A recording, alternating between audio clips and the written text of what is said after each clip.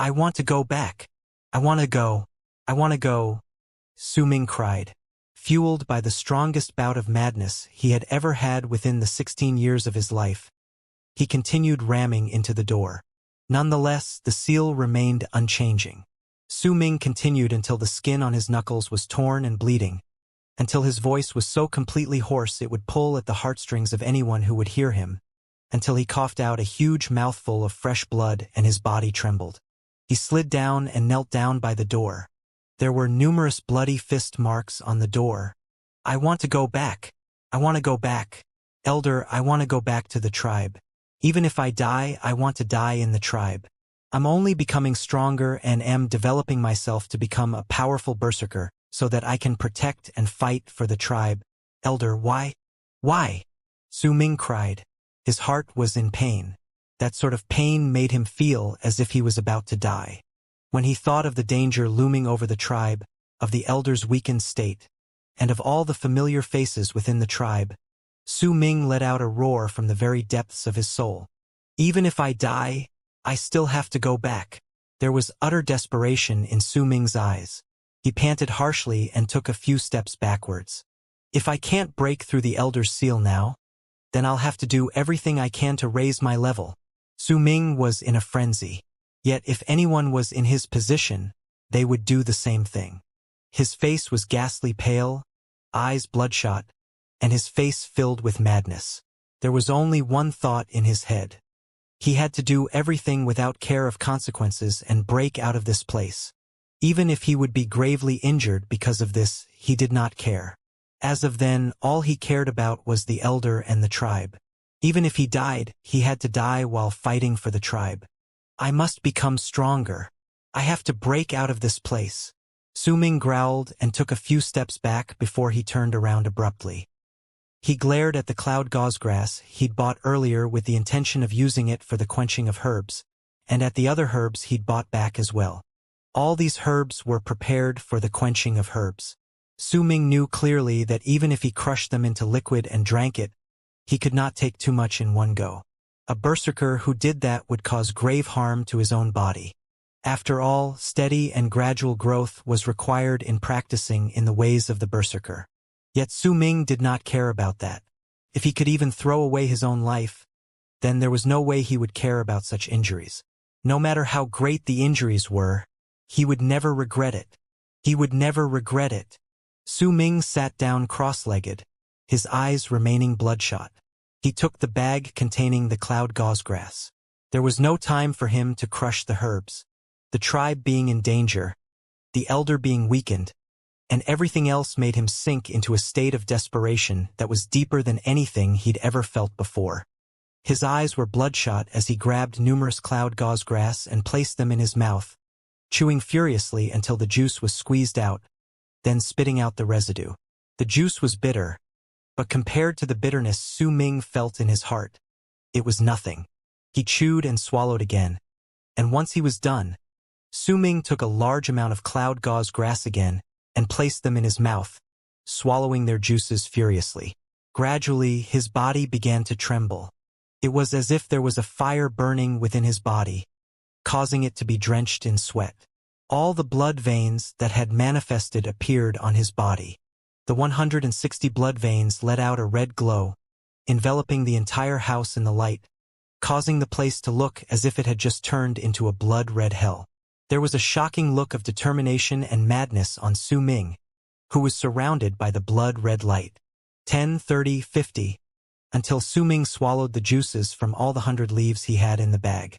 Once he spat out the residue, a sharp pain arose in his body. The pain came from his stomach.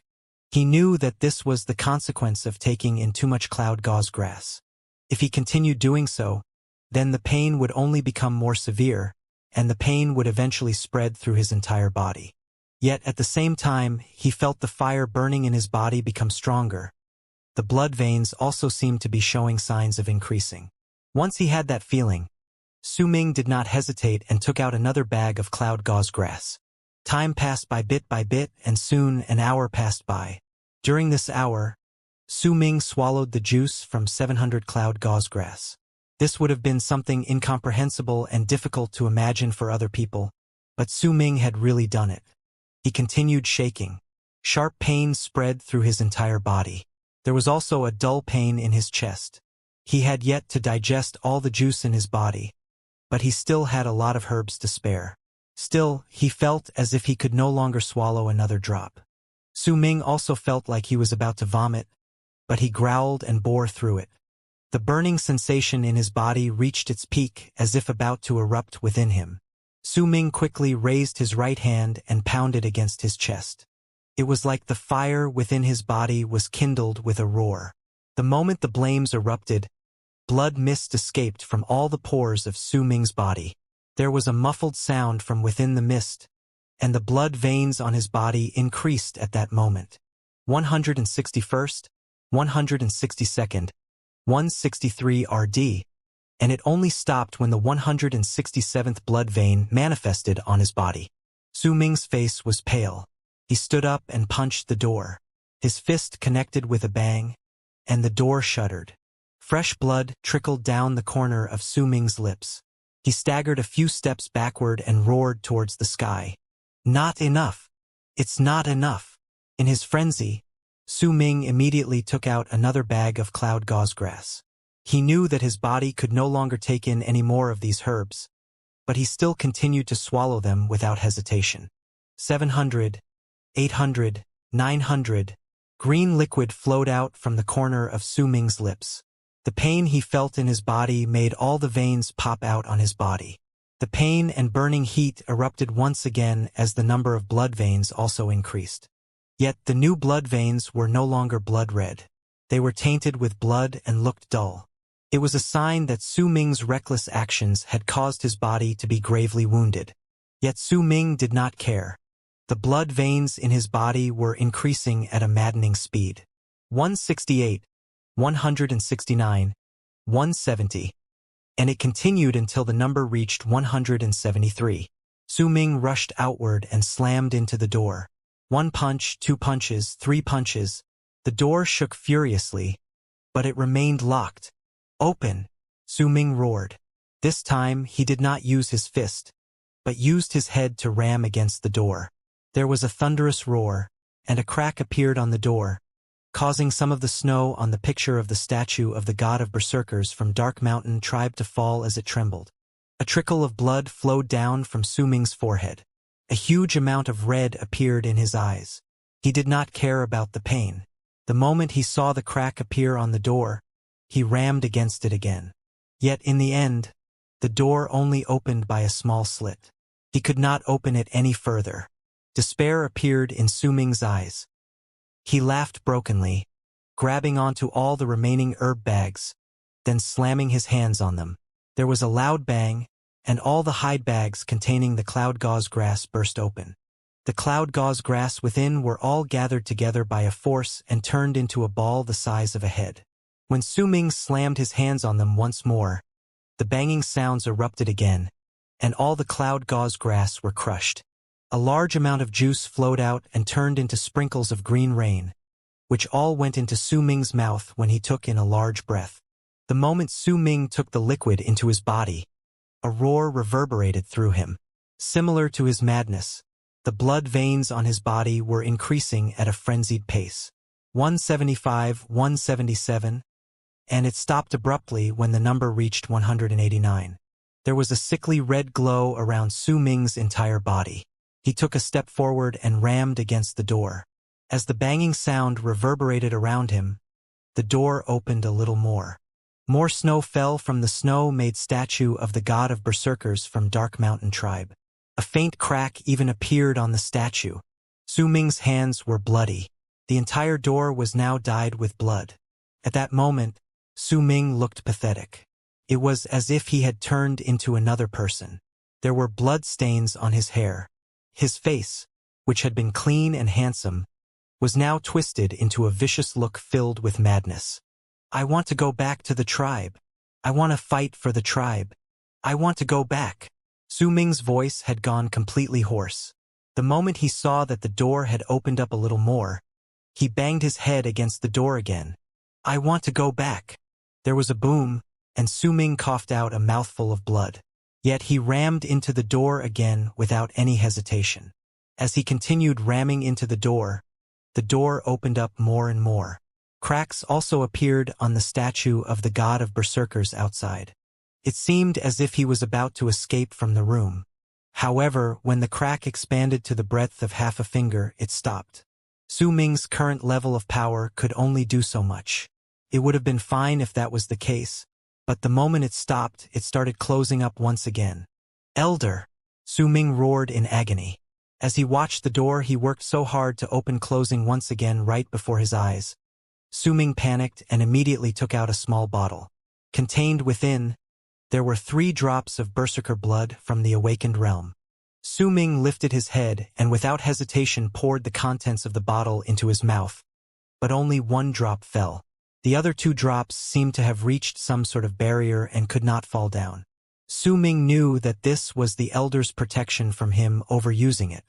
The moment the berserker blood fell into his mouth, Su Ming immediately felt as if the blood in his veins started boiling. He opened his mouth and spat out the berserker blood. He raised his left hand and pointed at it, and the berserker blood immediately burst open, turning into a bundle of mist that entered through his ears, nose, eyes, and mouth as he breathed in. The moment the mist formed by the berserker blood entered Su Ming's body, his entire body turned red. A vast amount of energy erupted in his body. At that moment, the blood veins also increased at a tremendous speed on his body. 190, 195, 201, 209. When the number reached 224, black blood trickled from Su Ming's eyes, ears, nose, and the corners of his lips. Yet his eyes were still burning with madness and persistence. The lowest number of blood veins required to enter the 7th level of the blood solidification realm was 243. His blood veins had increased to 224 with his current speed. There were only 19 blood veins left until he reached the 7th level of the blood solidification realm. This sort of increase in speed would have been frightening if it had happened to anyone else. This was different to the increase in power compared to the time Su Ming had climbed Windstream Mountain. After all, when he was in Windstream Mountain, he trained entering fine control by using his mind to move. It may have seemed like his power had increased by a large margin, but in truth, he still had trained with the usual principle of training steadily and gradually increasing the number of blood veins in his body. Yet it was different now. Su Ming was forcefully increasing the number of blood veins in his body. He was doing so by using a large amount of cloud graze grass juice, and the moment he reached his limit consuming the cloud gauze grass, he had also forcefully absorbed 1 drop of transcended berserker blood. Anyone that had any shred of reasoning would definitely not use Su Ming's method to forcefully increase their strength. Only Su Ming would do so. After all, doing this sort of thing was fatal to the body. If that was not the case, then there would be plenty of people who would use this method to increase their power. Yet, was there any other way for Su Ming? He could choose to bear with it and ignore the dangers his tribe faced, ignore the possibility of his tribe members dying, ignore the possibility of the Elder not returning, and ignore the fact that his home was facing the threat of elimination. If he chose not to think about all these and only of his safety, he could stay and wait patiently. It might be torturous. He might feel uncertain and bitter, but he would definitely not face any threat to his own life. Perhaps this was the right thing to do. This was also the path the Elder had chosen for him. After all, within most of people's eyes, Su Ming was only a weakling. Even if he went back, he would only die. He could do nothing. Yet Su Ming refused to let himself choose that path. Everything that he did to become stronger was all for the sake of the tribe. His personality might be slightly weak, but that weakness was hidden deep within him. Now that something like this had happened, that weakness had instantly disappeared and was replaced by resolution and determination. Since he was young, most of the members in the tribe were kind to him. His friends were there. There were familiar faces there. There were women in the tribe who took care of him when he was young. There was the Elder and the kind members from his tribe who had taught him how to speak, and there was everything that had happened within the tribe during the past 16 years of his life. He could not turn a blind eye to this. It was impossible for him to do nothing and continue living when he knew that the tribe was in danger. It was impossible for him to back down when he knew that the danger of death loomed over his tribe members' heads. It was even more impossible for him to wait here quietly when the threat of elimination hung over the tribe. He was a teenager that was not even 17 years of age. He was also afraid of death. But even though he may not understand the philosophies of life, he knew that the tribe was his home. Now that his home was in danger, he absolutely could not ignore it. Even if he died, he had to die protecting his home. This was Su Ming. His recklessness may have caused his madness, and perhaps many people could not understand the reason for his madness and questioned it, but all of this was ingrained in his bones. After all, he had treated Dark Mountain Tribe as his home since a long time ago. His home was in danger, his friends could die, he might never see his elder again. His family, which had treated him kindly since he was young, seemed to be crying. How could he not fall into madness? Su Ming lifted his head and roared. His entire body trembled as he continued absorbing the berserker blood into his chi. The berserker blood spread madly throughout his body as he went into fine control, causing the blood veins on his body to show signs of increasing once again. Su Ming's eyes were bloodshot and his face was twisted into a ferocious look. There was also madness within the frightening look on his face, causing him to look like an evil spirit. As a huge amount of blood veins manifested, a vast amount of force erupted from Su Ming's entire body. It made his roar become louder, and he once again rammed into the door after taking a few steps back. This time he did not use his head, nor did he use his fists. He used his entire body, his shoulders, and rammed into the sealed door. There was a banging sound as Su Ming's body rammed into the door. The door trembled, and a few cracks appeared once again on the snow-made statue of the god of berserkers sealing the door outside. Yet the seal was created by Mo Sang. It was impossible that Su Ming could break through so easily. The elder's goal on creating the seal was clear. He wanted to limit Su Ming's movements. He did not want Su Ming to step into danger and wanted him to stay inside. Nonetheless, the elder made a miscalculation. He did not expect that Su Ming would be so determined that he would do something so insane just to get out of the place. This was something even the elder did not expect. He only managed to guess that Su Ming would be dissatisfied with his decision. But with Su Ming's current level of power, he would not be able to get out of the room. In the elder's eyes, Su Ming would forever remain as a child. Tears fell from Su Ming's eyes. His tears mixed with his blood, making it seem as if he was crying tears of blood. However, he did not give up. He took a few steps back and ran into the door once again. The thunderous roars continued as Su Ming growled and rammed into the door with his entire body. The moment he crashed into the door, the number of blood veins on his body increased once again. 227, 231, 233. Boom! The entire house trembled as if about to collapse. It was like the house had turned into a cage, holding contained a strong wild beast. Yet at that moment, as the wild beast struggled, the cage seemed to become unable to bear the attacks. The number of cracks on the snow statue of the god of berserkers situated at the door increased. A large amount of snow fell to the ground, as if it was about to explode into pieces at any moment. But it still remained. I want to protect the tribe. Su Ming's sight had become hazy. His mind was beginning to be muddled. Yet even with that foggy gaze and muddled state of his, there was still a shocking persistence within him. He muttered under his breath as blood trickled out of his mouth, and he rammed into the door once again. Roaring sounds reverberated around the house, and Su Ming's blood veins increased once again due to the crash and his body rapidly absorbing that drop of berserker blood. It increased from 233 blood veins to 237 blood veins. I want to go back to the tribe. Su Ming recklessly crashed into the door again. The roaring sounds echoed for a long time, and the crack widened by quite a large margin. The entire door was dyed red with blood now, all of it belonging to Su Ming. That blood was a representation of his persistence. I want to fight for the tribe. Su Ming roared and rammed into the door once again. He even used his head to bang against the door. The moment he did so, The number of blood veins increased explosively from 237 blood veins to 243, and at the same time, a vast amount of power that hinted at him breaking through to the next level erupted from Su Ming's body. The power came at the moment he broke through the 6th level of the blood solidification realm and reached the 7th level. When the power appeared in Su Ming's body, he rammed into the door again, and the full force of the power traveled from his body to the door. A horrific roar resounded. The door trembled furiously, and a creaking sound appeared. The door opened halfway. A large part of the snow statue of the god of berserkers outside shattered. Lots of snow fell, causing the statue to look broken and incomplete. Yet the imprisoning force remained. However, it seemed that the seal had reached its limit.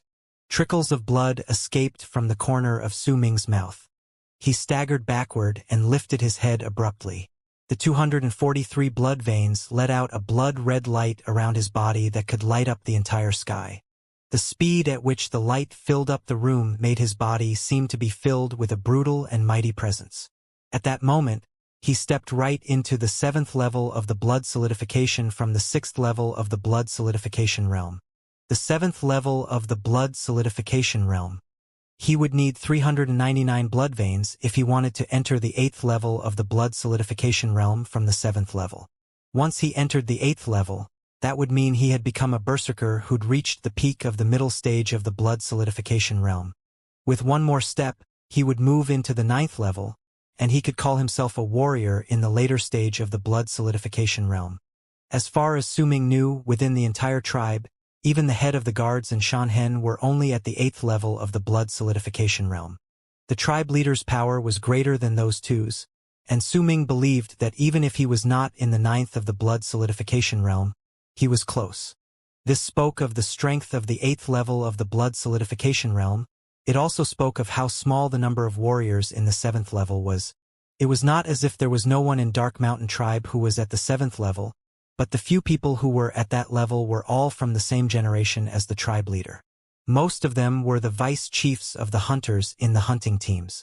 Among the younger generation, Su Ming was definitely the first who had reached the 7th level in Dark Mountain Tribe. Even if he did so without care for his own life and forcefully increased his power, causing his power to be incredibly unstable. Nonetheless, Su Ming did not care. He saw hope. He saw the door trembling and the broken state of the snow statue sealing the door outside. Once again, he rushed forward and rammed into the door. Yet even though the door was about to be blown open, and the snow statue seemed broken, no matter how hard and how many times Su Ming rammed against the door, he could not break it open. It was clear that the power of a 7th-level warrior of the blood solidification realm was lacking only by a slight margin if he wanted to break through the Elder's seal. Nonetheless, Su Ming was at his limit. Besides, the moon was hidden by the snowstorm outside.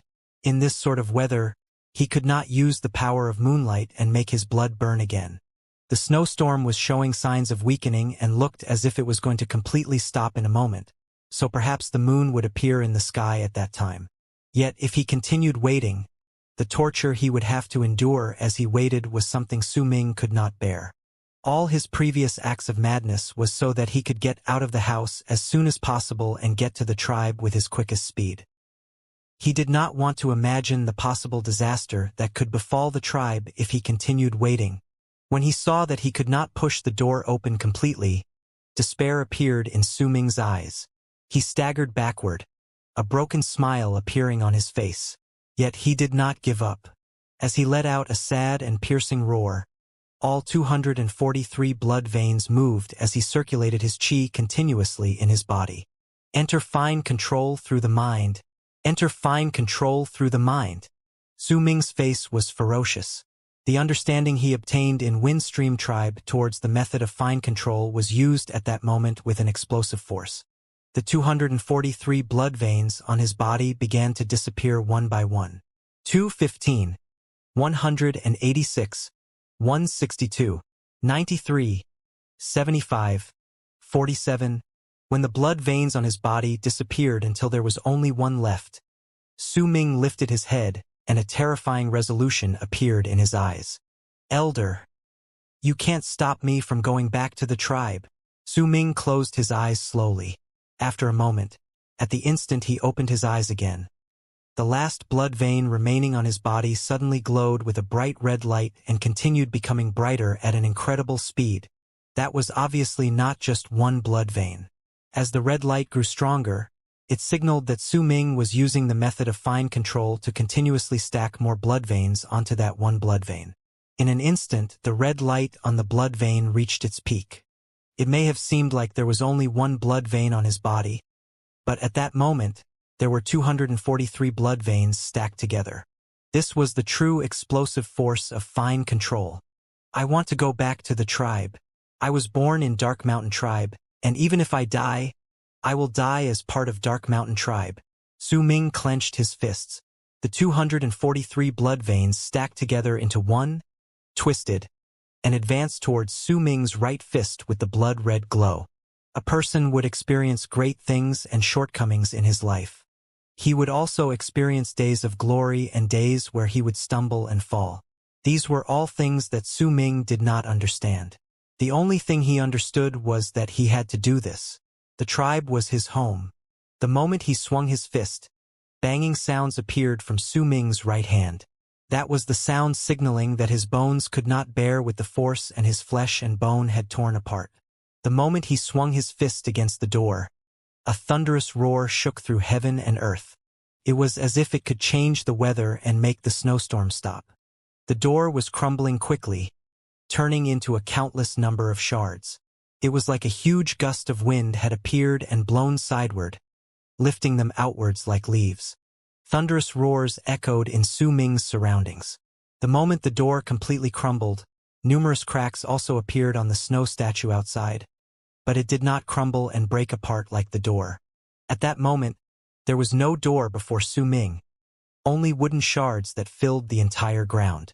Yet between him and the outside world was the snow statue filled with cracks. It continued floating in the air as it let out a gentle light, which turned into an invisible screen of light that never once crumbled. It was as if the door had borne the weight of the invisible light screen on it, which was the reason why it was so difficult to break open. Now that the door had shattered, the true seal was revealed. Yet the light was neither bright nor dim, a clear sign that it was still powerful. Su Ming was not surprised. He had guessed since a long time ago that the Elder Seal would not be so easily broken. The moment the door shattered and the screen of light appeared before his eyes, he took a step forward. The one blood vein on his body was still giving off a piercing blood-red light. As Su Ming moved, the blood-red light instantly brightened like an explosion, and he swung his fist again. That fist seemed to have landed on thin air, but in truth, it landed on the invisible light screen. It trembled, but remained shining against the sky. Su Ming's eyes were red. He continued ramming his fist into the screen. After a while, when the light screen became so dim it seemed to have reached its limit, Su Ming took a few steps backward, and a trickle of blood ran down the corner of his lips. He stared at the screen, then abruptly raised his right hand and sliced down towards the space to his right. Execution of the Three Evils. This was one of the more powerful berserker arts in Dark Mountain Tribe. It was rumored that it was passed down from the true Dark Mountain Tribe from hundreds of years ago. Practice was not the key in casting this art. In truth, training this art was incredibly simple. Su Ming had been visualizing the art in his head since a long time ago.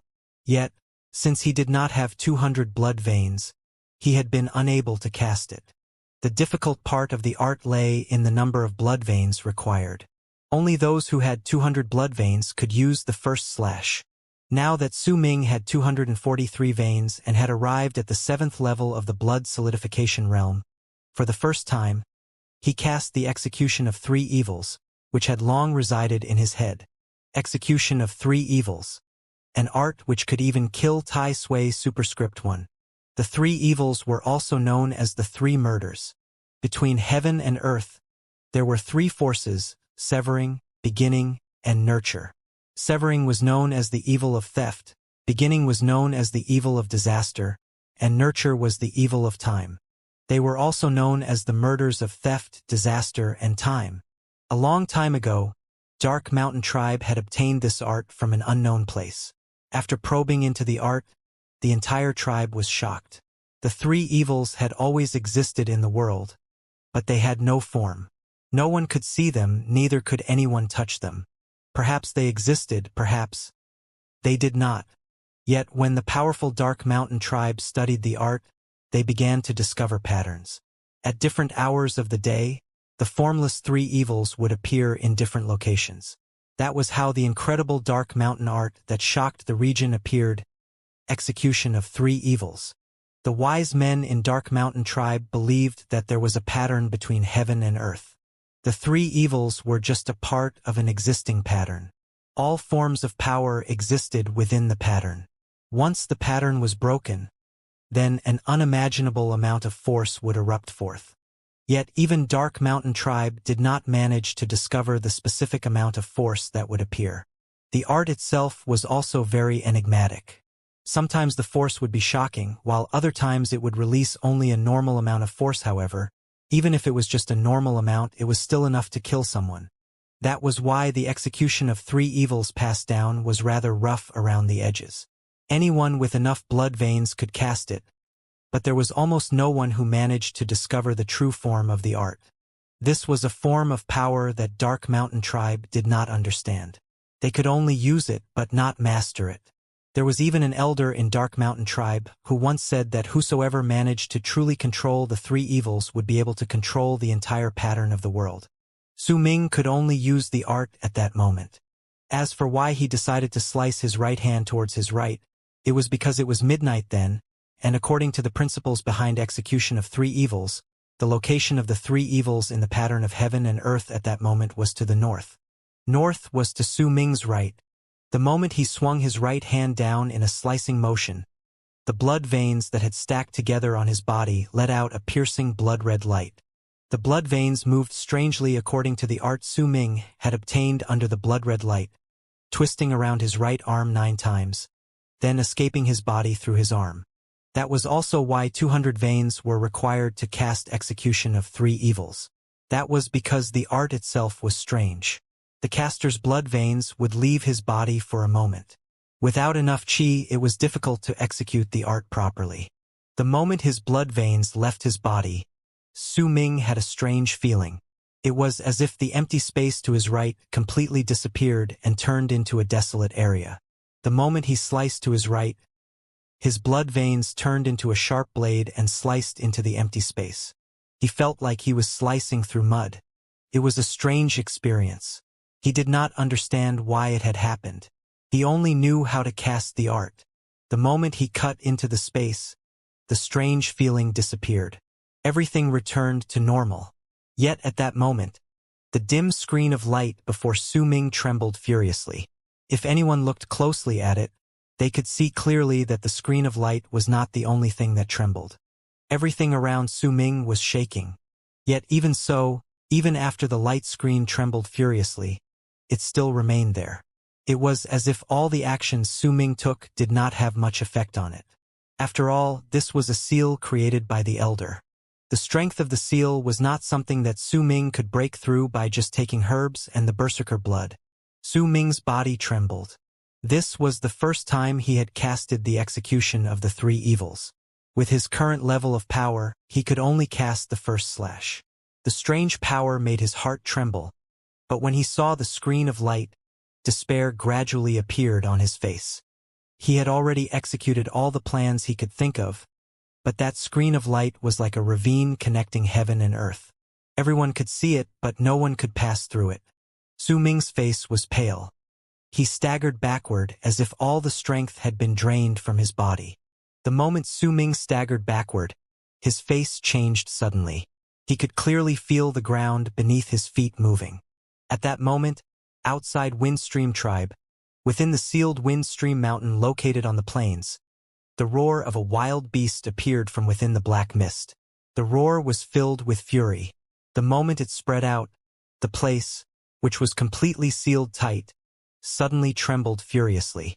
A gigantic crack abruptly appeared out of thin air with a loud crash and revealed the hidden Windstream Mountain that reached the skies. In the end, I still managed to break through it from within. As the beast roared, a ghastly voice traveled from within. The moment the mountain was revealed and the space between heaven and earth was torn apart because of the seal being stirred up, Wind Stream City, which was located not too far away, shook. There was a strange connection between the location of the Mudstone City and the seal on Windstream Mountain. The moment the seal on the mountain was forcefully broken apart, the connection was activated, causing tremors to shake the Mudstone City. The citizens' hearts trembled along with it. As the Mudstone City trembled, Su Ming could feel the tremors becoming stronger where he stood. By the end, it was as if the entire earth was rolling like waves. He immediately noticed the Elder's seal becoming dimmer for the first time. His spirits was lifted. He let out a low growl. As he growled, the shadow of the moon appeared gradually in his eyes. Due to the snowstorm outside, there was no moon in the sky, yet the shadow of the moon became even more distinct in Su Ming's eyes. The moment the shadow of the moon appeared in Su Ming's eyes, he quickly rushed forward towards the screen of light. He rammed his body into the screen continuously. As the ground trembled, the screen light became dimmer and dimmer. After a while, when the earth's trembles reached its peak and the entire Mudstone City seemed to be on the verge of falling apart, half of the light screen shattered onto the ground. The light of the screen had become completely dark. By the looks of it, it was about to crumble at any moment. At that moment, an empty feeling spread through Su Ming's body, but very soon, a red flash appeared to his left. A string of red light appeared out of nowhere and crawled into his right hand. The one blood vein that was formed by stacking 243 veins returned once again to his body. Blood scales, which had been hidden within his right arm, also appeared, turning into a gigantic blood-red eagle that rushed towards the light screen with a screech. Terrifying roars thundered through the sky. The light screen trembled as the giant eagle charged against it and shattered completely, shattering into numerous broken fragments. The snow statue also seemed to completely collapse, turning into snow that scattered everywhere before the wind raised it up once more. It knocked into the snow falling from the sky and created strings of roaring sounds that echoed continuously. Su Ming broke through the seal. He trembled and coughed out a mouthful of blood. The blood fell on the ground, creating a terrifying sight. The blood-red light from the 243 veins that were stacked together also became dimmer. It was as if they could no longer remain stable and scattered away before returning into Su Ming's body. Su Ming's face was weary. His entire body was covered in blood and his hair was a mess. Yet his eyes were flashing brilliantly. The flash within his eyes was his determination and resolution. I got out. I'll have to return to the tribe with the fastest speed possible. Su Ming took a deep breath.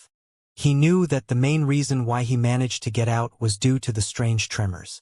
Yet he had no time to think about it. He moved forward so quickly that he looked like he had turned into a long arc speeding down the road. Su Ming's speed was his best feature. Before he was even a berserker, he had been agile.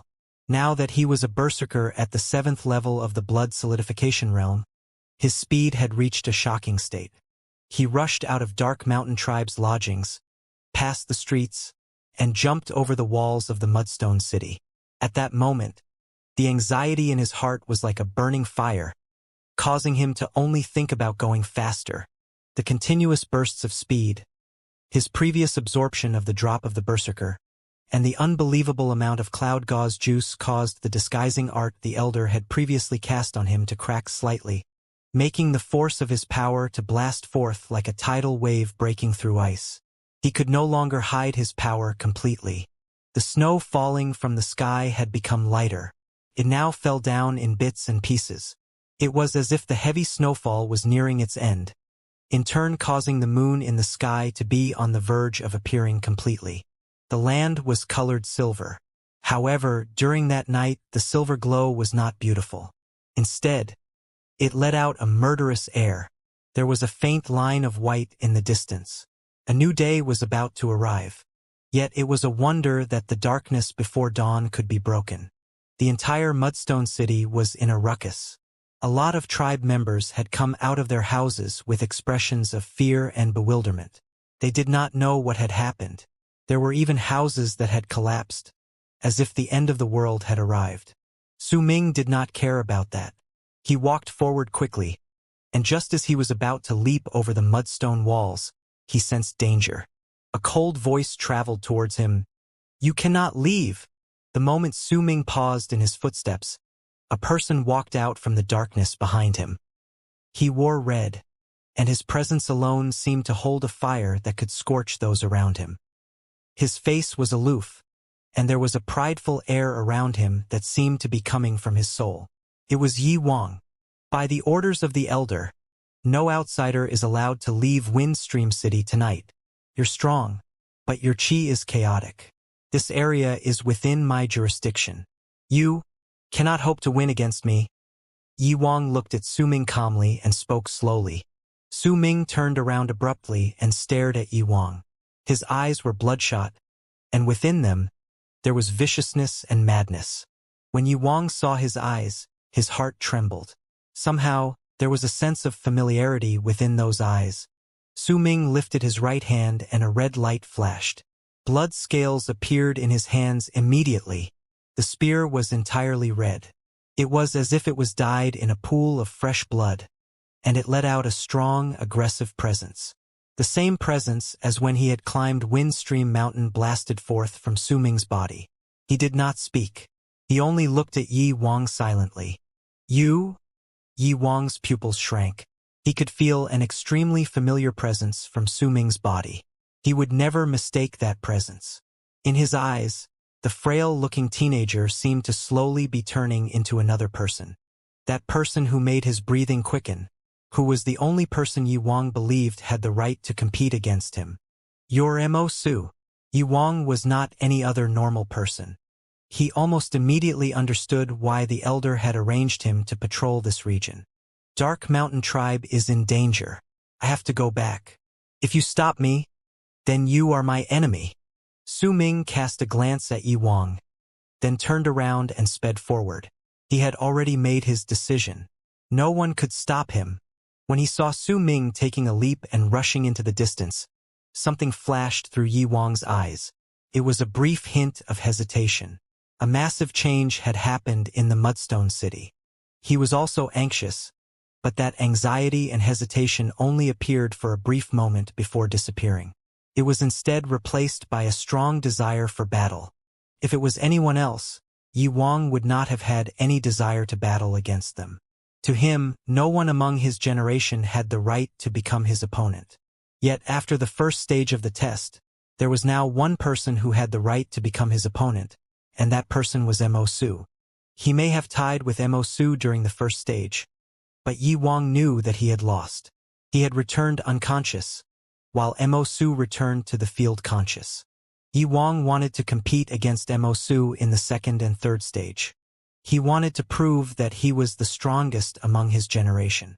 He might have guessed that Mo Su did not enter the other stages of the test because his level of cultivation was not that high, but Yi Wang was prideful. If he wanted to fight, then he would not use his level of cultivation to suppress the other person. Mo Su. Yi Wang lifted his head abruptly. His voice was cold, and as he spoke, he took a step forward with his right foot. Then his entire body shot forward like an arrow. With a whizzing sound, he dashed towards Su Ming. "You can't leave." Yi Wang's red shirt was like fire. As he jumped into the air, the snow illuminated his body and turned him into the most striking person in the area. Yi Wang might have arrived at the 8th level of the blood solidification realm, but he limited his power until he was only at the 7th level of blood solidification realm. He was prideful. To him, if he wanted to fight, then he would fight fair and square. If he wanted to win, then he wanted to make his opponent lose utterly and completely. Banging sounds erupted in Yi Wang's body. The moment he limited his power to the 7th level, his distance to Su Ming was not even 100 feet apart. His figure was like fire. He raised his right hand and grabbed towards Su Ming. The moment he grabbed in his direction, Yi Wang's entire body seemed to have erupted in flames. His skin turned red. Even his hair seemed to have turned into blazing flames. Seas of fire emerged from his body and turned into a gigantic hand made of flames, which rushed to grab Su Ming. At that moment, the hand of fire was before Yi Wang's eyes, and Yi Wang was behind it. He dashed towards Su Ming, following the motion of the hand of fire. Su Ming stopped suddenly, and the snow around him immediately turned into water, which turned into a cloud of steam rising into the air. That heat fell from the sky and enveloped Su Ming's entire body. At the very same instant, Su Ming stomped the ground with his right foot, and his entire body was lifted from the ground. He turned around and looked into the distance. The hand of fire was not even 30 feet away from him. By the looks of it, it seemed as if it was aiming to grab Su Ming's body and turn him to ashes. Fire! Su Ming's body was suspended in midair. He saw through the hand of fire and found Yi Wang running behind it. The moment the hand of fire almost touched him, Su Ming bit his tongue and coughed out a mouthful of blood. That mouthful of blood was not Su Ming trying to force himself to do anything, but a requirement of the berserker art he was about to cast. The moment he obtained the mouthful of blood, all 243 blood veins on Su Ming's body manifested and twisted into a strange picture. At the same moment, the mouthful of blood exploded and turned into a mist of blood. That was the essence of dark blood dust. The art would turn fresh blood into a cloud of mist which would burst forth with a strength equivalent to the caster's chi at its peak.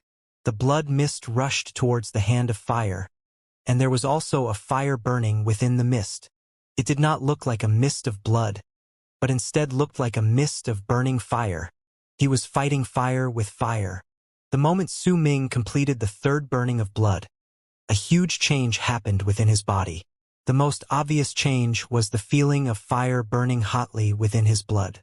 At that moment, the burning fire mist and the hand of fire were approaching each other. Within the span of a few breaths, they collided and a shocking thunderous roar erupted forth. The hand immediately crumbled, as if it was swallowed by the mist of fire. Then it turned backwards and rushed towards Yi Wang. It looked like the sky was burning, and it was about to engulf everything in flames. Su Ming remained silent. His eyes were bloodshot. He rushed into the mist of fire and raised his right hand. Blood scales let off a piercing red light, and he threw the spear forward. A piercing sound sliced through the air. The blood-red spear turned into a red bolt of lightning and pierced through the mist of fire, then turned into a giant red eagle that rushed towards Yi Wang together with the mist of fire. Yi Wang's heart trembled furiously as his pupils shrank. He did not expect Mo Su to be so strong. If he continued limiting his own power, then he could not hope to win the fight. He did not hesitate and immediately retreated, removing the limit of his power. 435 blood veins immediately manifested and his true strength erupted forth. At the same time, he raised his right hand and swung his fist forward. A bright light appeared on his right fist, and a black glove made of beast skin appeared. There was a ghastly presence coming from the glove. It was clear that the glove was a berserker vessel. He thrust his fist forward, and a thunderous roar echoed in the surroundings. A black wind appeared out of midair before Yi Wang, and as he thrust his fist forward, the black wind turned into a black whirlwind that could turn the world upside down. It collided with Su Ming's long spear and fire mist, and as sounds of explosions echoed in their surroundings, Su Ming took 7 to 8 steps backward. Yet at the same time, Yi Wang's body also jolted, and he took 4 to 5 steps backward. His body felt heavy. Yi Wang did not stop. He leapt forward and closed his distance to Su Ming in an instant. Su Ming also rushed forward at his fastest speed. He crossed fists with Yi Wang, and due to his speed, it looked as if his body left behind afterimages. From the distance, it seemed as if there were multiple Su Mings surrounding Yi Wang. The booming noises continued echoing around them. After a while, a sound that could pierce through the sky resounded, and Yi Wang stumbled 10 feet backward as blood trickled down his mouth. When he lifted his head, he saw Su Ming coughing out a mouthful of blood as he, too, stumbled dozens of feet backwards. What shocking speed! His level may not be as high as mine, but with this speed, if I can injure him once, then he can injure me dozens of times. This person is indeed the only one worthy of challenging me among our generation. Yi Wang was shocked, but at that moment, his battle spirit was only kindled even more. He raised his left hand and pointed towards the sky. Mo Su. I'm going to use my full power next. The moment Yi Wang finished speaking, an unexpected change happened. A roar filled with absolute anger suddenly came forth from the tall altar housing the elder of Wind Stream City. Thief! How dare you harm our holy mountain? That voice belonged to Jing Nan. His body instantly turned into air, and he rushed towards Wind Stream Mountain. At the same time, another incredibly powerful presence blasted towards the sky from within the Mudstone City. That person also rushed towards Windstream Mountain along with Jing Nan. That second presence belonging to a berserker in the awakening realm belonged to a woman, an extremely beautiful middle-aged woman. Yi Wang was stunned. His heart trembled. A glimmer flashed through Su Ming's eyes. He did not hesitate and retreated quickly towards the distance. His battle against Yi Wang had made him incredibly anxious. He did not want to fight. He wanted to get back to his tribe as soon as possible. With that chance, Su Ming widened the distance between them by hundreds of feet at an exceedingly fast speed. Yi Wang's expression changed. He no longer paid any attention to Su Ming, who was already far away, but turned and ran towards the city. He did not know what had happened, but he had a feeling that it was something terrible. At that moment, on the vast plains outside Windstream Tribe, a shocking change happened to Windstream Mountain, the mountain which had remained sealed and hidden away for generations by Windstream Tribe. Hai and the other 8 people all looked shocked and amazed as they stared dumbly at the spot before them and stood in the field at the foot of the mountain.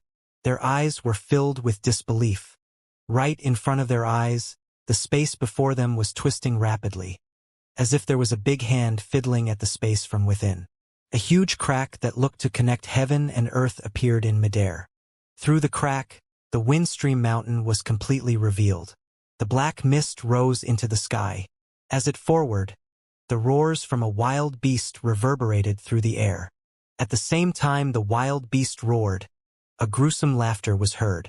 As expected of the great bird, the mythical beast of the Fire Berserker tribe. This may just be a fragment of its soul, but it still contains so much power. At least the years of effort I wasted searching for the ruins of Fire Berserker weren't wasted. The voice was completely unfamiliar to Hai and the others. The moment they heard his words, their expressions changed.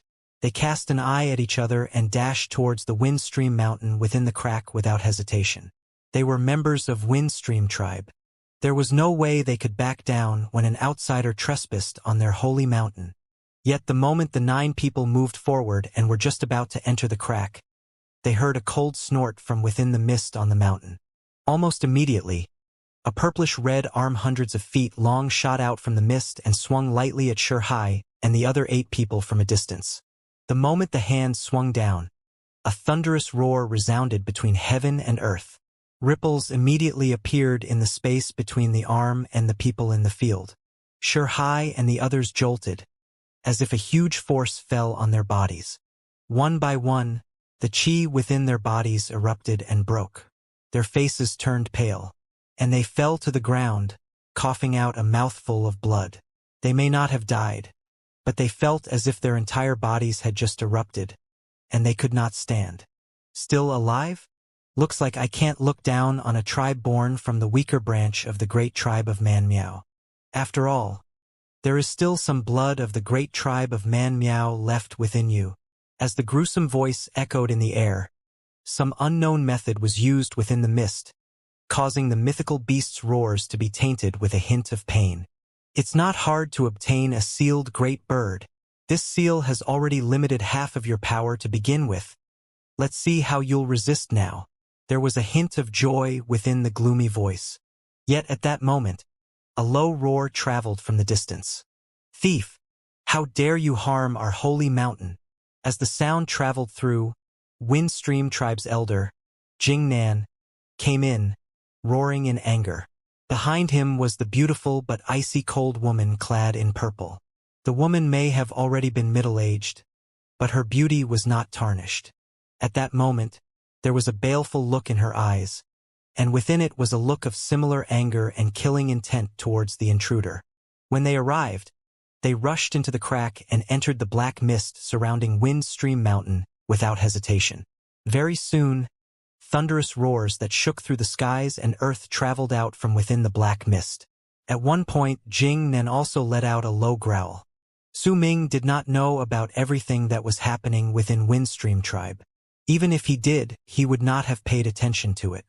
To him, the most important thing at that moment was to return to his tribe at the fastest speed he could muster. He wanted to see whether his tribe was still around. He wanted to see whether his tribe members were still safe. Once the bout of nervousness, anxiety, and madness was over, he became quiet. He ran across the snowy land in silence. A long time had passed since the elder left the place. The sky was still in a state between darkness and dawn. Su Ming knew that with the dark python's speed, the elder and the others might have already returned to the tribe a long time ago. Please be safe. Su Ming's feet continued bounding on the ground as he ran at the fastest speed in his life. The speed at which he ran was so quick that the moment anyone saw him approaching, within the blink of an eye, he would have already disappeared into the distance.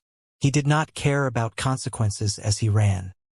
He even forgot about his own fatigue, and to make himself run faster, he continued making all 243 blood veins that surrounded his body burst forth in power to give him more strength, which allowed him to go even faster.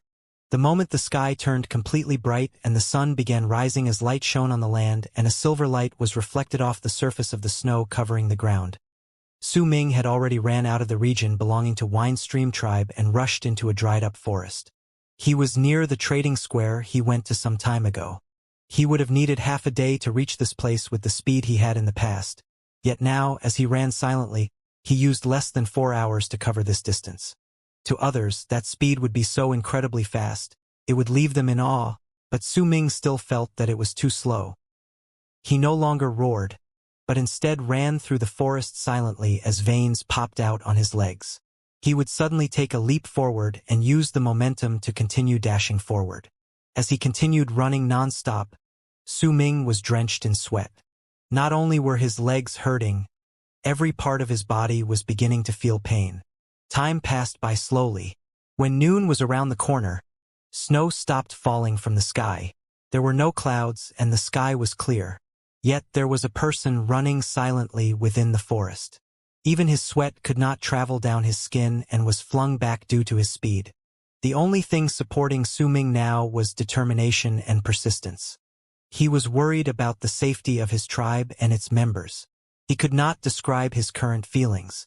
It was as if his body was drained and he was only running due to his persistence. The distance which Su Ming would have needed an entire night to cover by running without stopping in the past was now breached by the time it was noon with Su Ming's current mad dash. Gradually, Su Ming's eyes were filled with agitation and anxiety. He was getting close to the tribe. The sounds of his heartbeat echoed through his entire body, causing his anxiety and anticipation to become much stronger. He was afraid that he would see his tribe in ruins, and he would see his tribe members' corpses lying on the ground. He was afraid, but his speed did not decrease. A swift and fierce strength grew in his body instead. When the outline of Dark Mountain Tribe appeared in his eyes from a distance, Su Ming trembled, and tears fell from his eyes. From a distance, he saw that the gate to the tribe had collapsed. Many parts of the great wooden fence surrounding the tribe were also broken. There were even wisps of black smoke rising from within the tribe, a clear sign that there had been a fire. The tribe was not silent. A large number of tribe members seemed to have gathered together. When he saw that his tribe members were safe, Su Ming's anxiety was slightly placated. Yet following that was a killing intent directed towards his enemies who dared to destroy Dark Mountain Tribe. Su Ming dashed towards the tribe. Before he even got closer, he was seen by the warriors who were part of the tribe's hunting party. They immediately became cautious, but when they saw Su Ming's face, they relaxed and could not find it within themselves to hide the fatigue on their faces. Su Ming cried as he returned to the tribe. He walked past the gate that had been blown to pieces. He walked into the tribe and saw the fatigue on the hunters' faces. He saw dozens of corpses gathered on the ground in the center of the tribe. Those corpses were all people Su Ming was familiar with. Those were his tribe members. The people weeping by their bodies were their families. As their cries echoed in the tribe, It stabbed Su Ming's heart, and the pain he felt made him think that he was about to bleed. He saw sadness on the faces of the normal members of the tribe. They were packing their belongings in fear and uncertainty before running towards where they were supposed to gather. On the young La Su's youthful faces, he saw tears, dread, and fear as they held tightly to their mother's hands. It was as if they were afraid that the moment they let go, they would never be able to hold their hands again. Many of the houses within the tribe had collapsed. The ground was a mess. There were terrifying bloodstains covering parts of the ground, a clear sign that a battle had just occurred here some time ago. As Su Ming continued looking at the sights before him, he clenched his fists. Hatred appeared in his eyes. That was a look of hate and killing intent that was rarely seen on a teenager that was not even 17 years of age. Su Ming's tears continued falling. He saw the kind lady who lived next door sitting dumbly outside her ruined house. There was no one by her side. Her child had died. Her husband, too, had died. She was the only one left and sat there alone at a loss. When Su Ming looked over, he could clearly feel her sadness and grief that no words could describe. Black Mountain Tribe. Su Ming clenched his teeth. He saw Lei Chun, who looked tired as he helped to gather the crowd to a spot and bring the things important to the tribe. Lei Chun did not notice Su Ming. He was already far too exhausted. Su Ming also saw Wu La, the girl who had always looked down on him but had a crush on Mo Su. She seemed to have grown up overnight. There was a huge bow slung across her back.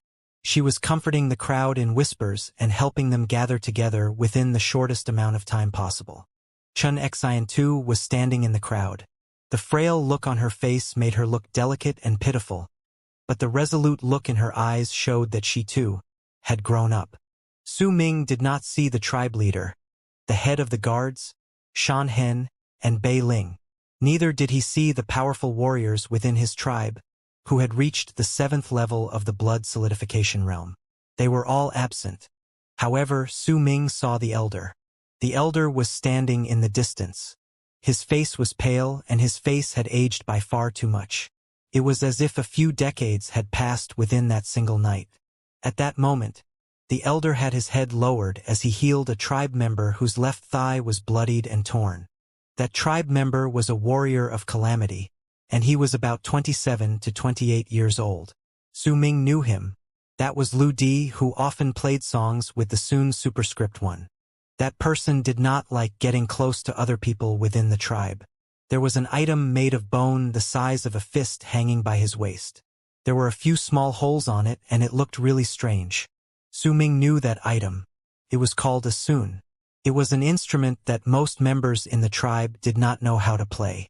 Only this person had that talent, and they would sometimes hear the sounds of the sun in the tribe. Now, no hint of pain could be seen on his face. Only persistence and resolution could be found. Tears continued falling from Su Ming's eyes as he walked towards the elder step by step. Everything that he saw once he returned to the tribe turned his anger into killing intent. He wanted to fight for the tribe. As Su Ming approached the elder and the young man, he heard the tribe member whom the elder was healing say with a hoarse voice, "Elder, forget about me. My legs are already ruined, but I can still fight." The elder's face was dark and filled with sorrow. He nodded his head gently. Then, as if noticing something, he lifted his head and saw Su Ming walking towards him. The moment he saw Su Ming, the elder was stunned. There was an unmistakable look of disbelief and shock on his face. He knew about the seal he had casted, and knew that there was no way a normal person could break through it so quickly. Yet Su Ming was right before his eyes. It threw him into a state of disbelief, like he had seen an illusion. It was the first time the elder had showed that expression before Su Ming. He could not believe that Su Ming managed to break through the seal and arrive at the tribe in such a short amount of time. At that moment, the elder was not the only person who saw Su Ming. Lei Chun also saw him. He widened his eyes and a look of astonishment appeared on his face. At the same time, Wu La, who was not far away, also by chance saw Su Ming. "Su Ming, you?" the elder blurted out. Yet when he saw the bloodshot look in Su Ming's eyes, the fatigue evident on his body, and his silent persistence, He could not continue speaking, because he could also feel the grave consequences Su Ming had paid for his persistence. In his eyes, Su Ming was now like a notched arrow, ready to be shot. That arrow let out a shocking, sharp presence. No one could stop him until he tasted blood. "Elder, I'm back," Su Ming whispered softly, just like he always did when he came back from the outskirts. The elder looked at Su Ming, and in his eyes, there was happiness, reluctance, hesitation, and a complicated look that Su Ming could not identify. "You want to fight for the tribe?" the elder asked quietly after a long while. Su Ming nodded his head. "Even if you may face death, are you still willing to?" the elder asked again after a moment of silence. "Everyone has to die eventually, and if I die protecting my own home, I will die without regrets." Su Ming voiced his thoughts in a calm voice. "Good. Su Ming, I won't stop you.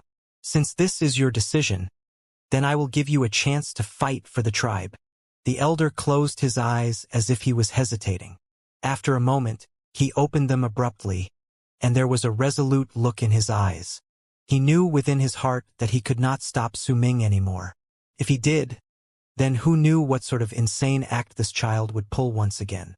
When he saw the grave injuries on Su Ming's body, the elder's heart clenched painfully, but he also felt gratified. At that moment, the tribe members gathered in the square suddenly fell silent. Their gazes fell upon the people walking into the tribe. The tribe leader was walking in front, and behind him were the head of the guards and Shan Hen.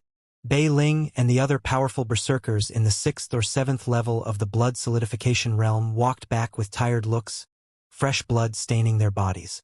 When they left, their numbers had been greater, yet now their numbers were reduced. Many of them also received injuries on their bodies. Bei Ling's face was especially pale, and there was a huge amount of blood flowing out from his chest. Everyone held decapitated heads that were no longer bleeding in their hands. Their return sparked the tribe members' spirits, and they cheered. They quickly spread out, allowing these people to walk straight towards the elder. Bei Ling saw Su Ming, but his usual aloof and indifferent look was gone. He remained silent instead and followed behind his father. His jealousy was nothing compared to the survival of his tribe. If the tribe was gone, if his tribe members were dead, then what was there to be jealous about? The group of people walked towards the elder, and the tribe leader of Dark Mountain Tribe spoke as he threw the two heads in his hands aside. "Elder, the scouts from Black Mountain Tribe have all been chased down and murdered. Should be safe outside now. We can start migrating." His words reeked of blood. The other people behind him also threw the heads in their hands aside. Murderous intent emanated from their bodies in the silence.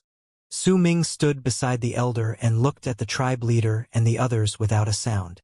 He saw the fatigue on their bodies, the sorrow hidden underneath their killing intent, and their thirst for blood. It was not hard for him to imagine the tribe being ambushed for the first time by Black Mountain Tribe when they were getting ready to move.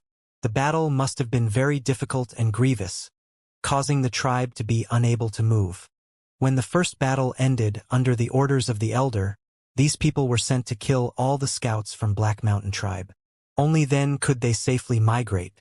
After all, most of the members of the tribe were normal people, and there were quite a number of women and children as well.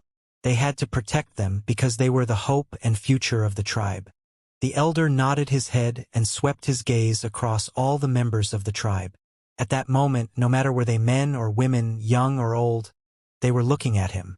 Within their eyes were reliance and hope. "Fellow members," the elder said softly. His voice carried through the area and fell into the ears of the members of the tribe. "We don't want to leave our homes. We don't want to leave this land, where we and our ancestors have lived for generations. We don't want to become dependent on Windstream Tribe, but for Dark Mountain Tribe to survive, we must do so. We have to live, and we will live. We will tell our descendants, and we must tell ourselves that someday, we can still return to this place. We can still create our own home. On that day, we will return the humiliation we felt this day several-fold back unto Black Mountain Tribe. I have the confidence, do you have it?" the elder shouted out loudly. At that moment, All the tribe members let out long suppressed amidst their sadness roars. Their howls shook the heavens. Perhaps the numbers in Dark Mountain tribe were not big, but that roar was the strongest cry they had ever let out from within the depths of their soul. Someday, Dark Mountain tribe will return, but now we will migrate. The elder closed his eyes. He did not want anyone seeing the sadness within his eyes. He swung his arm, and immediately all the tribe members in Dark Mountain tribe who had gathered together supported each other and slowly moved under the protection of the berserkers within the tribe. They left behind the land on which they had stayed for generations and migrated towards the unknown land located in the distance.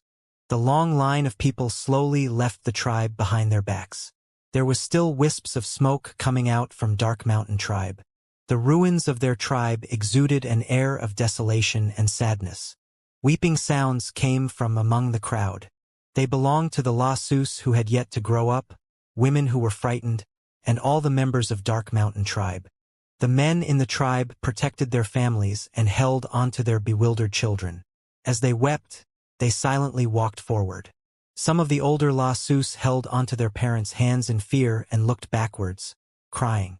They looked at the once familiar sight behind them, as if they wanted to carve that sight deep into the depths of their memories and turn it into an eternal memory. They were afraid they would forget, that they would forget the road back to their homes. Every single one of them could not help but turn back and look at the tribe they were leaving behind and at their home of the past. There was a wizened old man in the crowd. He was Nansong. His face was calm, as if he had seen through everything that life could throw in his face. At that moment, he only had a simple bag slung across his back. He walked silently and unassumingly in the crowd. It was noon. The sun was not strong. The snow on the ground gave off a silver light that pierced their eyes. But no matter how strong that light was, it still could not stop them from looking back frequently and from experiencing the sadness as they left. Their home was getting farther and farther away. The outline of the tribe gradually became fainter. The tribesmen could now only see the faint wisps of black smoke rising into the air and the broken state of the tribe. Yet the times when the tribe was still beautiful were carved into their hearts. They would not forget. They could not find it within themselves to forget. Su Ming turned around. Every single detail about the tribe was also ingrained into his memories. The tribe contained his childhood, all the happy moments in his life, and his growth. He was familiar with every part of the tribe. He could not forget every single plot of land within the tribe. Everything within the tribe would remain forever in his head. Unless they absolutely needed to, no one would want to leave their homes. No one would be willing to leave behind their familiar homes and travel to the unfamiliar windstream to be subjected to the fate of becoming an affiliated tribe. Yet this was the only way. It was the only way for Dark Mountain tribe to not perish and continue their line. The path to Windstream was long, very long. The road was uneven, but they had to continue walking down that path. The danger was not resolved. It was just the opposite. The true danger had just begun. They had the tribe protecting them previously, hence Dark Mountain tribe was able to defend against Black Mountain tribe's first wave of attack. Yet during the process of migration, the crowd was forced to travel in a long line. Most of the people were normal tribe members. They had no way of defending themselves against berserkers. This process of migration was bound to not be peaceful. Once Dark Mountain tribe was defeated, what awaited them would be the death of all their berserkers. The men would all be massacred, including the male infants and the Lassus. As long as they were men, they would all die. The only ones who would survive were the women from Dark Mountain tribe. They would be brought back to Black Mountain tribe and become akin to objects. Their only use would be to give birth to Black Mountain tribe's offspring and strengthen Black Mountain tribe. They would have to live the rest of their days in humiliation. It was impossible to be fast when hundreds of people needed to migrate in one go. It was especially so since there was a large number of Lassus and women in the crowd. Amidst the cold brought by winter, the sounds of their weeping gradually lessened, and silence replaced all sounds. They did not know where their future would lie. Perhaps Windstream was the only place they could go. Yet no one knew whether they would be able to make it alive to Windstream tribe. They did not know how many of them would die, and how many of them would never be able to see their families again after this journey. There were quite a number of youngsters within the crowd that did not possess a berserker body. In the past, they rarely contributed to the tribe, and they spent most of their time playing and fooling around. Yet because they were the family members of berserkers who died in battle, no one would be bothered by their actions as long as they did not step out of bounds. Now, these dozens of youngsters looked around fearfully in the crowd, hoping and wishing desperately that they could reach Wind Stream in an instant. Surrounding the long trail of people were the berserkers from Dark Mountain Tribe. They quietly protected their tribe members with persistence even though they were tired. Sometimes they would go up and help the weak elderly folk. Walking right in front of the people was the tribe leader of Dark Mountain Tribe. His face was firm as he treaded cautiously forward. There were a few berserkers behind him, and they all remained alert of their surroundings. It was the same by the flanks and the back of the crowd. The elder walked at the back. In his hands, he held the white bone cane and walked forward solemn and vigilant. Bei Ling held Chun Xian's hand as they moved silently on the right flank. His face was pale and the blood staining his chest had increased, but he did not mind. Lei Chun, Wu La, and the other berserker in the tribe were all surrounding their tribe members as they kept watch. The responsibilities for the head of the guards and Shan Hen were great as they guarded both sides of the flank and silently followed along. The head of the guards held a bow in his right hand.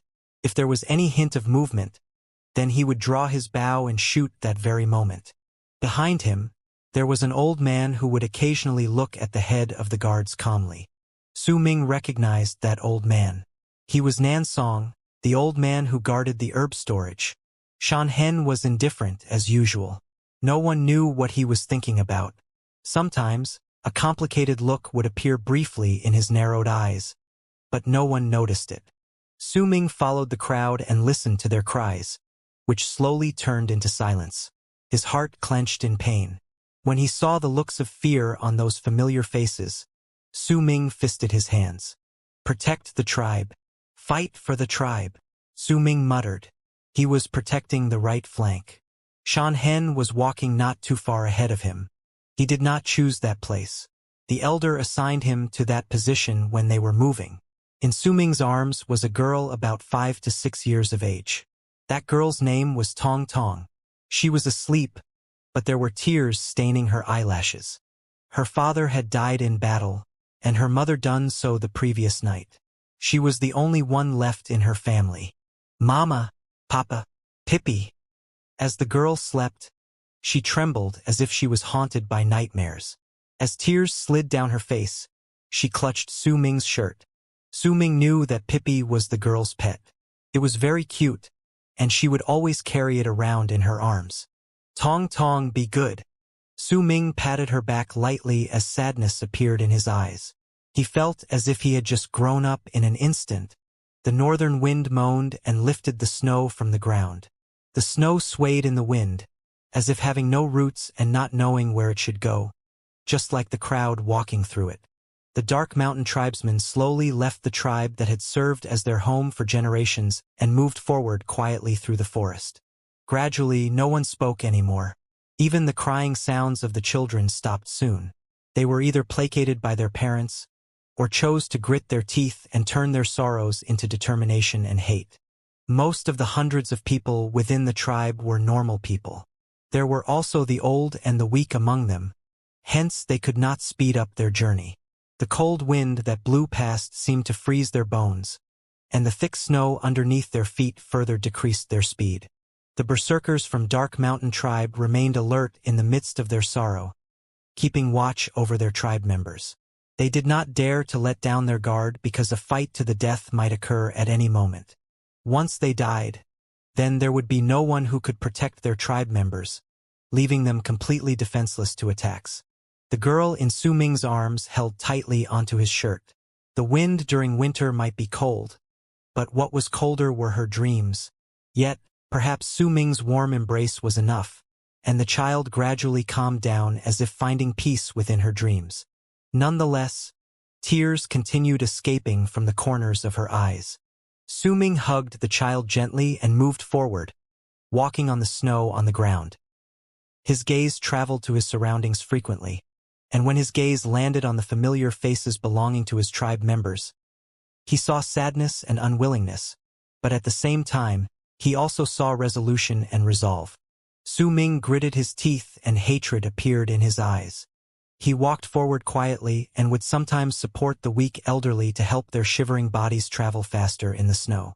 If we don't stop and walk continuously day and night, at this speed, we'll need at least 3 days before we reach Windstream Tribe. 3 days. I wonder how many of us will survive by the end. Su Ming's heart was bleeding. He was afraid, not for his own safety, but of how many familiar faces he would no longer be able to see 3 days later. Su Ming knew that if there were any other faster method to transfer their tribe members to Windstream Tribe, the elder would have used them. Yet although the dark python's speed was quick, it could not carry a large number of people in one go. Besides, the normal members of the tribe could not withstand the pressure of traveling in the sky. They would need several powerful berserkers at the level of the head of the guards to protect them if they did so. Yet once these powerful berserkers left, it would be practically impossible for the remaining people to survive. Mama? As Su Ming remained silent, the girl in his arms mumbled in her dreams and wrapped her arms tightly around Su Ming's neck, as if the moment she let go, she would lose her peace. Indeed, I was right to come back. Su Ming patted the child's back lightly. Time passed by slowly. When it was almost dusk, the migrating crowd from Dark Mountain Tribe had traveled a large distance away from their homes. They gritted their teeth and moved forward through the forest and the cold. Suddenly, from the back, a piercing whistle that shook the sky sounded. The moment the piercing whistle rang out, howls of excitement immediately followed after. At the same moment, the silhouettes of people dashed towards them from behind. Almost all the people in Dark Mountain Tribe were shocked. A cold glint appeared in the elder's eyes. The berserkers beside him, the head of the guards, and all the other berserkers looked murderous. Their tribe members trembled in fear as they were surrounded by the threat of death. They were afraid, and they cried, unable to help themselves. Things started to get a little chaotic. Those in the front and middle remain in your positions. Continue protecting the tribe and move forward. All those protecting the rear, kill the enemies. The elder immediately gave a command. Su Ming gave the girl in his arms to a normal member of the tribe and was just about to move to the back when he heard the elder's words. He froze, then gritted his teeth and remained in his place, protecting his tribe as they left under the guidance of the tribe leader. Behind them, the elder and 7 other berserkers from his tribe stood like a wall that shielded them from their enemies. Whistling sounds echoed in the air, and 20-something berserkers from Black Mountain Tribe appeared from the forest behind them. When Su Ming saw so many berserkers appearing at once, his heart jolted. They only had 30-something berserkers in Dark Mountain Tribe. Yet Black Mountain Tribe managed to send out 20-something berserkers in one attack alone. It was a fact that was difficult for him to believe. Among these berserkers, most of them were around the 4th or 5th level of the blood solidification realm. However, there were 5 people who had reached the 6th level of the blood solidification realm, and another 3 who had reached the 7th level.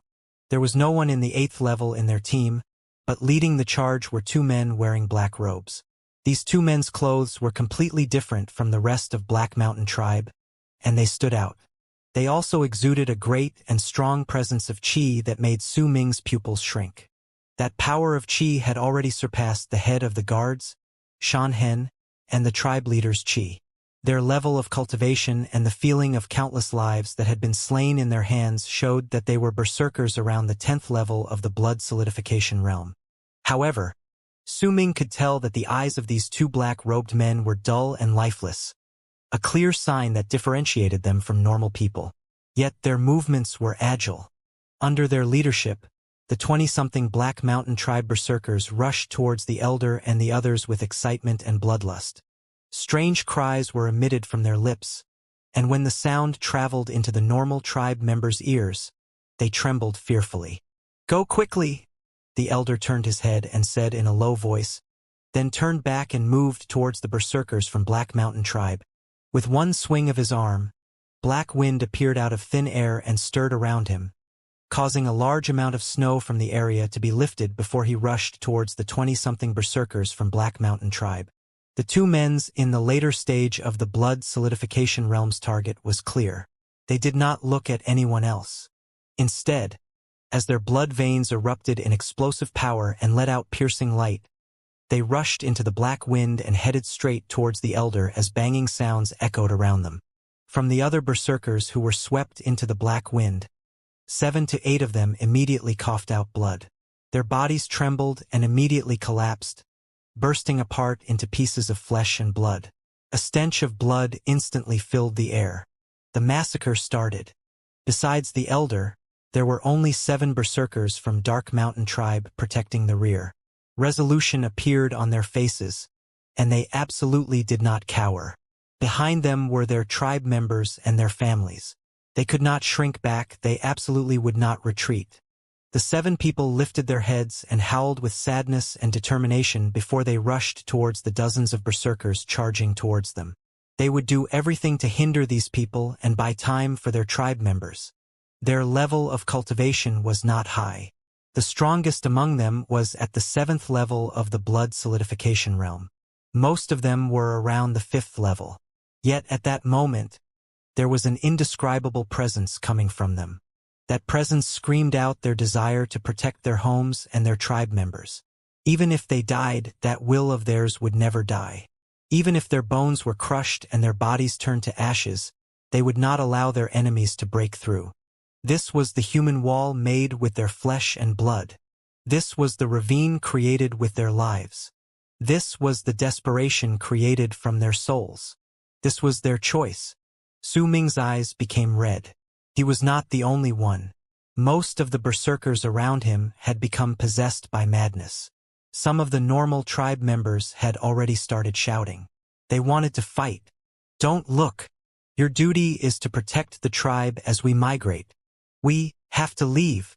Just as Su Ming and the others were about to rush out and join the fray, the tribe leader spoke from where he was in the front.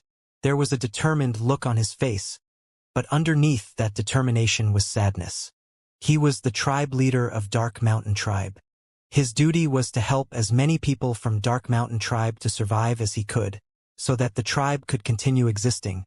Su Ming clenched his fists. His eyes were bloodshot, but he had to quell his killing intent. He looked at those 7 tribe members hundreds of feet away from him, who were assaulted by dozens of screeching berserkers from Black Mountain Tribe that came like a tidal wave. When a thunderous sound reverberated in the area, Su Ming clearly saw one of his tribe members coughing out a mouthful of blood. His right arm exploded, and he staggered backward. Still, he stopped even though both of his legs had collapsed. He continued to cry out ferociously and banged his head into his bloodthirsty and excited enemy's head. He even opened his mouth and bit down on the dumbstruck enemy berserker's neck and tore out his flesh. His enemy let out a sharp and painful cry. The man from Black Mountain Tribe was terrified. His neck was bloody and torn, and screaming in pain, he punched the berserker's chest, causing him to cough out blood. Still, the man viciously bit deeper into his opponent's flesh. That cruel look on his face and his insane act made the man from Black Mountain Tribe's heart tremble. At that moment, the tribe member who swallowed the flesh turned his head abruptly and looked at the column that was getting farther away from him. He seemed to have seen Su Ming looking at him from the crowd. A warm smile appeared on his lips. He was a man in his 30s. In his eyes, Su Ming was still just a child. That smile was filled with the kindness of an adult towards a child. It was a completely different look compared to the vicious one he had before. Once that smile appeared, he turned back and closed his eyes. In that instant, all his blood veins exploded, which affected his entire body and caused it to explode in a bang. That violent bang turned into a sound that shook the sky. The moment the person's body exploded, terror appeared in the eyes of the man whose neck was torn. He wanted to retreat, but it was too late. That was the self-triggered explosion of blood veins. That was the last cry made in their lives using every part of their flesh and blood.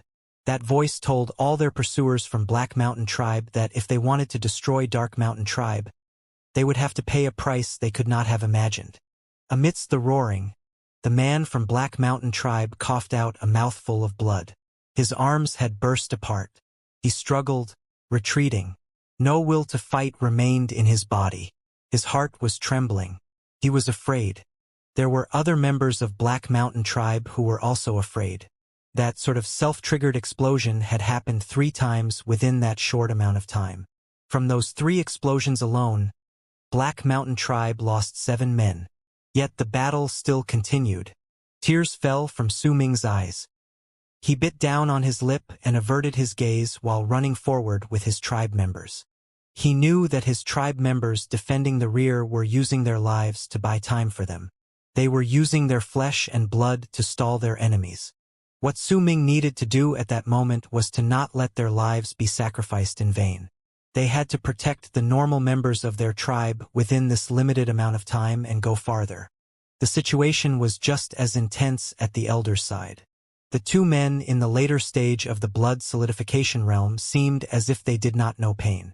Their faces were void of expression even though many parts of their bodies had sustained injuries. Even so, they continued pestering the Elder. Yet the Elder's true strength was unknown to most people, including Su Ming himself. The Elder let out a cold huff, and numerous ripples appeared around them. The ripples rushed towards them, and the 2 men in the later stage of the blood solidification realm immediately trembled. The Elder took 1 quick step forward and arrived before them within the span of a breath. He touched one of their heads with a finger, and with a bang his head exploded. The moment his body fell, the Elder swung his fist at the other person, and as a thunderous roar shook through the sky, the man's body also trembled and burst apart. Yet the moment the 2 men died, a large amount of black mist appeared from their corpses. The black mist gathered together in the blink of an eye and turned into the vague shape of a person that charged towards the retreating Elder. Bai Tu! The Elder narrowed his eyes. He knew that the black mist was not Bai Tu's original body, but the result of a fallen berserker art. However, if this art was used, then it meant that Bai Tu was around the area, or perhaps he was rushing towards this place. At that moment, a sharp cry suddenly came from ahead of the crowd. The sudden appearance of the sound immediately changed the expressions of the tribe leader, the berserkers from Dark Mountain tribe, and all the other tribe members. From the 2 sides of the forest, the same sharp sound could be heard. A huge gust of wind bellowed, as if telling them that a large amount of their enemies from Black Mountain tribe surrounded them. If that was the case, it would have been fine. They could leave behind the berserkers, and they would use their deaths in exchange for the tribe members to continue their migration. But the moment the shouts of excitement and bloodlust echoed around them, the ground trembled from hundreds of feet in front of the tribe leader. The earth sank down as the land shook, and it was quickly followed by a large amount of giant wood around thousands of feet in length and hundreds of feet in breadth, suddenly shooting up from the ground like a giant door, completely blocking the tribe's path. On top of that giant wooden barricade stood 3 men from Black Mountain tribe. The leader of the trio was dozens of feet tall. In his hands, he held a bow that was about his height and stared at the people below him with a cruel smile on his lips. At the same time, on both sides of the tribe, 2 large wooden barricades also appeared from the ground. The height of the barricades, which were around thousands of feet in length, completely trapped Dark Mountain tribe within them. Several people also stood on top of the 2 wooden barricades on the sides. They looked down coldly at the people standing below them, and there was a teasing look in their eyes. This was a trap that had been set a long time ago. The expressions of everyone in Dark Mountain tribe immediately changed. The tribe leader's face was pale, but his eyes were filled with shocking killing and battle intent. The other berserkers were the same. How did they know about our route? How did they manage to lay down this trap beforehand? Those were the questions that appeared in all their hearts at that moment. Who is it? Just who is the traitor of Dark Mountain tribe? Su Ming trembled. In his mind, he recalled the Elder once telling him that there was a traitor within their tribe. At the same time, the Elder, who was fighting against the black mist formed by Tu's fallen berserker art in the distance, also saw this scene. Sadness and anger appeared in his eyes. He had suspected that there was a traitor among them, and he used everything that he could to find him, but that person hid himself too well. No traces or hints could be found, as if the traitor had never existed. However, now the elder was certain. Nonetheless, he still could not figure who the traitor was, and his motives for betraying the tribe. At that moment of danger, the people from Dark Mountain Tribe were filled with fear and panic. The normal members of the tribe were pale. Just as they thought they were powerless to fight back, whooshing sounds came from the tops of the 3 barricades, and more berserkers from Black Mountain Tribe appeared. There were about 50 or more people standing on top of the barricades. The elder raised his right hand and abruptly pointed towards the tribe in the distance. The moment he pointed towards them, the weather above the trapped Dark Mountain Tribe suddenly changed. The sky and the land trembled, and a black light that could pierce through heaven appeared. That light gathered together and turned into the astonishing statue of the god of berserkers from Dark Mountain that was about hundreds of feet in size. It was a ferocious statue that was half man, half beast, and filled with the air of savagery since ancient times. It held a dragon in one hand, and in the other a long spear. There was madness and bloodlust in its eyes. Its appearance immediately turned the sky dark, as if the weather itself was stifled by its mighty presence. However, the statue was not completely distinct in shape. It was slightly faded, as if it could not materialize completely within a short amount of time. Black light scattered from its body and enveloped the people below it, protecting all the people from Dark Mountain Tribe within. Berserkers of calamity, go forth. The tribe members stay within. Fight till we breathe our last. At that moment, the tribe leader from Dark Mountain Tribe let out a long howl. He leapt upwards at the giant wooden barricade before him. He knew that if they wanted to leave this place, they had to destroy this barricade. Retreating was not an option. Kill them. All the berserkers from Dark Mountain Tribe dashed madly towards their enemies that were already charging at them. The head of the guards from Dark Mountain Tribe leapt forward with his bow in hand and drew it. With a thunderous cry, he fired an arrow towards the left barricade. 2 other berserkers followed behind the tribe leader as they too charged forward with resolution. Bei Ling, Wu La, Lei Chun, and the berserkers were all fueled with madness and fought with their lives at stake. Shan Hen fell silent and hesitated for a moment before he too went forward. Su Ming's heart was filled with killing intent. Just as he was about to move, he heard the sounds of weeping from behind him. The girl he had been carrying was jolted awake and was looking at him with tears falling from her eyes. Su Ming did not turn back. He bounded forward and leapt on the barricade before him. The dozens of berserkers from Black Mountain Tribe on the barricade let out strange cries as they charged towards Su Ming and the other berserkers by his side, engaging in battle of life and death. It was dusk. The sun in the sky was dim, and the moon was beginning to show itself, a clear sign that night was just around the corner. Su Ming's blood was boiling. His heart was burning, his anger roaring, and his eyes were bloodshot. He broke through the seal in Windstream and dashed madly back to the tribe for only one purpose: to live and die for the tribe. Now the time had come. I was born a member of Dark Mountain, and I will die a member of Dark Mountain. Su Ming did not hesitate, and let all 243 blood veins in his body burst forth with power, showing off his power as a 7th-level berserker in the blood solidification realm. However, there was only chaos in the battlefield. No one took note of his existence. Before him, there was one person who was in the 7th level of the blood solidification realm among the dozens of men from Dark Mountain Tribe. The others were all around the 5th or 6th level. The man in the 7th level originally had a vicious look on his face as he charged forward with his team. In his eyes, the 7 to 8 berserkers from Dark Mountain Tribe were nothing. He was the vice chief of hunters in Black Mountain Tribe. Killing these people was the same as flicking his wrist. Yet the moment he approached them, his pupils shrank and a look of disbelief appeared on his face. He could clearly feel a vast and powerful amount of chi that made his heart tremble coming from the frail-looking teenager among the 7 to 8 people. Who is he? How could he have such an amount of chi at his age? The man did not have time to think. Su Ming had already come close to him within the blink of an eye. His first target was this person. all of it happened in an instant. The two sides clashed together with a loud bang, and the sounds of battle rang through the air, as did voices filled with pain and agony. Su Ming hurled his fist forward. The moment he did so, all 243 blood veins in his body became one and crashed into the man in the 7th level of the blood solidification realm from Black Mountain Tribe. Thunderous sounds echoed in the air, so that sound was like a speck of dust in that intense battlefield.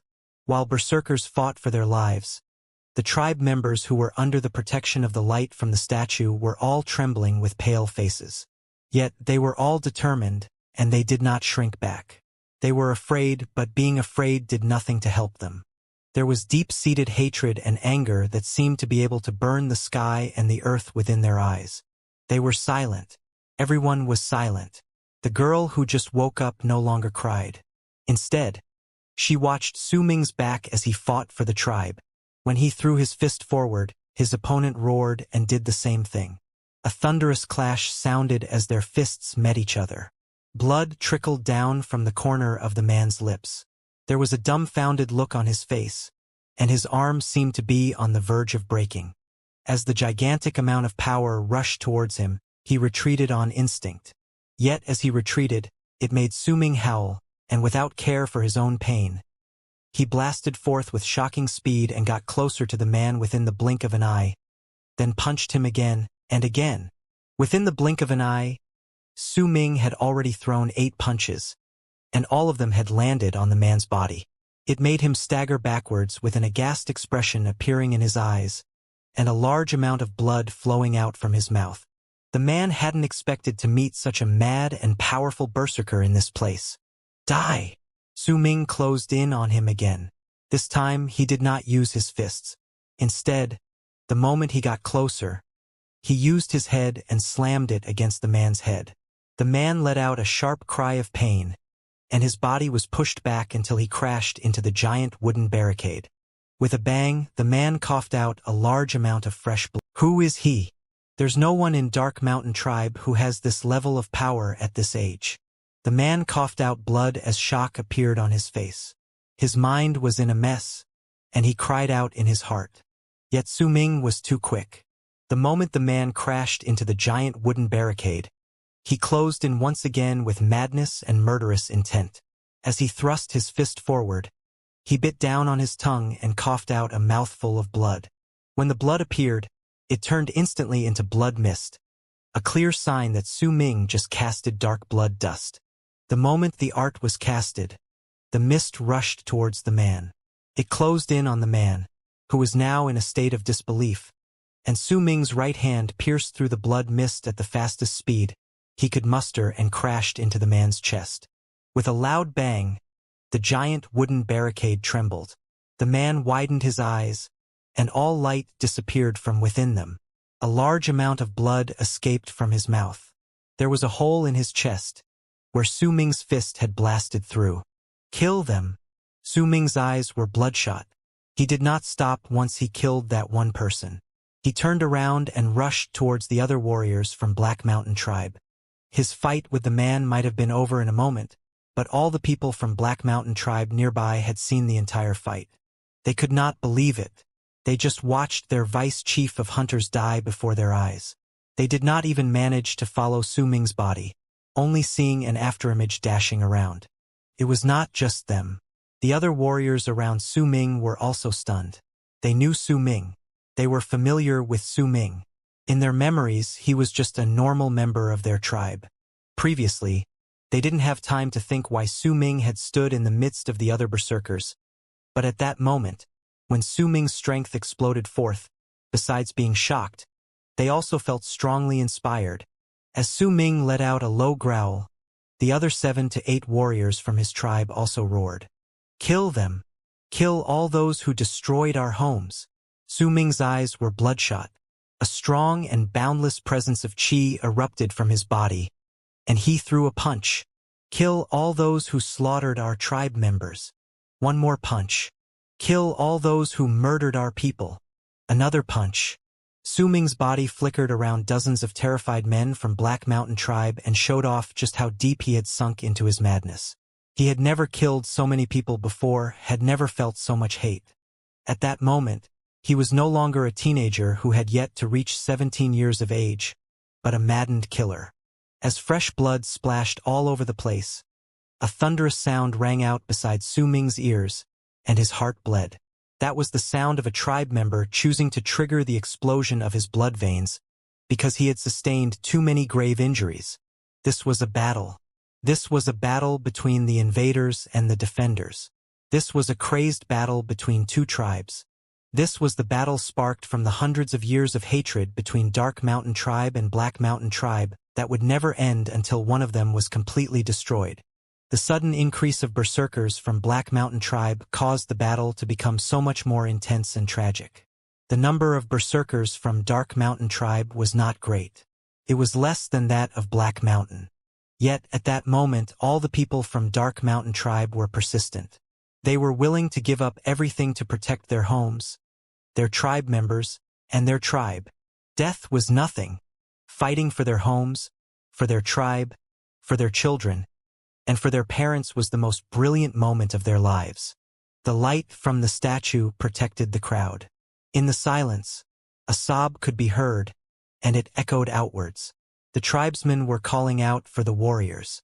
They were crying for those that fought to protect them. Their children, their fathers, the berserkers. Mama, why is the sky blue? Is it because Papa is protecting us from above? Papa, why do the stars blink at night? Is it because Mama is there watching us? No one knew who was the first to start mumbling the lyrics, but gradually, almost all the tribe members who were protected by the statue's light started singing amidst the wails and sobs. Their voices mixed together and gradually turned into a low musical wave. The sound was gentle and sad, but within that gentleness and sadness, there was also an indescribable emotion. Those lyrics belonged solely to Dark Mountain Tribe. When someone from their tribe died, their tribe members would gather around the fire and look at their deceased tribe member as they sang the song of mourning.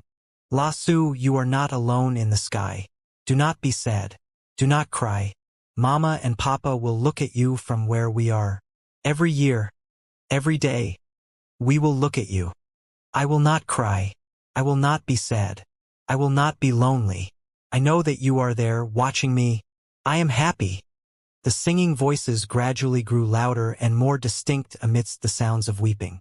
When the warriors from Dark Mountain Tribe fighting without fear of death heard the voices of their tribe members and heard the familiar words, sadness appeared on their faces, and they let out depressed growls. They will fight. They will fight until they die.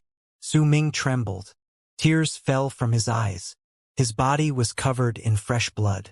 Some of it was his own, but the larger part belonged to his enemies. He did not know fatigue, he did not know fear. All he knew was only that he had to fight till he breathed his last. Once he could no longer move, and once his body was too heavily wounded for him to continue fighting, he would trigger his blood veins and self-destruct. Mama, Papa, Pippi. From behind, Su Ming heard the wails of the little girl who had woke up. Su Ming's heart clenched in pain. It was bleeding. It was as if a countless number of needles had pierced through his heart. It made his speed increase even more. It made his punches even more powerful. Amidst the sadness and killing, a song filled with tears echoed in the air. The song was filled with desolation, sadness, and separation. Not too far away, Lu Di sat under a tree. His legs were already bloody stumps, and his body was covered in blood. His face was pale and his eyes dim. He raised the sun made of bone with his trembling hands and placed it by his mouth, and begun to play a tragic song. The moaning sound was like the cry of a mother, and it mixed with the low rumbling song sung by their tribe members on the tragic battlefield, turning it into a song that made hearts clench in grief. The sad moans floated with the wind and melted into the snow on the ground. They sank into the tribe members' blood, causing every single one of them, who heard it, to start crying on the battlefield. Su Ming trembled. This was not the first time he had heard the funeral song, but it was the first time he cried like this. It made him feel as if he lost his heart, turning him into a heartless person. The only thing left behind were the injuries decorating his entire body and the endless sadness he felt. Besides the sorrowful funeral song, Su Ming also heard the sounds of exploding caused by self-destruction. Each boom symbolized another warrior from his tribe choosing to make his blood veins explode. "Don't count me out from the road to hell." Su Ming smiled brokenly. He threw another punch outward and blasted another enemy of his tribe into pieces of flesh. Su Ming, too, coughed out a mouthful of blood. As he turned around, he saw his tribe member playing the song underneath the tree before his death. That tribe member's eyes may have been dim, but there was still a hint of light within. He played the song, and the blood on his hands stained the sun made of bone. Nonetheless, it could not dampen his song, his sadness, and his parting words. This was the very last song he would play for his tribe. This time he played the song with his life. Su Ming closed his eyes and averted his gaze. The moment he did so, his pupils shrank suddenly. He saw, in the other direction, 3 men from Black Mountain tribe standing before Bei Ling. They forced Bei Ling to continuously retreat with their vicious excitement. Bei Ling's bow was broken. There were a lot of wounds on his body, and especially on his chest. A large amount of blood poured out from the wounds on his chest. His face was pale. In his hands he held a knife made of bone. There was stubbornness and solemnness in his actions as he madly continued to attack his enemies. He could not retreat. Behind him were his tribe members. Even if his tribe members were protected by the light from the statue, he could not retreat. There was a girl behind him. That girl was crying as she looked at Bei Ling, at his trembling body, and at his back, which stood firm before her like a hill. That girl was Xianxia. She seemed to be shouting something, telling something to Bei Ling. Su Ming was standing far away from them. He could not hear them, but he could tell the gentleness hidden in Xianxia's eyes as she looked at Bei Ling. She liked Bei Ling. At that moment, she became even surer of her feelings. She liked him. Tears fell from her eyes when she saw Bei Ling tremble and one of the 3 men from Black Mountain tribe approach, laughing viciously.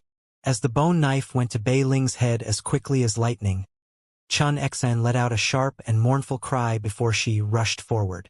Bei Ling smiled brokenly. He was too tired and could no longer continue fighting.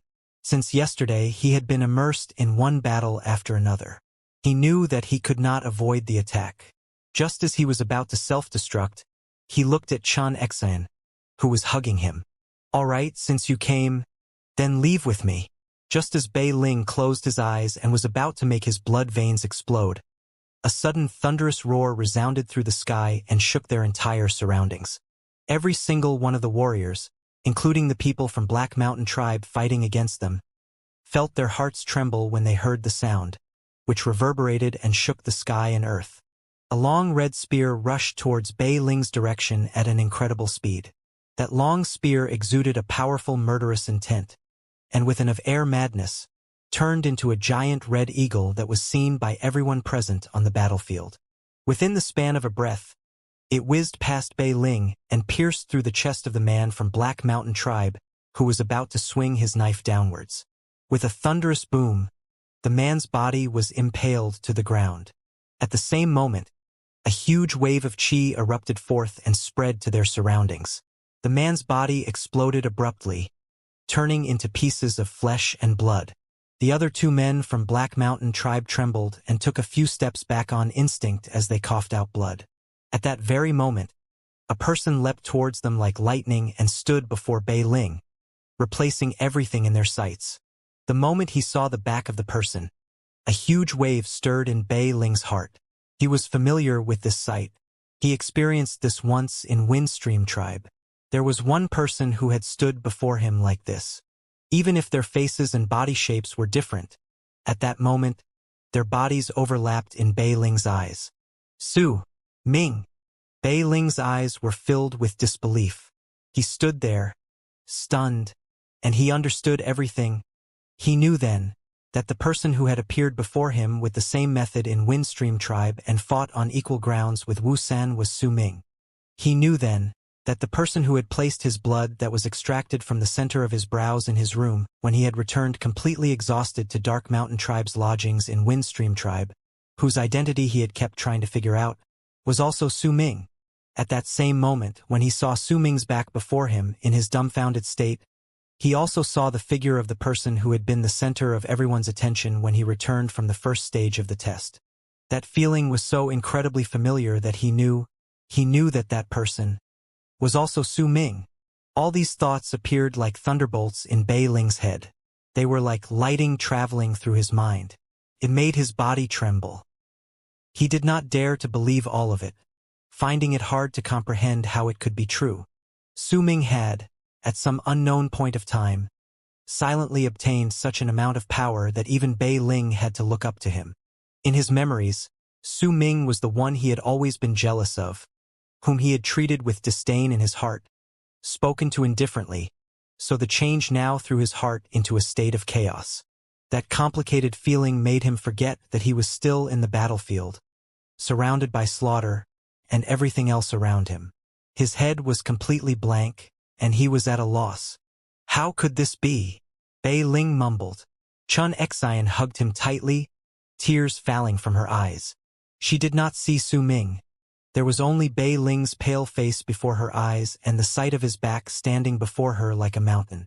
This might seem to have happened slowly, but in truth, the moment Su Ming's spear stirred up the wave of qi on the ground, and the body of the man with the knife exploded, Su Ming took a leap forward.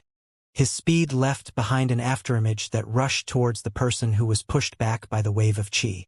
That person was in his 50s, but he was only at the 5th level of the blood solidification realm. He only managed to take a few steps back when his vision blurred. His pupils immediately shrank, and he was about to retreat backwards when he felt a strong sense of danger. But Su Ming was just too fast. Before the man managed to retreat, he closed in on him just as a loud booming sound reverberated through the air. There was a vicious expression on Su Ming's face, and it was filled with furious murderous intent. He did not use his fists, but his entire body, and crashed into the man's chest. Rumbling sounds echoed in the air. Blood trickled down the man's lips. His back exploded abruptly, because his body could not bear the incredible force brought by Su Ming's attack. In an instant, all the bones in his body were crushed. His body was thrown to the back, and before he even landed on the ground, he breathed his last. The hate in Su Ming's eyes did not decrease. It only became much stronger. He hated everyone from Black Mountain Tribe. He turned around suddenly and fixed his eyes on the last of the 3 warriors from Black Mountain Tribe who had wanted to kill Bei Ling. He was standing not too far away from Su Ming. That person was sturdy-looking, but he was not tall. The vicious smile and excited look he had when he wanted to kill Bei Ling was now gone. That smile was replaced with a horrified look on his face, and his eyes were filled with terror. He could only watch in shock as Su Ming killed a person with a throw of his spear, and then another with his body. The quick and clean kills made the man feel as if Su Ming was surrounded by cruelty and madness. His heart pounded against his chest. When Su Ming turned his eyes towards him, he immediately let loose a terrified scream and retreated without care for anything. He was afraid. In his mind, Su Ming was definitely at the same level as the leaders in Dark Mountain Tribe. This was not someone who he could fight with. Yet before the man could even take 3 steps backwards, a sharp cry cut through the air. An arrow traveled from the distance, seeming to slice through the air. It closed in on the man in an instant and pierced through his neck before sinking into the tree behind him with his blood on its body. The arrow thumped upon contact, causing the tree to jolt. The man held his neck, but blood continued pouring from his wound. His eyes dimmed, and he fell to the ground. His corpse was soon trampled by all the warriors who were still trying to kill those from the opposite tribe. In the distance, the exhausted head of the guards quickly turned his gaze away and continued fighting against the leader from Black Mountain Tribe, who was at the 8th level of the blood solidification realm. Su Ming walked towards Bei Ling and stopped before him, then pulled blood scales out from the ground. Once he managed to free it, something flickered in his eyes. He was about to continue fighting against those from Black Mountain Tribe when he heard Bei Ling's voice. filled with conflict and hesitation, travel into his ears. "Thank you." The voice was caught between the sounds of battle and the moans of the Sun. It sounded weak. Su Ming did not seem to hear it. Once he pulled out his spear, he walked away. Yet, he only took a few steps forward before faltering. "It already happened, so let it go. You have to live for Chun Xian," Su Ming said, then bounded towards the crowd closest to him fighting against each other. The moment Su Ming sped forward, an aloof look from the barricade far away from him turned towards him. That gaze belonged to a man wearing a sackcloth. He seemed to be in his 40s. His body was incredibly strong and looked like an iron tower. He was covered in fresh blood, but most of it belonged to the berserkers from Dark Mountain tribe. The strength of his chi spoke of a man at the 8th level of the blood solidification realm. His power was about the same as Yi Wang's, who had fought against Su Ming some time ago. The moment he looked towards Su Ming, that man lifted his right hand. There was a long knife made of bone in his hand. The moment he swung that knife down, he decapitated a warrior from Dark Mountain tribe who was fighting against him. That tribe member did not even have time to trigger the explosion of his blood veins. His head was caught by that man, and he threw it towards where he had seen Su Ming. The head fell by Su Ming's feet, blood flowing from the severed neck. The blood dyed the snow red, and the heat from the blood quickly melted the snow into a puddle of blood and water. Su Ming stopped and lifted his head in the direction the head had come from. His eyes met with the others through the crowd, and Su Ming saw the cruelty and aloofness in the man's eyes. The man, too, saw Su Ming's madness and killing intent in his bloodshot eyes. The moment their gazes met, the man moved. He rushed towards Su Ming, just as Su Ming stomped on the ground and charged at the man just as quickly. The man wore a sackcloth, not beast skins, which indicated that his status in Black Mountain tribe was rather high.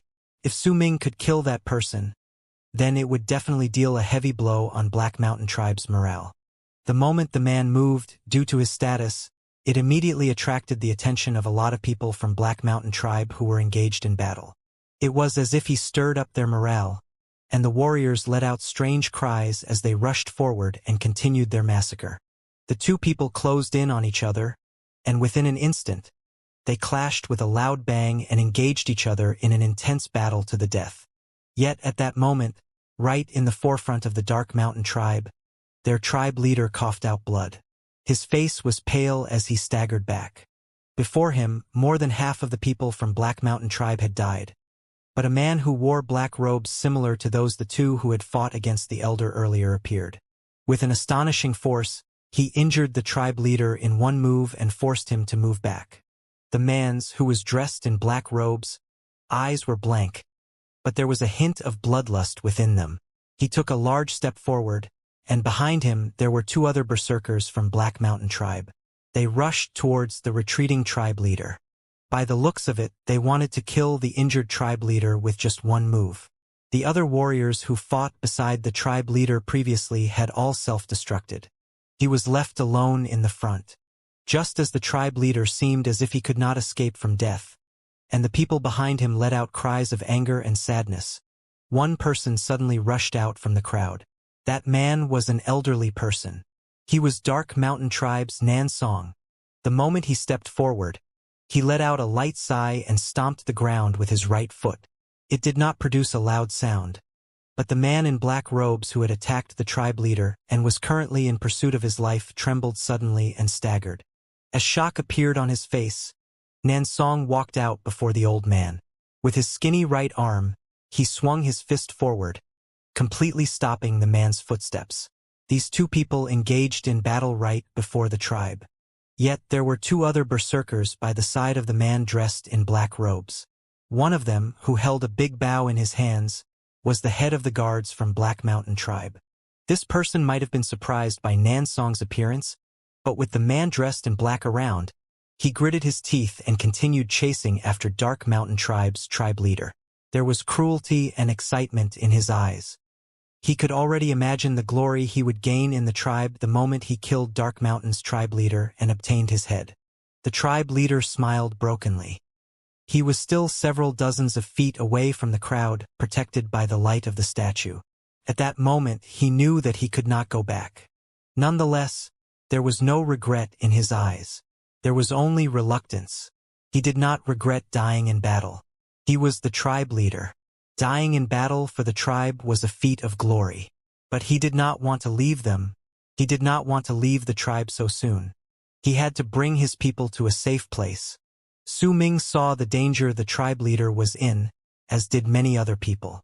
Yet, under the vicious assault by Black Mountain tribe, no one could rush over to help him. After all, the tribe leader's life from Dark Mountain was in question.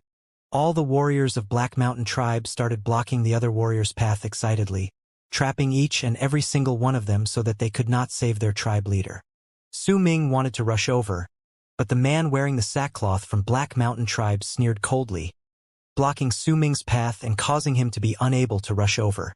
He did not even have the chance to throw his long spear. At that moment, when Dark Mountain tribe's tribe leader could no longer avoid death, dozens of normal teenagers came to the barrier's edge closest to the tribe leader and stood before the crowd whilst under the protection of the statue. These teenagers trembled. They were a useless bunch in the tribe. They did not possess the body of calamity, nor did they have strong bodies. Usually, while the tribe was busy working, they would be hanging around doing nothing because they were the family members of warriors who once died in battle. It made them think that they were somehow privileged, and no matter what they did, as long as they did not betray the tribe, they could live that way forever. They never forgot the glory their families once had, but they did not choose to inherit the responsibility that came with the glory. Instead, they chose to let the protection offered by the glory be an excuse for their laziness and arrogance. They feared death. Their terror towards it made them feel as if their hearts were about to be crushed.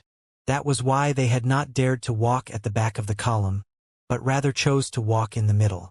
Yet the middle of the crowd was filled with orphaned lawsuits.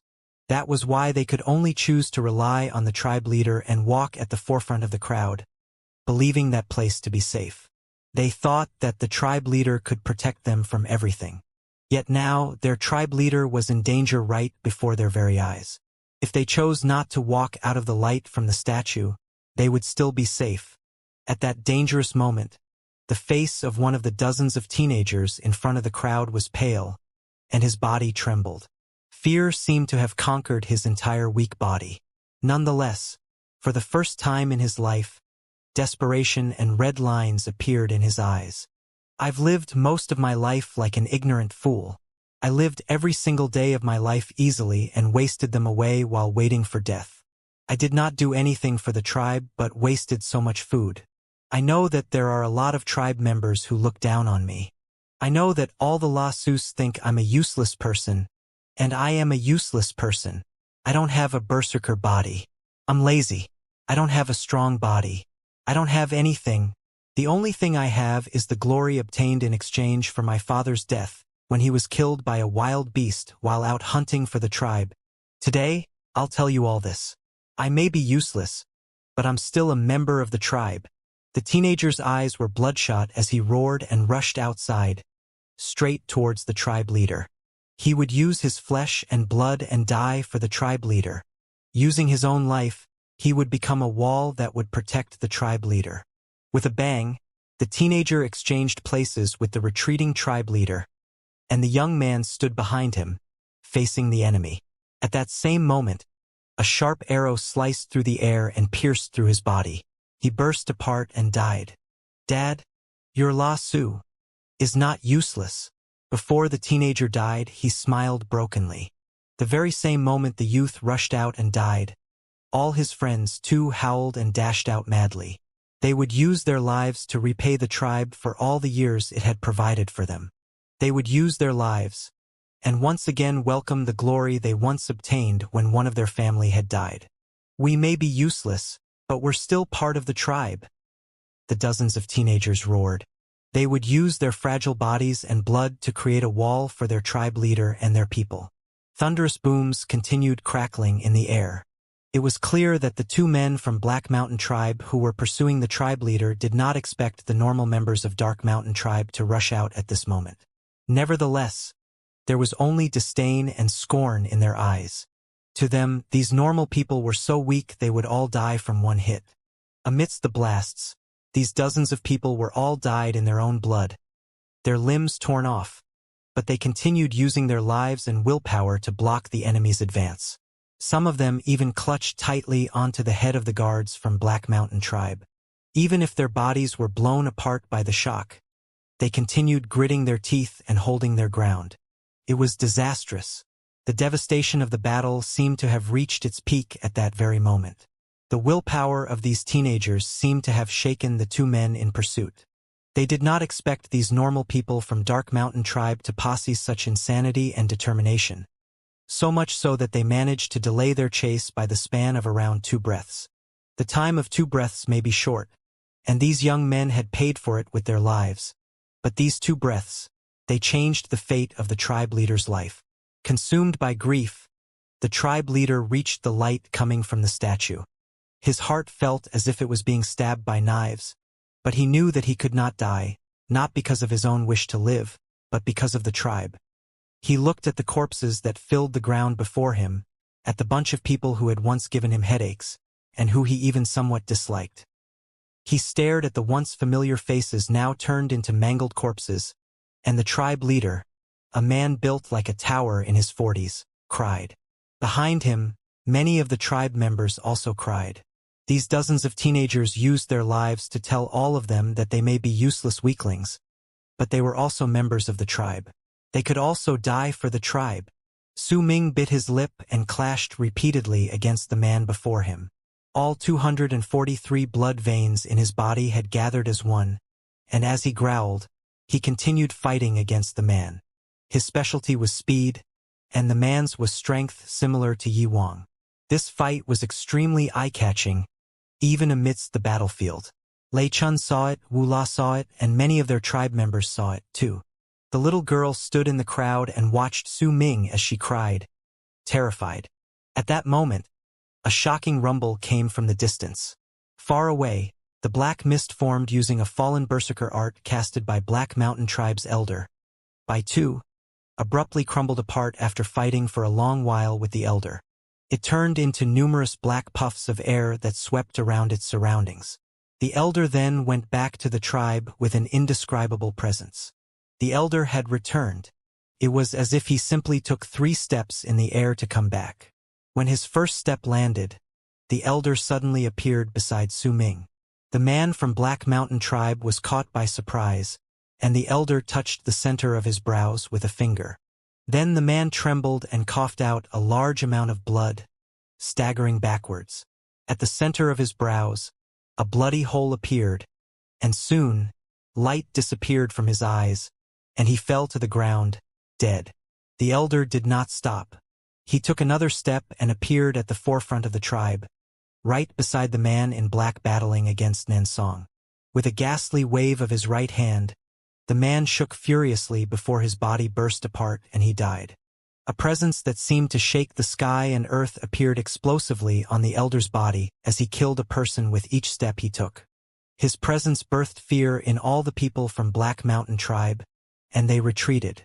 Agitation appeared in Su Ming's eyes, and he was not the only one filled with such an emotion. All the people from Dark Mountain Tribe let out excited cries. At that moment, the elder took the 3rd step and appeared right before the giant wooden barricade blocking the path forward.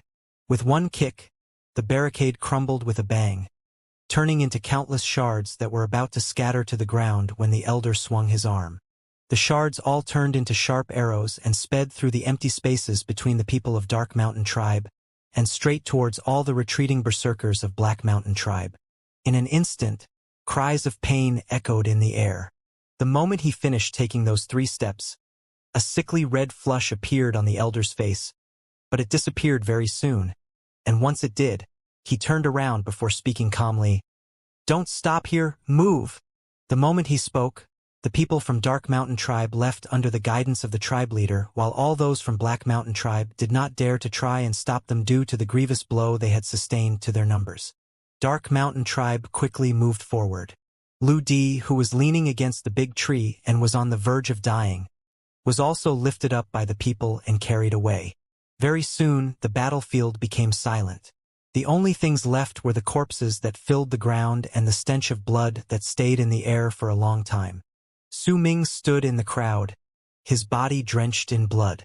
He moved forward quickly and silently. Beside him was a tribe member holding onto the little girl. She was no longer crying. Strength appeared within her innocent eyes. She was still young and did not understand a lot of things, but during this night she too grew up. Moonlight scattered on the ground, lighting up the path for the now homeless people of Dark Mountain Tribe, so that they would no longer be bewildered and helpless.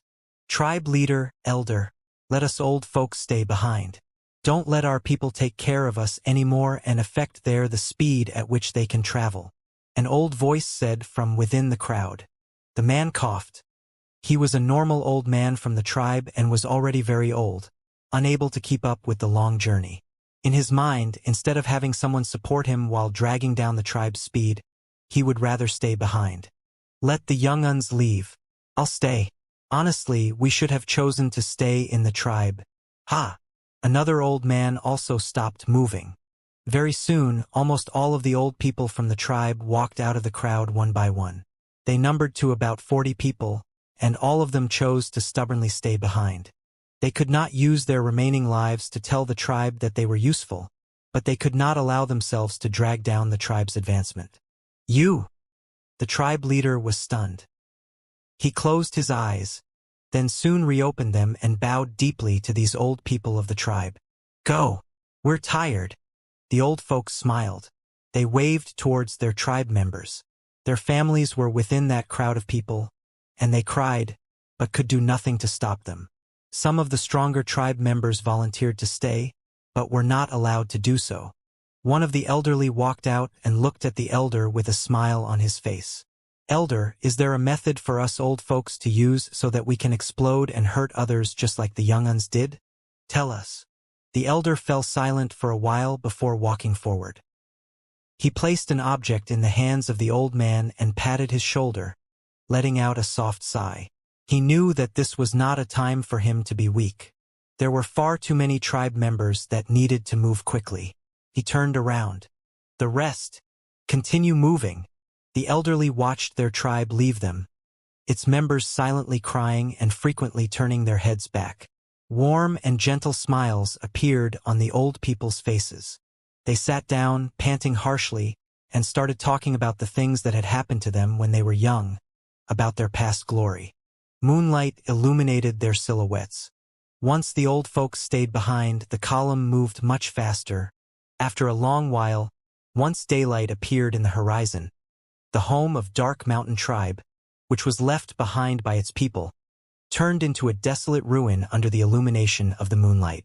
It seemed like there was no sign of life within those ruins, and they would eventually turn into a remnant of the passage of time. Perhaps the few remaining trees and plants would continue growing there and slowly turn the place into a part of the forest, making it difficult for people to come looking for their memories and the beautiful moments that had happened during their time here. Wind was blowing at the moment. It sounded like the moaning of the Soon as it lifted the snow off the ground and swept gently through the land. It also lifted a lot of things left behind by the tribe members, and as they were whisked away from the ground, they created sashaying sounds that brought out a feeling of desolation. Among the things left behind, there were toys belonging to children, hides that the tribe members did not manage to take with them, ashes from extinguished fires, scattered herbs, a lot of kitchen utensils, and pieces of the houses that had broken off. Besides the sound of the wind, the ruins of the tribe were in silence, but one of the collapsed houses moved at that moment. A furry and round little creature poked its head out from the ruins. This little creature was very cute.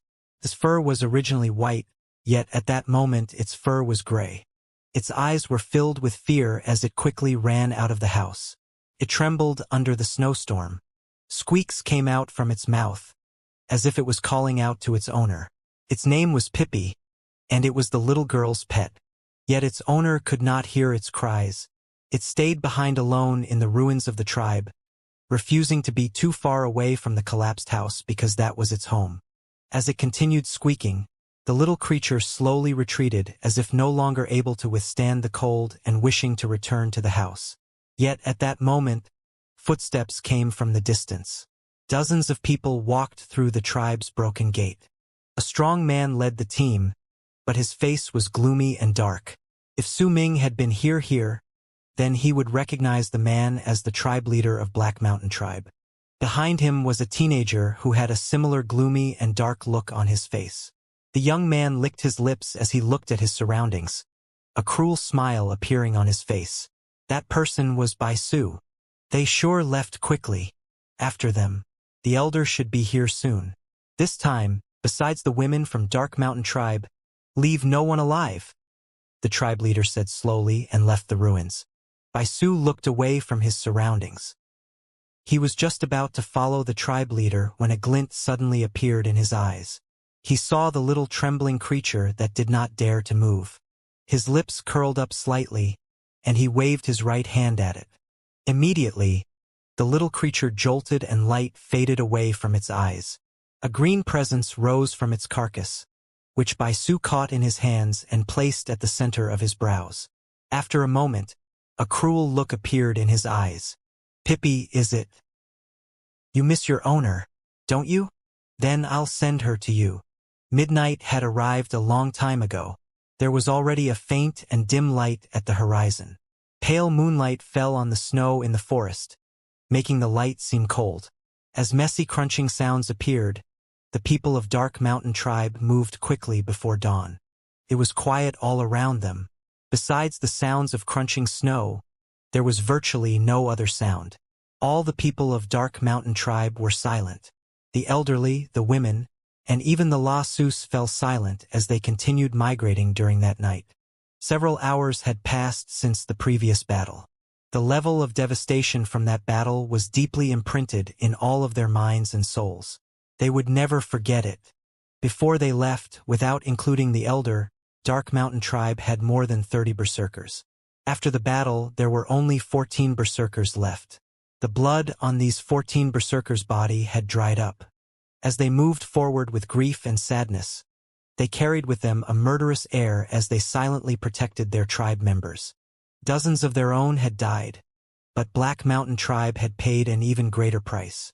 This was related to their levels of cultivation, but more importantly, the intruders from Black Mountain Tribe did not have the persistence that the people of Dark Mountain Tribe had because they were forced to leave their homes.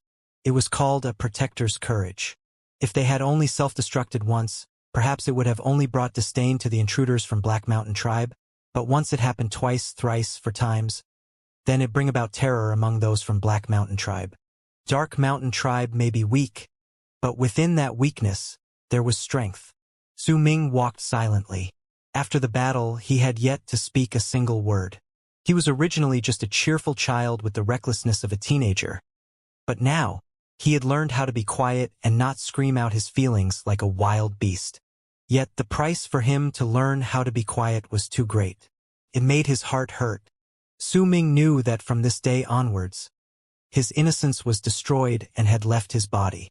From this day onwards, his happiness had melted and disappeared into his body.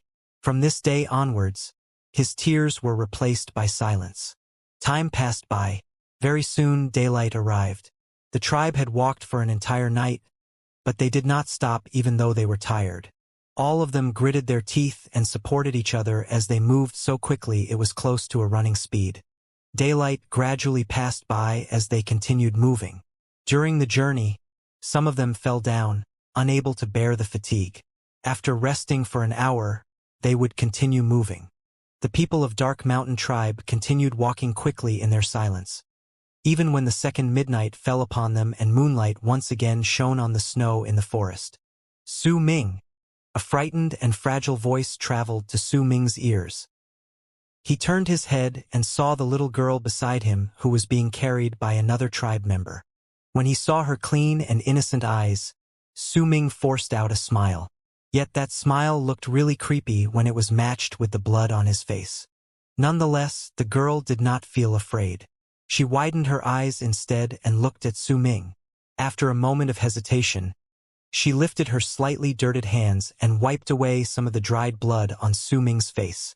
When he felt the little girl's delicate hands touching his face, warmth appeared through Su Ming's painfully bleeding heart. Su Ming, don't be afraid. Tong Tong is not afraid either. The little girl retrieved her hands. Some blood flecks stained her hands. She looked at him, and in her bright eyes, there was a resolute look that was rarely seen in children. Su Ming patted the little girl's head. He did not look at her but chose to look ahead. The road ahead was hidden by the forest, and he could not see where their future lay. Lei Chun stood on the other side of the crowd. He still had his fists clenched tightly.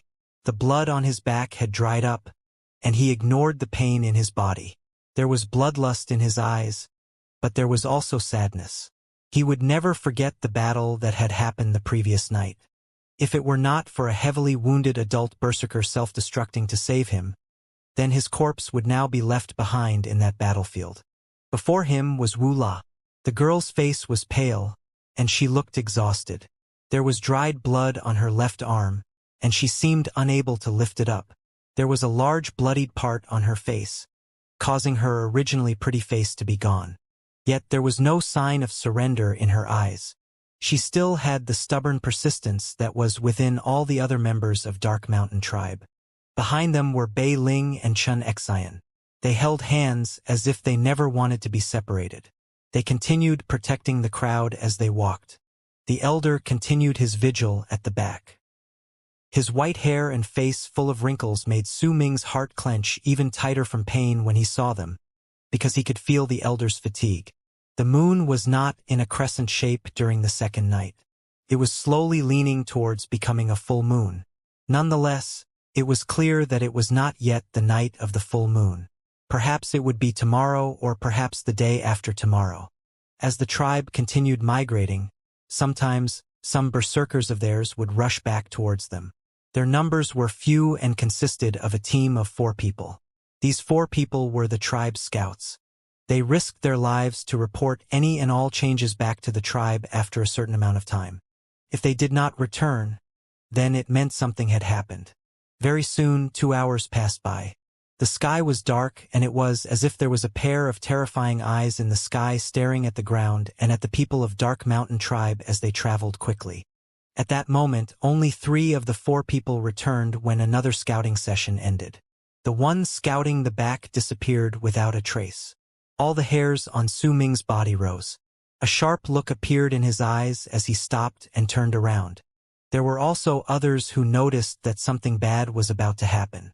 A glint appeared in the elder's eyes, and he gripped the bone cane in his hands. Suddenly, a faint booming sound came from the distance.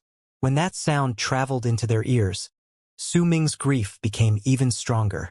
He knew that sound. It was a berserker triggering his own blood veins to explode. He knew that their enemies from Black Mountain Tribe had arrived once again. Don't stop. Increase your speed. All berserkers protect the tribe. We will fight as we retreat.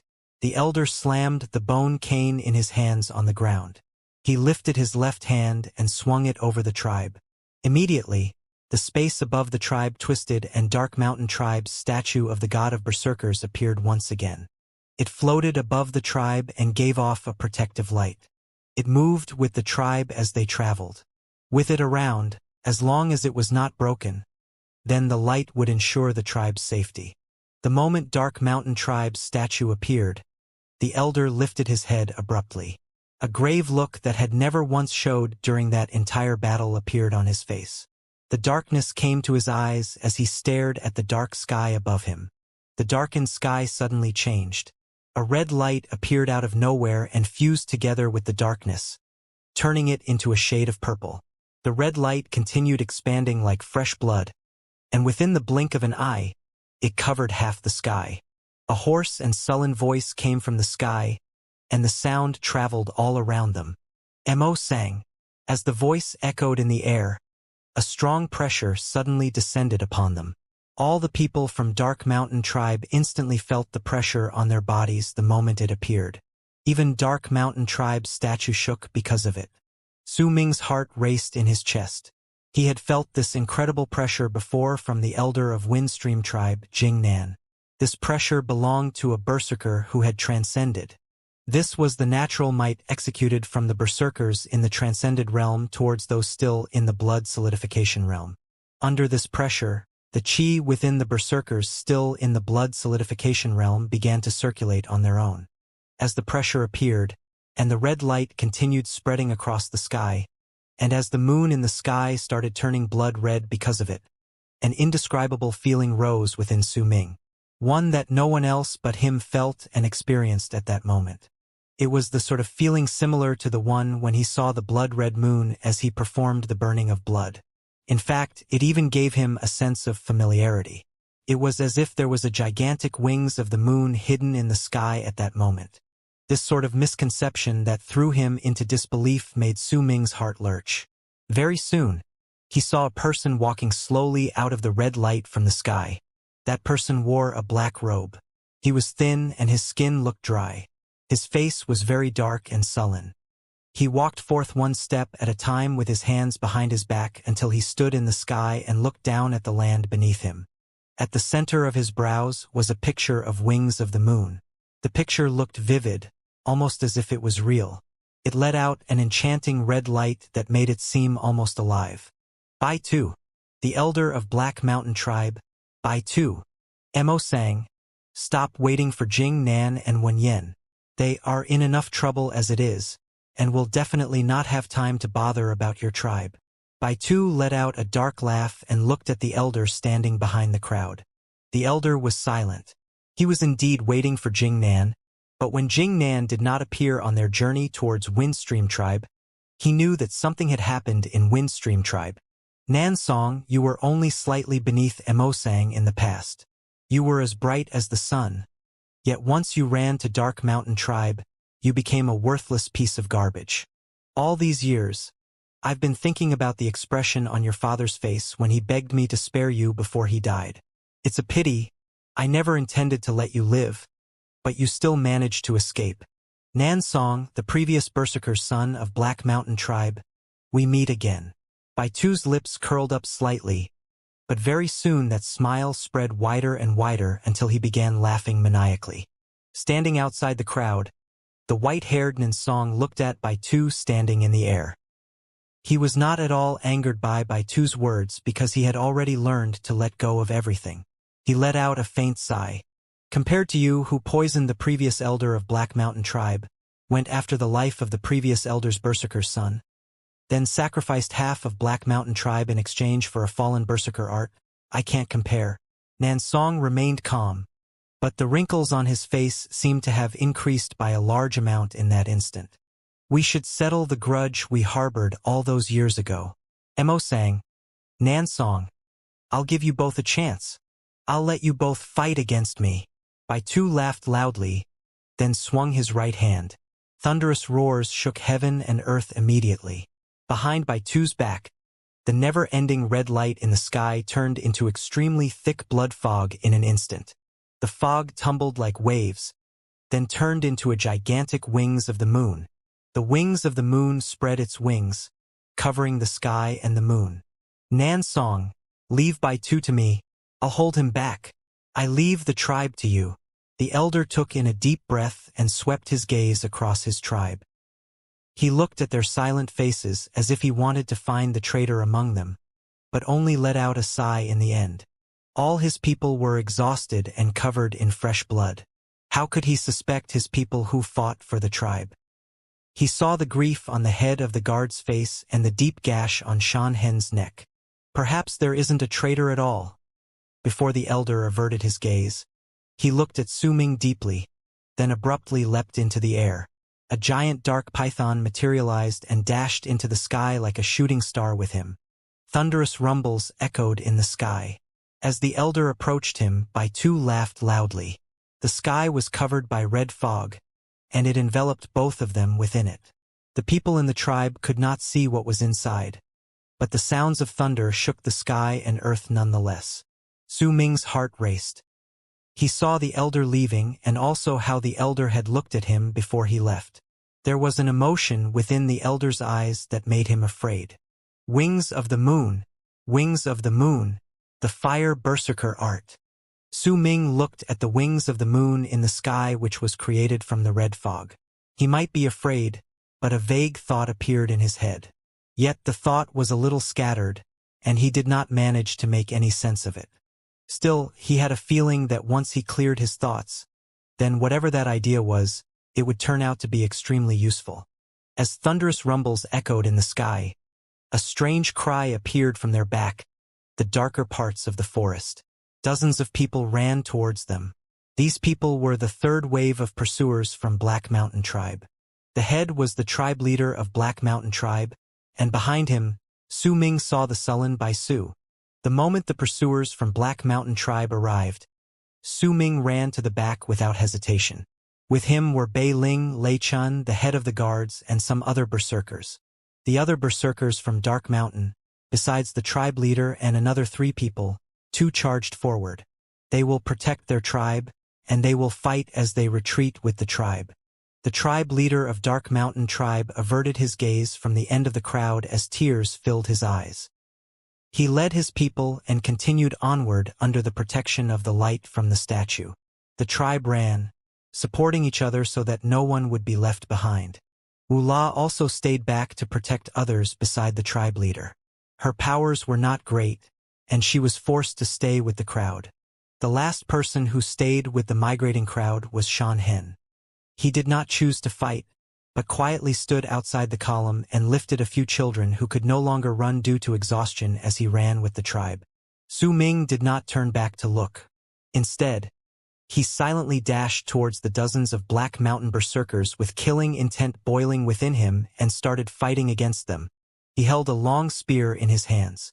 That spear was entirely red, and it continued to be dyed in fresh blood as it stayed by Su Ming's side fighting with him against the pursuers from Black Mountain Tribe amidst the huge clashing sounds in the air. The strongest pursuer from Black Mountain Tribe was their tribe leader. The one who fought against him was Nan Song. At that moment, a strong presence of qi exploded from his old and frail body, as well as a shocking amount of killing intent. Su Ming's qi rumbled in his body. All 243 veins turned into one under fine control. With astonishing speed, he threw his spear with the intent to kill towards one of the people from Black Mountain Tribe. Once his body burst apart, Su Ming closed in on his corpse like a blurred-out image. He grabbed the spear and turned around abruptly, clashing his spear with the bone knife slashing towards his back. The clash made his body tremble, and his right hand numbed for a moment as he took a step backwards. The man whose attack was blocked by his spear staggered back 3 steps, blood trickling down from the corner of his lips. Before the man could stabilize himself, Su Ming dashed forward and closed in on him without a care for the injuries he had sustained himself. He threw his left fist forward. The man from Black Mountain Tribe did not manage to dodge. He could only bring his bone knife upward and block the attack with the blade facing Su Ming. Yet Su Ming did not stop. He threw his left fist straight at the bone knife. Blood from his fist scattered in the air, but there was a crashing sound, and the knife shattered into thousands of fragments that flew back towards the man, because it could not handle Su Ming's strength.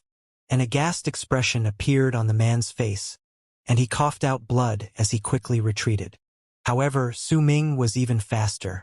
He closed in on the man, and just as he was about to kill the man under that intent for murder stemming from intense hate, he felt a strong sense of danger. His expression did not change, but right away he took half a step to the side. Pain erupted in his chest, as if a strong force had just landed on his back and turned into sharp needles piercing through him. Blood spilled out from the right side of his chest as a sharp arrow penetrated his body, seemingly about to pierce through him. Under that power, Su Ming's body was also forcefully pushed to the side. Yet the moment the arrow penetrated his body, Su Ming's left hand caught the half the arrow coming from the right side of his chest. With a jolt from his left hand, he neutralized the power of the arrow and forced it to remain in his body. Su Ming knew that the most grievous arrow injuries happened when the arrow went through the body completely. With that sort of destructive force, once the wound was penetrated through, a large amount of blood would be lost. Yet if the arrow remained in the body, then it could serve to block the wound, decreasing blood loss. He could then continue fighting. He turned his back abruptly and saw the head of the guards from Black Mountain Tribe standing in the distance, the very same person who had fled when he failed to kill the tribe leader of Dark Mountain Tribe in the previous battlefield. When he was about to draw his bow again, the head of the guards of Dark Mountain Tribe growled and closed in on him, drawing his own bow. Right then and there, in the forest, those two people who were skilled with the bow engaged in a battle to the death. Su Ming averted his gaze. The moon may have been covered by the red fog at that moment, but there were still shreds of moonlight penetrating through it. No one noticed as these rays of light fused into Su Ming's body. It was night, and night belonged to Su Ming. Still, it was a pity that the moon was covered by the red fog. He swung his left hand before him, and an invisible ray of moonlight rushed towards the man who had originally escaped death. He lurched forward, and in his muddled state, a red line appeared on his neck, and his head fell. Before it even landed on the ground, Su Ming kicked the head upwards, and as it bled, it sped towards the person fighting against Lei Chun not too far away. Lei Chun was caught in a dangerous situation. His powers were not great enough, and he was also injured. At that moment, he was fighting with the last vestiges of his strength. The person fighting against him was an ugly-looking man in the 6th level of the blood solidification realm. The man gave a vicious laugh and punched Lei Chen's chest, causing blood to spill out of his mouth. He was about to tear off Lei Chen's head excitedly when there was a whistling sound, and the head, which Su Ming had infused with his qi as he kicked it, rushed towards him quickly. The man was caught off guard. The head landed on his body and abruptly exploded, causing the man to stagger back as he coughed out blood. Lei Chen lifted his head and pounced on him. The man was thrown down and his qi was thrown into a disarray. He knew that his life hung on a line, and in his panic, he bit his tongue, shooting out a blood arrow towards Lei Chen. Yet Lei Chen knew that he could not dodge the attack. Once he missed this chance, and his opponent had the time to circulate his qi back to normal, he would definitely die. He let the blood arrow close in on him and raised his left hand to block it.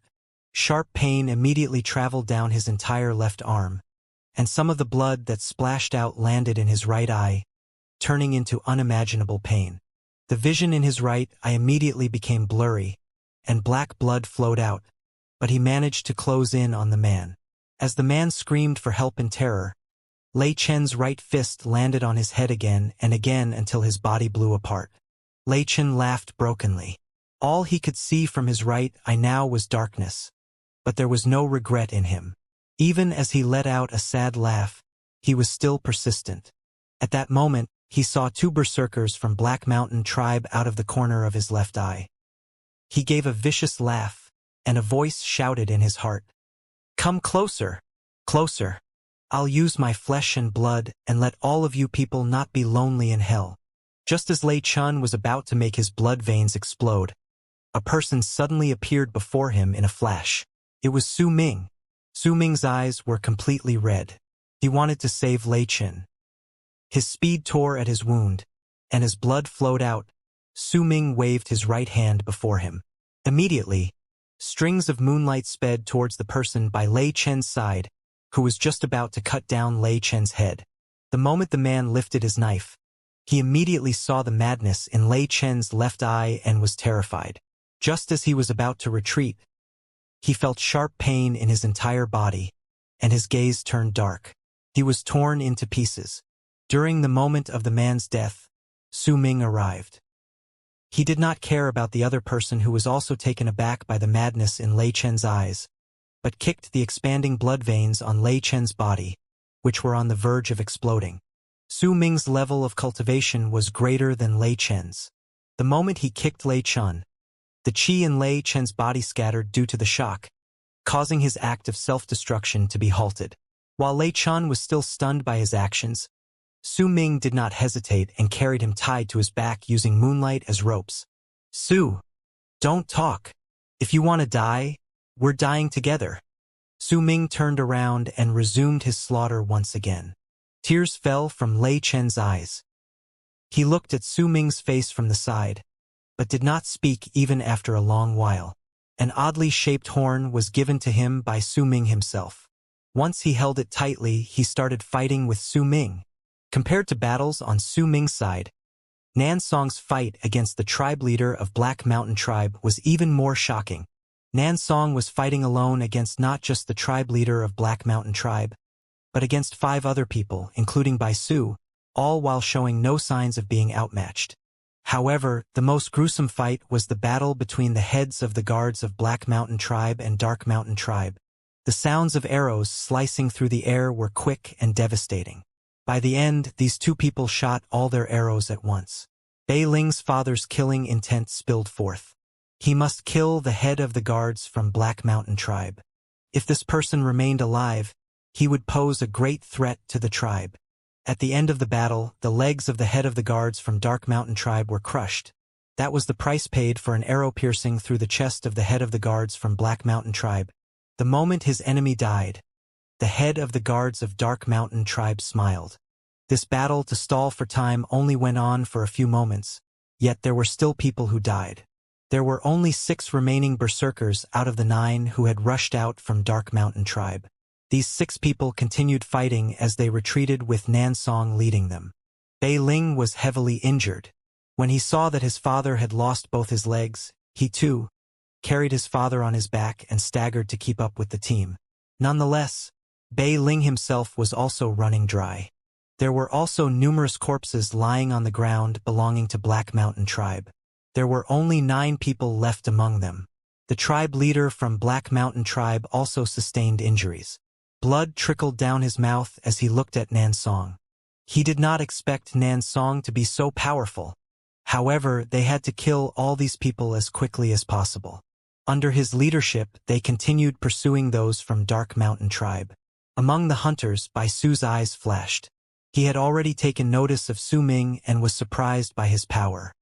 He was familiar with Dark Mountain Tribe and knew that there was no such person among the younger generation of the tribe. He looked at Su Ming as he retreated with Lei Chan on his back. As he looked into Su Ming's eyes, a familiar feeling surged forth in his heart. The persistence in Su Ming's eyes reminded him of the mysterious person that Black Mountain Tribe could not find no matter how hard they tried. Mo Su. You're Mo Su. Bai Su narrowed his eyes, and he shouted as he pointed at Su Ming. While his words did not incite much reaction from the other pursuers from Black Mountain Tribe, the instant the words left Bai Su's mouth, the tribe leader from Black Mountain Tribe, who had sustained injuries as he fought against Nansong, turned abruptly his head towards Su Ming. A brilliant flash appeared in his eyes. Whoever kills him will get 10 women from Dark Mountain Tribe. The tribe leader of Black Mountain Tribe shouted out suddenly, and the moment he did so, all the pursuers focused their gazes on Su Ming. The battle in the sky was still ongoing. As thunderous roars shook the sky and earth, and the red fog rolled in the sky like waves, a large part of the moon in the sky revealed itself. At that moment, the moon was at its brightest. The moment it appeared, a large amount of moonlight spilled onto the ground and descended on Su Ming, causing his body to recover rapidly. The moonlight surrounded his body, and at that very instant, the shadow of the blood moon appeared in his eyes. It was not a vague shadow, but was incredibly clear as it covered his entire pupil. At the same time, all 5 summits of Dark Mountain trembled. Within the summits, countless wings of the moon cried out in excitement as if preparing to madly dash out. The moon might not have been full that night, but it was close to being so. The moment moonlight shone on the ground, an indescribable presence erupted forth from Su Ming's body. The first to sense that presence was Lei Chen. He was quickly followed by all the retreating Dark Mountain Tribe members, all of whom could clearly feel it. All the people from Black Mountain Tribe looking at Su Ming felt their hearts lurching forth. They saw the blood moon in Su Ming's eyes. What is that? What is that in his eyes? The moon. It's the blood moon. The blood moon is in his eyes. The terrifying image of the blood moon appeared in Su Ming's eyes. The moon looked enchanting, causing all of those who saw it to feel their hearts tremble. At that moment, Bai Tu, who was fighting against the elder in the sky, suddenly felt agitated for a reason that he could not understand. That agitation suddenly appeared, but it was not the first time it had occurred. He remembered distinctly that he had also felt this sort of agitation and restlessness several months ago. It was as if he could no longer control his qi, and it wanted to leave his body so as to worship something. Mo Sang, who was fighting against Bai Tu, was originally exhausted, but a glint suddenly appeared in his eyes. He noticed the change in Bai Tu's qi and quickly took a step forward. The dark python by his side roared, using the chance to show off the might of its berserker art. The huge wave of blood fog tumbled violently in the sky, imitating the motion of Baitu moving backwards. That scene made all the people on the ground, who were already taken aback by the blood moon in Su Ming's eyes to begin with, become even more shocked by the strongest battle in the sky. Retreat! A brilliant light flashed through Nansong's eyes. He swung his arm and led the berserkers from Dark Mountain Tribe by his side in a quick retreat. As they fled, the 9 people from Black Mountain Tribe quelled the shock they felt and no longer looked at the sky as they rapidly gave chase. Once they were thousands of feet away, Nansong bit his tongue and coughed out a mouthful of blood. The blood turned into a gigantic arm, and it swung against the 9 people from Black Mountain Tribe chasing after them. Thunderous sounds echoed in the air, and the earth trembled. The giant arm of blood shoved their pursuers from Black Mountain Tribe 500 feet backwards. I can feel it. There are still some berserkers from Black Mountain Tribe coming towards us. I'll cast a berserker art. Protect me and stall for time. As Nansong spoke, he sat down on the ground cross-legged and closed his eyes. His chi disappeared at that instant, but the blood veins on his body began to twist strangely as if about to form a picture. Bei Ling carried his father. He no longer had any strength to continue fighting. Even running was difficult for him. As for the head of the guards, he was forcing himself to stay awake, but judging by his looks, he would not be able to stay conscious for much longer due to the loss of his legs. Lei Chun struggled down from Su Ming's back. Compared to Bei Ling and the others, while he might also be running dry, he could still fight, and he stood beside Nansong to guard him. At that moment, besides Su Ming, there was another man who was in his 30s who could still fight. His face was pale and his left arm a bloody stump, but he held tightly onto a long spear with his right hand. He cast a glance at Su Ming, then with him stood at the forefront. Su Ming! From behind Su Ming came the weak voice belonging to the head of the guards. I give you this bow. When Su Ming turned around and looked, the head of the guards was staring at him. He motioned for Bei Ling to take down the bow and threw the 3 remaining arrows towards Su Ming. From now on, you are the head of the guards of Dark Mountain Tribe. I've seen your skills with the bow before, you're very good. The head of the guards gave a weak smile and closed his eyes slowly. He did not die, but simply could not stay conscious anymore and fainted. Su Ming took the bow and arrows. The bow was very heavy, and there was a malicious air coming from it. There was also a lot of blood staining it. Once she held it in his hands, he silently shifted the quiver behind his back.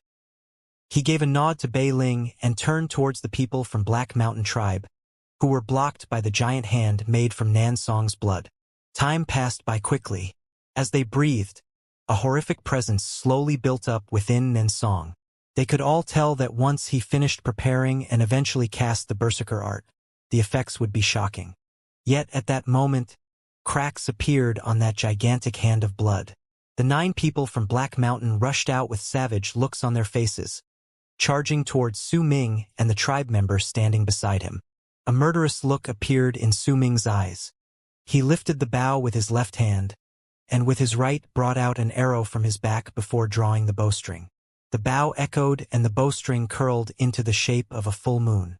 An indescribable presence erupted forth from Su Ming, and all his blood veins manifested on his body with a roar, all his power being focused on the arrow.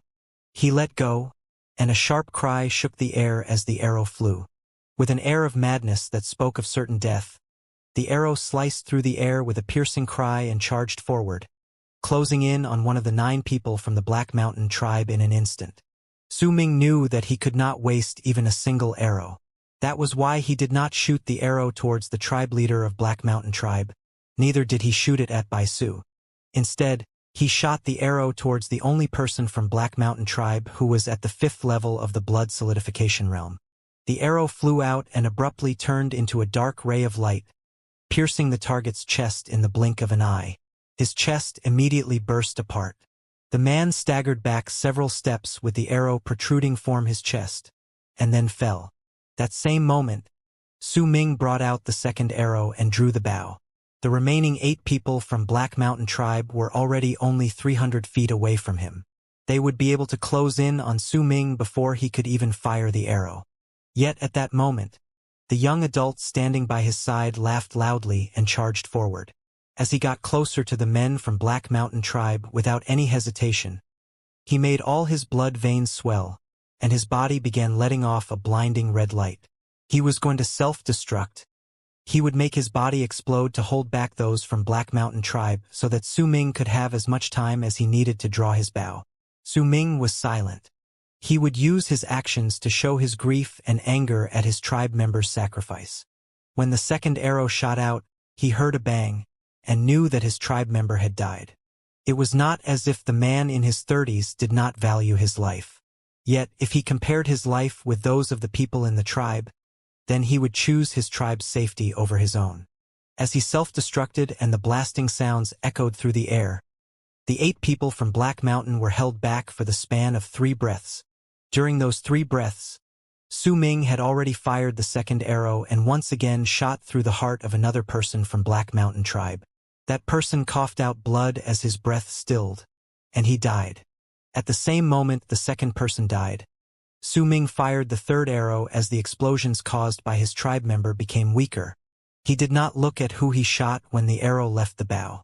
Instead, he slung the bow across his back and charged forward without hesitation.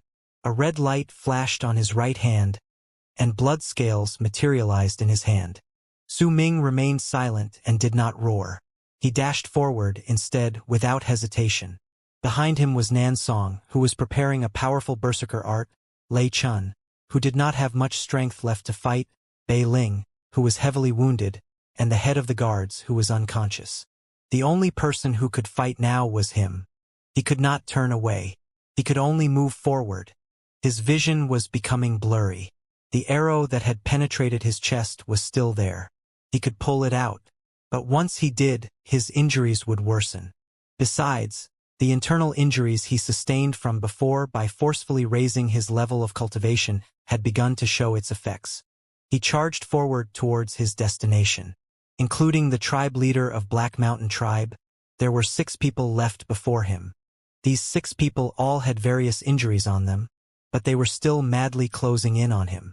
Lei Chun clenched his fists but held back because he knew that he was the last line of defense. Even if he died, he had to die there.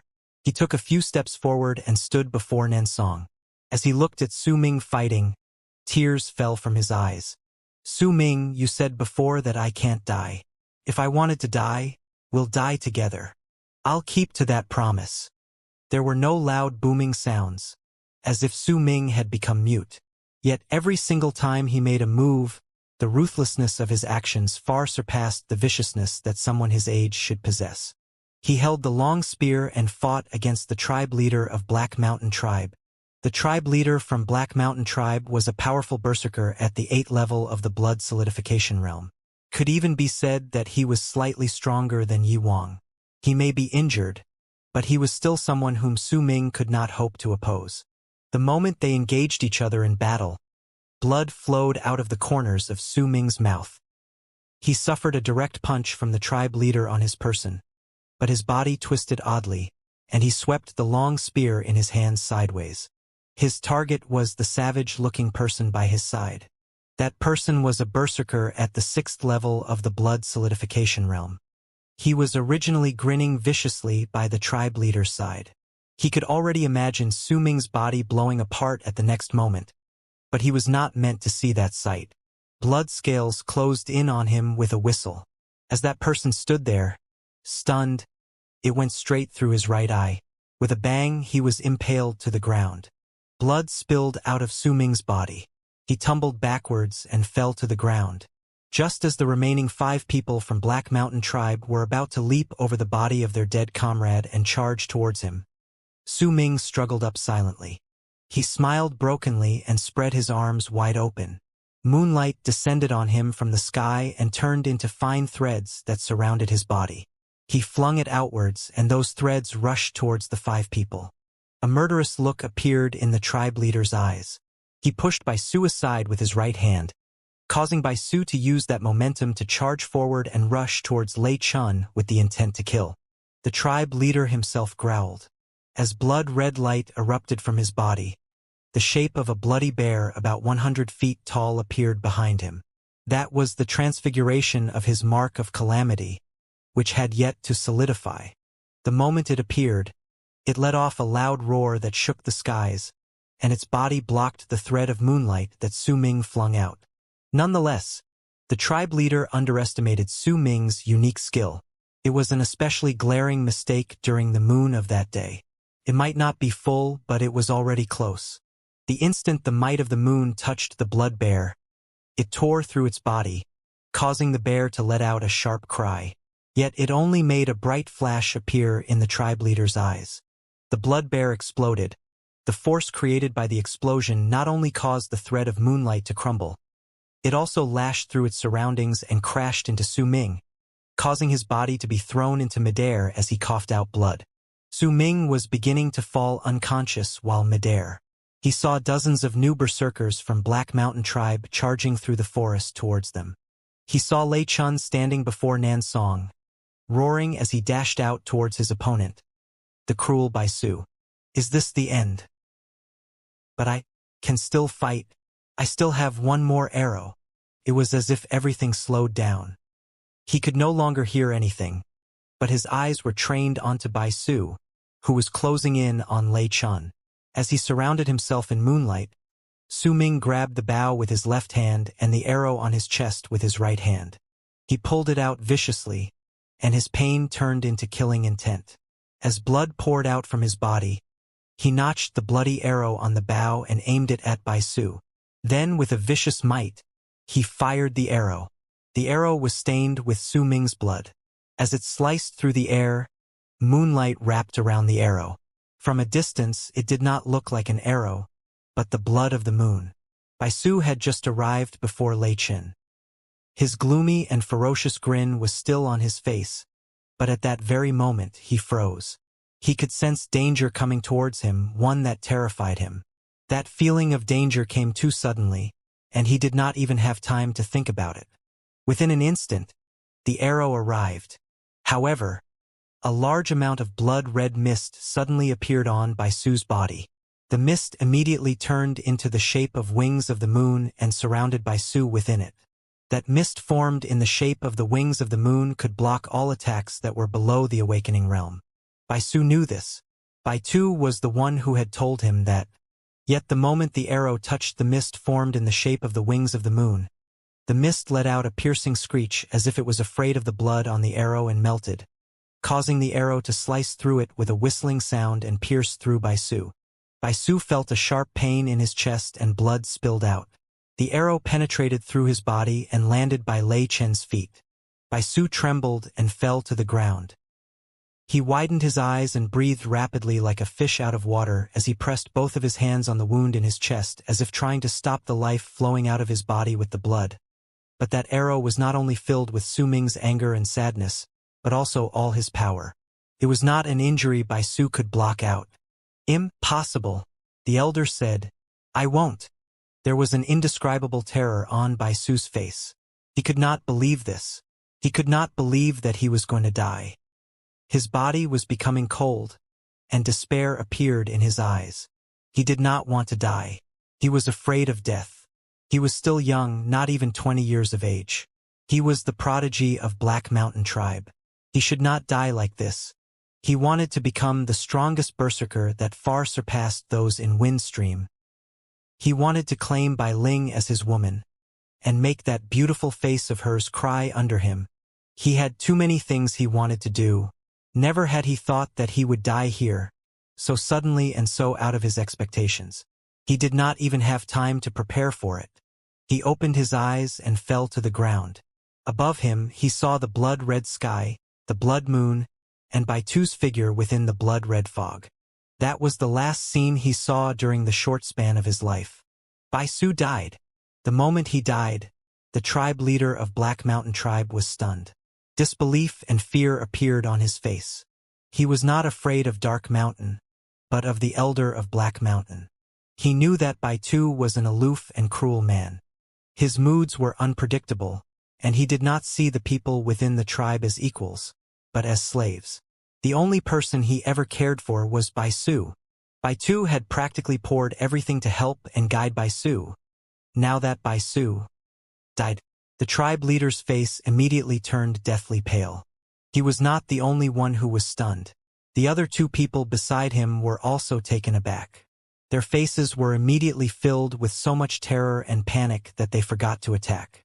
Su Ming crashed to the ground, and more blood spilled out from his wound. Yet the pain he felt could not be seen on his face.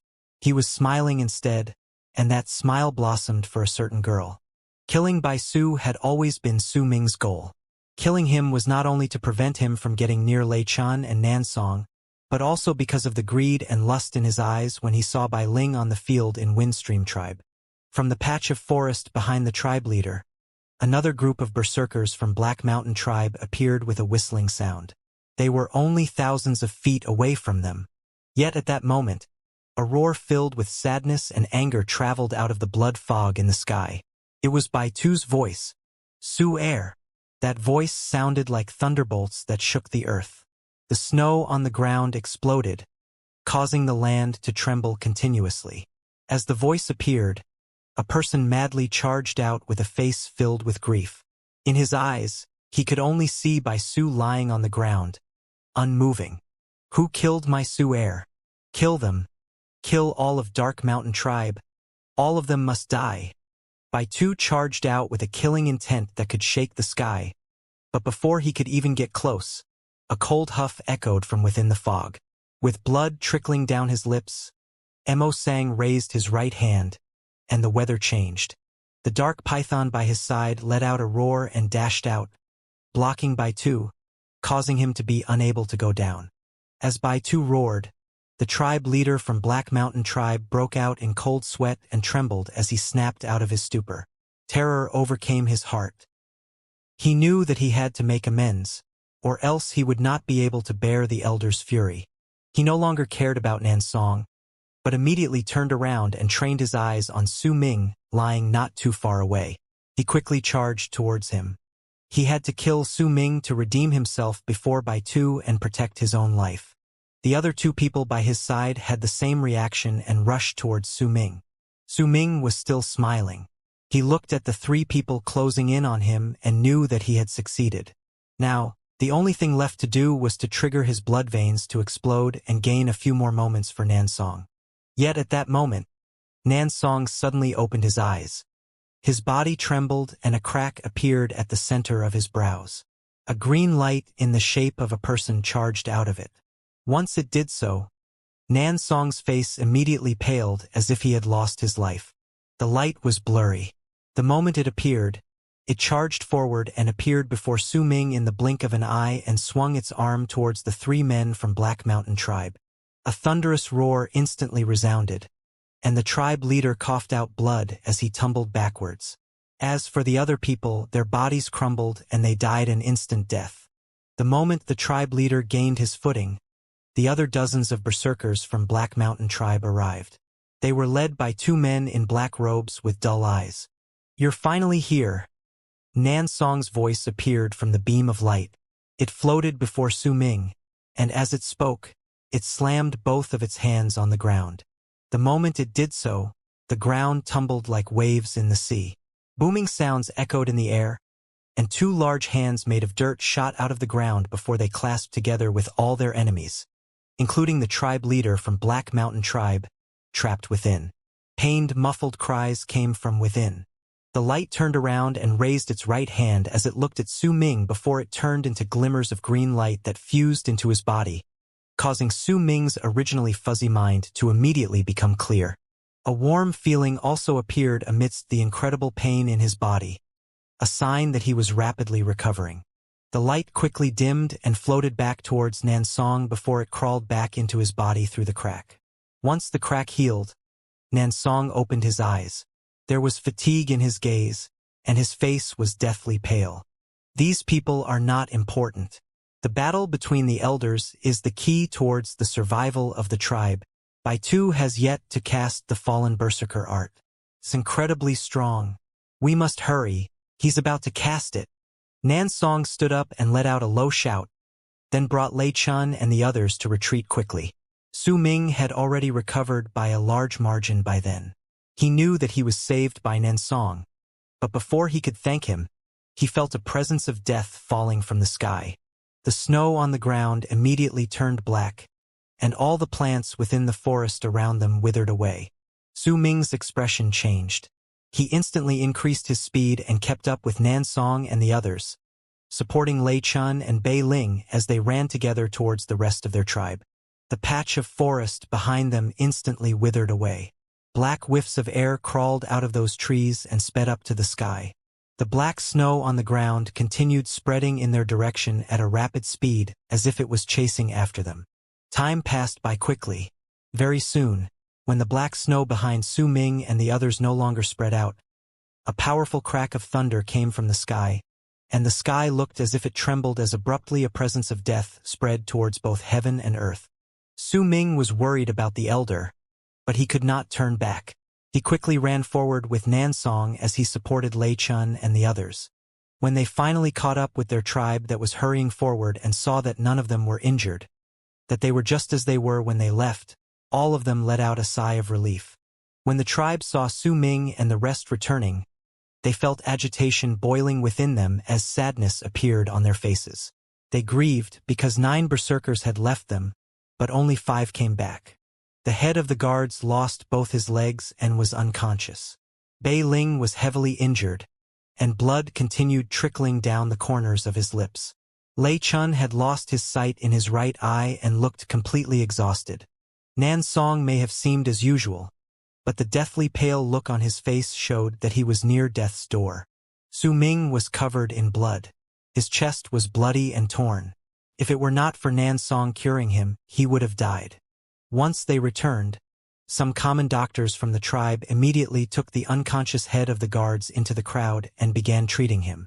Once Bei Ling escorted his father back to the tribe, he fell into Chun Xian's embrace, unable to stay conscious any longer. Someone is helping Black Mountain tribe. We definitely have pursuers left.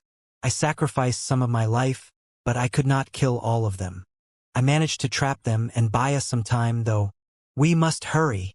Nansong panted harshly and looked at the tribe leader, who was standing in front of the tribe. The tribe leader did not ask anything. There was only a resolute look on his face as he led the tribe at the fastest speed they could muster. Yet, before they managed to cover a larger distance, a roar that shook the skies resounded suddenly. A large amount of ripples appeared in the sky, and a large dark python fell from the sky. There were a lot of injuries on its body, and it crashed not too far from the tribe. It struggled, as if wanting to lift its head once again, and stirred up a large amount of snow from the ground. An old and wizened figure fell from the sky. Su Ming could see that person clearly. It was the elder. The elder coughed out blood as his body plummeted towards the ground. Behind him was a large red wings of the moon that ferociously chased after him. Behind that wings of the moon was Bai Tuesday. His face was pale, and blood colored the corners of his mouth. His face was twisted with fury and murderous intent as he closed in on the elder. No one could save him now. His death was imminent. Bai Tu's power and the wings of the moon that was formed through his berserker art brought terror among all those who saw him. After all those who lived around the region were incredibly familiar with the wings of the moon. Now that Bai Tu's killing intent was so strong that he defeated the elder with his powers from the Transcendence realm, who could hope to fight against him? The wings of the moon that was chasing after the elder was quickly closing in on him. It would catch up before the elder could fall into the light from the statue protecting the tribe. In that instant, all the tribe members from Dark Mountain tribe became desperate, but they could do nothing. Not even their tribe leader could save the elder. Nansong slammed his hand on his forehead, and the crack at the center of his brows appeared once again. The dim green figure sped forward as if it wanted to help the elder, but the distance between them was too large. No matter how quick the green figure was, the wings of the moon was too close. It was already less than 30 feet away from the elder. Su Ming's head was blank. His family, the person closest to him, was now facing death, but he could do nothing. He could only look at the wings of the moon getting closer to the elder and open its mouth. The moment it was about to swallow the elder, Su Ming, who had remained silent, let out a shrill cry. That mournful scream contained all of his strength. His wounds were torn apart once again, and blood flowed out, but he did not notice it. Within his eyes, there was only the sight of the wings of the moon going in to swallow the elder. It was as if he had lost control of his own body. He madly charged forward. His shrill cries echoed in the sky and fell into the elder's ears, similarly falling into the wings of the moon that was about to swallow him. The shadow of the blood-red moon in Su Ming's eyes seemed to burn with a similar feeling as when he was performing the burning of blood. It spread throughout his entire body once again, as if it wanted to burn all of him. As he cried out, Su Ming only had one thought in his mind. That wings of the moon must not injure the elder. That thought turned into a loud bang in Su Ming's head, causing his vision to turn blurry, and his eyes, nose, ears, and mouth to bleed. He felt as if he was flying and had just leapt off the ground, rushing towards the elder falling from the sky at an incredible speed, towards the wings of the moon that had its mouth open to swallow the elder, and right into it. A strange sight immediately came into existence. The large wings of the moon trembled and began struggling. It was only for a moment before it ceased moving, and a clear look appeared on its face. It looked at the elder, which was right before it, then abruptly changed its course with a flap of its wings and charged towards Baitu, who was situated behind it with a stunned expression on his face. The elder jolted. During that very instant that had happened just moments prior, he saw a familiar look in the eyes of the wings of the moon. Su Ming did not know why, but he knew that he had turned into that wings of the moon. He turned around and charged towards Baitu, crashing into him, who was stunned. Baitu did not know how he had lost control of the wings of the moon that was formed from his chi and his berserker art. The moment it drew close to him, a flash passed through his eyes, and he quickly retreated. He was about to dissolve the wings of the moon, when he discovered that his berserker art had no effect. The wings of the moon drew near and crumbled as it crashed into him, exploding into a large amount of blood that scattered all over the place. Baitu coughed out blood, and his body staggered backwards hundreds of feet before he regained his footing. A stunned look took over his face. The moment that wings of the moon exploded, Su Ming felt himself being expelled, and he fell rapidly before returning to his body. His body lurched forward, and he regained his mind. At that moment, the elder had returned safely to the tribe. Under the protection of the light of the statue of the god of berserkers, he sat down crossed-legged, brought out 7 needles made of bone with his right hand, and stabbed them into his body one by one. At the same moment, Baitu, who was still in the sky and looked like a wreck, wiped away the blood from the corners of his mouth as he stared at the elder under the statue's protection. He might have been shocked by that strange sight, but he was in a state of mind where he no longer cared about the consequences. He had to kill Mo Sang and every single person from Dark Mountain Tribe. He plummeted towards the ground, and in the blink of an eye, closed in on them. By then, the elder had only managed to pierce 3 bone needles into his body. Mo Sang, even if you sacrifice your life now, you're still not my opponent. The moment Baitu arrived, he brought his right hand up and was about to slam it down on the floating statue when the green figure that came from the center of Nan Song's brows closed in on him. Nan Song, you have learned the verdant berserk chains well, but you've not understood its true form. Baitu laughed madly and swung his arm. A green light crawled from his arm and turned into the silhouette of a person before it charged towards the green figure created by Nan Song. The moment they crashed into each other, Nan Song's green figure crumbled.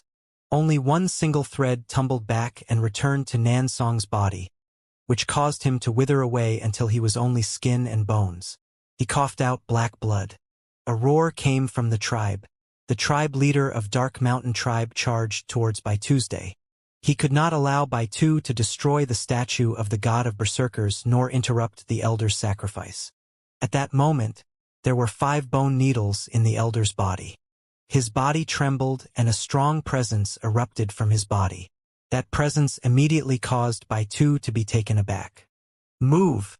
Baitu no longer cared about anything else. He rushed straight towards the statue of the god of berserkers. As for the tribe leader charging towards him, he only threw a punch at him which caused the tribe leader's body to jolt. He coughed out blood and tumbled backwards as his body began withering away like Nan's songs. Yet even though he fell back, the other people from Dark Mountain tribe did not retreat. One of the berserkers that had not joined Su Ming and the others to stall for time and stayed back to protect the tribe rushed forward without a care for the consequences and used his body to block Baitu's path. However, the moment Baitu swung his arm outward, that person immediately turned into bones and scattered into the air. Struggle appeared in Shan Hen's eyes. He wanted to rush out, but stopped himself and just clenched his fists. Su Ming too charged forward. Behind him was Lei Chen. There was a small distance between them. As they ran forward, Bei Ling, who was very close to Baitu because he had been brought into the crowd by Chen Xian when he fell unconscious and was receiving treatment from the common doctors, woke up at some point and pushed away Chen Xian, howling, and bounded forward. However, before he could even get close, Baitu pointed his right finger at him, and Bei Ling's right arm instantly turned into a puddle of blood.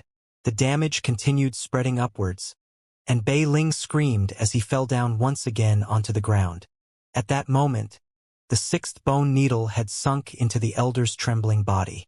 As he lifted the seventh needle, Su Ming and Lei Chun started madly charging forward when they saw that they were only hundreds of feet away. Yet Baitu had already arrived.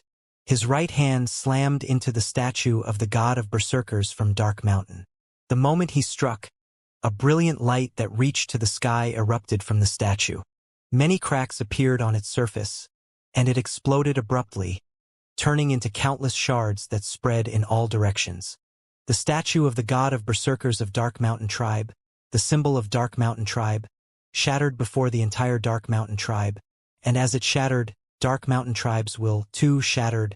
The moment the statue of the god of berserkers exploded, Baitu rushed towards the elder, who was piercing the seventh bone needle into his clavicle. Suddenly, a girl whose face was torn and bloodied stood up from among the crowd. It was Wu La. There was sadness and a look that said she did not want to leave these people behind in her eyes. She was the closest to the elder, and at that moment she charged out. She stood before the elder with her life on the line with a resolute look in her eyes. Baitu let out a cold harumph and swung his hand in a wide arc as he got nearer. A strong force slammed into Wu La's body, and as she coughed out blood, her body tumbled backwards in the air and fell where Su Ming was. The seventh needle had entered the elder's clavicle. If it were not for his tribe members sacrificing their lives to buy time for him, he would have never completed the sacrifice. The elder opened his eyes and let out a roar that shook the sky.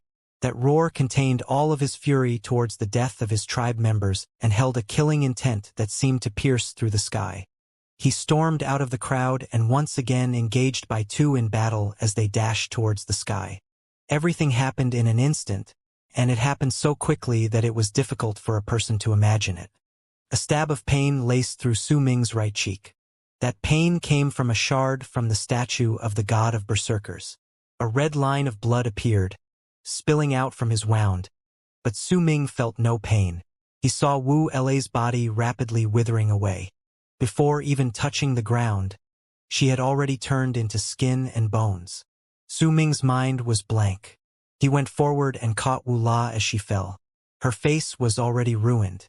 Blood continued to spill out from her lips and her withered body. She looked at Su Ming holding her and smiled. "Are you Mo Su?" She struggled to lift up a hand to touch Su Ming's face, but there was no strength left within her to do so. There was sadness on her face as she whispered softly, "You're not him." She then mumbled something to herself, and the light in her eyes disappeared. They became blank. Her hand also fell to her side, swaying slowly until it finally stopped moving. At that moment, Baitu, who was fighting against the elder in the sky, let out a huge roar. "Su Ming, take our people and go." As Baitu roared, a powerful ray of light crashed into the ground from the sky. That ray of light looked like a gigantic blade of light. When it fell, it slashed into the ground before the tribe. The earth trembled, and rumbling sounds rose into the air. A huge ravine that was hundreds of feet in breadth opened up ahead of them. They could not see the end of the crack. It was as if the ravine itself separated the tribe and their pursuers from Black Mountain Tribe. A screen of light shot up into the sky from within that crack. There were no tears in Su Ming's eyes, just stillness. A deathly stillness so great it was horrifying.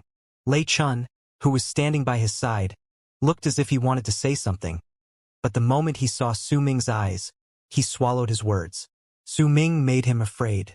His eyes were blank, like the void. It was as if he was dead. Yet within that void, he could see the shadow of the moon shining brilliantly. Su Ming gently placed Wu Lei's corpse down on the ground and picked up a shard of Dark Mountain's statue of the god of berserkers from the ground before carefully putting it away in his bosom. The scar on his face, which was created by the shard of the statue, looked ghastly. He did not wipe away the blood. He chose to cast his gaze on his tribe instead. Move! Su Ming only said one word. He picked up Nan Song and the dying tribe leader, passed them to Lei Chun and the others before walking towards the front of the crowd. Bei Ling did not die after losing an arm. He struggled up and looked at Su Ming's back as he stood at the front. At that moment, he felt that a change had happened in Su Ming, one that made him feel as if Su Ming had turned into a stranger. That sort of change made Bei Ling fearful. It was as if some sort of presence had just been awakened within Su Ming. A presence that should not have been roused, and one that would not have appeared under normal circumstances, but it was here now. Su Ming's face was calm, and his eyes were cold. He had learned to shoulder his pain and sadness. His footsteps were steady as he led his people forward, just like what the tribe leader had done previously. Su Ming held onto the long spear and walked before the crowd. Behind him were his people, who had lost the protection of the statue of the god of berserkers. There were no elderly folk in the crowd. They were only halfway through, but Su Ming's footsteps only became steadier. There was simply too much blood spilled by the people of Dark Mountain Tribe, and too many spirits of their deceased berserkers in the forest. Right now, the only berserkers who could fight were Su Ming, Lei Chun, and Shan Hen. The tribe leader and Nan Song required the support from their people as they moved forward while continuing to receive treatment. They were anxious and wanted to recover as soon as possible. Bei Ling had lost any possibility to continue fighting. He had lost an arm, and a large amount of blood flowed out from his wounds. If it were not for Xianxia, he would have already failed to keep up with the crowd. Shan Hen was also covered in blood. He walked silently behind the tribe. At times, he would look absent-minded. At other times, there would be a conflicted look on his face. Sometimes, an indescribable feeling would appear, and every single time it did, he would press his hand against his chest, as if there was a force that supported him to continue moving. Mo sang and Baitu's battle continued in the sky, and thunderous sounds echoed continuously. Midnight came, then the sky turned bright, but the fight still continued. These two people would not stop until one of them was killed. The ravine on the ground, the screen of light that had reached the skies, and the berserker art that required Nan Song to sacrifice his life. All of them managed to buy a large amount of time for the tribe's migration. When daylight arrived, exhaustion overcame the people of Dark Mountain Tribe. They had traveled continuously for 2 days and nights in this cold weather. All of them looked as if they could no longer go on, but still, they gritted their teeth and moved at the fastest speed they could muster. The sky was bright. Sun shone on the ground and the bodies of all the people of the tribe in the forest. They felt a slight hint of warmth within them, but the cold brought by the snow on the ground still chilled their bones. With our current speed, by tomorrow, we'll reach Windstream Tribe, Lei Chun said softly, traveling beside Su Ming. There's just one more day. He clenched his fists. Su Ming remained quiet for a moment before he spoke with a hoarse voice as he continued walking forward. It's not a whole day, but only half. Lei Chun let out a sigh of relief when Su Ming finally broke his silence. He had been extremely worried about his silence. We should be able to reach Windstream Tribe's territory by tonight. Once we leave the forest, it'll be much safer, Su Ming stated calmly. Let's hope today is a safe day. Lei Chen turned around and looked at his people.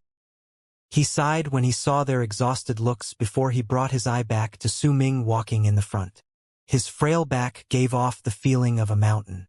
2 hours passed by. A faint and weak voice came from within the crowd. That voice traveled forward with determination. Su Ming, leave me behind. The person who spoke was Lu Di, the warrior who had played the Sun and who had previously sustained grave injuries. He was taken away by his people, and now, when he could no longer continue onward, he did not want to become a burden to his tribe. Lu Di struggled up and smiled at Su Ming, who had stopped moving to look at him. He walked towards a tree and sat against it. His actions tore the wounds on his body, and blood spilled out once again. All of you, go on. Lu Di took out the bone Sun and placed it by his mouth, as if he was about to play a song, but he no longer had any strength to do so. He did not even have the strength to look at the sky to wait for his death. Su Ming fell silent. He, too, closed his eyes, but reopened them quickly. He did not speak, but cast a deep look at Lu Di before turning away and continuing to lead his people onward. As they carried on, a few more people from the tribe stayed back with smiles on their faces. They did not want to drag their tribe down. Bei Ling wanted to do the same, but when Chun Xian cried and struggled to carry him on her back, he found that he could not say those words. The head of the guards woke up on the way. He may have lost his legs, but he still had some strength left to fight. As a tribe member offered to carry him, he chose not to be left behind. Instead, he prepared himself to trigger the explosion of a warrior at the 8th level of the blood solidification realm for their enemies who could catch up at any time. Su Ming remained silent. He did not stop any of his people from staying back, but his fists clenched tighter every time they volunteered to stay. He knew that the elder handed Dark Mountain tribe to him so that he could lead them to safety. He had a duty to complete this task. Once evening arrived, Su Ming slightly relaxed from his wound-up state. They had finally left that seemingly endless forest and moved into the wide plains that belonged to Windstream tribe. This place was much safer than the forest. After all, the plains were part of Windstream's territory. It would never allow berserkers from Black Mountain tribe to barge in without permission. Once all the people from Dark Mountain tribe entered the plains, the tribe leader and Nansong recovered some of their strength. It was as if all the disasters looming over their heads had come to pass. Yet, at that very moment a tremor shook the earth. The center of the tremor came from a great distance away, and it was so powerful that they could all feel it even though it came from so far away. The Elder's seal is broken. Nansong closed his eyes, then opened them after a moment before he spoke languidly. As the words were spoken, the people of Dark Mountain tribe tensed up once again. With Black Mountain tribe's current speed, they will need some time before they can catch up. But they will still definitely catch up to us before we reach Windstream tribe.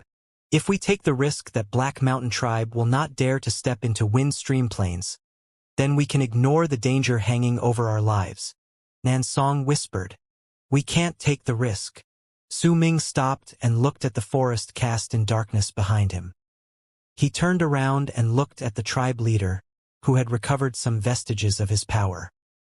He stared at him whose body was now dried up and wrinkled and whose face looked gaunt and almost bloodless.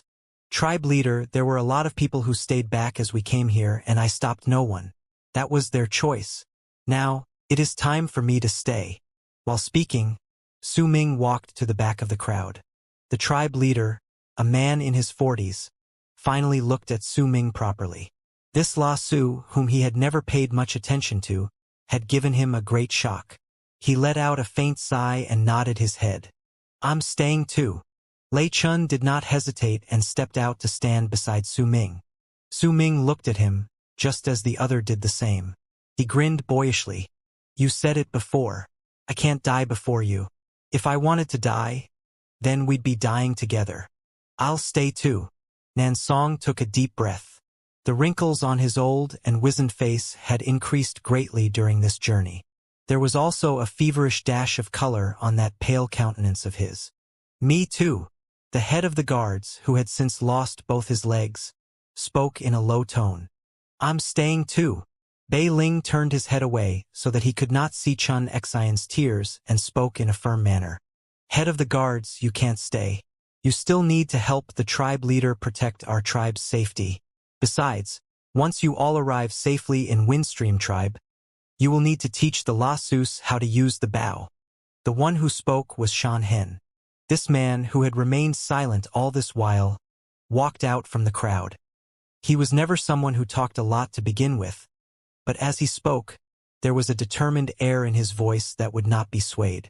As for you, Bei Ling, Xianhen walked to Bei Ling's side and a complicated look appeared on his face once again.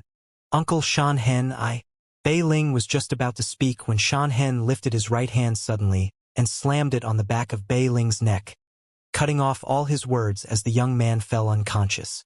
You're the future hope of the tribe. You cannot go. I'll stay, Xianhen said calmly and walked towards Nansong. He stood beside him and looked at all the familiar faces in the tribe.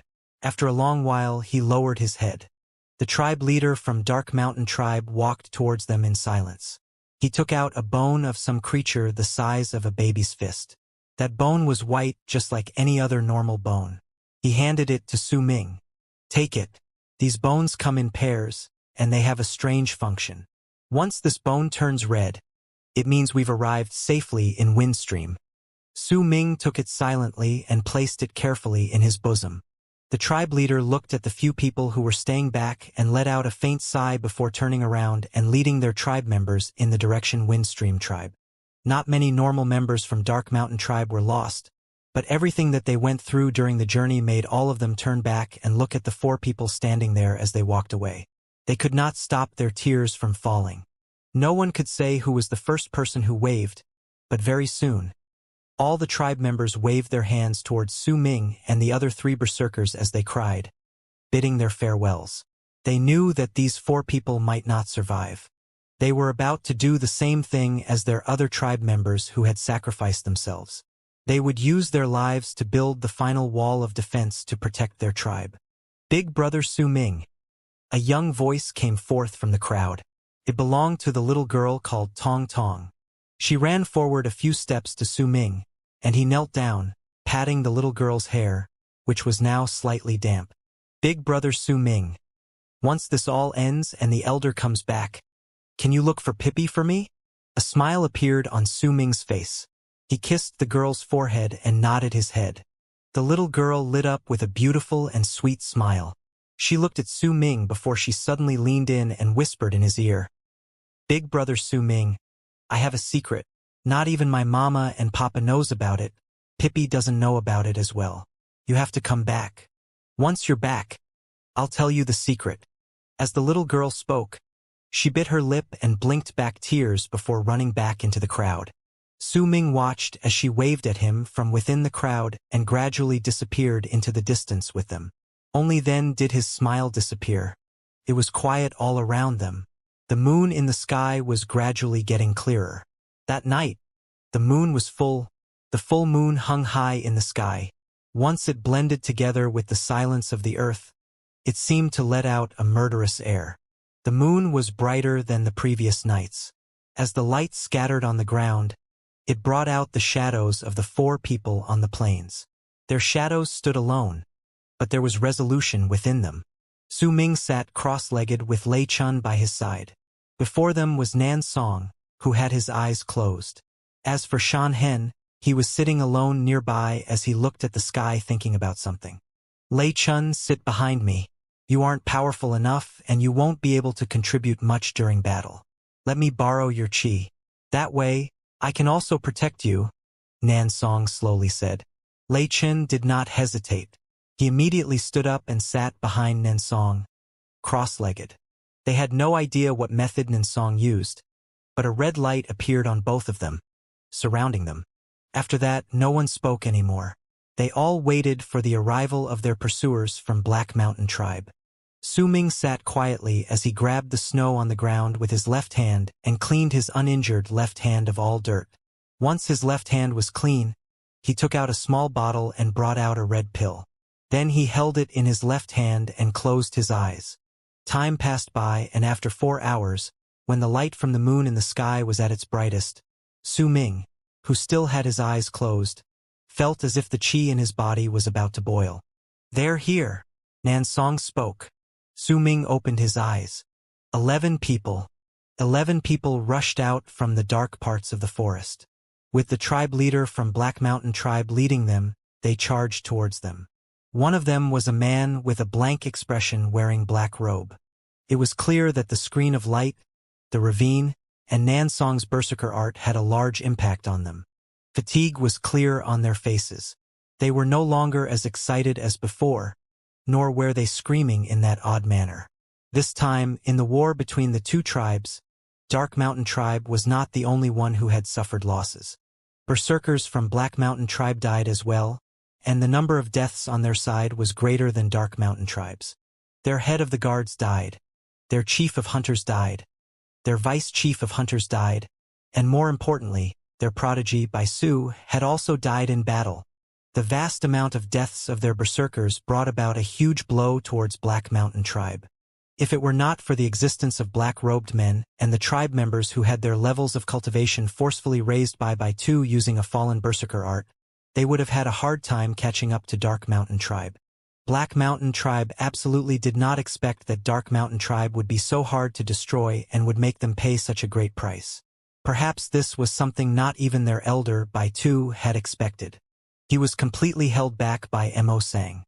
His powers in the transcended realm did not give him much of an upper hand in the war between the two tribes.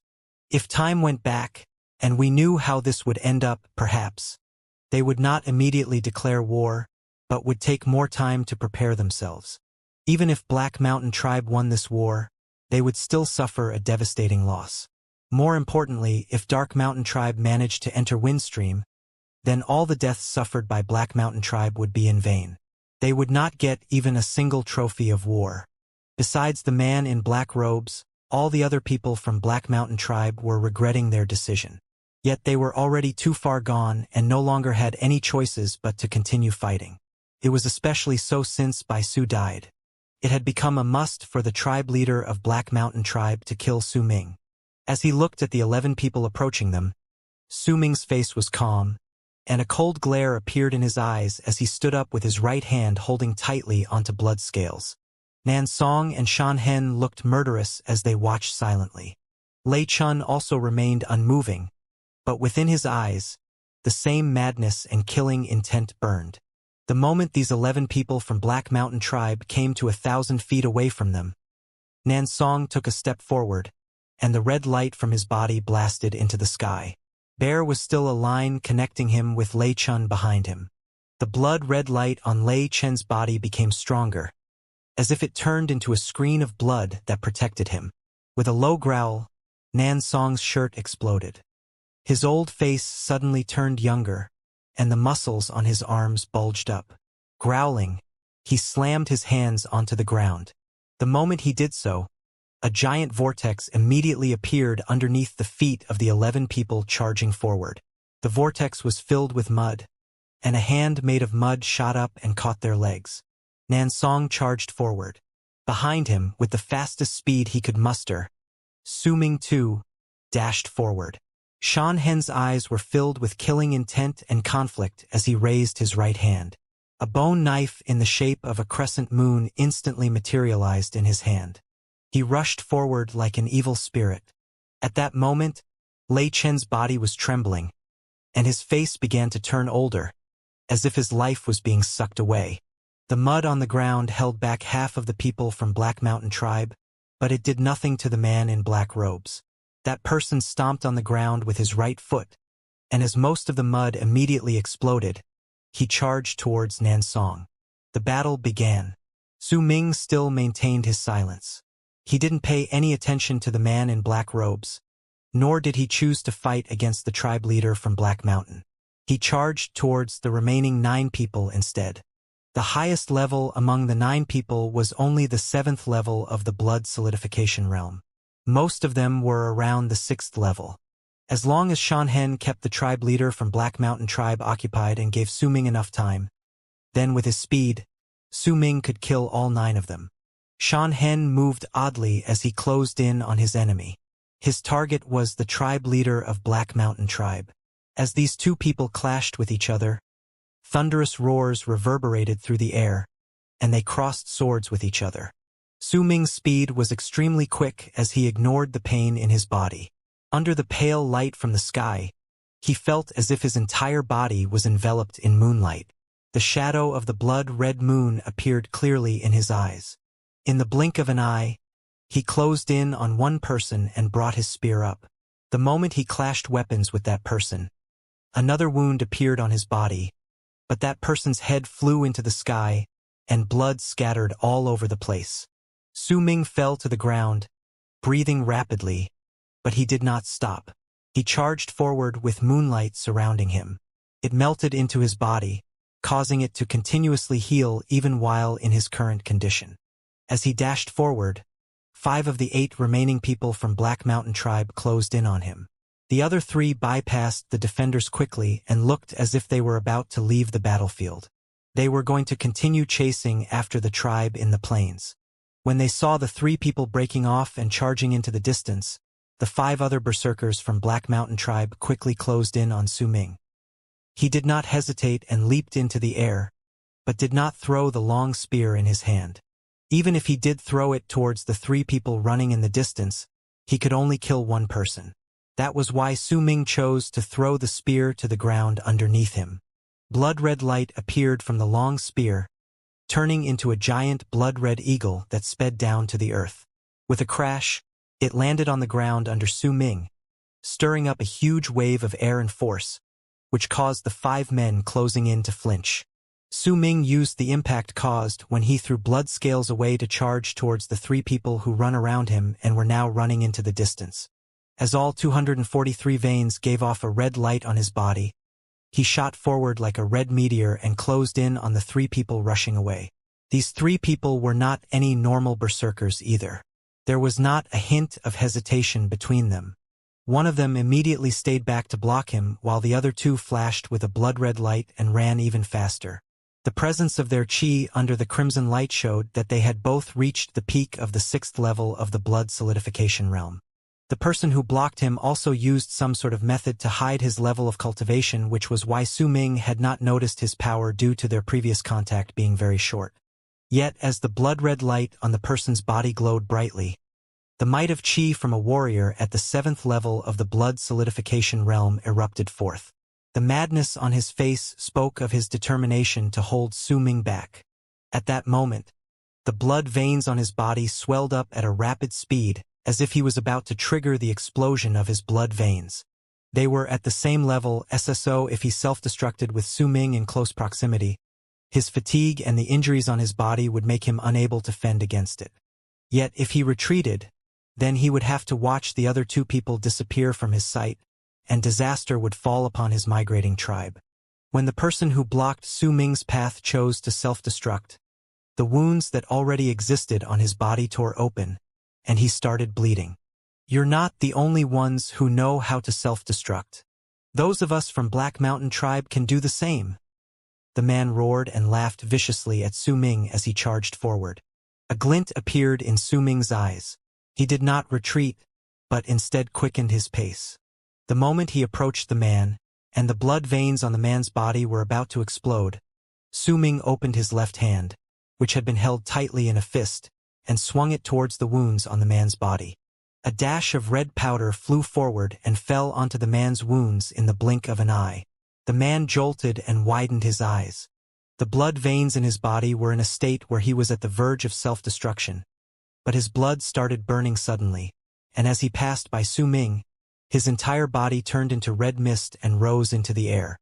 That sight fell into the eyes of the 2 people who were charging forward and the people who were running to catch up to Su Ming. They felt the hairs on their skin rise. Fallen berserker. He's a fallen berserker. A cry of surprise rang through the battlefield, one that caught Nansong and Shan Hen's immediate attention. The tribe leader of Black Mountain Tribe who was fighting against Shan Hen, too, changed his expression and an aghast look appeared on his face. Even the man in black robes, whose face remained blank, was stunned when he saw that sight. Yet very soon, a strong glint of light appeared in his eyes, as if he had discovered something.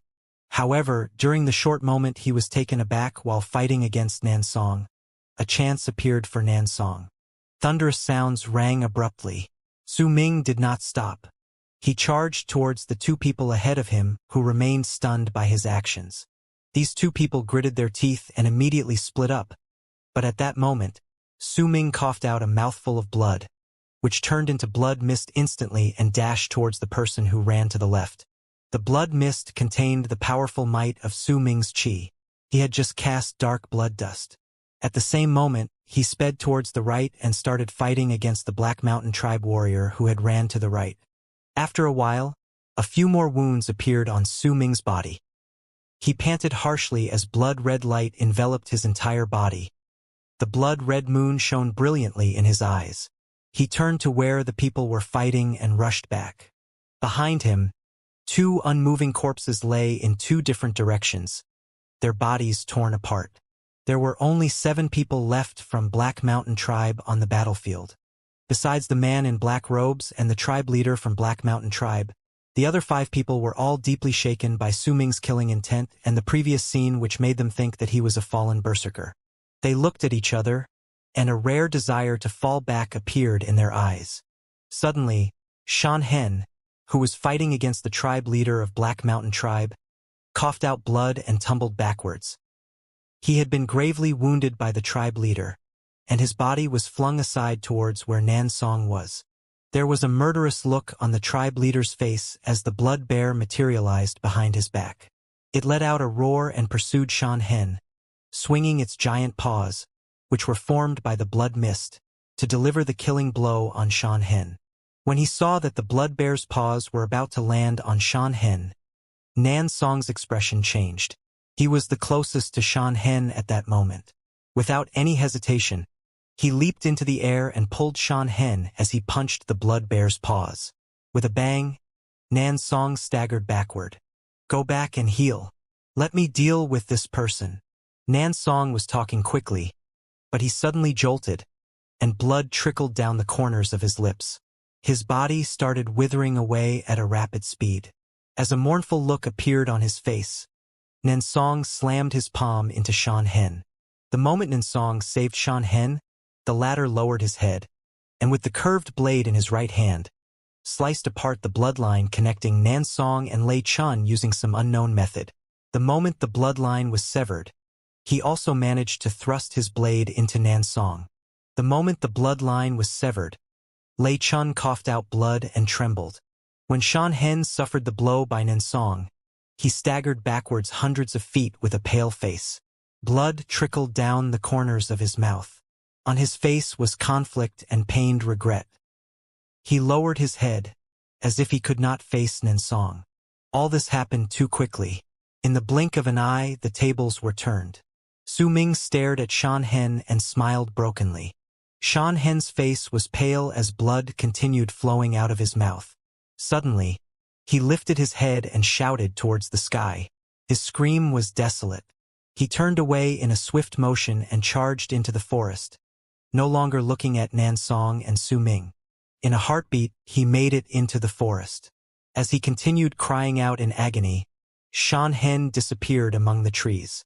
At the same time, the tribe leader of Black Mountain tribe let out a vicious grin, as if he had expected this a long time ago.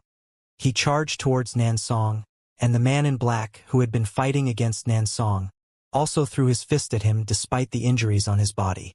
There was grief on Nansong's bloodless face. His body was so withered that he looked like a skeleton. The blade in the shape of the crescent moon had sunk deep into his back, and the wound bled continuously. The moment the tribe leader from Black Mountain tribe and the man in black robes closed in on him, Nansong let out a loud bark of laughter. That laughter contained grief, and his entire body lurched forward. Immediately, a long crack appeared at the center of his brows. A dim green figure charged out of the crack and rushed towards his enemies. The moment it got closer to the man in black robes and the tribe leader, the green figure exploded, creating a shocking force that stirred up everything around them. The man in black robes was already injured to begin with and could not bear the pain brought by the impact. His weak eyes immediately shattered, and he moved back, screaming. The tribe leader did not expect Nansong to be able to do such a thing while so gravely wounded. He also knew that the curved blade buried deeply in his body contained a type of venom that would make blood coagulate. It could prevent powerful berserkers from triggering their blood veins to explode. That was why he had dared to close in on Nansong in the first place.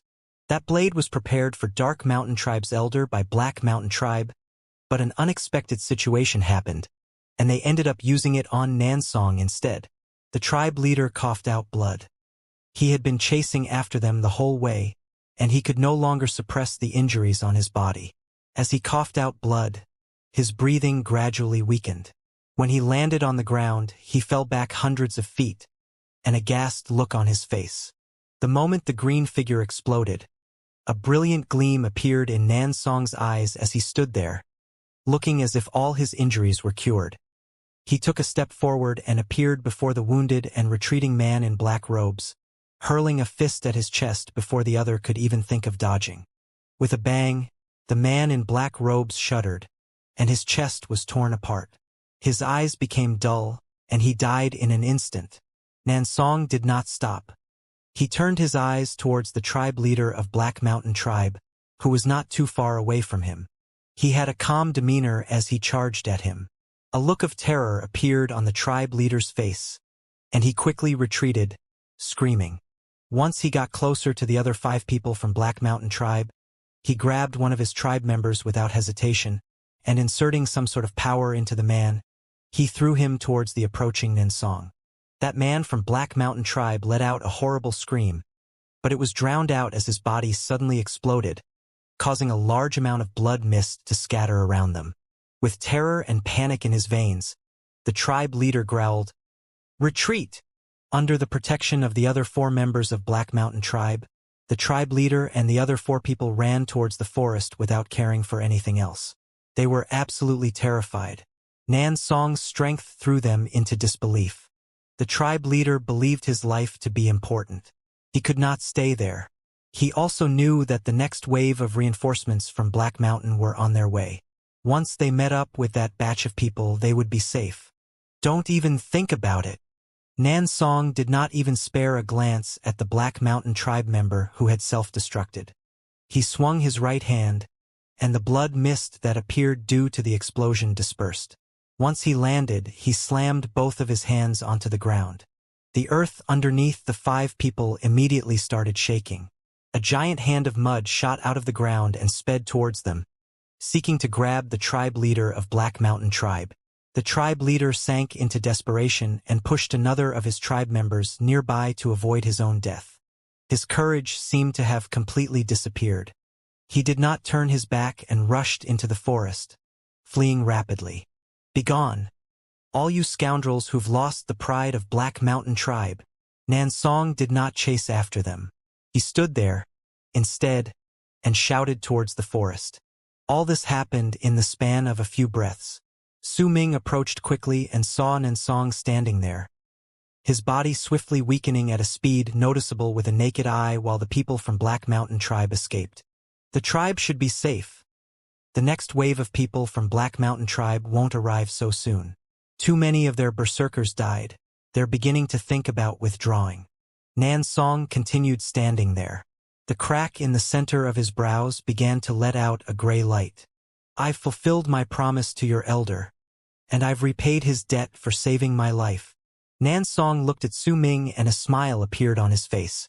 "Grandpa Nansong," Su Ming whispered, "even if Shan Hen did not injure me, I would not have lasted long.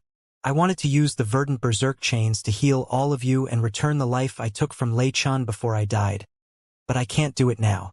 Nansong let out a light sigh and lifted his head to look at the sky. The sky in the distance was still covered by the red fog, and thunderous booming sounds came from within. He knew that Mo Sang was still fighting and hanging on. "If you see Shan Hen, ask him why for me." Nansong placed his hands behind his back and closed his eyes. He stood there unmoving, as if his body had taken root. Before him was the dark forest.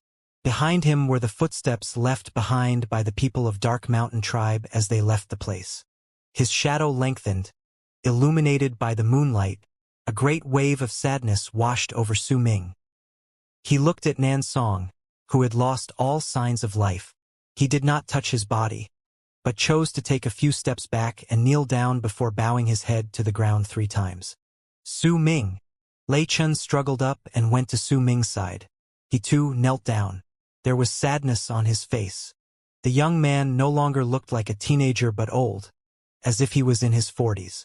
After a long while, a gentle breeze blew past them and swept the snow on the ground, lifting Nan Song's hair, which still made him look imposing even after his death, and moved Su Ming and Lei Chen's hearts. The tribe should be safe now.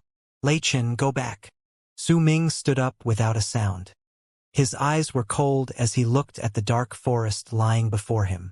Lei Chen touched his right eye. That eye of his was completely blind now. He fell into a thoughtful silence for a while before he shook his head. I'm not going back. I'm going to search for ways to make myself stronger. Only when I'm powerful will I not suffer. Only then can I protect my home and the members of my tribe. I heard that there is another tribe on the other side of the plains and over the mountains. That tribe is located very far away, but it's much stronger than Windstream. I'm going to go there, and no matter what price I have to pay, I will become stronger. Even if I have to become a fallen berserker, I'll do it. Determination appeared on Lei Chen's face. There was also a hint of madness, but that madness was hidden deep in his eyes. He did not show it on his face. Su Ming, you're different from me. Once you return to Windstream, you'll have much better room for growth. But we're brothers. We'll forever be brothers. Wait for me. Once I become a powerful berserker, I will return. Lei Chen mumbled with eyes closed. He stepped forward and hugged Su Ming. They embraced without saying a word. After a long while, Lei Chen let out a huge bark of laughter and turned around, showing his back to Su Ming, which now held hints of age, and walked away into the distance, to his dreams and the place he was determined to reach. He walked forward until he completely disappeared from Su Ming's sight. Su Ming looked at Lei Chen. He did not try to persuade him otherwise, but chose to send him off, not knowing whether he would see his friend ever again. He was no longer certain of the future. After a long while, he shook his head, and his uncertainty was replaced by a cold, murderous look under the full moon. Su Ming looked at the forest, which was hidden by the darkness, and took a deep breath. Now it's my turn to chase after you. Shan Hen as well. Su Ming turned his head and looked in the direction where Windstream was located. Somewhere hidden in the distance, his people were moving towards the tribe. Perhaps Bai Ling was also in Windstream. The promise? Su Ming closed his eyes bitterly. When he opened them once again, there was a frightening calmness within them. He bounded forward, and moonlight surrounded his body. Underneath the full moon, Su Ming was like the shadow of death. He charged into the forest and began his pursuit. Without anyone chasing after them, his tribe members would arrive safely in Windstream City. Of this Su Ming was certain. He also knew that there was no longer any need for him to do anything for his tribe in their migration. He had already done everything he could. As of then, he had something more important to do. Su Ming could still remember distinctly the vague thought that surfaced in his head as the familiar sensation roused within him when the elder of Black Mountain tribe appeared before them. That idea had bloomed when he saw the elder being chased by the gigantic wings of the moon. During that instant, when Su Ming felt that he flew and had turned into the wings of the moon, changing course and charging towards the elder of Black Mountain tribe, the vague idea became clear in his head. Fire Berserker Art. I'm practicing the Fire Berserker art, and since the wings of the moon came from the people of Fire Berserker tribe, then I can suppress their powers. Now that I've completed the 3rd burning of blood, it's as if there's a fire flowing in my veins as well. That's why I should be able to help the elder. The shadow of the red moon shone brilliantly in Su Ming's calm eyes. They looked enchanting in the dark night. His body moved like a wisp of smoke as he ran through the forest. But before that, I'm going to make Black Mountain tribe suffer. I'll make them feel the pain of losing their tribe members. The tribe leader of Black Mountain tribe is now heavily wounded, and the other 3 people are of no danger to me. Then there's Shan Hen as well.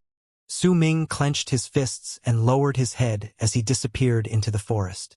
From the role of the pursued, he now changed into the pursuer. From prey, he had become the hunter.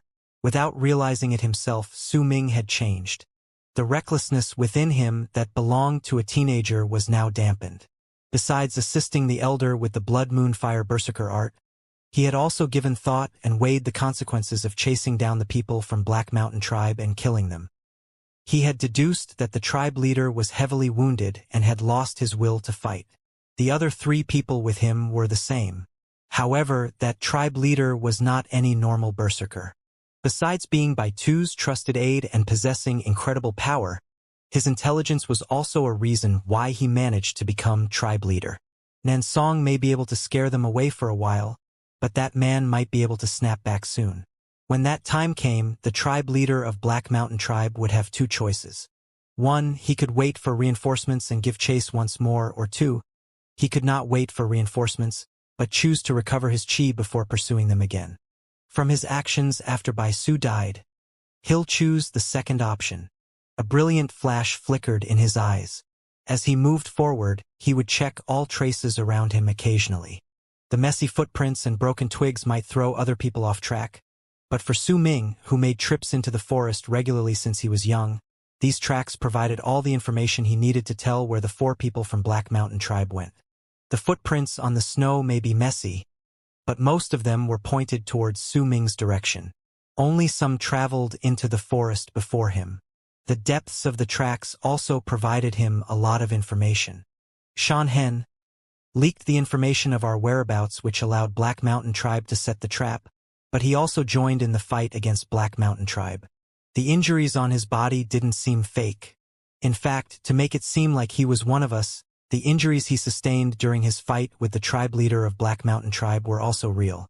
That is the only way he could deceive Grandpa Nansong, but that person suffered a direct hit from Grandpa Nansong. He should be barely hanging on as well.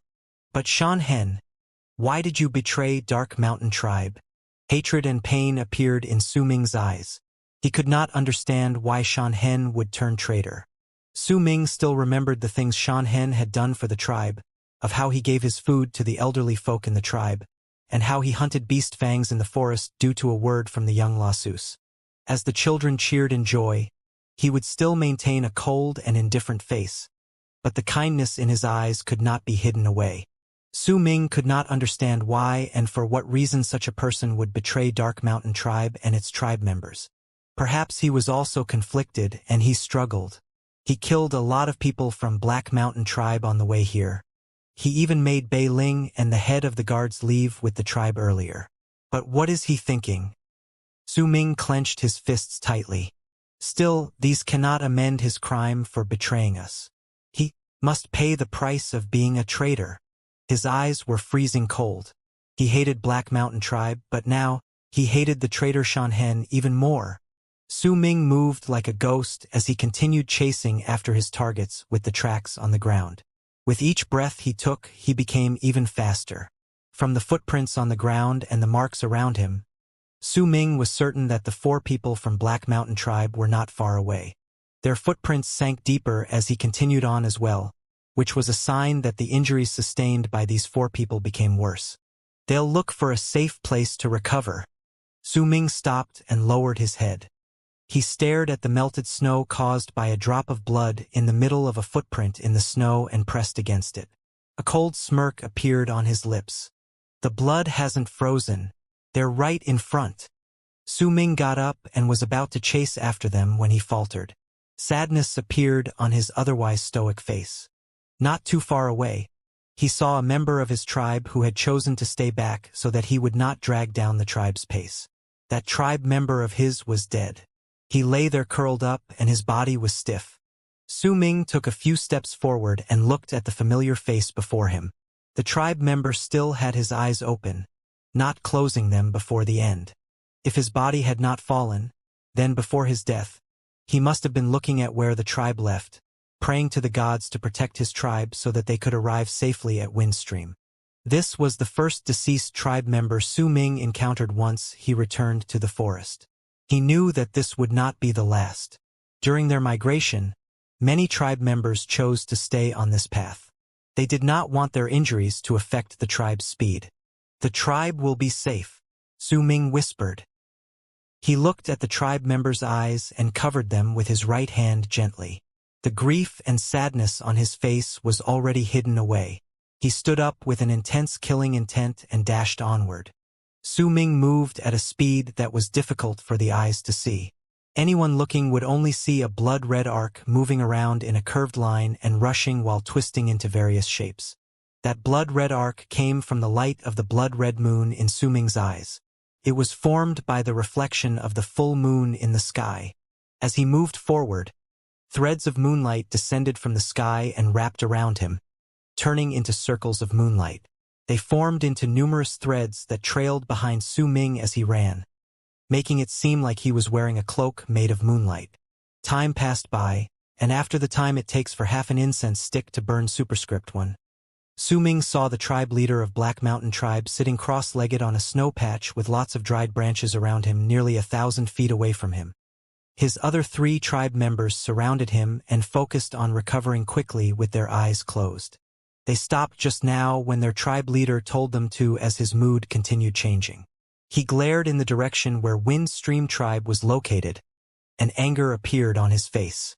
He had just realized that Nansong was just pretending to be mysteriously unaffected, just like an ill person miraculously getting better. In truth, if they had just persevered for a little longer and did not run away as pathetically as they had done, they could have turned the tide and destroyed Dark Mountain Tribe. He was angry, but he also hated himself for being afraid. Still, he was a cautious man. Although he understood it, he still chose to sit down and heal his wounds first. By his predictions, even with their fastest speed, Dark Mountain Tribe would only arrive at Windstream by tomorrow morning. If all 4 of them pursued them with all their might, they would catch up to them in 2 hours. He was also certain that the 4 of them would not encounter any dangers. In his experience, prey only knew how to run for their lives.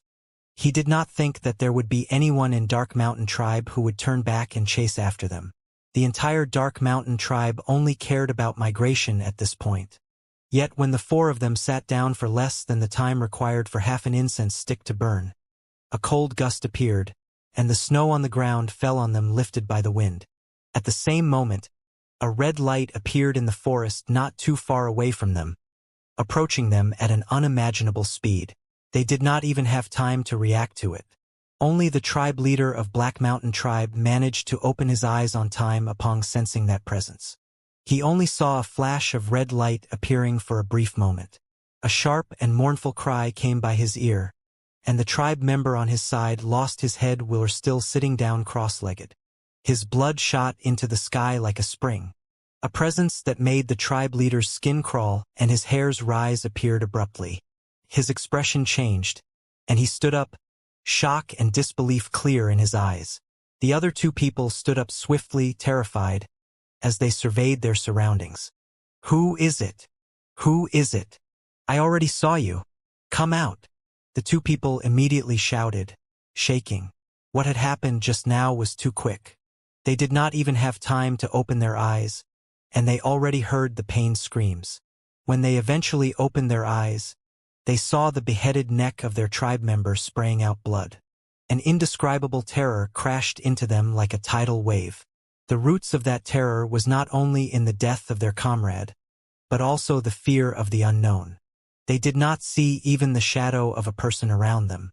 There was only dead silence surrounding them. Not even a single sound could be heard. The tribe leader's face was pale. He cast his eyes around the dark forest continuously, and his fear grew. It was as if a terrifying beast was hiding within the dark forest, and it had its eyes fixed on them. "Retreat!" The tribe leader gritted his teeth. He did not dare to take risks with the unknown. Besides, the red glare he saw just now before it disappeared gave him the impression that they were not dealing with a person, but some sort of red snake. The moment the command was given, his other 2 tribe members quickly got closer to him. The 3 of them gradually fell back after taking a few steps backward, then immediately broke off into a run and swiftly retreated. They did not notice that Su Ming was crouching down in the bushes.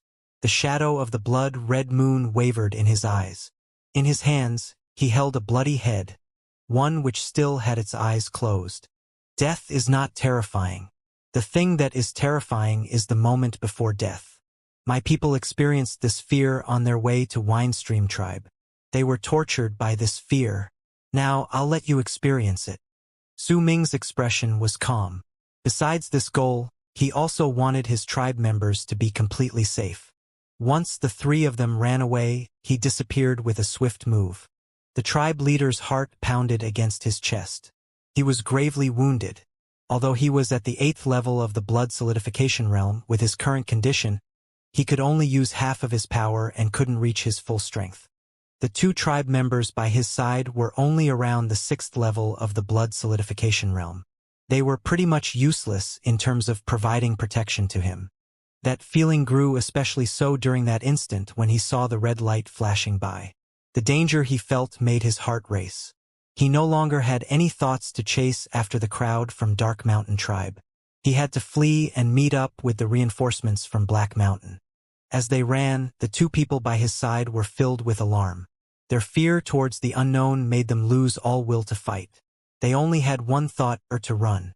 Yet at that moment, an odd piercing screech suddenly came from their backs. That screech sounded sad and shrill, making their hearts, which were already strung up with anxiety and fear, jolt. When the weird cry echoed behind them, a blood-red arc closed in on them so quickly and suddenly that the three of them only saw a red flash and the numerous threads of moonlight behind that red glow. After a while, one of the people from Black Mountain Tribe let out a scream of pain, and his head left his body, falling to the ground with blood gushing out. That red light passed by their bodies and disappeared. The tribe leader of Black Mountain Tribe trembled.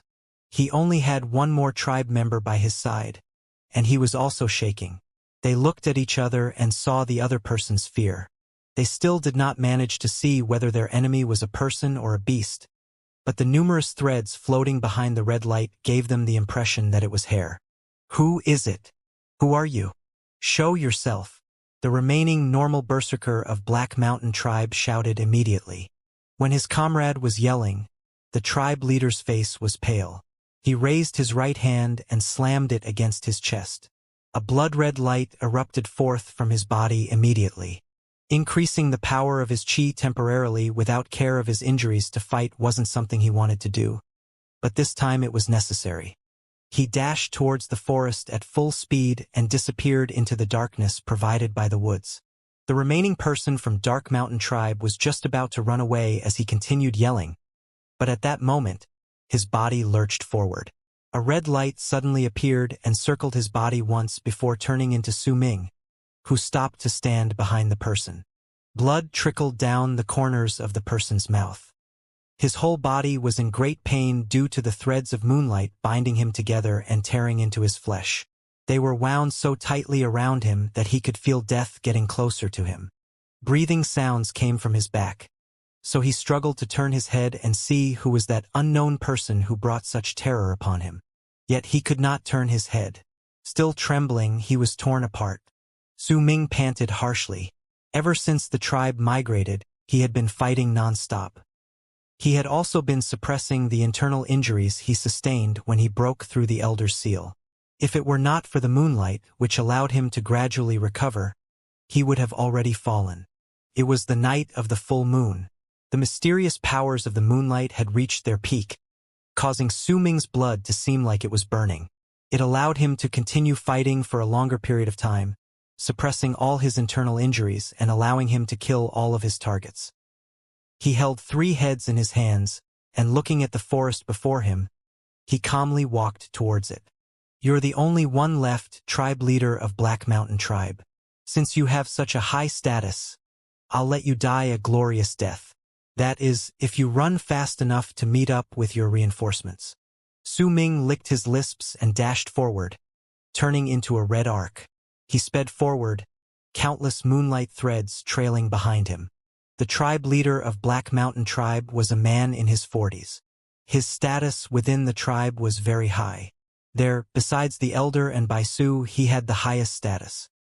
He should have been leading a large amount of his tribe members to viciously kill the berserkers of Dark Mountain Tribe, and right before the captured men, enjoy their women, then as they cried and struggled, drank wine and raped them as he laughed.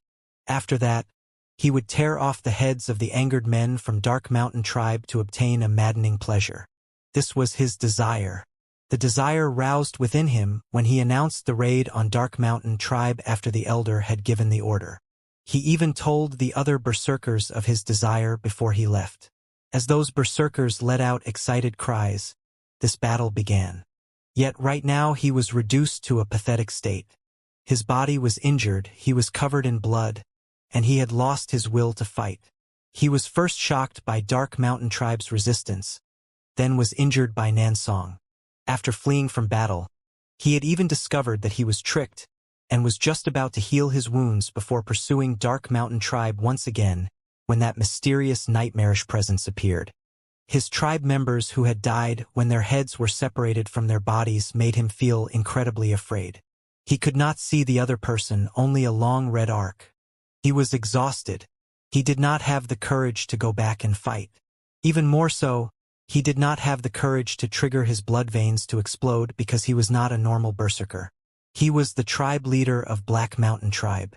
He knew that Black Mountain's reinforcements were on their way, and there was a possibility that they were very close to him. If he ran fast enough, then he could meet up with them. Blood continued trickling down his mouth, and fatigue continued building up by several folds in his body. The sudden explosive burst of power also reached its limit as the blood-red light around his body dimmed. He staggered as he continued forward, but did not dare stop. Still, he could prevent his speed from slowing down. But the moment it did so, the strange cry that had made him feel utmost terror returned. That strange cry was similar to the one they had emitted when they were pursuing Dark Mountain tribe, but this one sounded sharper. When the tribe leader from Black Mountain tribe heard it, he felt as if his mind was on the verge of breaking. At that moment, he heard a whistling sound traveling towards his back.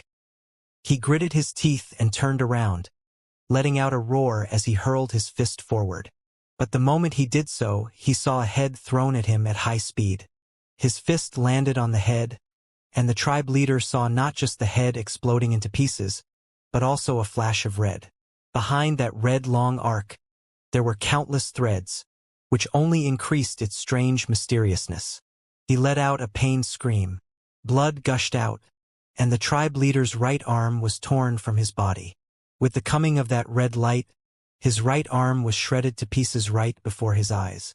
Fear completely enveloped the tribe leader. He bit his tongue, and blood flowed out from his mouth. The vague shadow of a gigantic big blood bear appeared behind his back. It grabbed his body and threw him into the deepest part of the forest. Using that momentum, the tribe leader fled for his life. Once the blood bear threw the tribe leader, its body was immediately surrounded by threads of moonlight. After being enveloped by several layers, the blood bear crumbled and disappeared from Earth. Su Ming appeared. His face was pale, and his eyes were calm, but there was a cruel smile on his lips. It's about time. He took a deep breath. The moonlight blended into his body through his wounds and nourished his body so that he could have the strength to perform the many tasks he wanted to do. Looking in the direction the tribe leader of Black Mountain tribe had fled in, Su Ming dashed forward, giving chase once again. His speed had surpassed that of the tribe leaders of Black Mountain tribe, but he was not in a hurry. A strange light flashed in his eyes. He knew that the danger looming over the tribe had not disappeared completely. He could deduce from the tribe leader's actions that Black Mountain tribe still had reinforcements. That was why he was not in a hurry to kill that tribe leader. He chose instead to chase after him closely. When berserkers from the same tribe lived together for an extended period of time, they would feel connected through their blood veins. From that connection, they could somewhat tell where the other were. Su Ming knew about this. So even though he did not know where Black Mountain tribe's reinforcements were, the tribe leader would definitely do. If he chased the tribe leader down, he could find this batch of reinforcements and slaughter them all. Only then would his tribe be completely safe for the rest of their migration. Besides, he needed to find a good moment to kill the tribe leader. If he could kill him right before his reinforcements, it would deal a huge blow to their morale, which would make it easier for Su Ming to massacre them in his exhausted state. After the time of 2 incense sticks burning away, the tribe leader was still continuing to run madly forward. He had lost his right arm, but he did not care about it. As he ran, the desire to continue living appeared in his eyes. He did not want to die. He could somewhat feel from his blood veins that the reinforcements from the tribe were close. They were right before him. He could even smell the presence coming from his tribe members. The desire to live became even stronger in his eyes. He had never been in such a pathetic state over the past 40-something years of his life. Neither had he ever been so terrified. In fact, that fear was even stronger when what he had felt while fighting against Nansong. That was because he could see Nansong, but he still hadn't seen who that mysterious killer was. The only thing he could see was the blood-red light and the numerous threads left behind by the killer's speed. At that moment, the strange sharp cry that made him fall into desperation came once again from behind him. That voice was like death knells, and every single time it appeared, it brought about pain and terror that the tribe leader could not withstand. In fact, the moment he heard the voice, he immediately coughed out blood. The injuries and fatigue in his body made him feel as if he could no longer hold on. He was like a bird that was wounded by an arrow. Every single time it heard the sound of the bow, it would fall to the ground in fear. "Who are you? Just who are you?" the tribe leader shouted loudly. His face was pale when he saw the root of his terror once again. The blood-red arc that sped towards him with countless threads behind it surrounded his body once, and his left hand was separated from his body before it exploded into pieces. Letting out a pained scream, the tribe leader fell into despair. Yet as he fell into despair, a strong desire to live resurfaced because he heard those strange cries once again. However, this time, the cries did not make him afraid. They made him ecstatic. That was Black Mountain Tribe's cry. He let out a huge roar and retreated a few steps quickly before using up all his strength, summoned right down from his soul, and madly dashing towards where he'd heard his tribe members. His consciousness was beginning to fade. There was only one thought in his mind: to unite with his tribe. Very soon, before a marginally empty space filled with snow and a few dried branches, he saw 5 people charging out from the forest. Those people were all incredibly familiar to him. When he saw his tribe members, the reinforcements from Black Mountain also saw their tribe leader, the man who always stood at the top of their tribe. Yet now, the tribe leader was in a very pathetic state, one that they had never seen on his person. The fear in his eyes, the blood on his face, and the body that had lost both arms, made their expressions change. Looks of horror naturally appeared on their faces, as if they were about to face a great and powerful enemy. They could not believe that the tribe leader was the only one left after having led so many berserkers out to chase after Dark Mountain Tribe.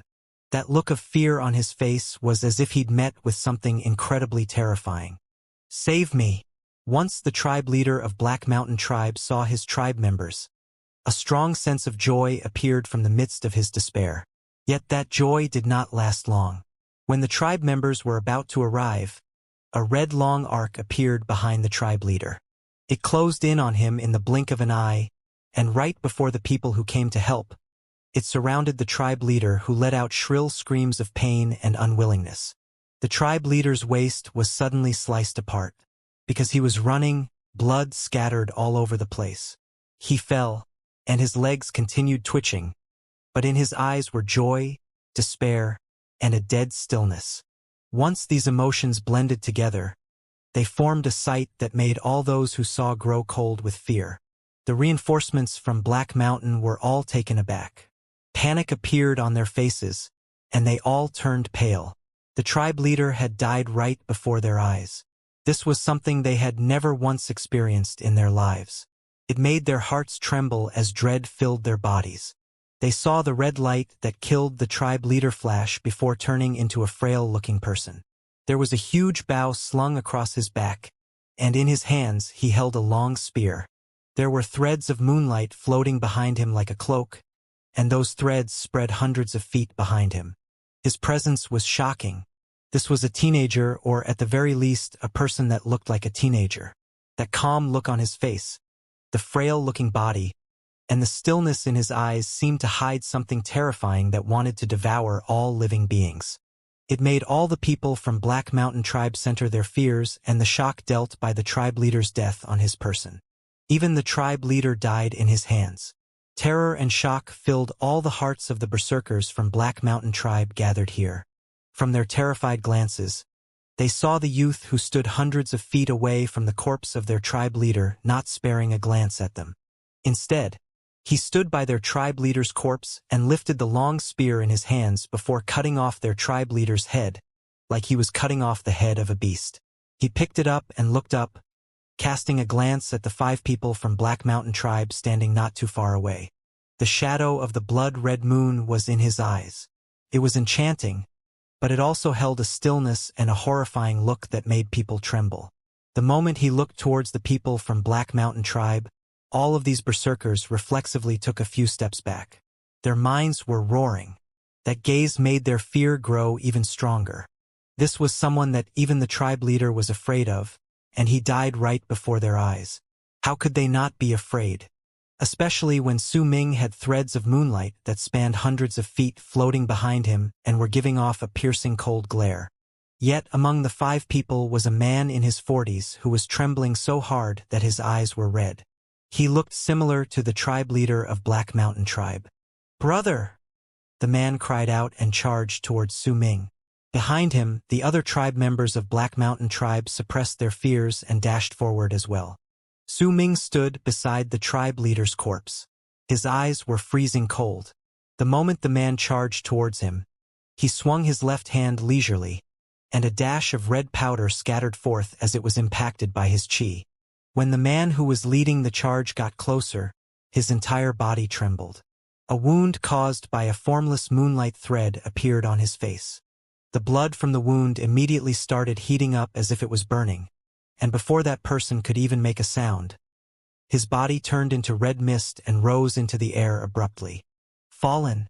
Fallen berserker! He's a fallen berserker!" Cries of surprise rose up.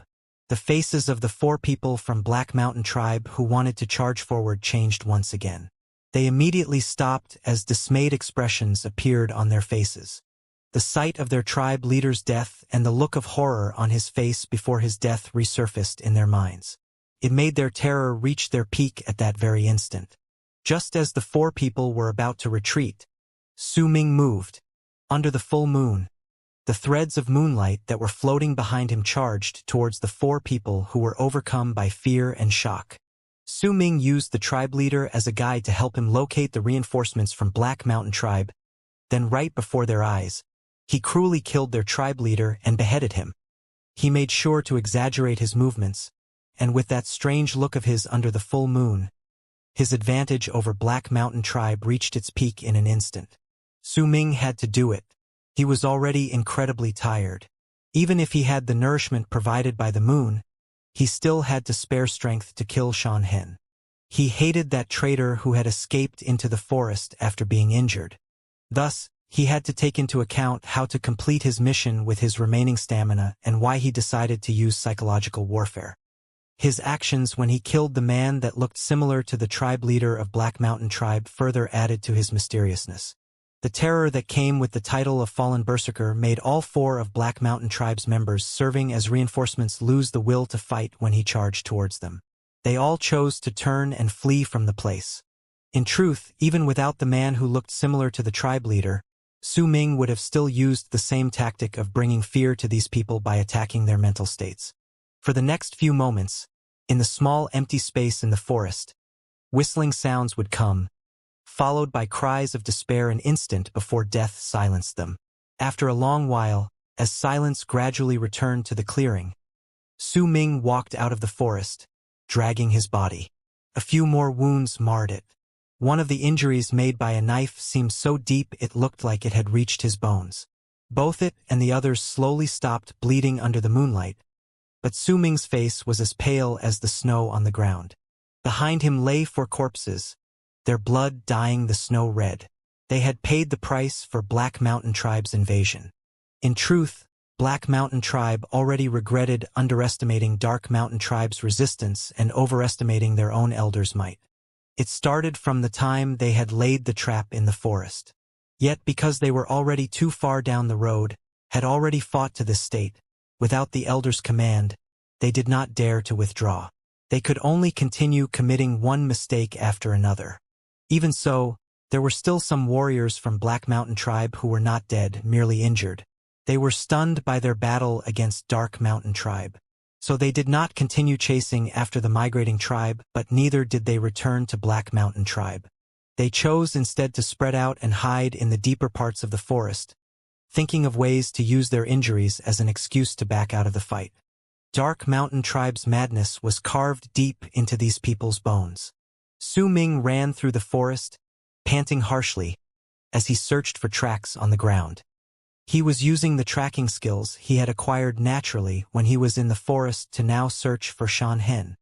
He had to find him to get the reason for his betrayal for Nansong, all the people from Dark Mountain Tribe, and all those who he knew had died in the trap. Thunderous roars still echoed in the sky. The battle in which the elder had sacrificed some of his life to hold back Black Mountain Tribes by two was still ongoing. He was doing everything that he could to ensure the tribe's safety. Su Ming did not make a sound, but the determination and resolution in his eyes did not decrease in the slightest. While quickly chasing Shan Hen down using the tracks the man had left behind, Su Ming saw multiple frozen bodies on the way. All these corpses belonged to the tribe members who had chosen to stay. Sadness rose in his heart when looking at these people, but he also felt respect towards them. He passed by the bodies of his deceased tribe members, and eventually, Su Ming stopped moving upon reaching a deeper part of the forest.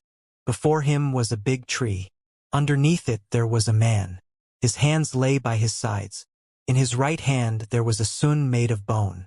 The blood staining the instrument had turned brown. It had even covered some of the holes. Su Ming went closer and looked at Lu Di, who had already died. His corpse was rigid, and his dull eyes were directed at the sky. There was no way of knowing what he was looking at before he died.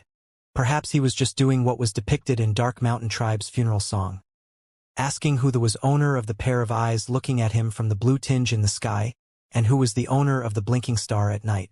Su Ming slowly crouched down while looking at Lu Di. He picked up the sun made of bone and put it away in his bosom. He could not forget the many nights when he was annoyed by the moaning sounds of the sun echoing in the otherwise quiet tribe. There were even times when he had wanted to look for this man and complain, but managed to stop himself before actually doing it.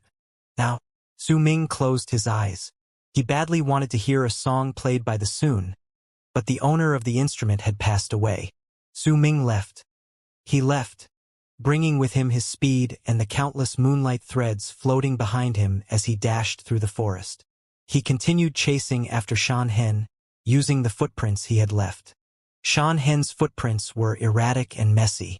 It was a sign which meant that the man was not only badly wounded, but his heart was also in disarray. That was why, when fleeing, he had forgotten to cover his tracks. Perhaps he did not even expect for there to be someone who would chase after him. If that weren't the case, then with his identity as the chief of the hunters in Dark Mountain Tribe, Shan Hen would have covered his tracks, because his familiarity with the forest was on par with Su Ming's. The chase continued as time went by. It was midnight. The full moon hung in the sky. The moon shone so brightly, its light dimmed out the glow of the stars around it. When it was almost certain that the thick fog could not cover the moon, Su Ming arrived at the ravine created by the elder to prevent their pursuers from Black Mountain Tribe from advancing. The screen of light was broken, and it had long since disappeared. Su Ming saw Wu La here. She lay there quietly, her face almost smiling. He went to where she was with light footsteps and looked at her. He looked at her pale and muddled face, and seemed to hear her last words before she died. "Are you Mo Su?" He stood by her corpse for a long while before raising his foot and walking past her in one swift motion. Su Ming walked away and came to where he had killed Bai Su. Bai Su's corpse was no longer there. Someone had taken the body away. As Su Ming ran through the place, the sights that fell into his eyes made him recall just how devastating the battle between the tribes had been. The memories were carved deep into his heart. Then he arrived at a place that made his body jolt. That place was still part of the forest.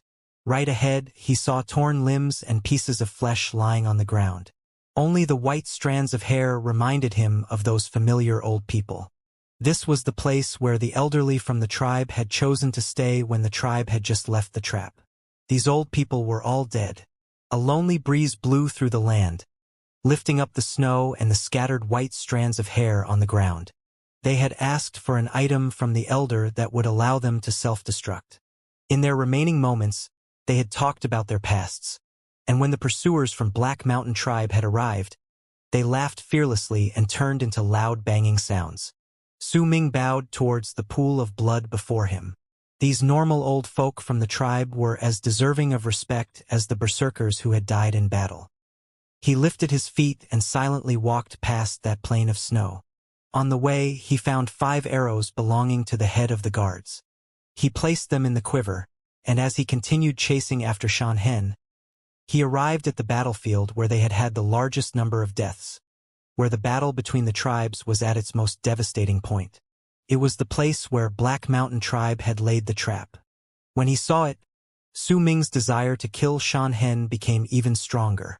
There were too many corpses on the ground, especially right before Su Ming. The dozens of bodies of the youths who had done nothing to contribute to the tribe in the past lay in front of him. The memory of them rushing out without looking back made Su Ming's heart clench, as if he was seeing it happen all over again. He was following Xianxia's footsteps.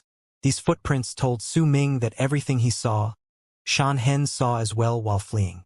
In fact, his footprints were sunk deeper into the ground here, as if he had stopped for a time. Could Xianxia be going there? Su Ming mumbled. A complicated look appeared on his face. Xianxia was the chief of the hunters in the tribe since Su Ming was very young. He was, in fact, just like the head of the guards. They were both adults and powerful warriors respected by the Lasus of the tribe. The two men had different personalities, causing the head of the guards to be well-liked by the Lasus. Yet Xianxia's aloof attitude also made them feel protected, even though they were afraid of him. Perhaps he had to be aloof and indifferent. As the chief of the hunters and the hunting team, protecting Dark Mountain Tribe and providing enough food made him spend most of his time outside the tribe hunting wild beasts. Xianxia had stained his hands with too much blood. He might have been capable of smiling, but those smiles would only appear on his face when he hid himself in a dark corner as he watched the tribe members cheer loudly because there was enough food and no one had to die of starvation. Most of the people in the tribe would not be able to see his smile. Why would someone like this betray the tribe? Su Ming walked by the trap site without making a sound. He no longer looked at the footprints left on the ground. He could already guess where Xianxia was. Once he walked past the trap's place, Su Ming turned into a long red arc as he sped forward under the moon. Time passed by. Gradually, in the distance before his eyes, a faint outline appeared in the night. That place was once filled with laughter, joy, and happiness.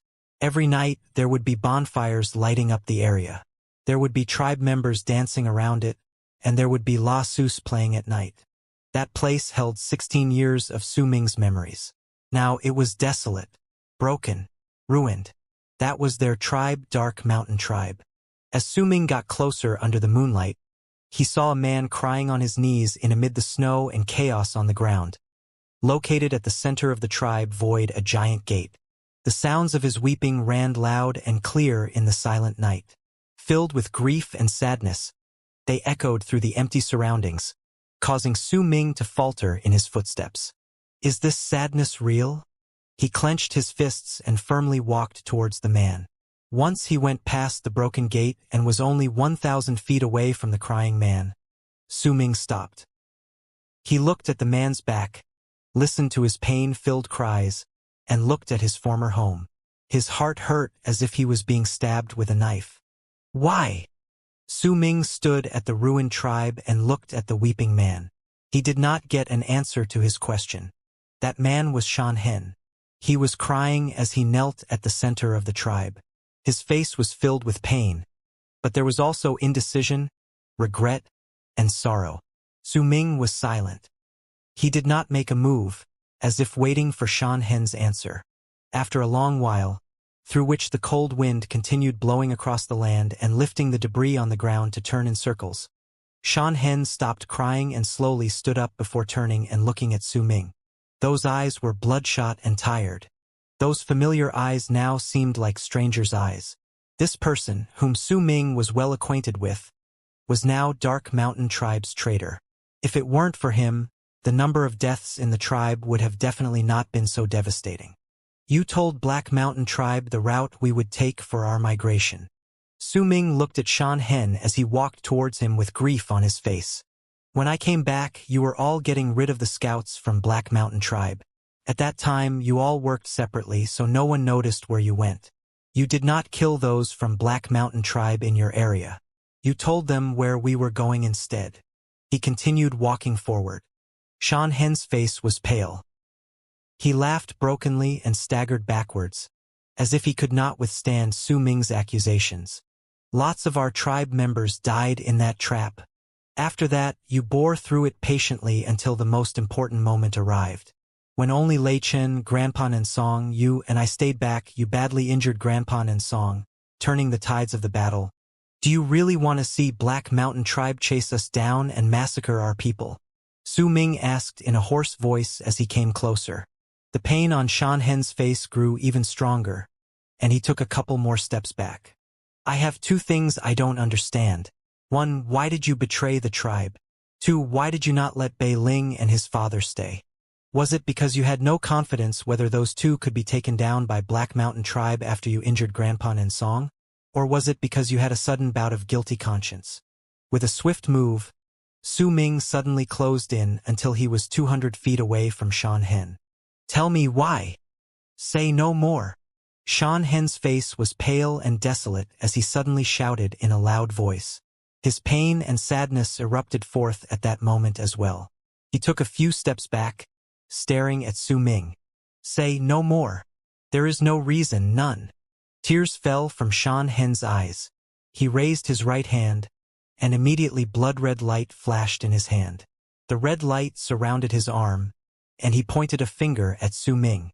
I don't care whether you're Su Ming or Mo Su. Get out of here. I can't die yet. Give me another 10 years. Once 10 years have passed, I will kill myself here. If you continue bothering me, then don't blame me for not showing you the mercy of a fellow tribe member. The indifferent look on Xianxia's face was gone. At that moment he was like a roaring wild beast. He took a leap back, as if he was about to leave the tribe. If you can even betray the tribe, then don't talk about showing me the mercy of a fellow tribe member. When you injured Grandpa Nansong, did you think about what would happen if we died and those pursuers caught up with our tribe? Did you think about the fate that would fall on their heads? Su Ming gritted his teeth, and with blood scales in his right hand, he rushed towards Xianxia. Su Ming turned into a long red arc, countless moonlight threads floating behind his back. In the blink of an eye, he closed in on Xianxia. Crashing sounds erupted in the once beautiful tribe. As they erupted, Xianxia roared, and a blood-red blade materialized in his right hand, clashing with the long spear and causing wind to roll out from around them like waves. Dark blood dust. Xianxia retreated a few steps. He coughed out blood, and his face turned pale. The blood turned into a cloud of blood mist midair and charged towards Su Ming. Xianxia's power was great, and his dark blood dust was not something Su Ming could compare to. The moment the art was cast, it spread hundreds of feet around them. If the mist landed on Su Ming, it would pierce through his body, as if it was made up of sharp arrows. Yet the moment the blood mist with the penetrating ability charged towards him, covering the sky, Su Ming's eyes filled with the shadow of the moon and flashed brilliantly. Tonight was the night of the full moon. The fine threads made of moonlight floating behind him tumbled forward in an instant. The moment the blood mist closed in, the moonlight threads swiftly gathered before Su Ming, turning into a screen of light, and clashed with the blood mist. After a loud crash, Su Ming trembled. The threads of moonlight started cracking inch by inch, but the blood mist also dispersed as if blown away by a huge gust of wind. At the same time as blood trickled out of the corners of Xianxia's mouth, He staggered back a few dozens of feet. Then he turned and ran. He did not move to fight but to leave the place as soon as possible. There was no way Su Ming would let him leave. He dashed after the man. But the moment he got closer, Shan Hen turned around abruptly. There was pain in his eyes, but there was also killing intent. Su Ming, you forced me to do this. Shan Hen let out a roar, and he lifted the blood-red blade in his hands. In the blink of an eye, a berserker mark in the shape of a blade appeared on his face. It was his berserker mark. The moment the mark appeared, the space behind Shan Hen started twisting. A giant red blade materialized and swung down. It passed through Shan Hen's body and went for Su Ming's head with tremendous killing intent. That blade was stunning. It was Shan Hen's, who was the chief of the hunters in Dark Mountain Tribe, strongest move. The number of people and beasts that had died under that blade was far too great. A lot of moonlight instantly turned into fine threads that surrounded the blade swinging down at Su Ming. Yet the moment they touched the sword, they were all torn apart. The blade was about to touch Su Ming. His eyes blazed, and fire started spreading through them, like his pupils had just been lit on fire. The moment the flames appeared, Su Ming immediately felt that his chi was burning, as if there was a fire that could burn heaven and earth within him. The strength of the fire under the full moon was greater than on any other day. Su Ming did not howl. Instead, he raised his right hand as his eyes burned and pressed his palm against the blood blade coming towards him. Flames erupted forth from his body at that instant and enveloped him within them, turning him into a gigantic man of fire. The fire giant looked like it took in a breath as it looked at the full moon in the sky. At that moment, it was as if the moonlight from the entire world was sucked towards it, causing the area to become darker. Fire! Su Ming whispered. While chasing after Shan Hen, he had already felt the fire building up in his body under the full moon. It was as if he just needed a thought, and the flames would burst forth from his body. The fire giant slammed its head against the blood blade as Su Ming pressed his right palm forward. When it rushed towards the blade, it no longer looked like a person, but turned into a sea of fire and burned the blade. Booming sounds shook the sky and earth at that instant. The sea of fire and the blood blade crumbled apart at the same time. Disbelief appeared on Shan Hen's face, and he coughed out blood. He was already gravely wounded to begin with and could not withstand the attack. As his body tumbled backwards, he coughed out blood once again in midair. He staggered to regain his footing before retreating. Blood trickled down Su Ming's mouth. The blood fell on the snow below, and a lot of snow melted instantly as if burned away. When Su Ming saw that Shan Hen was about to run, he took a huge step forward and ruthlessly threw blood scales. Whistling sound echoed through the air. Blood scales turned into a giant blood-red eagle and fell before Shan Hen, who was trying to escape. It crashed heavily, stirring up a wall of snow that made Shan Hen flinch. At the same moment, Su Ming stomped on the ground once, and by his side, a stone knife left behind by one of his people as they left jumped up from the patch of snow. He caught it in his hand and closed in on Shan Hen in the blink of an eye, thrusting the knife forward. "I can't die." Shan Hen's face was vicious. The moment Su Ming thrust the knife towards him, a weak red light flashed on Shan Hen's right hand's fingers, and they turned into a red blade. The two thrust their blades into each other's bodies almost at the same time. "Give me 10 years. Just 10 years. Shan Hen roared, panting harshly, his body filled with pain. "When I was young, you were an adult I respected. I knew that you had to force yourself to be indifferent because your responsibilities were great. You had to protect the tribe. The tribe needed the friendliness of the head of the guards, but it also needed someone who was aloof. That was why you chose to be aloof. I'll let you stab me as thanks for protecting the tribe in the past. But I absolutely won't forgive you. Our people who died because of your betrayal also won't forgive you." Blood flowed down the corners of Su Ming's mouth. He pressed against Shan Hen's body and took out the stone knife, then stabbed once again. "This is from all the elderly folk in the tribe who had died. This is from all the people who weren't useless and died for the tribe leader. Su Ming whispered in Shan Hen's ear and stabbed him once again. This is from Wu La. This is from Lu Di. Tears fell from Su Ming's eyes as he continued stabbing Shan Hen, lost in his sadness. With each stab, Shan Hen's body would tremble, pressed against Su Ming. Blood continued flowing from his mouth. He was also crying in pain and in sorrow. This is from Grandpa Nan's song. Su Ming looked at the ruins of the tribe. He supported Shan Hen so that he would not fall and pushed his body back, stabbing him once again with the knife in his right hand. As he kept pushing Shan Hen back, a long, terrifying line of blood trailed down after them through the snow until the hunter's back hit a giant fence that wasn't too damaged surrounding the tribe. With a bang, the fence shook as Su Ming stabbed again. This is from the elder. This is from me, he said in a low tone and sank the stone knife in his hands deeply into Shan Hen's heart. The head of the hunters fell on him and convulsed repeatedly, the light in his eyes gradually becoming dimmer. It was quiet around them. They were the only two people in the tribe, and looked as if they were hugging each other. Su Ming closed his eyes. After a long while, he took a few gentle steps back, and Shan Hen's body fell to the side.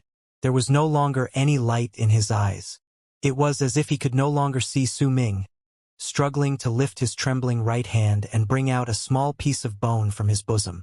It was a very tiny bone, and it looked like the leg bone of a baby. As he held that tiny piece of bone, tears fell from Shan Hen's blank eyes. Crying, his breathing faded away, and so did his life.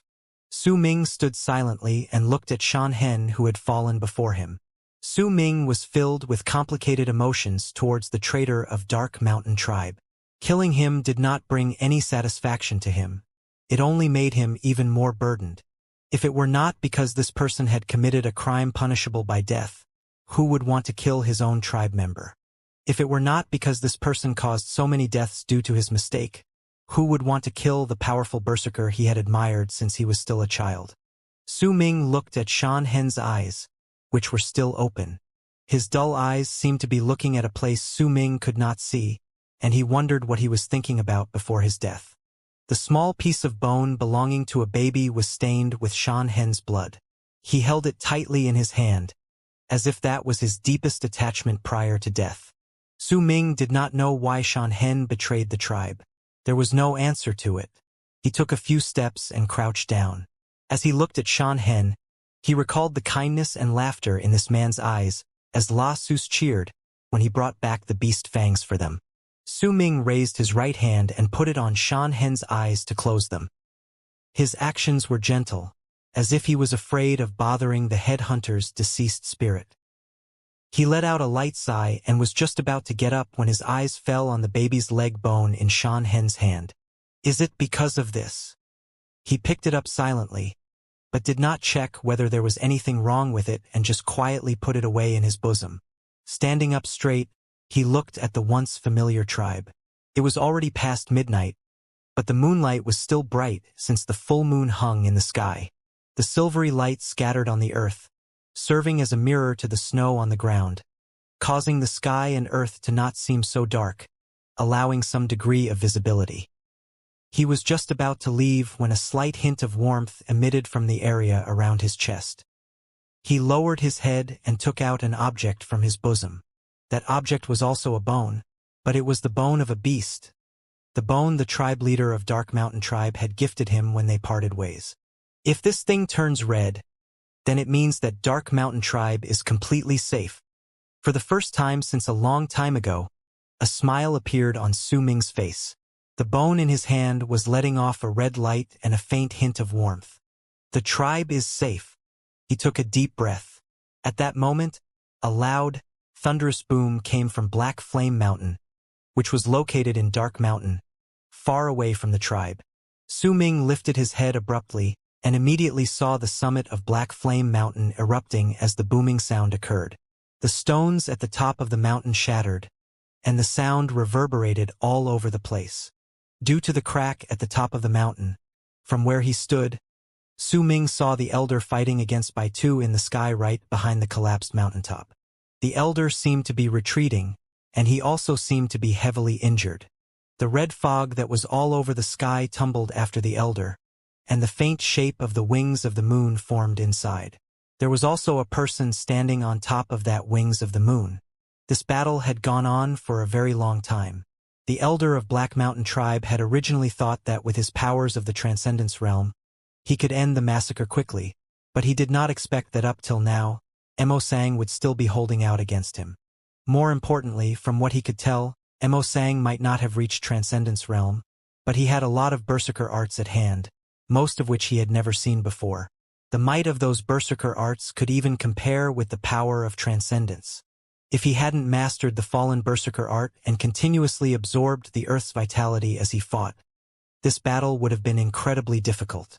The moment Mo Sang was expelled from the red mist, Baitu charged out from the wings of the moon towards him. He no longer dared to use the wings of the moon that were formed from his berserker mark. After all, he had lost control of it once, and that incident had not only left behind an impression, but also a hint of fear in his heart. He didn't know why, but the berserker blood in his body was restless, as if he was about to lose control of it, and it was going to charge out. But that wasn't even the main point. What frightened Baitu the most was a desire that kept growing inside him. This desire did not stem from his mind, but the blood flowing in his veins. It was as if it was trying to lead him in a direction somewhere on the land to worship something. If he hadn't forcefully quelled that impulse with the power he had gained in the Transcendence realm, this battle would not have lasted to this point. Su Ming stood in the tribe. Once he saw the sight in the sky, he rushed wordlessly towards Dark Mountain. He could not fly, so it was impossible for him to participate in the sky battle, but he could go to Dark Mountain and stand at the very top. Its summit was the place closest to the sky. Only when he was there could he help the elder. As Su Ming continued running towards the top, a strange light flashed in his eyes. The countless moonlight threads floating behind him looked like solidified moonlight. The tribe is safe now. I no longer need to worry about the others. With my strength, I shouldn't be able to join the fight between the elders, and if I go, it'll only cause the elder to worry and distract him. Su Ming's expression was calm. He was no longer as loud and reckless as he was before. Although he was anxious, he could now assess the situation calmly. If that incident where I controlled the wings of the moon hadn't happened, I wouldn't go, but now, I might really be able to help the elder. He turned into a long red arc and dashed into the forest, bringing with him the numerous moonlight threads. I'll go to the place closest to the sky, closest to the full moon, and perform the burning of blood. The red light charged through the forest at an incredible speed. That thought had not just occurred to Su Ming. He had already come up with that idea when he first saw the wings of the moon formed by the red fog behind Baitu. In fact, he had already had a faint inkling when he saw the berserker mark in the shape of the wings of the moon on the center of Baitu's brows. Since the incident where he had used his willpower to control the wings of the moon, that idea was no longer a mere inkling, but became a complete plan. There are many wings of the moon in the 5 summits of Dark Mountain. When I performed the burning of blood before, I had the feeling that the wings of the moon were restless. If my guess is correct, then if I perform the burning of blood on Dark Mountain during full moon, I can make them even more worked up, which will also affect Baitu, who clearly practices fire berserker arts. After the days of trauma experienced by the tribe, Su Ming had learned how not to be reckless, and how to be calm and quiet.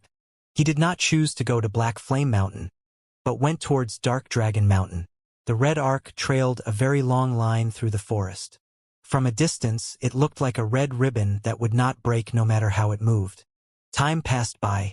Soon, the long red arc wound through the forest, and Su Ming, traveling on the familiar path, approached one of the 5 summits of Dark Mountain, Dark Dragon Mountain. He could not remember how many times he had climbed this mountain. It could even be said that he was familiar with every nook and cranny of the place. The moment he got closer, the long red arc jumped into the air, and with a few leaps, Su Ming climbed up the mountain without stopping, charging towards the top in the span of a few breaths. He ran at his full speed along the back of the mountain, hence Baitu and Mo Sang, who were fighting against each other in the sky, did not notice his actions on Dark Dragon Mountain, despite it being located not too far away. Besides, they were in a state where they could not divide even a tiny bit of their attention elsewhere. Yet, for some reason, anxiety and fear suddenly rose up in by Tuesday. The rampant state of his berserker blood became much stronger all of a sudden, as if his blood was boiling in his body. It made him afraid, and he quickly retreated, using some power to forcefully quell that feeling down. His expression changed to one of dismay. Just what is happening? He was shocked but did not have time to think about it. Mo Sang used that chance to close in on him, and they were engaged in a fight once again. Mo Sang was already running dry and was incredibly exhausted, yet he had already fought to the extent where he could not leave even if he wanted to. Jing Nan was not here yet either, which made worry and a sense of danger rise in him. At that moment, Su Ming was rushing up Dark Dragon Mountain towards the top.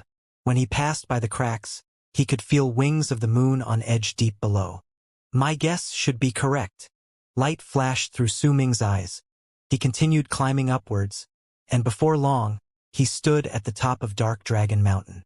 Wind whistled by, lifting his hair and causing his torn beast skin shirt to flap. Yet he stood there with his back straight and looked at the sky, towards the red fog by Black Flame Mountain that covered the sky, and at the two flashing figures that clashed and quickly separated from each other inside the fog with the dark python's roars thundering around. There was also a pressure that appeared when the Elder and Baitu cast their berserker arts, which caused a change in their surroundings. Su Ming took in a deep breath and sat down cross-legged. He lifted his head in one swift motion and looked at the brilliant moon in the sky. The moon was round, and its light was bright. It fell into Su Ming's eyes, and he felt as if his blood was about to burn at any moment. Elder, Su Ming will accompany you.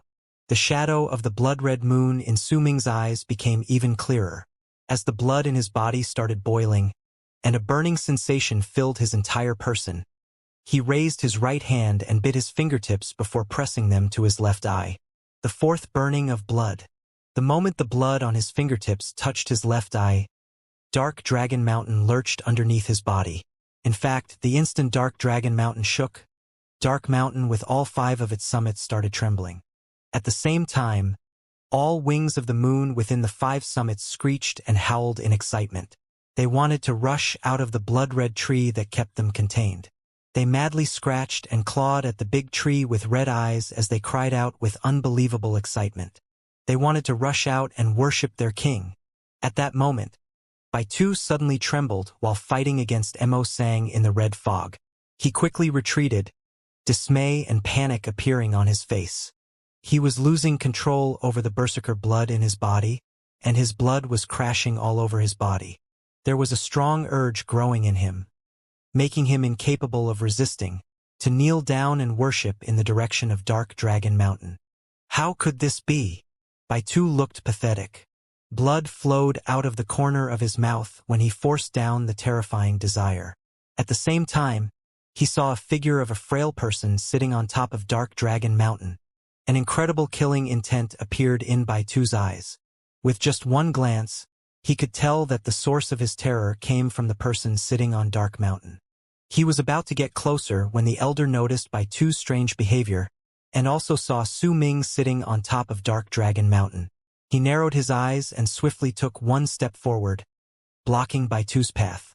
Once again, Mo Sang engaged Baitu in battle with his tired body. As Baitu howled in anger, the thick, great fog behind him quickly gathered up before turning into a wings of the moon that could cover the sky if it spread its wings. The wings of the moon looked at where Su Ming was, and an incredible struggle appeared on its face. It was as if there were 2 wills in its body.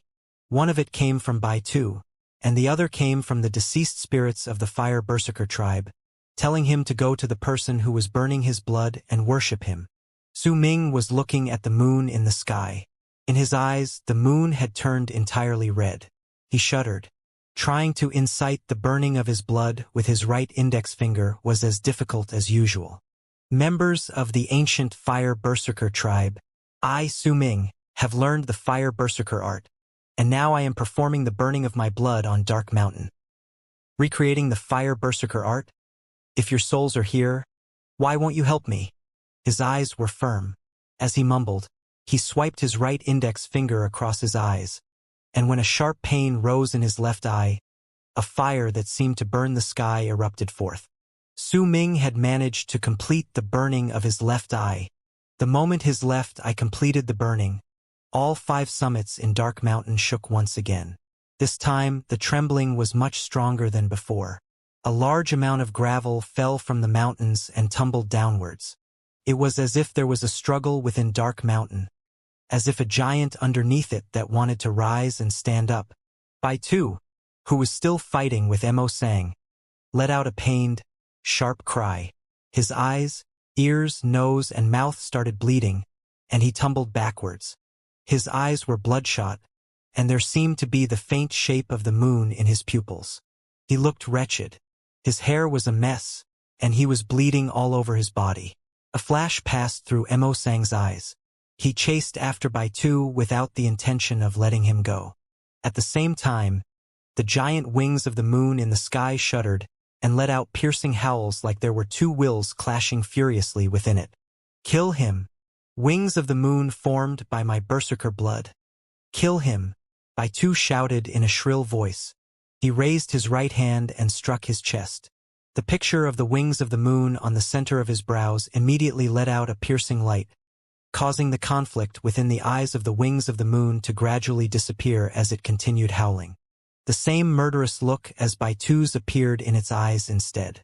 It flapped its wings and charged towards Su Ming, who was on Dark Dragon Mountain. Bai Tu quickly spread his arms wide as he retreated, and immediately, wisps of white air appeared from the ground, rushing towards him, causing the injuries on his body to rapidly heal. He took a big step forward and engaged Mo Sang. As booming sounds reverberated in the air, Mo Sang, though his face was pale, gritted his teeth and fought back. The giant wings of the moon closed in on Dark Dragon Mountain like an endless cloud. Its cries turned into a huge gust of wind, as if it was about to uproot the whole Dark Dragon Mountain. Yet the moment it got closer, Su Ming, who had been sitting down, stood up swiftly. With the shadow of the blood-red moon in his eyes, he looked at the approaching giant wings of the moon. Leave! His voice was calm. He removed his right index finger from his left eye and placed it on his right eye, giving an aloof look to the wings of the moon, built as big as the peak of a mountain.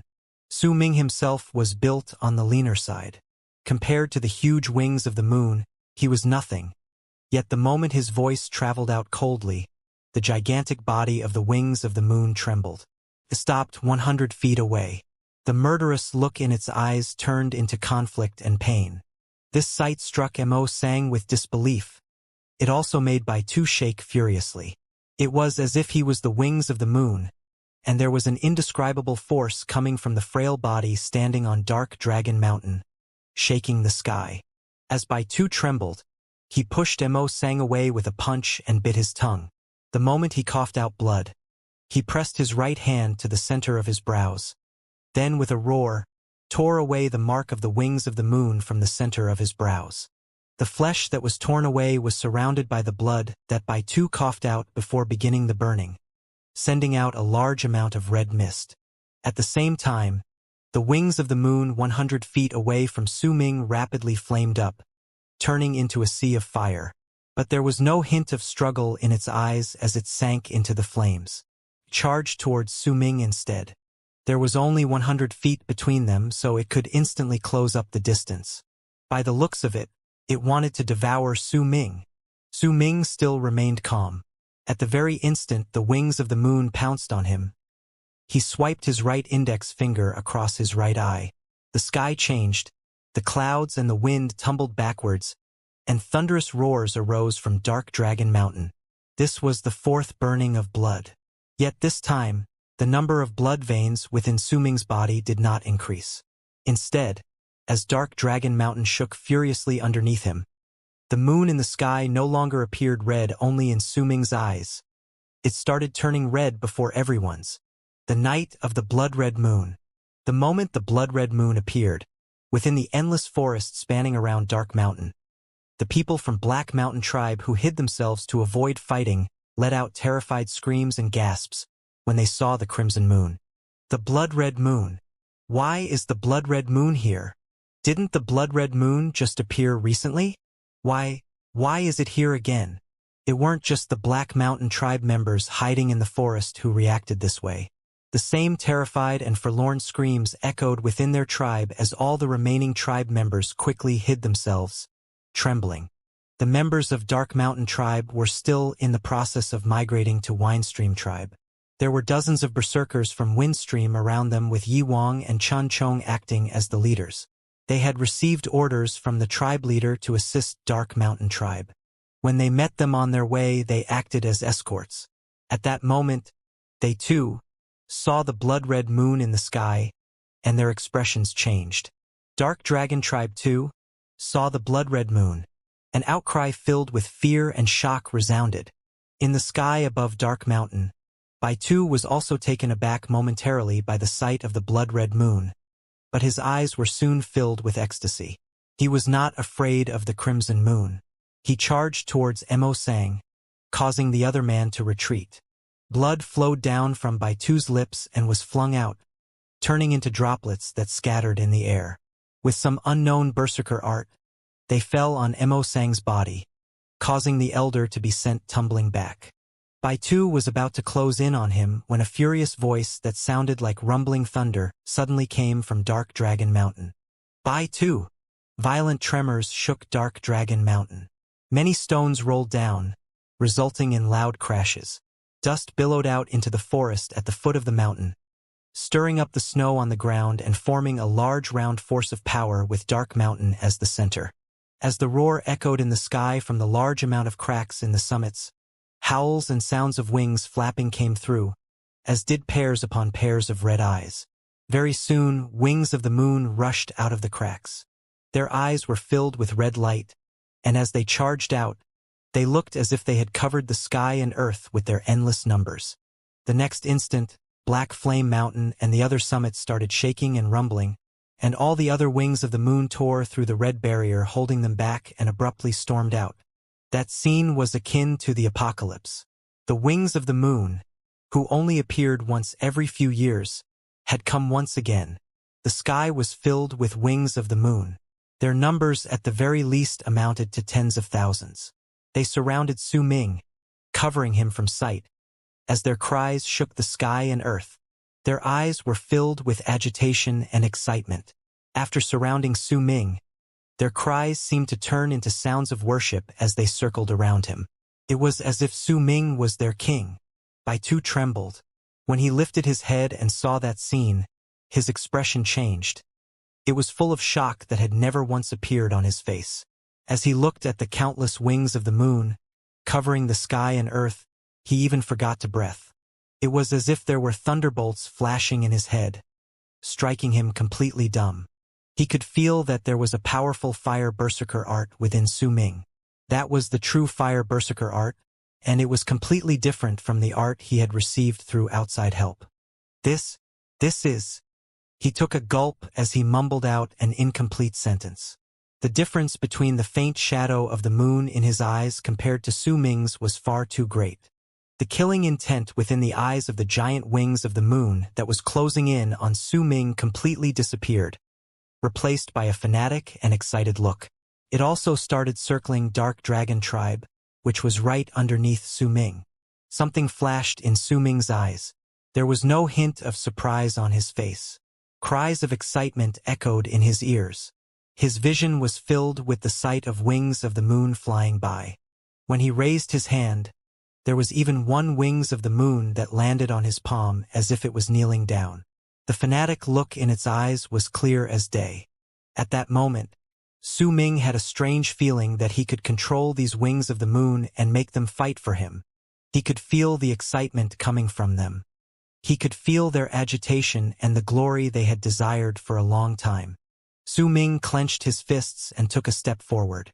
Immediately, the wings of the moon opened up a path for him, causing him to arrive at the cliff of Dark Dragon Mountain.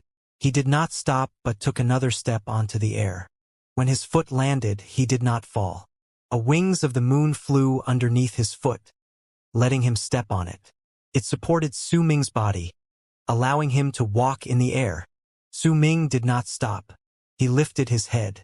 There was a firm and stubborn look in his eyes. He wanted to help the elder, to fight against that damn Baitu alongside the elder. Su Ming hated Baitu to the core. It was because of this person that the war had happened.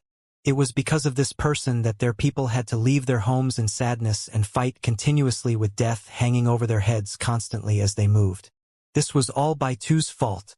With this hate and resolution, Su Ming turned into a long red arc and charged towards Baitu in midair, countless moonlight threads trailing behind him. He did not know how to fly, but with each step he took, wings of the moon would appear under his feet, accurately forming a path for him so that he could travel at full speed.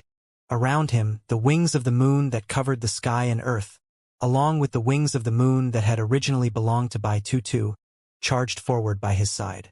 If anyone had looked from the distance, it would have seemed like someone took a brush and quickly drew a line across the sky. The line was formed by the wings of the moon, allowing Su Ming to travel in the air. It made all those who saw it be struck dumb by amazement and disbelief. The number of wings of the moon in the sky could not be counted. With Su Ming leading the charge, they quickly formed a straight line in the sky, shooting up like an arrow. The killing intent in Su Ming's eyes was great. His speed had exceeded Baitu's expectations, same as the elder's.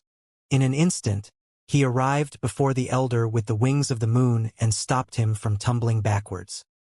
He used his body and his resolution to stand before the clearly exhausted elder. The elder did not know why and how Su Ming had triggered the appearance of the wings of the moon, or why they would want to worship him, but when he looked at him, a smile appeared on his face. He might be exhausted, had offered his life away, and had blood flowing from his lips, but he was still happy. Su Ming had truly grown up. He could help him now. The frail body standing before him had grown up in his eyes, like a mountain. Baitu. Su Ming knew that his power was not enough for him to think that he could win against Baitu's. What he would be using were the countless wings of the moon. He could make those wings of the moon fight for him with his will.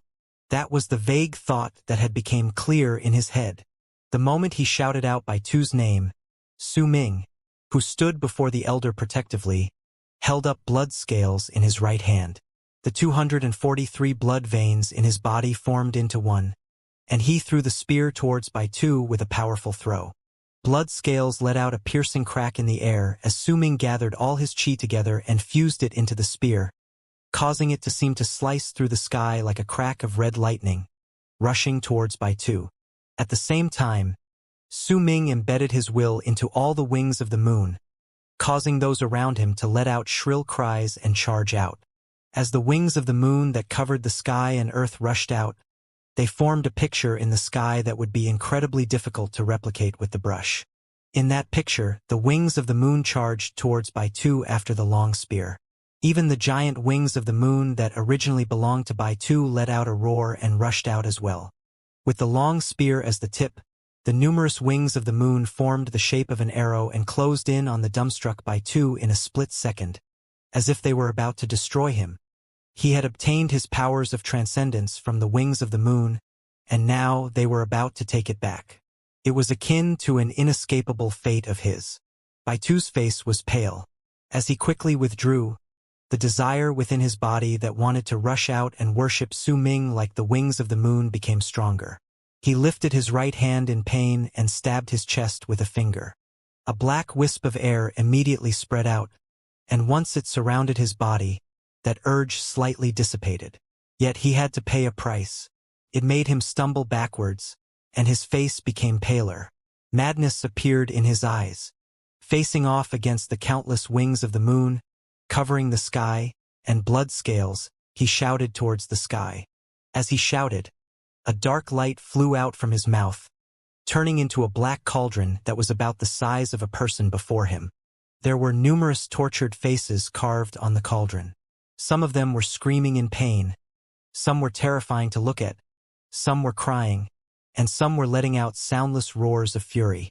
The entire cauldron let out a cold and frightening presence. When it appeared, it was as if the whole area around them froze. Beware of that cauldron. He used it once before. It has some sort of strange ability. If I didn't sacrifice some of my life with the 7 needles, I wouldn't have been able to fight against it. But it also seems like he can't use its full power. Once he uses it, he'll immediately weaken," the elder explained, his expression changing quickly. "All of you die." Baitu's face was ferocious. The blood he coughed out landed on the cauldron, and it immediately started expanding, letting out an eerie light. As it grew, Baitu's body immediately started withering. It seemed like his flesh and life were being sucked away by the pained faces on the cauldron. In an instant, the cauldron grew to the size of about 100 feet, and the old and experienced presence on it became much stronger. As the eerie light glowed, the many carved faces came to life and rushed out from the cauldron. When those faces appeared, their cries of pain and sadness echoed in the sky. At the same time, Su Ming's blood scales and the large amount of wings of the moon closed in as they sliced through the air. Large numbers from both sides crashed into each other like 2 bundles of thick black clouds, causing a strong tremor and a loud boom. As the booming sound echoed in the sky, the human faces burst open like bubbles, ripped apart madly when the wings of the moon rushed in. Even so, a single wings of the moon was not strong. Usually, once one of them ripped apart one of the human faces, they would turn into a red wisp that rose up into the sky. Yet once those human faces were torn apart, their faces were no longer filled with pain, but instead seemed to be freed from something. It was as if their appearance was not so that they could continue fighting, but to seek death. They were looking for a source for them to no longer be in pain. These people had once belonged to Black Mountain Tribe. But some of them were also from Dark Dragon Tribe and Dark Mountain Tribe, those who had disappeared and died a long time ago. There were even some people who Baitu had obtained from somewhere before he fused them into the fallen Berserker vessel. It was an item to which he offered the souls of those who had been wronged. The roaring sounds continued in the sky, as if they were going to last until everything was destroyed. Once blood scales, which had gathered Su Ming's entire power, rushed through the pained faces with the help of the wings of the moon pouncing on those faces. It broke through without resistance and stabbed the giant cauldron. The moment the spear pierced the cauldron, blood scales trembled furiously, and cracks started appearing from the tip of the spear until they spread all over the spear. Blood scales shattered into numerous shards and fell on the giant cauldron. The cauldron shook. Su Ming's attack should not have been able to cause any harm to it, but because blood scales broke, a loud bang exploded with the strongest force it had ever shown, one that was summoned from its very life. It caused the cauldron to shake and a tiny crack to appear. At the same time, the countless wings of the moon howled and rushed towards the cauldron. As they madly crashed into the cauldron, the crack became bigger. It may have seemed to have happened over a long period of time, but this all took place in only the span of a few breaths. A sound as if the gate of heaven opened rang and the cauldron broke in half before falling to the ground. The moment the cauldron broke apart, Baitu coughed out a mouthful of blood and staggered backwards. Still, a vicious grin appeared on his face. Cauldron's slaughter. A large amount of blood also flowed out of Su Ming's mouth when blood scales broke. Blood scales was his very first berserker vessel. It had fought with him against Wu San, and stayed by his side when he slaughtered his enemies during the tribe's migration. Now, as it broke, Su Ming's body was not the only one injured. He also felt reluctant to part with it. Yet this reluctance was forced down by Su Ming. A strong presence of danger suddenly came from ahead. A large amount of black mist appeared from the 2 halves of the broken cauldron that fell to the ground and gathered together in an instant, turning into a gigantic human face. It let out a scream and charged into the sky as the cauldron continued falling. That face was hundreds of feet long. It opened its mouth wide, moving in to swallow Su Ming whole. The elder's expression changed from where he stood behind Su Ming. He swiftly went forward and was about to push Su Ming away to stop the face from approaching. But Su Ming had already taken a step forward and remained standing before the elder. He spread his arms wide, and wings of the moon immediately rushed towards him with bloodshot eyes. They closed in on him in an instant and landed on him, covering him up in multiple layers. The giant wings of the moon that had originally belonged to Baitu also did the same. In the blink of an eye, Just as Su Ming was about to be swallowed by the giant face coming from below him, he was covered by a large number of wings of the moon, turning into a gigantic wings of the moon in the sky. It may have looked like it was only one wings of the moon, but in truth, it was formed by an unimaginable amount of wings of the moon gathered together. Fire! A sound that shook the sky came from above the huge wings of the moon. That voice belonged to Su Ming, yet it also belonged to the countless wings of the moon. With the voice, a powerful presence erupted forth from the gigantic wings of the moon. That presence did not belong to Su Ming, but to the wings of the moon. Su Ming's body was the heart of the wings of the moon, his mind their will. He could control the body of the giant wings of the moon. The moment the command of fire came from his mouth, a large amount of moonlight descended around the wings of the moon, turning into a silver sea of fire with the wings of the moon as the center, and it continued spreading towards its surroundings in the sky. When the silver sea of fire appeared and started spreading, the giant human face that seemed as if it was going to swallow Su Ming immediately sank into pain. The sea of fire surrounded it, and as it let out pained screeches, it was burned to ashes, engulfed in flames hundreds of feet away from the giant wings of the moon that surrounded Su Ming. The same moment the face was burned, the giant wings of the moon with Su Ming within flew towards Bai Tu, standing in the distance as he continued to be surrounded by the silver sea of fire. Bai Tu's face was pale as he stared wide-eyed. He could still not believe what he was seeing, but he was, after all, a powerful berserker in the transcendence realm. He also had a lot of battle experience. He quickly retreated, already looking at Su Ming as more of a threat than Mo Sang. Verdant berserk chains. Bai Tu raised his right hand and pointed towards the sky. A crack immediately appeared from the torn and bloodied center part of his brows. It was the same as when Nan Song had cast this art, but the crack continued spreading from his face down his body until it reached his lower abdomen. It was as if his entire body was split apart by someone. A dense, green presence rushed out of the crack on his body and surrounded Bai Tu as it turned into verdant mist chains. The chains of mist surrounded Bai Tu's body in multiple layers. They formed a pattern of a ripple in the sky and started spreading outwards. As they did so, an incredibly mighty presence spread out. Verdant berserk chains is the strongest berserker art in Black Mountain Tribe. It has the same destructive force as the execution of the three evils of Dark Mountain Tribe did in the past, but its power is much more stable. If the art is cast by a berserker in the Transcendence realm, then the force will be very powerful. Mo Sang said quickly and severely with a pale face. The elder knew clearly that using this art was the same as sacrificing some of the caster's life. Even he had not managed to force Bai Tu to the point where he would have to use this art during his battle. The elder knew that this was related to Bai Tu's personality. He was selfish. He did not care about the lives of his tribe members. Even if they all died, as long as he was still around, Black Mountain Tribe would still prosper and become great in a short period of time. The moment Mo Sang spoke, Bai Tu, who was surrounded by the numerous chains of mist, let out a roar as his face twisted into a ferocious expression. He swung his right hand downwards, pointing towards the giant culmination of the wings of the moon that was hiding Su Ming within. The countless chains of mist let out a buzzing sound and charged towards the giant wings of the moon. As they moved forward, the verdant chains grew larger, until they seemed to have become a straight line, rapidly charging towards the wings of the moon that was also approaching it. They traveled so quickly that they seemed to have fused with the sky and earth. In the blink of an eye, the verdant chains appeared around the giant wings of the moon and surrounded it, tying up the entire body of the giant wings of the moon. Die! Bai Tu let out a vicious, shrill cry. He lifted both his hands as if about to take control of the verdant chains. He clapped his hands together in one swift motion.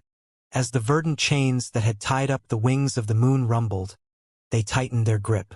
Su Ming's power was not enough, and he did not have any berserker arts that could pose a threat towards those in the Transcendence realm. He only had the sturdy body belonging to the numerous wings of the moon around him. As the verdant chains tightened their grip, the wings of the moon started struggling madly under his control. When both sides clashed against each other, a part of the verdant chains broke, but the wings of the moon also jolted, and some red vapor rose into the sky. A clear sign that the moment they had contact, signs of death appeared on the wings of the moon. As the wings of the moon continued struggling, the verdant chains tightened their grip even more. Every single time a rumble sounded, a part of the verdant chains broke apart, and a large amount of red vapor would appear from the wings of the moon, making them pay a large price. Veins popped out on Baitu's face. There were still 3 inches before he could finish closing his hands together. Yet these 3 inches were monstrously difficult for him to breach. As his hands trembled, he bit his tongue and coughed out blood. That blood turned into 2 blood-red arms that fused into the arms on his body, granting him strength so that he could close the distance between the 3 inches to a mere 1 inch. At the same time, lines of blood appeared on the verdant chains. The strength of its hold became stronger instantly. With a blast, the chains sank into the body of the wings of the moon, causing the amount of red vapor coming from its body to increase by several fold. Since Su Ming stood in the wings of the moon, his eyes, ears, nose, and mouth started bleeding, and he felt a sharp pain traveling into his mind. It was the pain felt by the numerous wings of the moon as they cried out, "Just die already!" Baitu's hair was a mess as he continued increasing his strength without regard for consequences. Mo Sang, who was standing in the distance, did not hesitate and flew towards him with his tired body. He swung both his hands, and the dark python that was covered in injuries materialized behind his back. It opened its mouth and let out a huge roar, charging towards Baitu with the elder. The elder was already gravely wounded. There were 7 bone needles in his body from when he had sacrificed some of his life.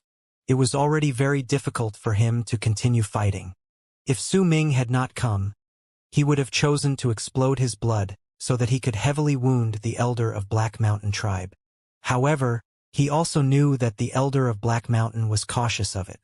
That was why he held back, not wanting to force Mo Sang into a corner, but choosing to deplete his strength until Mo Sang would eventually die. Yet there was a chance at that moment. There was a chance where he could heavily wound Baitu and give Su Ming a chance. The price was his own death, but the elder had no regrets. The moment Mo Sang rushed out, Su Ming felt a clear wave of sadness from the elder. Red crawled into his eyes.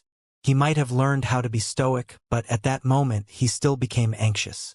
Because his will was fused together with the culmination of the wings of the moon, his anxiety also made all these wings of the moon to become worked up. The moment the elder rushed towards Baitu, the wings of the moon that was being strangled by the verdant chains dispersed, revealing Su Ming standing on a wings of the moon within. As they dissolved, the verdant chains quickly charged towards Su Ming. Yet, at that moment, the wings of the moon that had spread out started coughing out small amount of blood. Some of them even exploded, turning into larger amounts of blood. The instant the verdant chains surrounding Su Ming closed in, the wings of the moon gathered up once again with him as the center. However, this time, when they gathered up, they did not turn into the shape of the wings of the moon, but a giant about hundreds of feet in height. That giant's face was faint, and the details on it could not be seen clearly. Yet, at the center of its brows was a picture of fire. When the giant appeared, even those verdant chains were absorbed into the giant's body, as if they were part of the giant to begin with. Upon its appearance, the sky and earth roared. The 5 summits in Dark Mountain shook. Even the land trembled continuously. Within the forest, on a dried-up big tree, there was a small monkey that was entirely covered in red fur. It held onto the branch tightly, anxiety and fear filling its face. It kept on screeching, but it did not dare to travel upwards. The light from the moon became much brighter when the giant appeared. It was as if the earth had turned into a red netherworld as the red from the moon fell on the land. The moonlight that became much brighter gathered on the giant, and with a blast, turned into a silver sea of fire. It spread out, and it looked like there was a humongous fire beast behind the giant. The giant opened its eyes in a swift motion. The shadow of the blood-red moon was in its eyes. It moved towards Baitu. Its footsteps were huge, managing to reach Baitu before the elder. Then it threw a punch forward. The silver sea of fire behind it rolled forward, swooping in on Baitu with the fist. Baitu did not retreat. Instead, he let out a growl with a fierce look on his face. Verdant berserk chains explosion. The moment the words were spoken, the giant with Su Ming jolted. Booming sounds came from within its body. It belonged to the verdant chains stuck in its body. They exploded, turning into wisps of verdant mist that looked as if they were going to turn into the verdant chains once again and tie up the giant. The moment the verdant chains exploded, the giant shuddered. A large amount of red mist rose into the air, and its body started shrinking rapidly. Yet the fist it threw out continued traveling forth. Under the giant's unwavering gaze and its disregard for the injuries on its body, it thrust its fist forth without hesitation. Baitu's expression changed and he quickly retreated. He brought both his hands forward and cast some unknown berserker art. In an instant, his arms turned into dried-up wood and acted as a shield for him. A loud crash traveled through the air. The giant punched the drywood barrier formed by Baitu's hands. As the sound rang out, Baitu's body shook viciously, and he coughed out blood.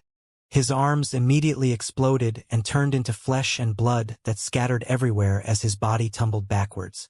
A flash passed through the giant's eyes. It seemed like it was hard for it to continue onward as well, with the injuries it had sustained when the verdant chains exploded. But it continued anyway. Just as it was about to give chase, Baitu, who had been flung away, let out a piercing scream, his ears, nose, mouth, and ears bleeding. Soon, the large amount of green wisps of mist that were about to turn into chains on the giant immediately gave up on condensing. They rushed instead to Baitu with a speed that surpassed Su Ming's. The wisps of green mist crawled into every part of Baitu's body, and before Su Ming and the elder's eyes, Baitu's body started recovering at a shocking speed. In an instant, his arms grew back. His face returned to a healthy shade of red, as if he had completely returned to the peak of his condition. Using verdant berserk chains is the same as sacrificing your own life. He's using his life to heal his wounds, but he can only use it once. What's more, he won't be able to use the verdant berserk chains again for some time, the elder immediately said. His eyes narrowed.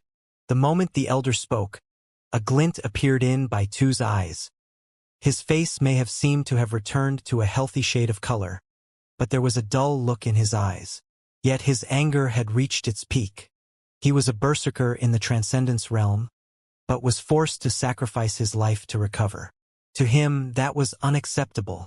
He did not even look at Mo Sang, but stared at the giant which contained Su Ming. You can now die without regrets for forcing me to this extent, but this fight is over.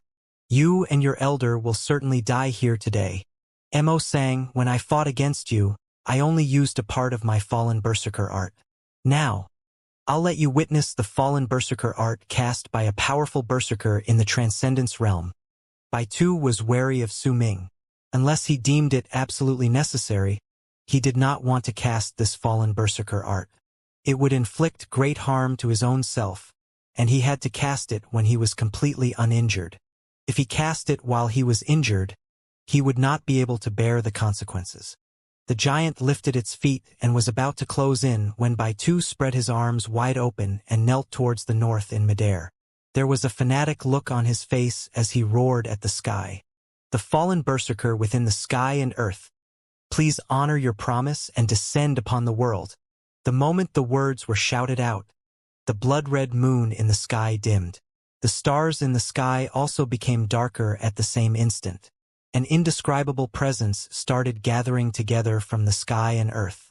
There was silence, but Su Ming's heart began to race in his chest. His body seemed to have frozen when that presence started gathering together. Mo Sang's face was pale. Blood flowed out from the corner of his mouth as if he couldn't withstand the pressure brought by the presence as it gathered. Who is that bothered mind slumber? Who is that summoned mind berserker soul? A voice that reverberated through Su Ming and the elders' minds suddenly rang out. That voice sounded old and aged by time, morose, and it made all those who heard it horrified. Everything in the world was frozen still, even the wind stopped in the air. There was only deathly stillness on the earth. Baitu's body trembled. He knelt towards the north as he worshipped the sky. Your servant, by two, summoned you here. I have prepared enough life, and I offer these two as a sacrifice. O fallen god of berserkers of the north, please descend upon us.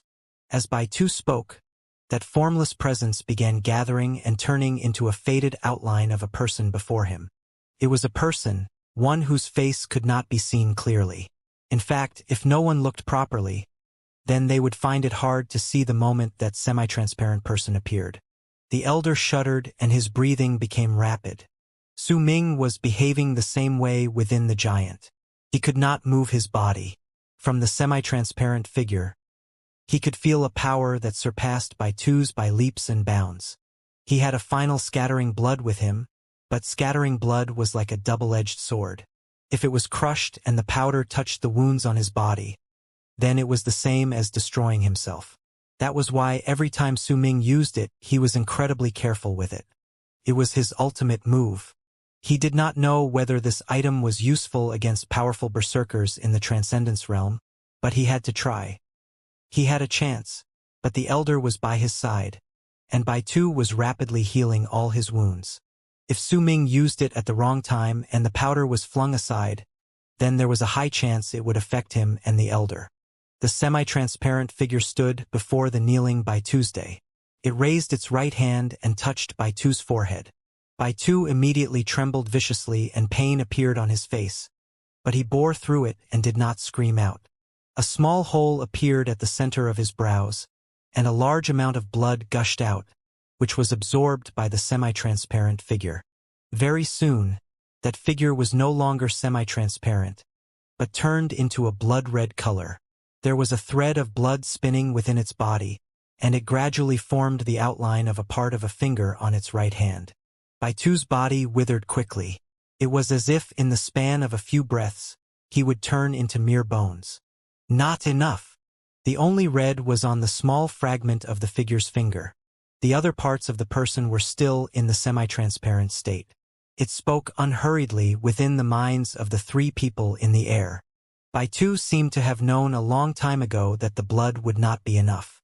He made a grabbing motion with both hands, and as the earth shook, Dark Mountain became duller in an instant.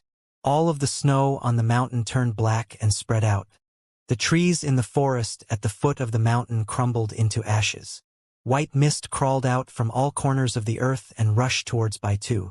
The darkness in the forest at the foot of the mountain continued spreading. As it did so, all the living creatures that were enveloped within died and turned into white mist that rose into the air. The little monkey in the tree quickly ran away in panic and managed to avoid being captured by the darkness spreading outwards. The white mist continued rising into the air and fused into Baitu's body, causing his withered body to recover once again. Yet at the same time, more blood gushed out from the hole at the center of his brows, which was absorbed by the person before him. This frightening sight was seen by both Su Ming and the elder, but they could not stop it. They could not even move their bodies. It is still not sufficient. One of the fingers on the person's right hand turned completely red. This is all I can offer. Northern god of berserkers, please descend. Baitu trembled. He could not move, and the injuries that had recovered just moments ago tore open once again. The sacrifice this time is not sufficient. I can only let one finger fall, the person said languidly. He lifted the only finger that was stained red and pointed towards the sky. The weather immediately changed. A large amount of black clouds started gathering, and once they covered half of the sky, a large thunderbolt formed. At the same time, a black flash of lightning shot down from the black clouds in the blink of an eye. That black lightning exuded evil and an air of gruesomeness. It was as if death was descending as it fell. The moment the lightning shot down from the sky, Su Ming's frozen body suddenly felt warmth from the black debris that had been quiet for a long time. The warmth fused into Su Ming's body, and as cracking sounds rebounded, he found that he could move. He did not have time to think. The moment the bolt of lightning was about to fall on his person, he took one step forward. Baitu was unable to move, and his body was covered in injuries at the moment. Su Ming brought out scattering blood and closed in on Bai Tu, reaching out his right hand from the giant's body and hurled the pill at him. The moment he flung scattering blood, the bolt of lightning descended on the giant. He could not dodge it. He clenched his right fist and threw a punch towards that lightning. From a distance, this sight was akin to a giant glaring at the sky, and as the heavens sent a bolt of lightning downwards, it was moving forth to fight against the heavens. The faded figure with that one red finger let out a light sound of puzzlement. While looking at Su Ming, its body gradually disappeared as if it could not stay for too long. As it disappeared, the elder also regained his mobility. His face was filled with anxiety, watching the giant which contained Su Ming and the black bolt of lightning close in on each other in midair. At the same moment, that scattering blood was also closing in on Bai Tu at an incredible speed. Bai Tu did not know what that was. He let out a cold laugh and swung his right hand. A huge gust of wind immediately blew it away, but the moment it touched that scattering blood, the pill exploded due to Su Ming embedding his qi within it earlier, causing the scattering blood to turn into powder and scatter into red mist that charged towards Bai Tu. Even if some it waves dispersed by Bai Tu, a large amount still landed on his body and crawled into his injuries as if they wanted to burn his blood. Child's play. Bai Tu's expression changed, and he circulated the qi in his body as he let out a cold bark of laughter. With some unknown method, the burning sensation within his body was extinguished, but his face became paler because of that. When the black lightning that exuded evil and gruesomeness appeared, it was like it had turned into a ray of light that brought death upon the world. It charged towards Su Ming and collided with his fist. There was no crashing sound. Everything happened silently. In the elder and Bai Tu's eyes, they saw the bolt of lightning touch the giant's right arm and, crushing it immediately, turn the arm into a large amount of red mist that spread outwards. At the same time, the giant's body also started shaking furiously. Then from its shoulders it started crumbling down inch by inch. In the blink of an eye, about an eighth of the giant's body had turned into mist. The lightning pierced through the giant's body. Su Ming. The elder's eyes were bloodshot. Just as he was about to rush over, he saw whatever was remaining of the giant in the air make the red mist spreading outwards from its body tumble backwards and gather up once again. He also saw Su Ming's body hidden away in the small remaining part of the giant as the red mist gathered. When Su Ming threw the punch, he had changed his location within the giant's body. Even so, he was covered in blood, as if he had already reached his end. The black lightning that destroyed most of the giant's body stopped in midair. It was a lot duller now. It changed its direction languidly, but it did not travel towards the elder, but looked like it was going to once again pierce through the giant's body, which seemed to be experiencing some sort of change due to the gathering red mist. Bai Tu stood in the distance, his eyes, ears, nose, and mouth bleeding. His breathing was rapid. Summoning the fallen god of berserkers required him to offer his life, and the power needed for him to use that black lightning also required him to continuously offer lives taken from the mountain below. He had also wasted some power when he extinguished the fire in his body. The power of the lightning was largely related to his level of cultivation because this power of lightning cast from the one finger was actually a culmination of all his power. The strange fallen god of berserkers changed it, but in the end, it was still largely related to Bai Tu's power. "Why aren't you dead yet? Die!" Veins popped out on Bai Tu's face. The sight of the veins popping up on his withered body looked incredibly frightening. The black lightning no longer looked dull. It changed its direction and was just about to rush towards Su Ming when Mo Sang turned his head back. He looked at the heavily injured dark python that had fought with him until now. The dark python was a materialization of his berserker mark. It had been with him for his entire life. The moment he looked at the dark python too seemed to have gained intelligence and looked at the elder. The elder did not hesitate. He closed his eyes, and the clothes on his upper body burst apart, revealing his aged body. On his body was a great number of blood veins that had gathered into the mark of the dark python, but at the moment it melted away. In a second, it was washed away and disappeared from the elder's body. The moment the mark of the dark python disappeared, A blood-red mark of a tooth appeared on the elder's chest, covering his entire body. The tip of the tooth was at the center of the elder's brows. It looked natural, like a real tooth. The moment the mark of the tooth appeared, Baitu's, who was controlling the black bolt of lightning by sacrificing lives of those below to attack Su Ming, expression changed. Astonishment, shock, and disbelief. All of them could be seen on his face. There were far too many things that threw him into disarray this night. The appearance of the blood-red moon, the arrival of the wings of the moon, and the true fire berserker art.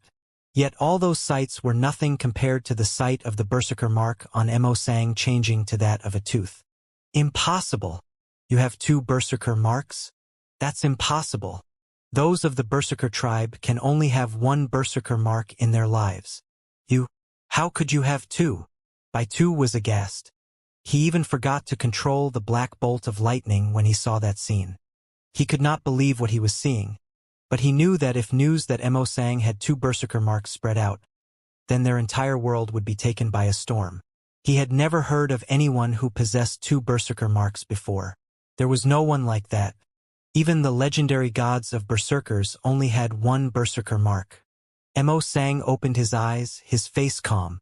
Once the second berserker mark appeared, he raised his right hand and grabbed onto his chest, then pulled outwards. Immediately, a giant tooth about the height of an adult man appeared in his hand. The tooth looked ghastly. Its entire body was letting off a white glow. Once the elder held it in his hand, he leapt forward and stood on top of the dark python's head, which had not disappeared. This is my last resort. I was originally going to use it anyway. There was a look of sadness on the elder's face as he thought. He held up the giant tooth and stabbed it through the head of the dark python underneath his feet. Pain spread across the dark python's face, but it did not move, simply allowing the elder to drive the tooth into its head until it was buried deep. The moment the tooth was completely buried into its head, thunderous roars echoed in the sky, and the dark python's eyes became dull. It died. Yet the moment of its death, when its body quickly withered, from the spot where the tooth was driven into its head, black mist flowed out. As the dark python faded away, a large amount of black mist came out.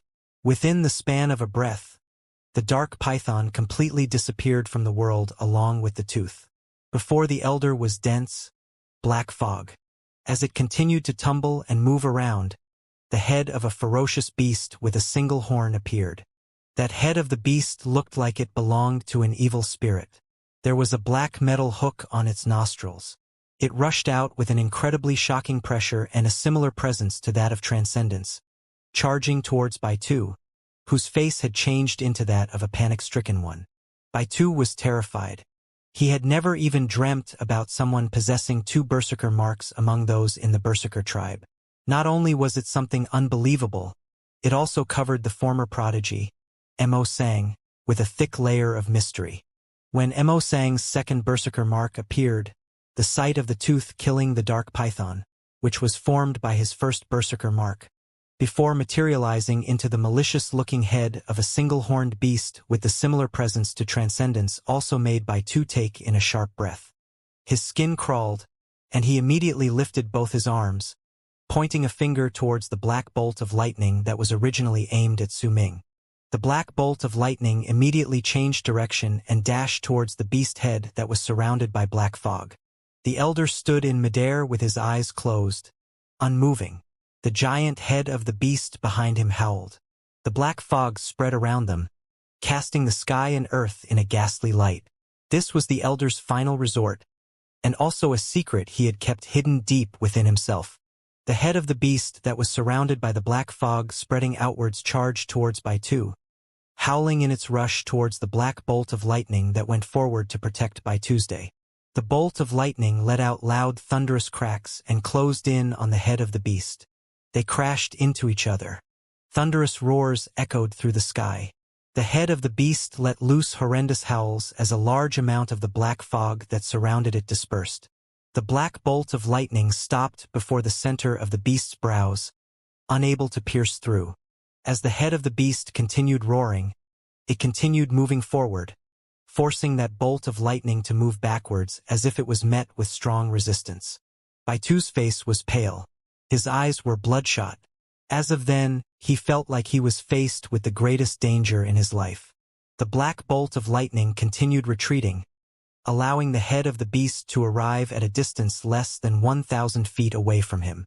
Baitu brought both his hands up, pointing at the center of his brows with one finger, and towards his chest on his already withered body with the other, offering his blood and life once again. His hair, which was originally black, turned instantly white. Dried cracks spread through his face, and his body swayed. That is only a presence similar to transcendence. It's not true transcendence. Baitu let out a low growl. As his body started changing, that black bolt of lightning seemed to have replenished its power. A black ray of light that shot into the sky erupted forth from the bolt of lightning, and in an instant, it grew several times in size and pierced the center of the beast's brows. In the distance, the elder trembled and blood flowed out of his mouth. A similar injury appeared at the center of his brows. It looked almost identical to the injury at the center of the beast's brows. That head of the beast roared, and a strange light appeared in its eyes. It did not care about the black bolt of lightning piercing through it, but instead charged forward even as booming noises came from its head. As the black fog quickly dispersed, the black bolt of lightning entered further into its head. Yet the head of the beast did not seem to know any pain and continued moving forward until it was only 300 feet from Baitu from the initial 1,000.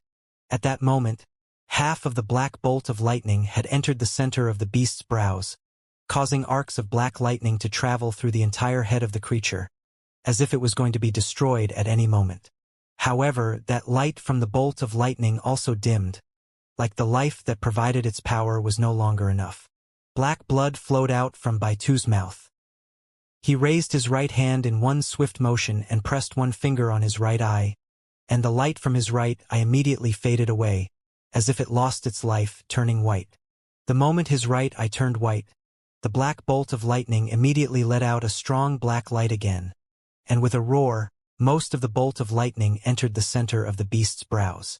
Yet, at that moment, there was only 100 feet between the head of the beast and Baitu. In the distance, Su Ming had his eyes closed. His entire body was surrounded by the blood from the wings of the moon. The blood gradually gathered around him and turned into a strange blood statue. As it gradually formed, a mysterious pressure spread out from the blood statue. Anxiety appeared on Baitu's face at that moment. He raised his right hand and pointed at his right leg. It let out a bang, and his entire right leg exploded. After he offering up his right eye, he was once again offering up a sacrifice, his right leg. The moment his right leg shattered, the head of the beast was 50 feet away from him. Yet that black bolt of lightning also pierced through the center of the beast's brows with a boom and went out from the back of its head. The destructive force from the bolt of lightning caused its eyes to instantly become duller, and its focus to scatter, but it did not stop its charge. It continued rushing towards by Tuesday 50 feet, 40 feet, 30 feet. As Baitu let out a terrified scream, he disappeared in the blink of an eye. The only thing visible was the head of the beast that had concealed by Tuesday. It turned into faint wisps of black fog and dissipated into the air. The elder's face was pale. He opened his eyes, and there was an expectant look in his dull eyes. Yet that anticipation turned into despair in a moment. He coughed out blood, and the moment the head of the beast dissipated, it was as if something huge crashed into him. He staggered back and fell on one of the 5 summits on Dark Mountain, struggling to stand. A defiant and excited laughter traveled from where the black fog was dissipating from the head of the beast. It was Baitu's voice. He had not died. At that moment, he had also thought that he would be killed. But when that beast was not even 5 feet away from him, a black light suddenly appeared from Baitu's body. The moment the head of the beast touched the light, it dissipated. "No one can kill me. Emo sang, you may be strong. You may have 2 berserker marks, but you can't kill me." Baitu panted harshly. He was still terrified by what had happened. He knew that if the mysterious man in black had not left behind some power within him, then Baitu would surely have been unable to survive the beast's charge just now. At that moment he looked pathetic. He had lost an eye, a leg, and his entire body was withered and dried up like a branch. His face was pale, but he still lifted his head and laughed at the sky. "I'll kill him first. I'll let you see him die before your eyes, and then I'll kill you." Baitu panted harshly, lifting his right hand to point at the bolt of lightning that suddenly became larger in the air. The bolt of lightning jolted and slowly turned around. By the looks of it, it was as if it needed to lock onto its target before attacking. That was why it needed to readjust its position each time. Yet the moment the black bolt of lightning readjusted its position and locked onto Su Ming opened his eyes, and the moment he did so, the blood of the wings of the moon circling around him surged forth, and a broken blood statue appeared in between heaven and earth. The blood statue was not big. It was only 40 to 50 feet tall. Su Ming's body was like a mosaic on the blood statue's chest, but it did not materialize because of him.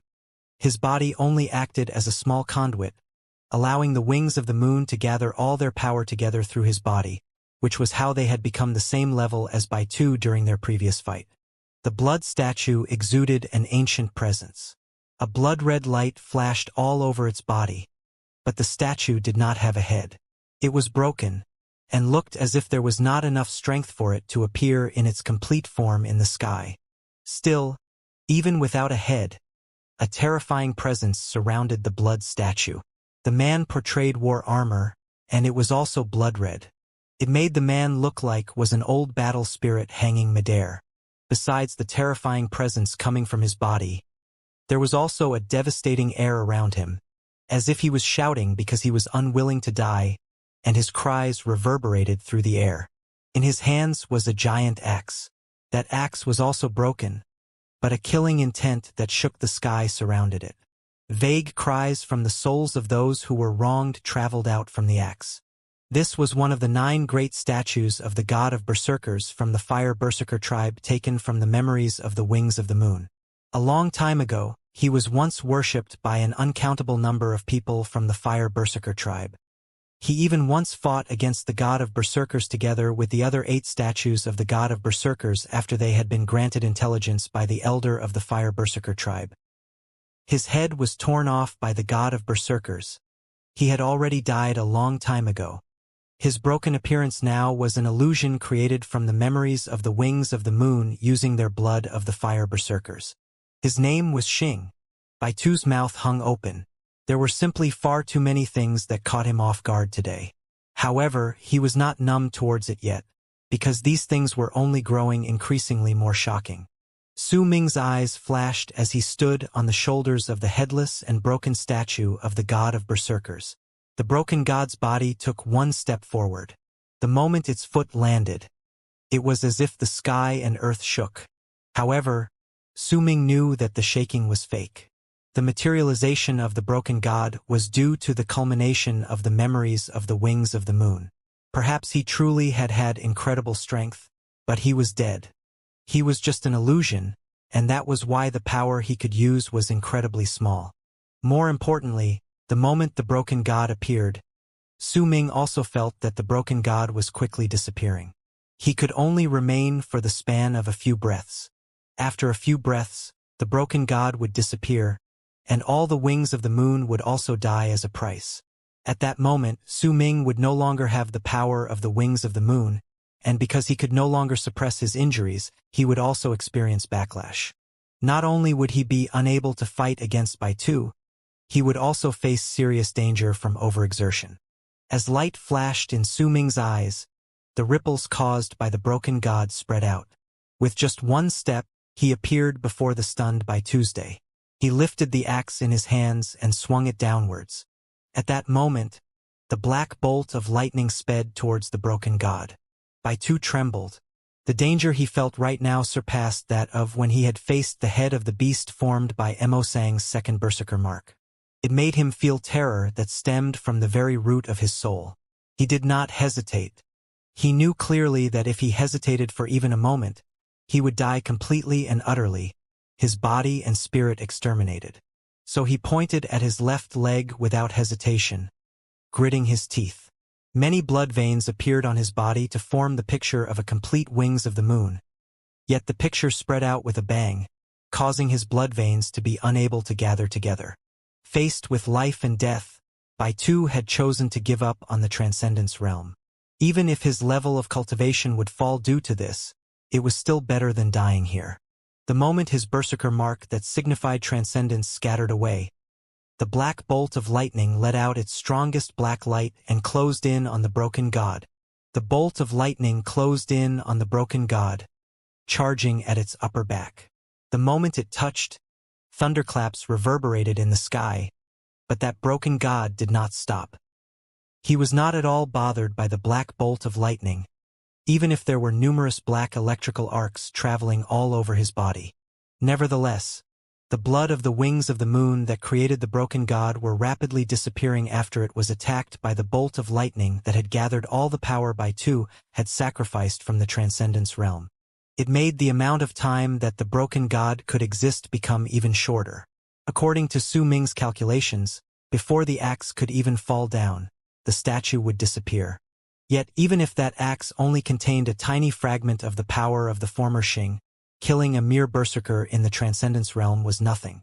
Xing raised the giant battle axe, and countless moaning voices rose from within, as if a large number of angry spirits that had died under this axe ages ago also came into existence. They surrounded the axe as it swung down. No! Despair appeared in Baitu's eyes. As the battle axe sunk down, he felt as if the pressure of tens of thousands of mountains fell upon him. He could not fight back. He trembled and raised his hands instinctively, trying to block death falling on his head. A black light flashed in his body at that moment. The black ray of light that had helped him to avoid death last time appeared again. It surrounded his entire body and turned into a spherical ball of light. This was his last resort. Nonetheless, the giant battle axe surrounded by the numerous wailing angry spirits continued slashing downwards. The moment the axe touched the black light, it shattered. It didn't even manage to stop the axe for a fraction of a second. The light might as well have never existed, allowing the battle axe to slice through and head towards Baitu, who sank into despair. Baitu was about to die. Su Ming's hatred for this person filled his entire body. Yet the moment the axe was about to fall on him, the space before Baitu twisted, and a person in black robes walked out. He raised his right hand and a brilliant light flashed around it. A purple shield appeared and clashed against the approaching battle axe. Booming sounds shook the sky and earth. The shield in the newcomer's hand shattered. He retreated and grabbed Baitu, who was at that moment filled with despair and excitement. They quickly withdrew until they were 1,000 feet away before stopping. The person's face was hidden under his black robes, and there was no way of telling whether he was injured. Su Ming smiled wanly. The moment the battle axe was blocked, the broken statue of the god of berserkers formed by the blood of the wings of moon reached its limit. It disappeared into the air like a large cloud of red dust scattered into the wind. He felt a force charging towards him, and his body tumbled backwards, turning into an arc before he crashed on Dark Dragon Mountain. He coughed out blood and trembled. Since he was no longer capable of suppressing his injuries, they all appeared like a tidal wave crashing into his body, including the ones he had sustained when he forcefully increased his level of cultivation. His vision became blurry. That was the feeling of death. Su Ming bit his tongue with his remaining strength and forced himself to stay awake. He struggled to sit up and looked at the person in black robes standing before Baitu in the distance. My lord! There was lingering fear on Baitu's face. He knew that if the person in black robes had not arrived when he did, he would have certainly died. Looks like I've underestimated the tribes located at the borders of the Alliance of the Western region. First, the two people in the Transcendence Realm from the weak branch of Miao Man could combine their chi and use 3 attacks with the power of the later stages of the Transcendence Realm.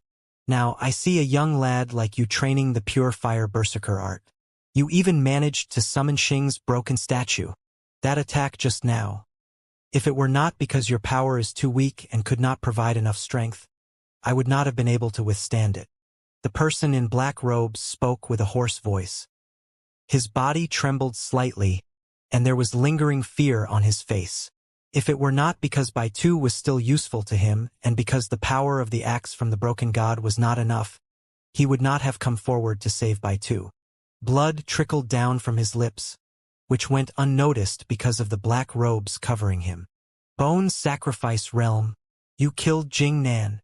The elder stood on another summit. He no longer had any strength left to fight. He spoke unhurriedly as he looked at the person in black robes.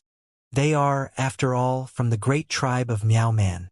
With how protective Miao Man is of their own, killing them would just be troublesome. The person in black robes cast a glance at the elder, and he laughed suddenly. His laughter was hoarse and ghastly. He looked at the elder and brought out a black plate from his bosom with his right hand.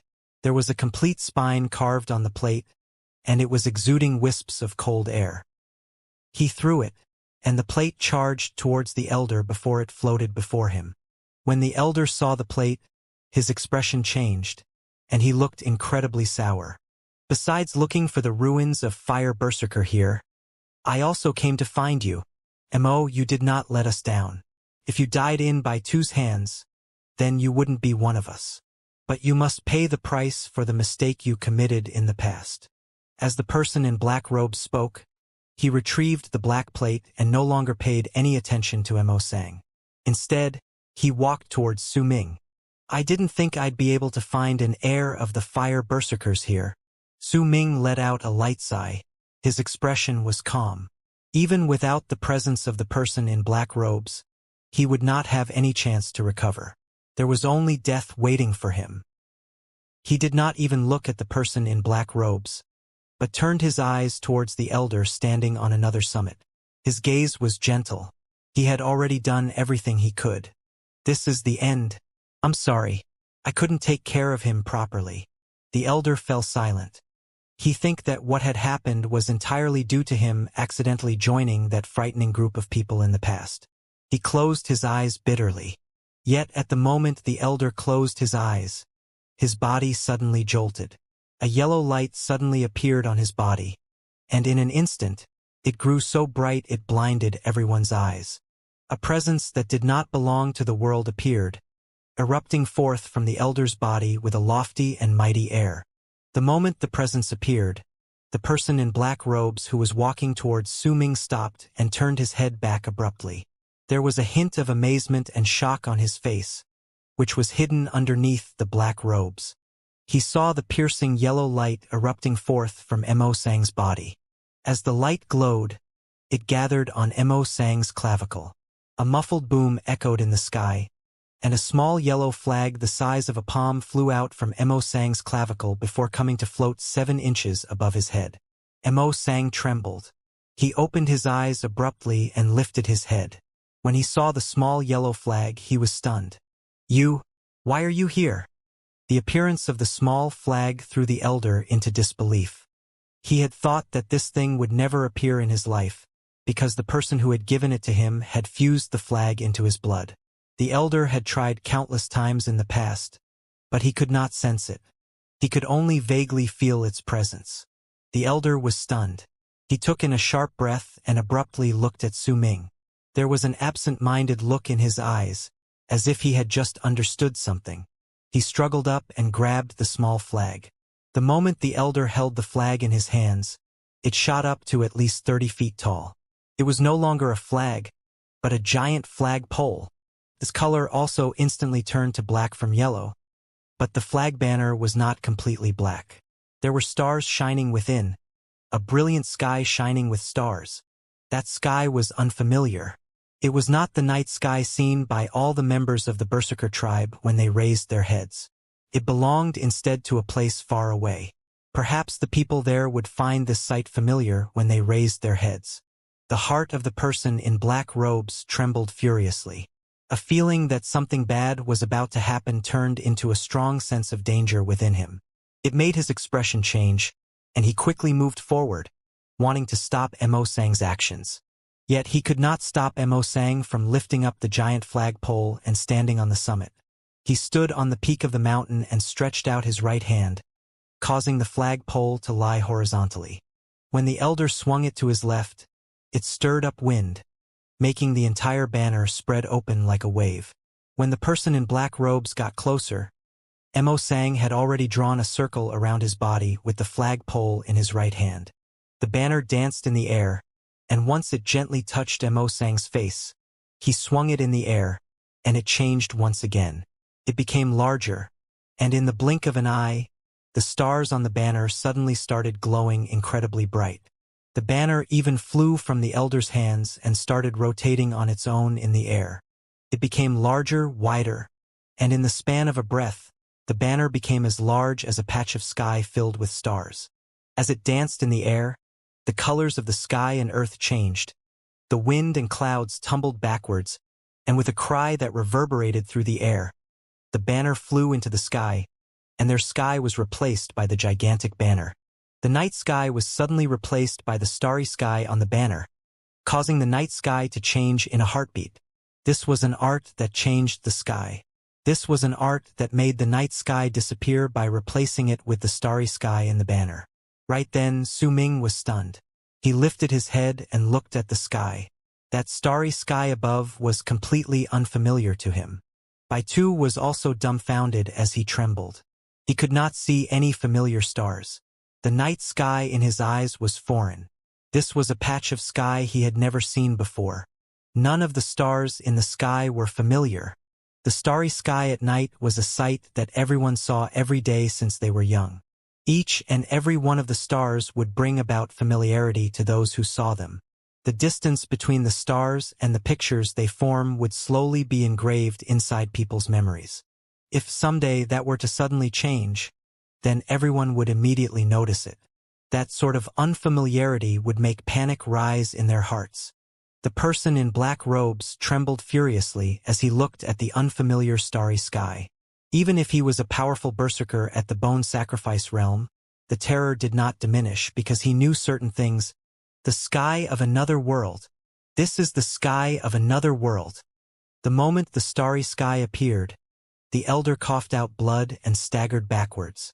Nonetheless, he quickly shouted to Su Ming, who was staring at the sky with a dumbfounded expression. Su Ming, remember this sky.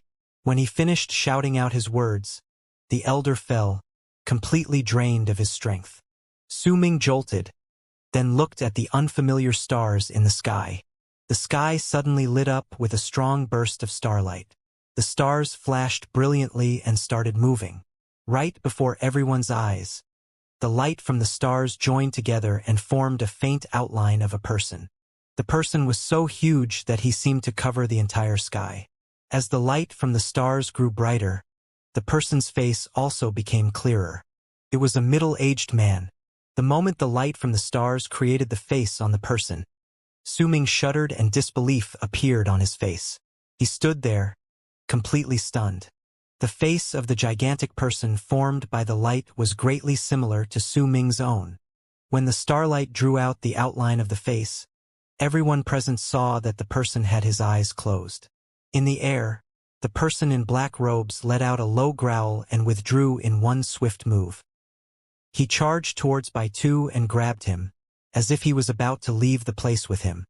He could feel a presence that made him horrified, coming from the unfamiliar sky. The presence made all the hairs on his body rise. That feeling was one he had not experienced for many years. At that moment, he no longer had any desire to catch Su Ming. There was only one thought in his head. He had to quickly get out of this place. Yet the moment he grabbed Bai Tu and was about to leave, the person formed by the light coming from the replaced stars in the sky opened his eyes. His gaze held an oppressive might and aloofness. It was just one glance, and a boom sounded in Bai Tu's head. That look that came from the person in the sky gave him a feeling that the person had already surpassed the northern fallen god of berserkers he had summoned by sacrificing his life. Who is he? The person in black robes was petrified. The fear in him made him not care about anything else. A large amount of black mist appeared from underneath his feet. He grabbed Bai Tu and they hastily disappeared into the air. The moment the person in black robes tried to disappear with Bai Tu, the person that looked rather similar to Su Ming in the sky raised his right hand. He did not clench his fist. but closed his fingers together and pushed down towards the earth. The moment he pressed his palm, a wind that blew downwards stirred up. That wind blew past the place where the person in black robes disappeared with by Tuesday immediately. That space in the air started twisting, and the person in black robes and by two were forcefully dragged back from their escape. The very instant they were dragged out, by two let out a scream, and his arms were torn into pieces of flesh and blood. The person in black robes stood in front of by two and coughed out blood. His face, which was hidden under the black robe, was filled with terror and panic. What is with his power? This has far surpassed the bone sacrifice realm. This person from another world. Could he be at the Berserker soul realm? The palm strike coming from the sky may have seemed slow, but in reality, it traveled down really quickly in the direction where the person in black robes and by two were.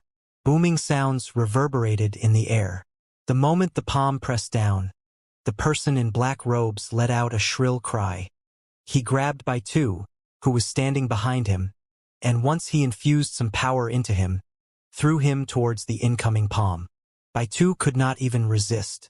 The moment his body touched the palm, the power that was infused into him by the person in black robes exploded, causing his entire body to burst apart with a bang. A strong force came forth and shook the entire area, but the palm did not stop for even a moment. It was as if that force was nothing.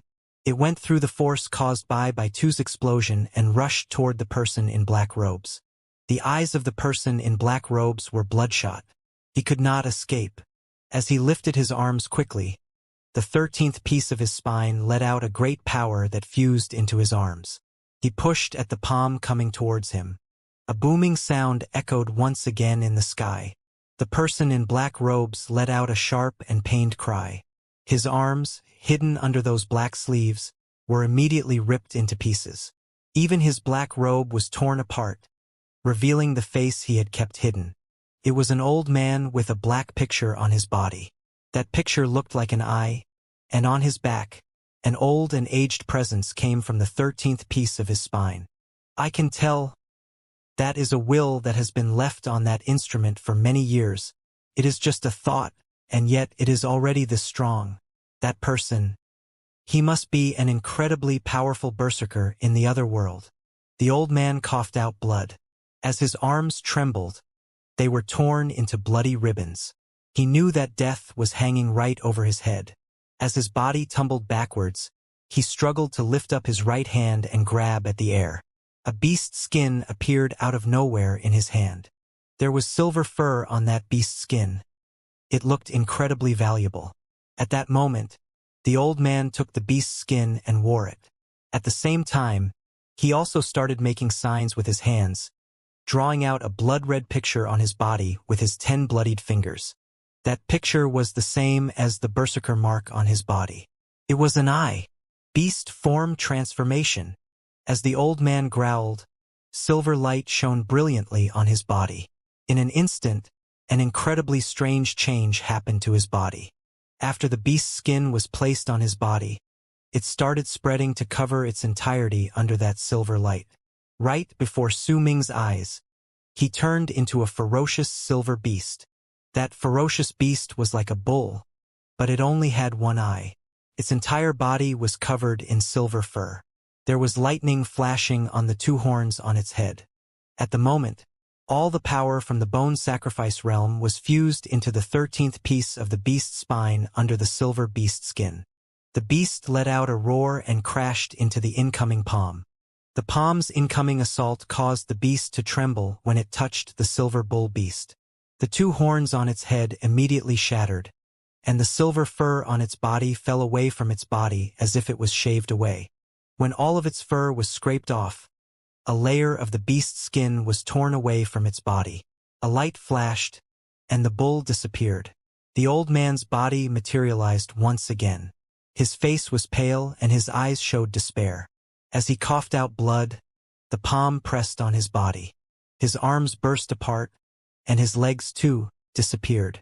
His torso was the only thing left, but on his back, the 13th piece of his spine jolted, and with a boom it shattered. When the bone shattered, the old man let out an ear-shattering cry of pain. there was also despair in his voice. He knew that his berserker bone was crushed by this hand. From now on, even if he survived, he would no longer be a powerful berserker in the bone sacrifice realm. It's just a thought, but it's so strong. He smiled brokenly and closed his eyes. Yet the moment he did so, their world, which had experienced the string of battles, started to become unstable. Now, as the palm pushed down, the space around the old man started cracking. These cracks started spreading outwards quickly, and in an instant, they shattered like a mirror that fell to the ground. This was the shattering of space. There was space between the sky and earth, but it was invisible and no one could see it. Yet, if it was to suffer an incredibly strong attack, then the shattering of space would appear for an instant, though it would rapidly recover on its own afterwards. However, the moment it shattered, a void that swallowed everything would be formed. That void had incredibly powerful absorbing powers that could suck in everything around it. At that moment, as the space shattered above Dark Mountain, a void appeared. It was a black vortex. The moment it appeared, the person in black robes was the first to be forcefully taken in, causing him to avoid that palm strike that made him fall into despair. At the same moment, a large amount of gravel fell from all the mountains nearby. Dried up plants, black snow, and all the other things flew up and were sucked into the void. Su Ming could no longer move. When that strong absorbing power appeared, his body was pulled towards the void. He was sucked into the void along with the gravel and plants. The moment he was sucked in, he saw the elder lying on the other summit. He had his eyes closed, and there was no way of knowing whether he was alive. He was also sucked into the void. That was the last scene Su Ming saw. After that, darkness fell upon his eyes. He lost consciousness. The void only appeared for the span of a few breaths before it closed up and disappeared. The world returned to normal. The starry sky from the other world in the sky also gradually disappeared. The gigantic person, too, slowly faded away. Cracking sounds reverberated through the air, and the black flag pole turned rapidly back to yellow before turning into ashes that were blown away by the wind. A thunderous boom reverberated through the land, and cracks appeared on the ground. All of the remaining black snow disappeared. A gigantic outline of a palm appeared on the land. As the thunderous booms echoed in the air, one of the 5 summits on Dark Mountain crumbled, and its dust scattered into the air. Everything gradually returned to silence. In a patch of forest that was not affected, a small monkey dashed forward with anxiety. It climbed up Dark Dragon Mountain, where Su Ming was taken in by the void. On the summit, it looked at the sky and let out screeches that sounded as if they were calling out to him. The screeches lasted for a long time until the little monkey looked at the land in the distance with a bitter face. It could see the other side of the mountain. In its memories, Su Ming had once mentioned that he wanted to see what the other side looked like. Gradually, the little monkey climbed down the mountain. From then onwards, no one saw a flash of red running around the forest ever again. The night of the blood-red moon that appeared once every few years also never appeared again, and neither did the wings of the moon. After the battle, Dark Mountain, which had 5 summits, now looked as if someone had sliced off one of its 5 fingers cleanly, turning it into a mountain with only 4 summits. Black Flame Mountain was also missing its peak. It ended. Wind Stream Tribe was in a state of disarray. When Jingnan and Wen Yen returned, these 2 powerful berserkers of the Transcendence realm chose to isolate themselves to train. They kept their lips sealed tight about the things that had happened in Windstream Mountain. All the matters within the tribe, no matter great or small, were handed over to Shi Hai and the others. Even the training of Yi Wang and the others were set aside. Their injuries were too grave.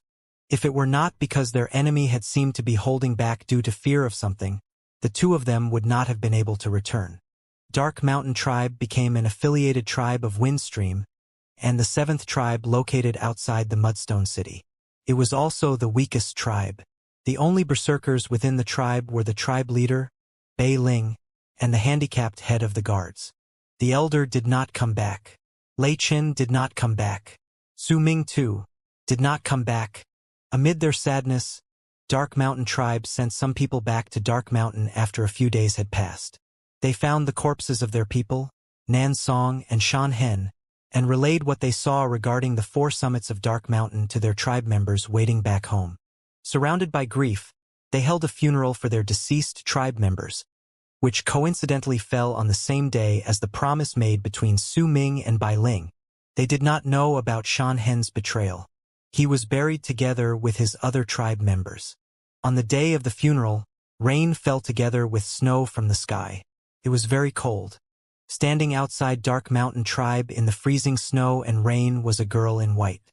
She stood there quietly and touched the bone earrings hanging off her ears. It was unknown whether there were tears falling as snow and rain trickled down her face. Rain tumbled down from the sky and hit on the big tree leaves, creating lashing sounds. A large amount of raindrops accumulated on the leaves and slid down along the veins on the leaves, forming a tiny stream that fell from the tip of the leaves. This was a rainforest. The ground was filled with mud, and as rain fell on it, swamps were formed. The sky was dark. Only the occasional lightning lit up everything in the world for an instant. The thunder roared and tumbled forward, echoing in the night before disappearing quietly. In the deeper part of the forest was a mountain range that was hidden in the night. The mountains there were not tall and could not compare with Dark Mountain. They were not tall, but they were many. At that moment, lightning sliced through the sky and brightened up the earth. On one of the middle mountains, a person was lying on the ground. This person had been in this deserted place for a few days. There was no clue to how he had appeared there, wearing a torn beast skin shirt and looking incredibly pathetic. The person lying there unmoving was a young man that looked to be in his 20s. He had a clean and handsome face, but there was a scar marring it. His eyes were closed, and there were many wounds on his body. These injuries had already turned white, and no blood was flowing out. The rain continued falling for a few days before letting up. The sky became clear and the dark clouds dispersed. The land welcomed the sun. It was now summer. Once the rain passed, mist gradually rose up on the land. There was also an incredible heat that seemed to want to burn everything alive. That young man that lay on the mountain did not move. He seemed as if he was dead. A few days more passed again. There were some bald vultures circling in the sky. The eyes of these bald vultures were cold. As they flew in the sky, they had their eyes fixed on the person lying on the mountain. They circled above as if hesitating. Finally, one of the bald vultures lost its patience. It dove down towards the young man's body, flapping its wings as it circled above the young man before landing on his chest. The vulture used its sharp beak to poke at the prey it had been eyeing for the past few days. It watched its prey's face as it continued poking and eating his flesh. Gradually, it relaxed. In its eyes, this was definitely a dead person. Soon, the remaining bald vultures in the sky dove down and landed on the young man's body without a sound and with cold eyes. Yet the moment they landed, the young man suddenly opened his eyes and grabbed the first bald vulture that had landed on his chest with his right hand. Shocked, the other bald vultures wanted to fly up, but their bodies seemed stuck on the young man's body. They could not fly. The young man brought the bald vulture to his mouth and bit into its neck, drinking its blood. The blood, which tasted foul, flowed down his throat and into his body, making a sharp stab of pain develop in his body, which had gone numb due to hunger. Yet that pain allowed a hint of warmth to finally appear in his entire body. Very soon, the bald vulture stopped struggling, having lost all of its blood. The young man took a deep breath and placed the bald vulture in his hands by the side. He grabbed another one that could not fly away from his body and leisurely drank its blood. It was not until all the 7 bald vultures stuck to his body had died that a hint of red finally appeared on the young man's face. He lay there and looked at the sky. It was very blue. The sun was blazing hot. His eyes were filled with uncertainty. He was Su Ming. He had already woken up a few days ago in the rain. Upon waking up, he could still hear the fragile voice calling out to him in his dreams. The voice that called him brother accompanied him even as he woke up. When his mind cleared from sleep, he felt sharp pain bursting out from his entire body. He had no strength left, not even to lift his hands. He could only lie on the ground and feel the raindrops falling on his body. The rain fell on the wounds all over his body, and he soon grew numb amid the pain. It was not just his body that became numb, his heart too grew numb. Over the past few days, he laid on the ground as his mind was thrown into extreme confusion and bewilderment. He remembered a vortex appearing in the air above Dark Mountain due to that one palm strike from the person in the starry sky. When he was sucked into the void, he saw the elder getting sucked in as well with his eyes closed. He had no idea whether the elder was dead or alive. He didn't know what that vortex was, nor why it had appeared, just as he didn't know where he was. Yet as he looked at the blazing sun in the sky and the unfamiliar mountains by his side, he had a vague feeling that he was no longer at Dark Mountain. He didn't want to believe that the elder had passed away, but he also knew that the elder's injuries were much worse than his. The final sight where the elder had lain unmoving with his eyes closed made Su Ming not want to think. There was pain in his heart, one of losing the closest person to him. The elder won't die. Su Ming closed his eyes. The grief on his face was gradually hidden away. Ever since he was young, he had lived under the protection of the elder. He had never left the tribe for a long period of time alone. So now, surrounded by unfamiliar sights, Su Ming felt lonely, but he knew that he had to become stronger. When he opened his eyes once again, there was no longer any sadness in them. It was hidden deep within his heart. No one could find any hint of sadness on him. His eyes were calm, so calm that they were cold. He struggled to sit up. Under the blazing sun, he sat down cross-legged and closed his eyes, silently circulating his qi around his body. Yet the moment his qi started moving, sharp pain stabbed him, making him lurch forward, but he gritted his teeth and did not make a sound. Su Ming knew that his body had sustained incredibly deep internal injuries after forcefully breaking through and increasing his power, going through that long chain of battles, and being heavily wounded in the last battle. These internal injuries had now all surfaced. All 243 blood veins of the blood solidification realm are still here, but before I recover, I can't use all of them. Su Ming panted harshly. He clenched his right fist and lifted it up. A sharp pain rose in his body, but there were no changes whatsoever on his face. He had already learned to bear with the pain. I should be able to use the power of 100 blood veins, which is around the peak of the 5th level of the blood solidification realm. But these injuries will only become more serious with time passage. I'll just grow weaker until the day I die. Su Ming was silent and continued circulating the qi in his body amid the sharp pain.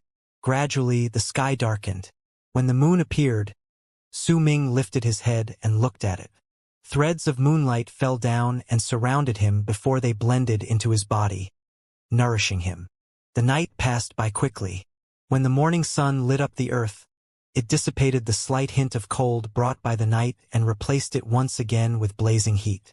Su Ming opened his eyes and let out a shaky breath. The color on his face was much better than the previous day, but he still felt weak. He frowned, and after checking his body, he sighed. If I had not mastered fine control and used the moonlight to heal myself, then after going through those events, I wouldn't have even been able to use the power of 100 blood veins. Even so, I can only use the power of 98 blood veins now. I have to think of a way to get rid of these internal injuries. I need enough medicinal pills to cure myself.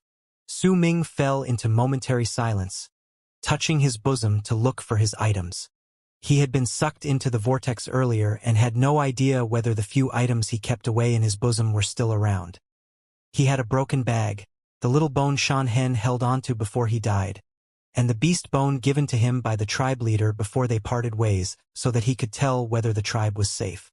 Besides these, there was also a sun made of bone, a broken shard of Dark Mountain statue of the god of berserkers, and a bottle that was slightly cracked but not broken, containing 2 drops of berserker blood. As he looked at these items, Su Ming held up the shard from Dark Mountain tribe's statue of the god of berserkers. This was the shard that had cut his face when the statue exploded, leaving a scar. Su Ming looked at it and closed his eyes. After a long while, he placed all the items into the broken bag. There might be some problems with the bag, but it was his only choice right now. Once he finished packing up, Su Ming stood up and rubbed the center of his brows with his right hand. There was a contemplative look on his face. He had to rely on himself for everything now. This meant that he had to be careful and not make even the slightest mistake. This place is unfamiliar to me. With my current condition, before my power completely recovers, I can't leave this rainforest. These woods are dense, so I might find some of the herbs I need. A flash passed through Su Ming's eyes as he thought. He slowly climbed down the mountain with his weakened body. For a few days, he searched the entire forest and the mountains carefully, staying on constant alert. The elder is not here. After those few days, Su Ming sat by a river on one of the mountains, a hand pressing onto his chest. It hurt there, causing him to be unable to hide the grief on his face. After a while, Su Ming used indifference and calmness to bury his sorrows. He washed himself in the river and looked at his face reflected in the water. That face no longer held the tenderness of a boy at 16 years of age, but now had faint signs of age. Just how many years did I stay in that vortex? Su Ming touched the scar left by Dark Mountain's statue of the god of berserkers and quietly washed his body clean. He put on his clothes and tied his hair in a bundle before sitting down by the river and looking at the sky without making a sound. Why did the elder's face change after the person in black robes brought out the plate? Who are the we mentioned by the person in black robes? Bai Tu might be dead, but from the words of the person in black robes, this battle was started due to someone else. The big flag that flew out of the elder's body at the final moments of the battle turned into the starry sky. That person in black robes said that it was the sky from another world. What did he mean by another world? The elder asked me to remember that sky. Could my birthplace be? A complicated look appeared on Su Ming's face as he thought. The deepest image left behind by the changed sky was the person formed by the starlight. Who was that middle-aged man that looked somewhat similar to Su Ming? An answer formed in his heart, but he could not be certain of it. Is he my father? As those questions rose up one after another, Su Ming could feel that a great veil of mystery fell upon what had happened that day, and on his own person. It covered everything in his sights, and he could not see clearly. Also, where am I? How far am I from Dark Mountain? Bai Ling. I still remember the promise, but I can't fulfill it now. Su Ming closed his eyes. Xiao Hong, are you all right? As dusk arrived and the sky gradually darkened, Su Ming left the river and went into the forest. His back seemed lonely and desolate as he staggered onward. The heat during summer in this unfamiliar place made the air stifling even if it was night. With rain pouring down once every few days, more swamplands were formed from the mud on the ground, making it hard to traverse. Su Ming was extremely unused to this. There may have been rainstorms where he grew up in Dark Mountain, but they were rarely like in this place, where it seldom stopped raining, and this had been going on and off for more than a month. Su Ming's injuries became worse. The weakness he felt grew as days went by. Even if he used fine control to suppress it and moonlight to nourish his body, as time passed by, the blood veins he could use had decreased to 80.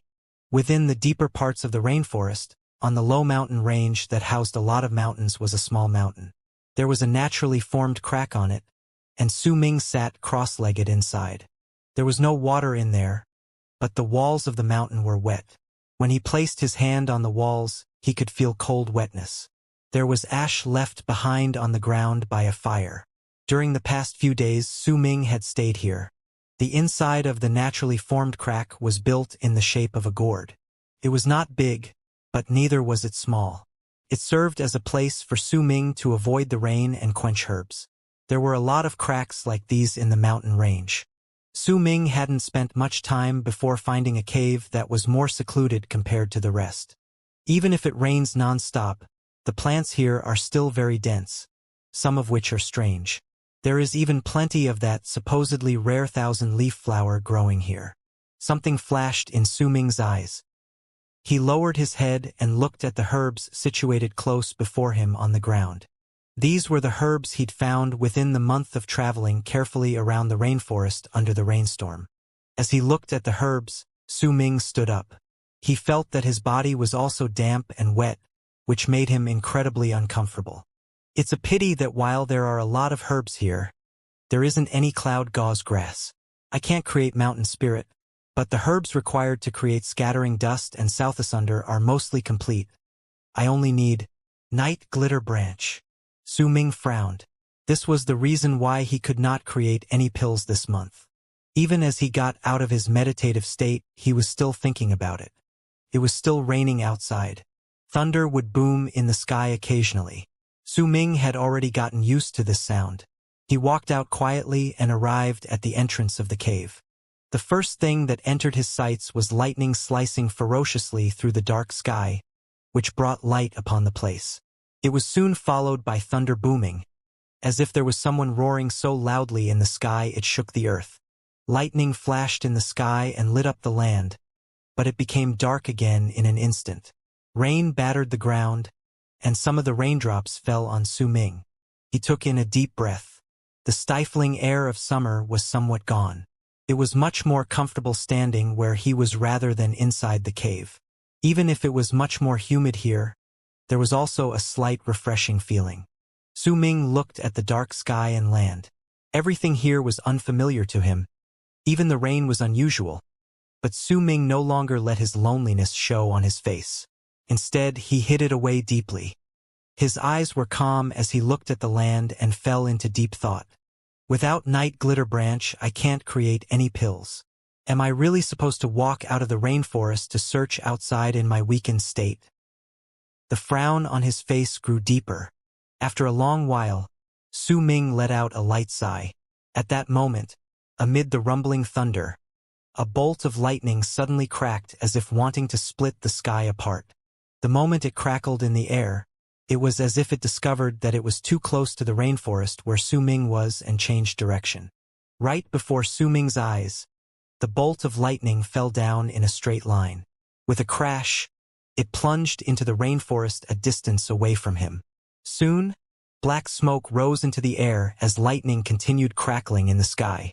There was also light caused by the fire. Although the light was soon extinguished, when Su Ming saw that sight, he felt his heart jolt. A thought flashed in his head at that moment. This place should not be suitable for night glitter branch to grow. I remember this herb is common in Dark Mountain. Every time I collected it, there'd be sparks of fire flashing. If it fell on my body, I'd feel as if I was scorched. It must be because the power of fire is hidden within night glitter branch. This place is constantly raining, so it's always moist. This herb can't grow here. When Su Ming was at Dark Mountain, he did not think about it so much. Yet now, since he was alone in this unfamiliar place, he had to rely on himself for everything. A glint appeared in his eyes. He looked at where the bolt of lightning struck deep in the rainforest. Su Ming took a few steps backward and returned to the mountain cave. He took one of the herbs piled on the ground and stared at it intently. This is the iron core flower. This thing. Su Ming flicked it gently, and a sound as if metal crashed into metal echoed in the cave immediately. This thing should contain the power of metal. That's why this herb is so sturdy, and why it's so hard for normal people to collect it. There's also the catalpa. This herb grows densely. I've never paid much attention to them, but now. Su Ming took another herb and broke one of its leaves. Liquid flowed out from the broken part of the herb, but it only lasted for the time required for an incense stick to burn. The liquid gathered at the broken part and formed a round protruding shape. Su Ming knew that if he planted this herb on the ground, then before long, young leaves would grow from the broken part. They would look incredibly vigorous, a strange sight that made stunned people. I've never thought much about the 5 herbs needed for scattering dust, but now, it's clear that they're herbs belonging to the 5 different elements.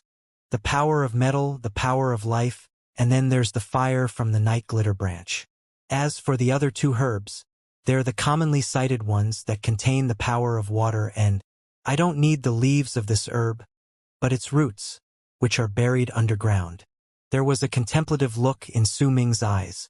He stared at the roots that still contained some dirt lying among the herbs. This should be the power of earth. I need 5 different elements to create the enigmatic scattering dust, and now I'm lacking one of them, but if the basic principle behind the pill is this, then I might be able to find something to substitute it. Su Ming's eyes flashed. This problem had been bothering him for quite some time. Now that he saw that bolt of lightning, he felt his spirits lift up. He immediately turned around and created an afterimage as he left the cave, charging into the rainstorm. Rain fell on his body, and soon he was drenched. Water fell down his hair, but he ignored it, moving extremely quickly. He ran along the small mountain and entered the rainforest down below, dashing towards where he saw the place lightning had struck earlier. Mud filled the ground of the rainforest. There were also a lot of rotting leaves that gave out a humid smell. Lashing sounds echoed in the air as the heavy rain poured down from the sky. Su Ming sped through the rainforest. Soon, he took a leap and crouched on a wet and slippery branch. Before him, he saw a big tree so tall it reached the sky. That tree was obviously much taller than the other trees around it. Yet it was black. The branches had turned into ashes, causing the tree to look like a wreck. Black smoke rose from the tree. There may have been rain falling down around it, but Su Ming could still feel remnants of a frightening might coming from around it. He observed for a while before leaping from the branch and approaching the black dried-up tree. He raised a hand and touched the surface. A hint of warmth came from it. The surface may have been drenched by rain, but when Su Ming used a bit of force in his fingers and clawed in, he could feel that the insides of the tree were dry. The power of lightning is related to fire. When that bolt of lightning fell upon this tree, it caused all the water vapor on this originally wet tree to evaporate, turning it dry and making it burn after it was struck. Over here, there is nothing that contains more power of fire than this burnt tree. Su Ming jumped up and the 80 blood veins in his body suddenly lit up with a blood-red light. He hit the tree a few times. As booming sounds echoed in the air, the tree bark crumbled completely, revealing the hot core of the tree. Su Ming positioned his right hand in the form of a knife and sliced downwards. Immediately, the core of the tree, which was 30 feet tall, was cut down. He quickly cut it into several parts and placed inside the broken bag. However, the space of the bag was limited. He could not place some of the cut core parts into it. Su Ming hefted them on his body and charged into the rainforest, back towards that mountain cave. I should be able to substitute fire since my blood contains it, or I could even burn trees to create the effects of Night Glitter Branch, but nothing can compare to the natural fire created by the bolt of lightning. As Su Ming ran, many different thoughts appeared in his head. Before long, he returned to the crack and went into the cave with rain dripping down his body. Su Ming panted slightly and placed the charred and slightly hot cores down. Then he took out the other cores from the broken bag. He looked at these materials and took a deep breath. Once he sat down cross-legged, he started soothing the qi in his body. After the span of time required for 2 incense sticks to burn, Su Ming opened his eyes and raised his right hand. With one single thought, a ball of fire suddenly appeared on his right hand with a crackling sound. The ball emitted warmth and heated up the area, causing the entire cave to be filled with light. Su Ming's face was serious as he carefully used fine control to manipulate the fire in his hand. He observed it for a moment. Once he waited till the fire in his hand had stabilized, he quickly grabbed the herbs necessary to create scattering dust from the pile by his side. He used his left hand to move them, then carefully placed into the fire in his right hand. This was the method he had thought of when he found that there was no place like Black Flame Mountain in this unfamiliar place. His qi contained fire, and after the battle with Bai Tu, Su Ming felt that some part in his body had changed. This ball of fire was one of the changes. He no longer needed fresh blood to summon it. That was why he had thought about this method, using his hand as a medicinal cauldron to quench herbs. Su Ming had already created scattering dust multiple times. He was pretty familiar with each of the steps needed for this pill. Nonetheless, this was the first time he used his hand as the cauldron. After a short period of discomfort, he slowly mastered the technique. The tree core that was struck by lightning was the final item placed into the fire. As he looked at the 5 materials melting and blending together within, Su Ming focused all his attention on the fire in his hand and began the process of quenching the herbs calmly. When the morning of the second day arrived, the rainstorm was still pouring heavily outside. The world outside looked blurry due to the rain, but Su Ming's eyes were bright as he sat in the cave in the crack on the mountain, though he looked exhausted. In his right hand, a ball of black liquid was tumbling about, as if about to gather together. Yet after a few tries it could still not fuse together. Su Ming's heart was as calm as the still water in an ancient well. He controlled the fire in his hands, and after a moment, the flames suddenly became greater and turned into a fireball, hiding away all the black liquid inside. After a while, Su Ming's face turned pale. His body was in a weakened state. Using the fire in his qi for a long period of time was a little too much for him. He panted harshly, and the fire in his right hand gradually disappeared. There were 3 black pills in his palm. A nice medicinal fragrance wafted into his nose, making Su Ming feel refreshed the moment he smelled it. He brought the 3 pills before his eyes and scrutinized them. The medicinal pills weren't green, but their fragrance was familiar to Su Ming. Without any hesitation, he placed 1 pill into his mouth. It was still hot, but it didn't hurt Su Ming. The moment the medicinal pill touched his tongue, it melted. Su Ming closed his eyes and quietly experienced the feeling. "It's a little different, but it's definitely scattering dust," Su Ming mumbled and placed the other 2 scattering dust pills away. He sat down cross-legged and meditated. Once a large amount of the fatigue in his body went away, he looked at the herbs piled before him, and a resolute look appeared on his face. "If I can use the core of the tree struck by lightning to create scattering dust, then I can use the same method to create south asunder. Have no idea what the effects of that medicinal pill are, but I'm quite certain that it won't increase the power of my qi like mountain spirit." After all, there were 3 types of medicinal pills provided after I opened the second door. I can ignore the welcoming of deities. Now, since mountain spirit increases qi, then it's highly possible that south asunder won't repeat this effect. Su Ming rubbed the center of his brows. Most of his hopes were placed on south asunder. If his analysis was incorrect, then he would have to leave this place in his weakened state and search for a method to recover outside. To ensure that he could definitely create south asunder, Su Ming did not immediately start the quenching process, but rested for a long while until the sky became dark once again. After an entire day's worth of rest, Su Ming began creating south asunder, the pill that could possibly be very important to him. Half a month passed by slowly. Su Ming had already been in this unfamiliar place for 2 months. His body had become even weaker during the past half a month due to him creating medicinal pills.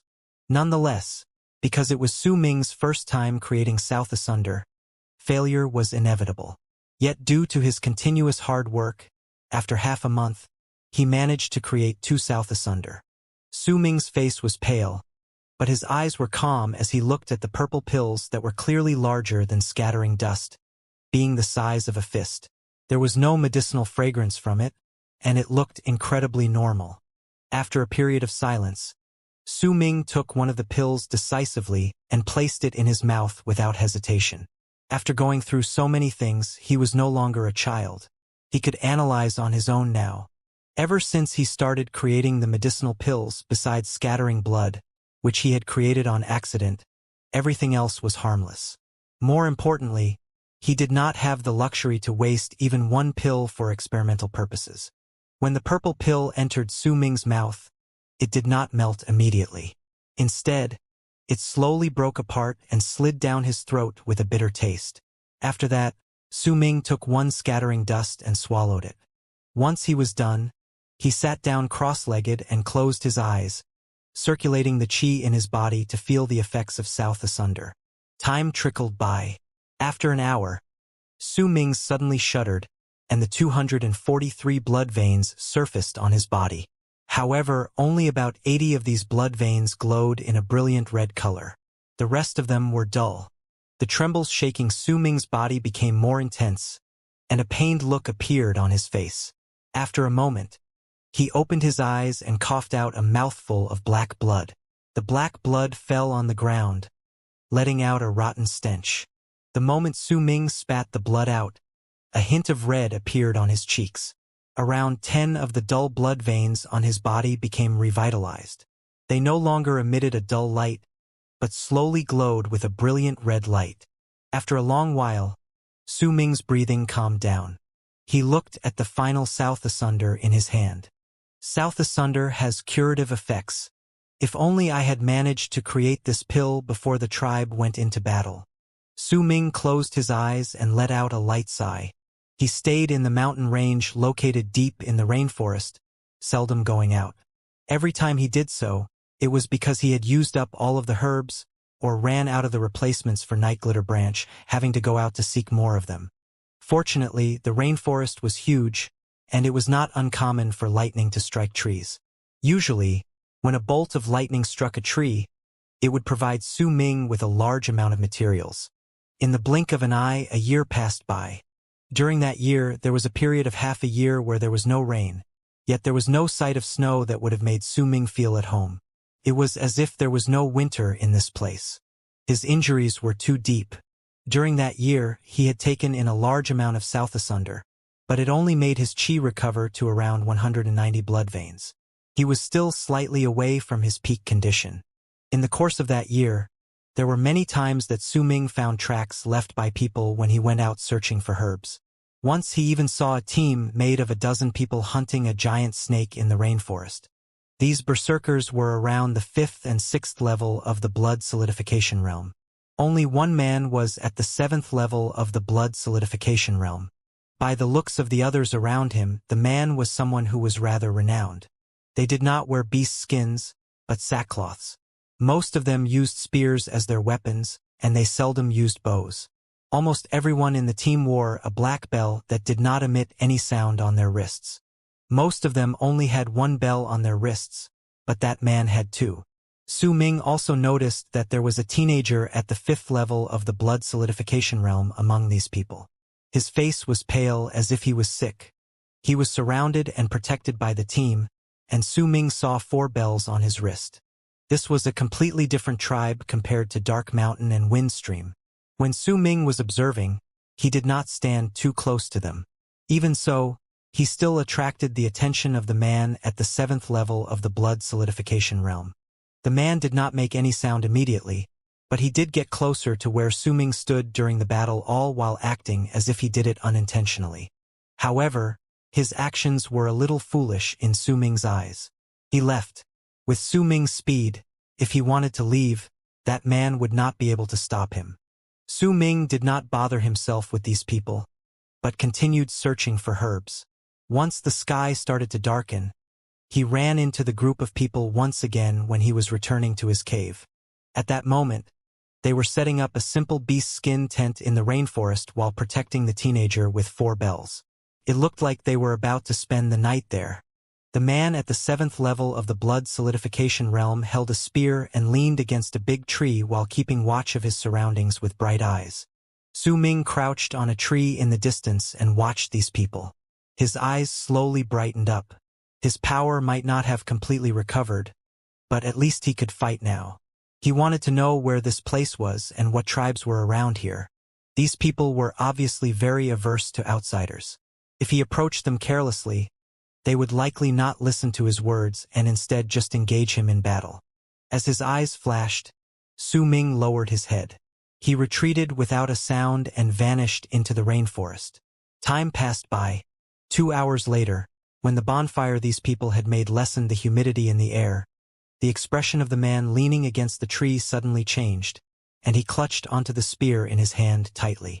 The other people noticed his actions, and their demeanor changed as well. Soon, the roar of a beast came from the deeper parts of the rainforest. A creature that looked like a tiger, but with spikes about half a foot long protruding from its spine, swiftly charged out towards these people. Black Sting! These people immediately let out shocked cries, and chaos ensued. This creature likes fire. Extinguish the fire, quickly. The man at the 7th level of the blood solidification realm said immediately. He held the spear in his right hand and ran towards the wild beast. This beast may be strong, but it was just about the level of a berserker at the 7th level of the blood solidification realm. The man could fight against it. Yet the moment he left the team to fight against that black sting, and his people extinguished the fire, the area became shrouded in darkness. While the people spent the next few short moments getting used to the darkness, a person charged out with a speed like lightning towards the teenager that was protected by the team. The stranger was too fast. When these people finally reacted to his presence, he had already closed in on the teenager.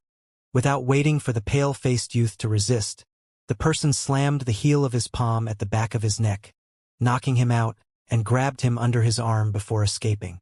These people were momentarily stunned. Then their expressions changed drastically. Even the man's face immediately turned sullen. He wanted to pursue the stranger, but he was unable to chase away that black sting. With that slight delay, the person who caught the teenager disappeared deep into the forest. Su Ming sped through the rainforest with the teenager locked under his arm. He held no grudges against these people, so that's why he would not kill them without a reason. Even if he chose to lure a wild beast towards them, he still made sure the creature was one that these people could chase away without anyone dying. His target was only this teenager. This boy was definitely not of common birth. He must know quite a lot of things. If Su Ming wanted to know about this place, this was the only thing he could do. Once I get my answers, I'll let him go. Su Ming dashed through the forest into the distance.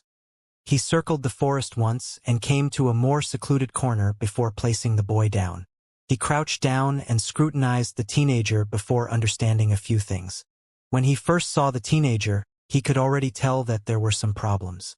Once he got closer and confirmed it, Su Ming fell into momentary silence before bringing out one south asunder and scattering dust from his bosom and placing both in the teenager's mouth.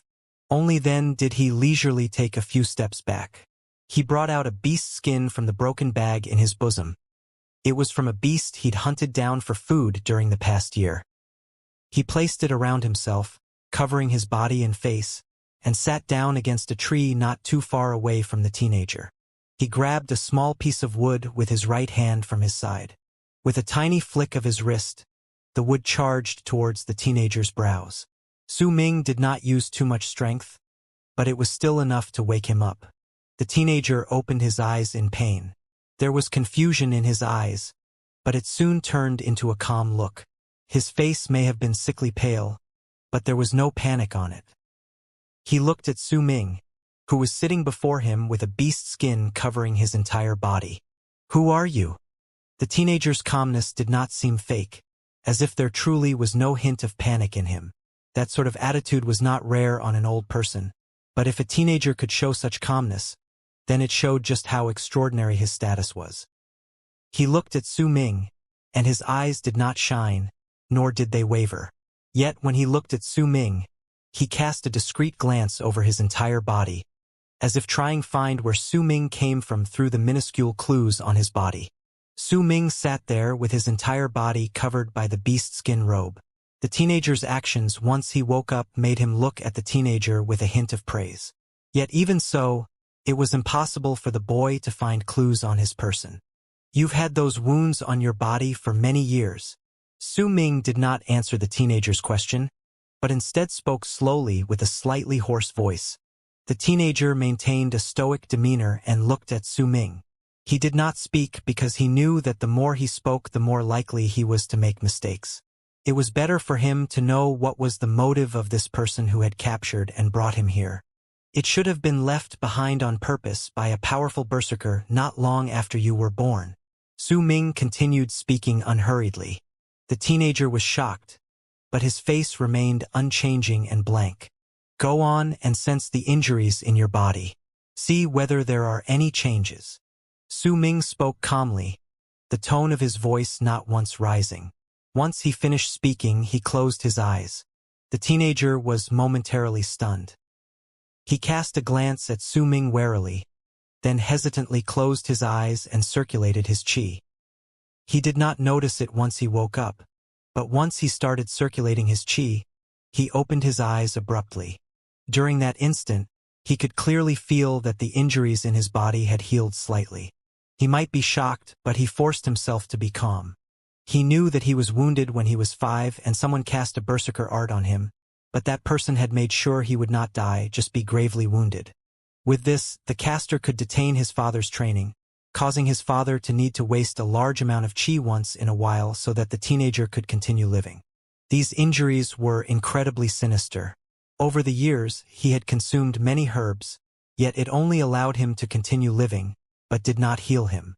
Even the tribe leader, the elder, and the others could not do anything to help him. They had once said that if he wanted to recover, then the only way was to find the person who had cast that berserker art and kill him so that the berserker art would become unstable. Only then could it be dispelled. Now, however, the injuries in his body had healed a little. This was something he had not expected. His breathing quickened slightly.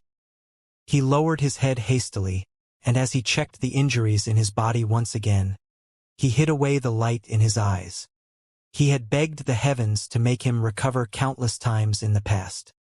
He did not want to hold his father back. Yet over the years, as he looked at his father's face becoming older, he started wanting to die.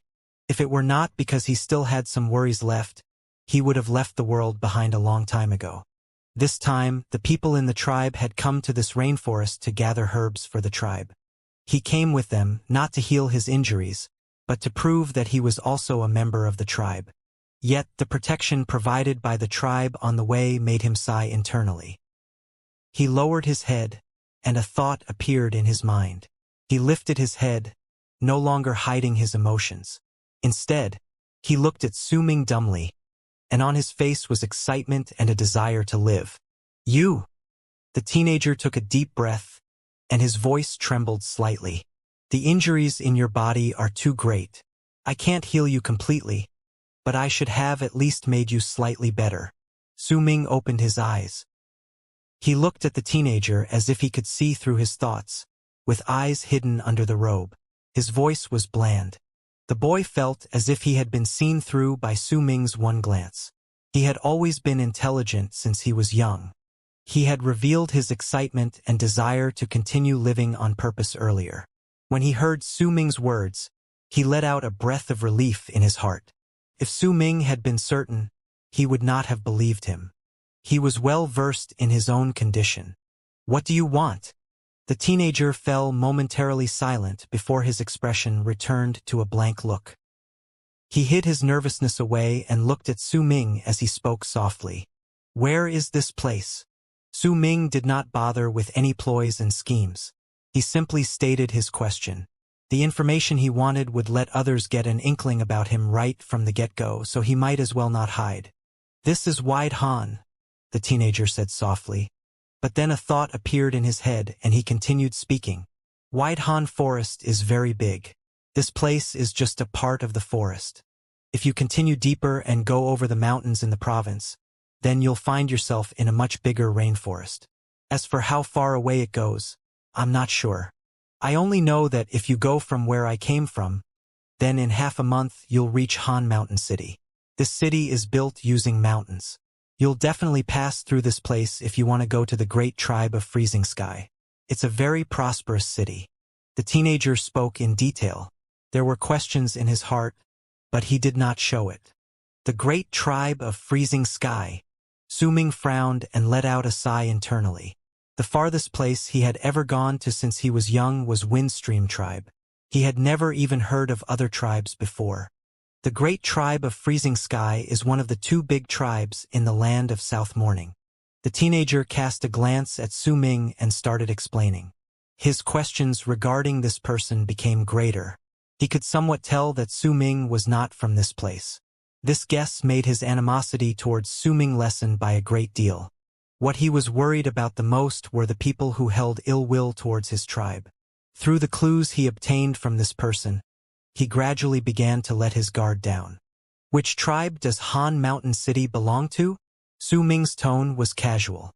If he hadn't wanted to let this boy feel at ease so that he could obtain more information, he would not have revealed so many hints and clues about himself. Su Ming's question made the teenager even more at ease. A smile appeared on his face. Han Mountain City does not belong to a tribe, but three tribes: Puqiang Tribe, Lake of Colors Tribe, and Tranquil East Tribe. The city is controlled by these three tribes. "I'm from Puqiang Tribe," Senior, if you have a berserker art that could heal my injuries, why don't you join Puqiang tribe? You can become a guest there. We from Puqiang tribe are courteous towards our guests. If you agree to it, you can find a place to rest there as well as understand the land better. If you have the chance, you could even obtain the chance to get into Freezing Sky Clan. When the teenager spoke about this, he seemed to cast a casual glance at Su Ming, scrutinizing him. Getting into that clan is too hard. Su Ming's expression was calm. He could understand all the boy's actions and see through his thoughts. Compared to Su Ming, this person was just a young La Su. The teenager touched his nose and smiled sheepishly as he spoke. You're right. Getting into Freezing Sky Clan may be difficult, but it's not impossible. 10 years ago, a person from Han Mountain Tribe managed to pass the test and become a berserker of Freezing Sky Clan. Su Ming was momentarily silent before he stood up. He could tell that everything the boy said was mostly true besides his own status. This information was not some sort of secret to begin with, so there was no need for him to lie to him. Once he sorted out the information in his head, Su Ming obtained a vague outline of the place. This place was indeed a completely different region from where he came from. In truth, when he looked at the stars in the sky at night, he could already tell that there was a sense of something wrong with them, though they were still somewhat familiar to him. Once Su Ming got up, he did not look at the boy. He did not even bother to ask for his name. Even if the boy had not told him that he belonged to Puqiang tribe, Su Ming would not have asked. Not that Su Ming believed that the boy belonged to whatever tribe he spoke of. While the teenager was smart, he was still naive like a chick that had not experienced storms in life compared to Su Ming. Su Ming felt that he was looking at himself when he looked at the boy. The teenager was completely stunned when Su Ming walked into the rainforest. He had already pictured multiple scenarios and what he would say for each one of them in his head. All of them were for the sake of ensuring his own safety. Yet all these preparations were for naught when Su Ming leisurely went into the distance. He only asked about the information about this area. This person is really strange, but he has no ill will. The teenager touched his nose. In truth, he had already noticed that there was an astringent feeling in his mouth when he woke up, as if he had been fed something. Once he combined the facts that his injuries became better and that Su Ming left without a word, the teenager became certain that the person before him truly had no ill intentions towards him. If he wanted to harm me, then there would have been no need for him to heal my wounds. I would still have told him everything that did not involve the secrets of the tribe. But he didn't. He chose to heal my wounds first instead. He must have also lured in that black sting because that beast was around the 7th level of the blood solidification realm. Big Brother Ameng could handle it, and none of my people would die because of it. Thoughts flew quickly through the teenager's head. When he saw that Su Ming was about to vanish into the forest, he quickly got up and ran towards him. Senior, please hold on. His voice traveled in the rainforest, but Su Ming did not stop. With one move, he disappeared from the teenager's eyes, vanishing into the distance. The teenager ran down the path for some time, but he found nothing. Regret appeared on his face. Ah, how could he walk so fast? I was too careful, and now I missed my chance to be healed. The more the teenager thought about it, the more regretful he became. Hesitation appeared on his face, as if he had a tough time making a particular decision. At that moment, rustling sounds came from within the rainforest. The teenager did not move. He could tell that his people were approaching him. Before long, the man at the 7th level of the blood solidification realm charged out, and behind him were all his other tribe members. None of them had died. When they saw that the teenager was safe, these people let out sighs of relief. The man called a Meng moved towards him and asked a few questions in a whisper, but the teenager simply shook his head. He did not speak. Neither did he talk about his conversation with Su Ming. He had his own thoughts in his heart. There was no longer any hesitation in him. He had made his decision. Su Ming walked quietly through the rainforest. He had taken down his robes and was walking towards the mountain range located before him with an uncertain expression on his face. The land of South Morning. Han Mountain City. The great tribe of Freezing Sky. Freezing Sky Clan. Su Ming did not know what Freezing Sky Clan was, but from the boy's words and expressions, he had a vague understanding regarding the tribe. This Freezing Sky Clan should be a different existence compared to a tribe. This is the land of South Morning. How far is it from my home? Su Ming let out a light sigh. He remembered that the person in black robes had mentioned that Dark Mountain was part of the alliance of the Western region, and Windstream tribe was a weaker branch of Miao Man. 2 months had passed since Su Ming got into contact with the berserkers of this place. He chose to continue staying at the place and create South Asunder, allowing his injuries to slowly recover. Right now, he was sitting in the cave with his legs crossed. Once he swallowed South Asunder, he sat for a time without a sound. There were only 10 dull blood veins from the 243 blood veins in his body. The rest of them showed signs of life now. During the past year, the many South Asunder had allowed him to slowly recover and stabilize the serious wounds and internal injuries he had sustained previously. While recuperating, he would often find himself missing his tribe, the elder, Xiaohong, Bai Ling, and Lei Chen. Su Ming did not know whether the tribe was well. He did not know whether Xiaohong was still playing happily in Dark Mountain. He did not know whether Bai Ling was still waiting for him because he did not fulfill his promise. Every single time he thought about it, Su Ming's heart would clench in pain. He was all alone in this unfamiliar place. When he looked at the moon in the sky, he would think of his home, the elder, whom he still refused to believe was dead, and everything that was familiar to him. Yet he had no idea where his home was. The only thing he knew was that Windstream tribe was a weaker branch of Miao Man in the alliance of the Western region. However, it was clear that there was an incredible distance between the alliance of the Western region and the land of South Morning. Yet he did not know where the path between them was either. I need a map that leads me to the alliance of the Western region. Also, I need to make myself stronger. Only then can I have the strength to find my way home. Only by making myself stronger can I make the people mentioned by the person in black robes pay the appropriate price. During this period of time, Su Ming would often keep thinking about the battle between his tribe and Black Mountain tribe. There were a lot of clues that he had missed during that fight, and all those clues pointed towards the person in black robes. Su Ming opened his eyes and got out of his meditative state. He looked at the darkness around him and loneliness struck him. This feeling was one that he had not gotten accustomed to over the past year. He had been in this cave for a long time.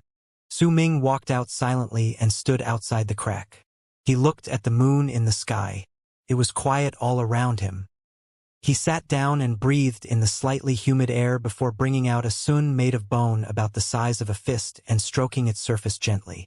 After a long while, a moaning song seemed to be blown from a sun that no one else but Su Ming could hear.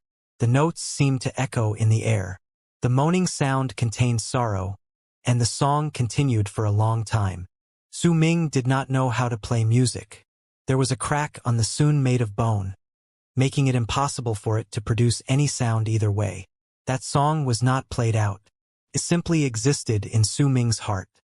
He held the sun made of bone and closed his eyes as he listened to the song in his heart. This was the only sound that could keep him company in this place. It was as if he could really hear the song playing his ear, making him feel like he could find familiarity in this place. Every single time he felt lonely, he would think about the beautiful moments that had happened in the past. Every single time he felt estranged, he would think about the happiness in the past. After a long while, when the moon in the sky reached its brightest moment, Su Ming closed his eyes and sat down. His body began to glow in the moonlight. Gradually, faint illusions formed by moonlight floated out from his body and surrounded him. These illusions were wings of the moon. The wings of the moon were created when the elder of Fire Berserker tribe had cast a great divine art to grant those within Fire Berserker tribe immortality.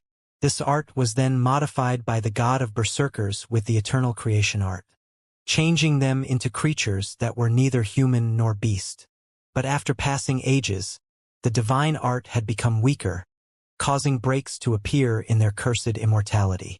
However, when they fought against Baitu and the person in black, it was not enough to wipe out their existence. Their bodies might have been destroyed, but their souls still surrounded Su Ming and were hidden inside his body. They would appear under moonlight, but no one else besides those who practiced the ways of the fire berserker could see them.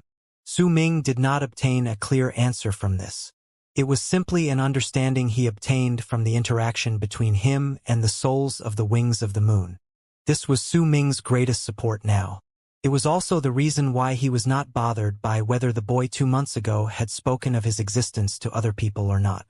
He did not want to kill without reason, but if someone came to him looking for trouble, then they had to be prepared to face death. When the moon in the sky gradually disappeared and the morning sun appeared in the horizon, faint shouts came from the rainforest at the foot of the mountain. "Senior, Senior, Senior, I'm sorry, Senior." Su Ming's face was calm. He had been hearing this voice once every few days for the past 2 months. This rainforest was incredibly big and there were a lot of mountain ranges here. It might not be as hard as trying to find a needle in a haystack if someone tried to search for a person here. But it was close. The voice belonged to that boy. 2 months ago, when Su Ming left, he had already anticipated that this would happen. The boy was simply making a choice between choosing to talk or not talk about him. If he did, then he would perhaps bring about a lot of attention from his tribe and strong berserkers would come here, but Guanghan Forest was huge. Trying to search for a person inside it was hard. Besides, if Su Ming wanted to hide, it would make the search even harder. More importantly, these people would come asking for something from him. With the boy's intelligence, this sort of situation would not only not bring anything good to him, it might even make Su Ming displeased. The boy did not make Su Ming disappointed. For the past 2 months, he had always come alone to call out to Su Ming. Su Ming heard the voice calling out to him from a distance. He did not bother himself with it, but instead returned to the cave and continued creating South Asunder so that he could heal the injuries in his body. After a few days, the voice gradually disappeared. Half a month passed by. When there were only 9 blood veins left that were still dull on Su Ming's body, he heard that faint voice calling out to him once again from the rainforest. "Senior, Senior." The voice had been calling out to him for 2 days, and would continue to do so. Su Ming opened his eyes as he got out of his meditative state. There was a contemplative look on his face. "I won't make the same mistake as before." Su Ming looked as if he had just remembered something. He walked out of the cave and donned on the beast's skin robe before running into the rainforest. Fong Mu's face was filled with remorse as he walked through the rainforest. There was also caution and alertness in his expression, while he held a black bone blade in his hand. The blade exuded a chilling presence, and it was the weapon he used to defend himself. After all, leaving the tribe alone to come to this place was a very dangerous thing to him. If he met any of his enemies here, that blade could serve its purpose. He continued running around the rainforest and shouting out the same words he had been repeating for the past 2.5 months. "Senior, Senior." After a long while, he leaned against a big tree as he panted harshly. There was a helpless look on his face. Could it be that the strange person has left? If that wasn't the case, then since I've been calling for almost 3 months, he should have heard my voice. If he still hasn't left, then it means he doesn't want to see me. Fong Mu let out a long sigh and his expression became bitter. He looked at his surroundings and gritted his teeth before continuing onward. "Senior, are you still here?" The sun was about to set and the shadow of the moon was up in the sky. With a defeated look on his face, Fong Mu shouted once again towards the sky. "I'm here." The moment Fong Mu finished speaking, a cold voice came from behind him. The voice appeared too suddenly, causing Fong Mu to jump in terror. He got up and quickly leapt forward, turning around with a face filled with wariness. He lifted the blade in his hands, but when he saw the person standing on a branch on the tree that was behind him, he was pleasantly surprised. "Senior, I've been searching for you really hard. It's been almost 3 months." Fong Mu lowered the bone blade quickly and looked at Su Ming, who remained covered by the beast's skin, with excitement. Taking a few steps forward, Fong Mu bowed at Su Ming. "Senior, please save me. I am Fong Mu. I hid the truth from you earlier. I am from Tranquil East Tribe, and my father is the tribe leader of Tranquil East Tribe. If you can treat the injuries in my body, then my father and I will definitely reward you greatly. This blade is my apology to you for when I lied to you earlier. Please accept it. The teenager called Fang Mu quickly handed over the black bone blade with both hands, an earnest look on his face as he bowed once again. The bone blade let out a black light and exuded a ghastly presence. It was clear that it was not some common object. In fact, it was just like blood scales, a counterfeit berserker vessel. This item would be incredibly valuable to a small tribe. Su Ming's eyes flashed. From the blade the boy gifted him, it was not hard for him to guess that the 3 tribes controlling Han Mountain City were middle-sized ones. There was no way that they could be small tribes. Su Ming moved to stand before Fang Mu. He cast Fang Mu a glance and took the black bone blade. He did not use his qi, but let the formless wings of the moon residing in his body to activate it. Immediately, the bone blade emitted a brilliant black light. The chilling air on the blade instantly disappeared, and the bone blade turned red, as if it was burning. A strong wave of heat flowed out. It made the trees around them fall into a state as if they were burning and were about to turn into dried wood. The heat crashed into Fang Mu, forcing him to move back. A stunned look appeared on his face, his heart pounding against his chest. He could not determine Su Ming's level of cultivation, but he knew that even the powerful berserkers and his tribe could not let the blade exude such a mighty presence. Only people like his father could. When the blade was first given to his father, such a shocking effect was produced as well, but the presence that was emitted was not heat, but cold. Could it be that he's in the transcendence realm? Fang Mu's mouth was dry. He felt relieved that he did not tell anyone about this, but chose to come alone. If he made this person displeased, then the consequences would be terrible. Fang Mu could not see Su Ming's face, which added to his mysteriousness. At that moment, Su Ming lifted his left hand and with one swift motion, threw 2 pills into Fang Mu's mouth before he could even see them clearly. Su Ming then activated his qi and made those 2 pills melt, causing Fang Mu to not even be able to feel their shape. A hot stream flowed from the boy's mouth into his body. I'll give you the span of 15 breaths to remember this herb. When you come here next time, bring 1,000 of this herb to me in exchange for your healing items. Also, I do not like other people spying on me. This is the only time I'll allow it. Su Ming's voice was placid, but there was a hint of dreariness in his hoarse voice. He swung the bone blade with his right hand, and immediately, the bark of a big tree beside him fell off. The shape of an herb appeared on its surface. That picture was the one herb Su Ming was lacking to create mountain spirit cloud gauze grass. He did not care about Fang Mu after that. Instead, he got up and took a step into the sky. The formless souls of the wings of the moon were underneath his feet. He stepped on one of them and walked away in the sky. No one could see the souls of the wings of the moon underneath his feet. In Fang Mu's eyes, Su Ming was walking on the air. It made him widen his eyes and take in a sharp breath. Is he really in the transcendence realm? After a long while, he finally reacted to it, but very soon, he remembered the latter half of Su Ming's words. He was momentarily stunned before looking around himself immediately and seeing a strong-looking person walking out from within the rainforest. Father! Fang Mu rubbed his eyes. He looked incredibly shocked. The big man wore a blue robe. He walked to Fang Mu's side with a stern expression and looked in the direction Su Ming had left in, frowning. How are your injuries? He asked with a low voice. Fang Mu felt apprehensive. He quickly checked the injuries in his body. Once he discovered that they had become slightly better, he immediately nodded his head. Father, have you been following me all this while? That man discovered you. Could he really be in the transcendence realm? Doesn't seem like it. The qi in his body is... The man frowned. Before he finished speaking, the picture of the cloud gauze grass on the tree bark beside him gradually turned into wooden shards and fell off. This was the strength of Su Ming's fine control. He could already control all his qi precisely. Exactly 15 breaths. This is the fine control of the transcendence realm. The man's pupils shrank. It's over. I haven't memorized the shape of that herb.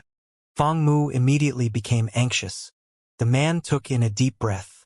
He might still be a little dubious, but he was mostly certain about what he had seen now. He turned around and spoke to Fang Mu sternly. "That's cloud gauze grass. I'll help you get it. Respect this person. Don't offend him with your words or your actions. When you see him, treat him as you would treat the adults in the tribe. He might be a stroke of good luck to you." Su Ming walked briskly through the rainforest after he left Fang Mu. His face was blank, and there was no hint of any change in his expression, betraying his emotions, but his heart remained highly cautious. If anything moved around him, he would immediately notice it. In truth, he had not noticed that Fang Mu's father had followed them. His words and actions were all for the sake of him avoiding trouble. When he was in Dark Mountain, he had encountered something similar. At that time, he was facing Seekong. Seeing only Seekong then, he hadn't considered whether a person with such a status would be able to leave the tribe alone after causing such a huge commotion under the eyes of the powerful warriors in the tribe. Only when the elder guided his thoughts did Su Ming see the things he had neglected. However, that was Dark Mountain. With the elder's protection, he was not in too much trouble. But he was in an unfamiliar place now. The elder was not here to protect him. He had to rely on himself for everything, no longer allowed to make the slightest mistake. He might not have noticed anyone following behind Fang Mu, but there were too many suspicious things about this. With Su Ming's intelligence, a few months were enough for him to analyze everything completely. There was no way that a wounded boy who was only at the 5th level of the blood solidification realm would be able to enter the rainforest alone during these months and then would remain safe every single time. Even if the boy wanted to come alone, his family would definitely notice it and follow him from the shadows. It was only logical for them to do so. Also, the boy's injuries had been slightly cured, and he was snatched away by Su Ming while in the forest. Even if he had not said a word about it, his other tribe members who had followed him into the forest would definitely speak of it. From all these clues, it was not hard to guess that someone was following Fang Mu, and their target was Su Ming himself.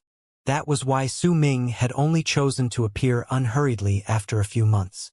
The extraordinary blade given to him by the boy made Su Ming even more certain that this tranquil East tribe was definitely not a small tribe, but a middle-sized one. It was impossible for a boy with such a high status in the tribe to come out alone. Thus, Su Ming deduced that there was someone observing their conversation. The only reason they chose not to act rashly was because when Su Ming had taken the blade, he used the souls of the wings of the moon to show the power of burning flames, giving others the impression that he was at the transcendence realm. Besides, he also walked in the air with the souls of the wings of the moon and entered fine control with his mind to leave behind the mark on the tree, while saying that it would stay for 15 breaths. All these served as a warning for those who saw it. Su Ming wanted to make others hesitant to act by his warning. After all these were built on the premise that he could heal the boy's injuries little by little. Under this premise, he had taken complete control of the situation. If he could also make others wonder about his power, then his chances of remaining safe would increase even more. Su Ming looked composed. He did not immediately return to his cave, but chose to walk in circles around the area. Only when the sky became completely dark and the moon hung high in the sky was he certain that no one was following him. Only then did he return to his cave. He sat down cross-legged in the cave. Su Ming waved his right hand before himself, and the souls of the formless wings of the moon scattered, spreading outside the entrance of the cave. Over the past year, Su Ming had been using this method to be on guard against any possible accidents. If all is well, then I can soon leave this place. A thoughtful look appeared in his eyes as Su Ming sat down. Once he thought about his actions, he immersed himself in circulating the qi in his body. Gradually, blood-red light flashed on his body. This sort of training and healing for a long period of time was dry and dull. Not everyone had the patience for it. Yet Su Ming gradually got accustomed to this life during this last year. He got used to being alone in the silent cave, not saying a word, and healing his wounds quietly. He created South Asunder constantly and continuously consumed medicinal pills to heal his injuries, causing the internal wounds and injuries he sustained previously to slowly recover as time passed by. 1 month went past. A voice calling out to him appeared once again in the rainforest. This time Su Ming also made him wait for a few days before going to the boy without making a sound on one of the nights. Once he healed Fong Mu and obtained the cloud gauze grass he wanted, he once again made a request for another herb. Fong Mu looked incredibly respectful. He practically fulfilled all of Su Ming's requests, telling him most of the things that had happened within the 3 tribes during the past 4 weeks since they had last met, as long as they were not secrets. It allowed Su Ming to understand his surroundings more, including the unique berserker arts within the 3 tribes. It allowed some form of groundwork for their trade after that. There may have been a lot of herbs in the rainforest, but it was still difficult to collect all the necessary ingredients to create medicinal pills. Yet, with Fong Mu around, Su Ming's speed in creating the medicinal pills gradually increased. He even managed to obtain Night Glitter Branch due to the tacit acceptance from Fong Mu's father, who allowed Fong Mu to get those herbs from Han Mountain City to pay respect to Su Ming. He even started coming to the rainforest more often, bringing along with him certain basic necessities, like clothes that looked remarkable. Fong Mu's father was the one who had thought of the clothes. He reminded Fong Mu to prepare them, and he also took into account Su Ming's habit of covering his face with the beast's skin robe. Hence most of the clothes he made Fong Mu bring were with a hood. There were 3 sets in total. Sackcloth could not even begin to compare with them. Senior M.O., I had to spend a lot of effort to order these clothes from Han Mountain City. Within our tribe, only the elder and the leaders can wear them. Fong Mu boasted about his attentiveness, which indeed made Su Ming grow more fond of him. Yet because of his cautiousness, Su Ming still appeared irregularly every single time Fong Mu came to him, and never told him about the cave where he stayed. Half a year passed by just like that. Su Ming had now stayed in the forest for 2 whole years. His injuries had healed completely 1 month ago. The moment all 243 blood veins appeared, the incredible power of the 7th level of the blood solidification realm erupted forth. With the complete set of herbs, Su Ming also created a lot of mountain spirits.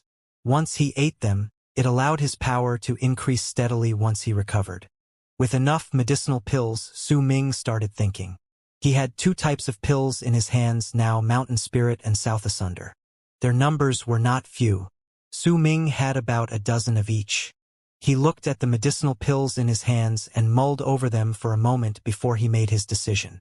I should go and see what would appear once I open the 2nd door. Su Ming put the medicinal pills away and touched the black piece of debris hanging over his neck, which had accompanied him to this place. The mysterious black piece of debris had provided Su Ming with multiple recipes to make several types of medicinal pills. It allowed his injuries to recover and his training speed to increase. He had now accumulated enough medicinal pills to open the 2nd door. Su Ming closed his eyes with determination.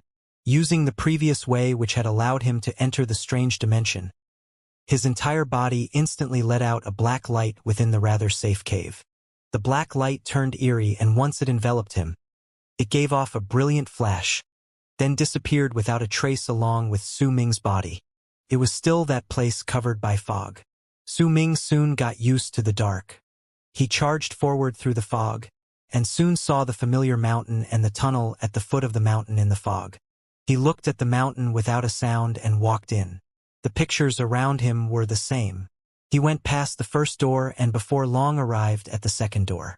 Like the last time when he had opened the 1st door, Su Ming took a few steps forward and brought out South Asunder and Mountain Spirit from his bosom, placing each individual pill into the small holes. Once he placed all the medicinal pills into their rightful places, Su Ming took a few steps back and looked at the door carefully. All the small holes on the door gradually gave off a strong light. As the light spread out, booming sounds echoed around them, creating a lot of echoes reverberating off the walls. Very soon, the 2nd door slowly opened outwards. It started off with a mere slit before both sides of the door gradually opened with a bang, revealing the tunnel within. Su Ming's eyes were calm. He did not act rashly, but waited till the door was completely open. He looked inside and saw that the tunnel, the walls themselves, was giving off a red light. All was silent. Su Ming waited for a while longer before lifting his feet and walking into the tunnel. He did not immediately charge ahead, but looked at the carvings on the walls around him. They still portrayed people creating medicinal pills. He noticed it since he had opened the first door. These carvings on the walls seemed to be guides for the techniques of herb quenching. If Su-Ming mastered them, then it would prove to be a great help when creating those medicinal pills. He walked forward unhurriedly, memorizing the drawings carved onto the walls. An unknown amount of time passed by. Once he reached the end of the drawings, a rather small chamber appeared before him. The third door was within this chamber. There was only the picture of one medicinal pill on this door. Su-Ming had also seen most of the herbs required for this medicinal pill. A glint appeared in his eyes, and he cast a glance at the small holes underneath the picture of the medicinal pill. He had already experienced this twice. Through the creation of 3 medicinal pills, he could already tell that the amount of holes required to open each door underneath each medicinal pill in this mysterious place signified the level of difficulty in creating that pill. The more holes there were, the easier it was to create them. With that one glance, Su-Ming frowned. There were only 2 holes underneath the picture of that medicinal pill. This pill might be the most difficult pill to create besides the welcoming of deities among the pills I can create now. Su-Ming frowned and moved forward, pressing his right hand on the door. At that moment, the familiar swelling pain appeared once again in his head. As the door glowed brightly, scenes of the creation of this medicinal pill appeared in Su-Ming's head. After a long while, Su-Ming's right hand trembled. A strong rebounding force sprung up from the ground, and he took a few steps backward. He lifted his head quickly, shock evident in his eyes. Spirit plunder. Su-Ming took in a sharp breath. From the information he acquired, besides the name and the method to create this pill for the first time, he also obtained the description of the effects of this pill. If you place an illusionary spirit within the pill, you can use it to harm others, and also use it to nourish your soul. Su-Ming's eyes flashed. He carefully memorized the herbs needed to create spirit plunder and closed his eyes. There was a complicated look on his face. I'll need a large amount of these herbs to create this pill. I can't use a regular cauldron either. I have to use the body of a person near death as the cauldron and place the herbs necessary in the corpse to refine them. I also can't use regular fire to create this pill. I have to collect the miasma of corpses and lead lightning to strike down on it to refine the herbs. By this, I can also avoid creating changes to the world once I create this medicinal pill. Su-Ming fell into contemplative silence. He cast a profound look at the stone door before he turned around and walked outside. Even if creating the pill is hard and the success rate isn't high, once I create it, the strength. Su-Ming recalled the description of the pill in his head. Snatch an illusionary spirit. This illusionary spirit should be the materialization of a berserker mark. Like Black Mountain Tribe's tribe leader's Bloodbear or Shan Hen's blade, I don't think there would be anyone below the Transcendence realm who could resist against it. I might even be able to kill those of the Transcendence realm. This isn't a medicinal pill anymore. Su-Ming's eyes glinted as he walked out. An eerie light flashed in the cave in the deeper part of the rainforest. Su-Ming's body slowly appeared. He sat down, touched the black piece of debris hanging from his neck, and fell into a contemplative silence. I need 19 types of herbs. I know most of them. They're among the pictures on the bamboo slip the elder gave me. I'm only unfamiliar with one of them, but that's not the main point. The main point is that among these 19 herbs, there are 3 which I can't use straight away. I'll need to plant their seeds in the bones of strong wild beasts and make them grow there. From the information provided, I'll need bones of beasts equivalent to powerful warriors in the Transcendence realm. It's about time I took a trip to Han Mountain City. That morning, Su-Ming got out from his meditative state. His face still held the traces of the complex thoughts formed after an entire night of thinking, but he had already made a decision in his heart. He put away the medicinal pills in a pouch and looked around the cave. He had stayed in this place for 2 years and had no intention of not returning. He was already familiar with this place, and it was a good location for training. The information provided by Feng Mu about the area around here should be mostly accurate, but I'll need to take a look at it myself, especially that Puqiang tribe. Also, since this Han Mountain City is on the path that must be taken when going to the great tribe of Freezing Sky in the land of South Morning, then I might be able to find a map leading me to the alliance of the Western region. Su Ming's eyes flashed. He walked out of the cave and stood outside. The wind was moist. It was once again the rainy season, the very season that welcomed him when he first came to this place 2 years ago. He touched the broken bag in his bosom. This thing did not change at all during the past 2 years. The broken parts in the dimension did not spread out, making Su Ming feel more at ease.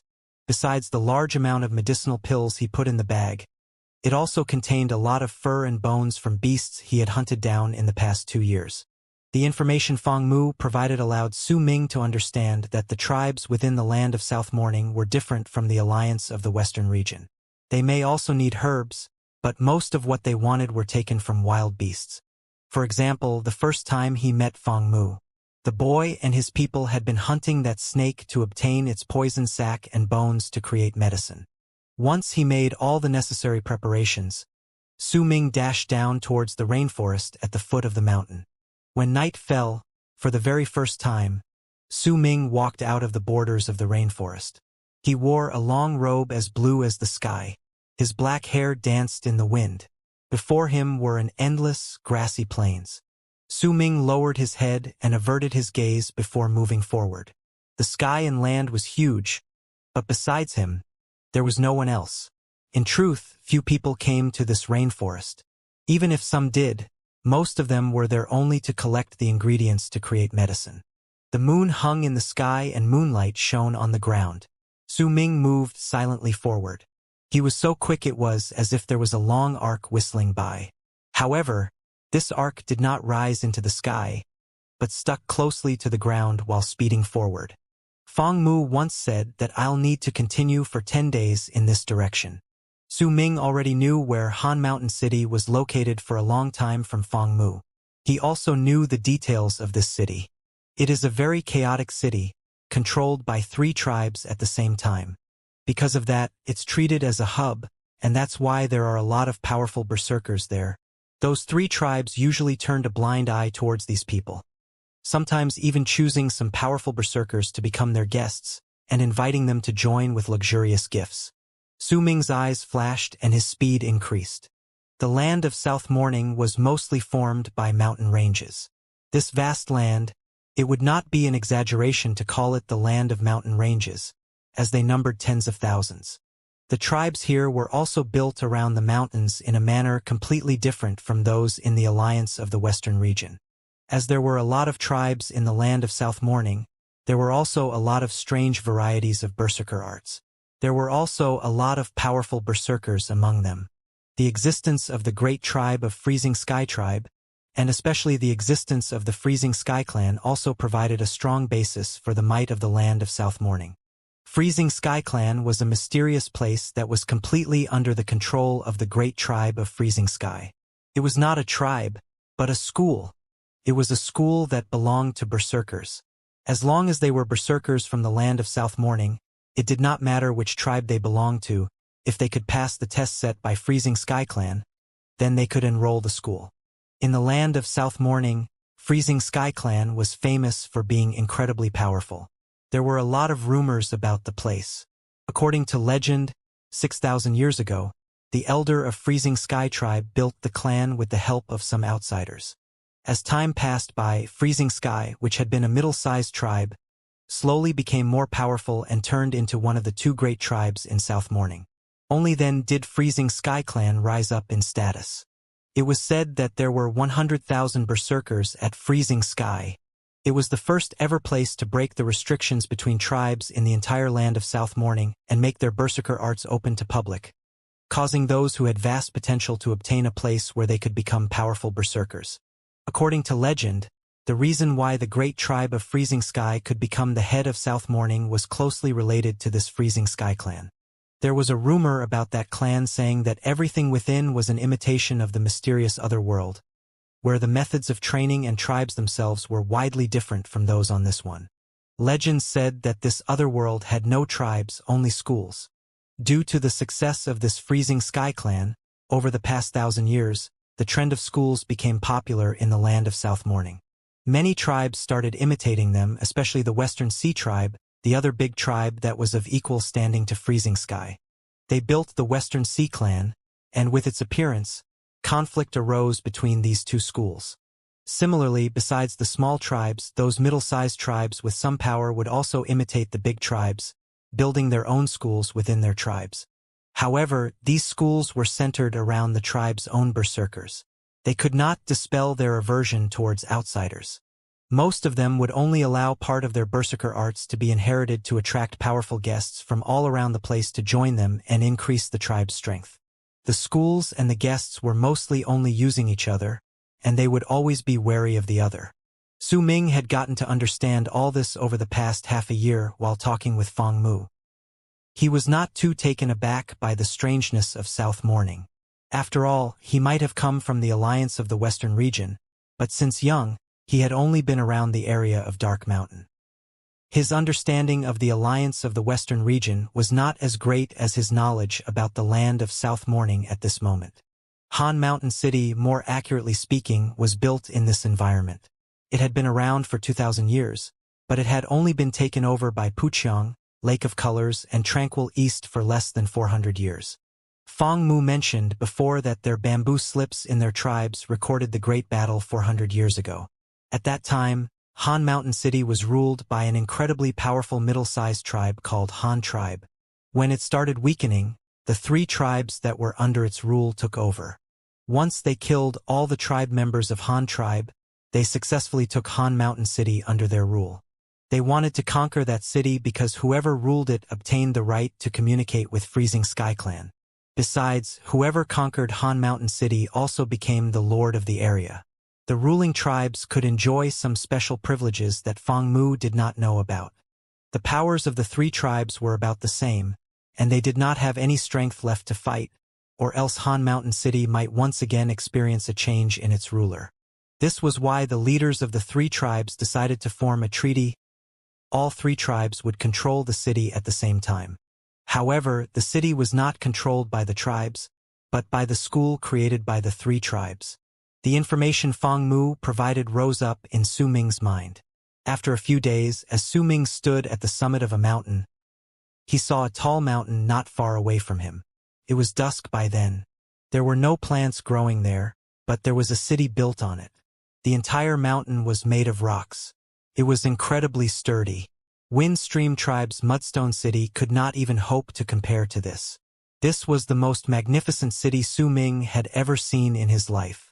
He stood at the summit and stared at the city on the mountain for a long time before he took a deep, long breath. There was a bright light in his eyes. He could somewhat understand why the elder left Dark Mountain multiple times when he was younger to travel around the world now. Only when a person had seen more and experienced the true world could he be said to have truly grown. If not, then only his body would grow, not his soul. Su Ming did not go immediately. He sat down cross-legged instead, the mountain breeze blowing in his face and lifting his long hair. He could feel that the many wings of the moon within his body were growing restless when he got closer to this place. He closed his eyes as he sat down, but soon reopened them. The shadow of the blood-red moon appeared in his pupils. The shadow of the blood-red moon was faint, and no one else could see it. Yet at that moment, the world changed in Su Ming's eyes. He saw 3 bundles of mist floating above the city. The 3 bundles of mist were red, black, and white in color. There were also 3 tall mountains surrounding the city at the corner of his eyes. There were also 3 bundles of mist of 3 different colors floating above the summits of those 3 mountains. They looked magnificent, as if they were afraid no one would know just how strange and mysterious this place was. The bundle of mist on the mountain to the far left was red. Su Ming could see the faint outlines of a woman's face in that red mist. Her face was cold and dark, making all those who saw her face feel their hearts tremble. To the right of Han Mountain City was another summit. The bundle of mist above it was white and looked like holy clouds surrounding the mountain. As the mist gathered together, there was also a cold and desolate air to it. The contours of a gigantic white scorpion would occasionally appear in the white mist. There seemed to be a black bell hanging off the scorpion's tail. The final summit was behind Han Mountain City. This mountain was surrounded by black mist that exuded an air of death. It looked eerie and gloomy, and there was also the faint outline of a black skeleton sitting cross-legged inside the mist. The black mist belongs to Puqiang tribe, the red mist to Lake of Colors tribe, and the white mist belongs to Tranquil East tribe. Su Ming mumbled under his breath, and the shadow of the blood-red moon in his eyes disappeared. The three mountains may have been surrounding the mountain where Han Mountain City was built and did not seem too far away, but in truth, if a normal tribe member were to walk from Han Mountain City to one of the mountains, they would need to take a few days to do so. There were three seemingly fine chains connecting the mountain of Han Mountain City to the three mountains where the three tribes were. Underneath these chains were canyons that reached hundreds of thousands of feet downwards. Unless a person was at the Transcendence realm, then he would surely die if he fell. The three chains swayed in the mountain breeze, as if because they were hung too high up in the sky. The chains connected to the three mountains went past them and continued into the distance. Yet those places were all covered by a fog. No one could see clearly what lay ahead. It's clear that these three tribes scattered out to spread their might over Han Mountain City so that they could show off their power. Not only does it allow them to inspire awe and fear in other people, they can also attract powerful berserkers to become their guests. Su Ming's eyes flashed, and he looked at the mountain surrounded by black mist behind Han Mountain City. That was where Puqiang tribe was located. What Feng Mu said is right. Puqiang tribe is indeed the same as Wu Sen. They need the miasma from the dead to practice their ways of the berserker. However, from the looks of it, Wu San can't hope to compare to them. Su Ming mumbled under his breath and averted his gaze from that mountain after a long while. He looked at Han Mountain City instead and got up. He went down the mountain path, moving towards Han Mountain City, which basked under the evening sun. If I manage to create spirit plunder, then I'll really fit their descriptions of a fallen berserker. Su Ming's shadow was drawn out in the dusk. There was a lonely air around his person, but there was also a resolute and determined one too. The sun at dusk was slightly warm when shining on the land surrounded by mountain ranges. Su Ming welcomed that light of the setting sun on his skin as he walked towards the unfamiliar Han Mountain City. The city looked prosperous. As Su Ming got closer, it grew so large it was shocking. It was a city built on a mountain, hence the height of the mountain itself turned into a strong, oppressive might obvious to all those who stood at the foot of it. The three bundles of mist surrounding the city also created a daunting effect.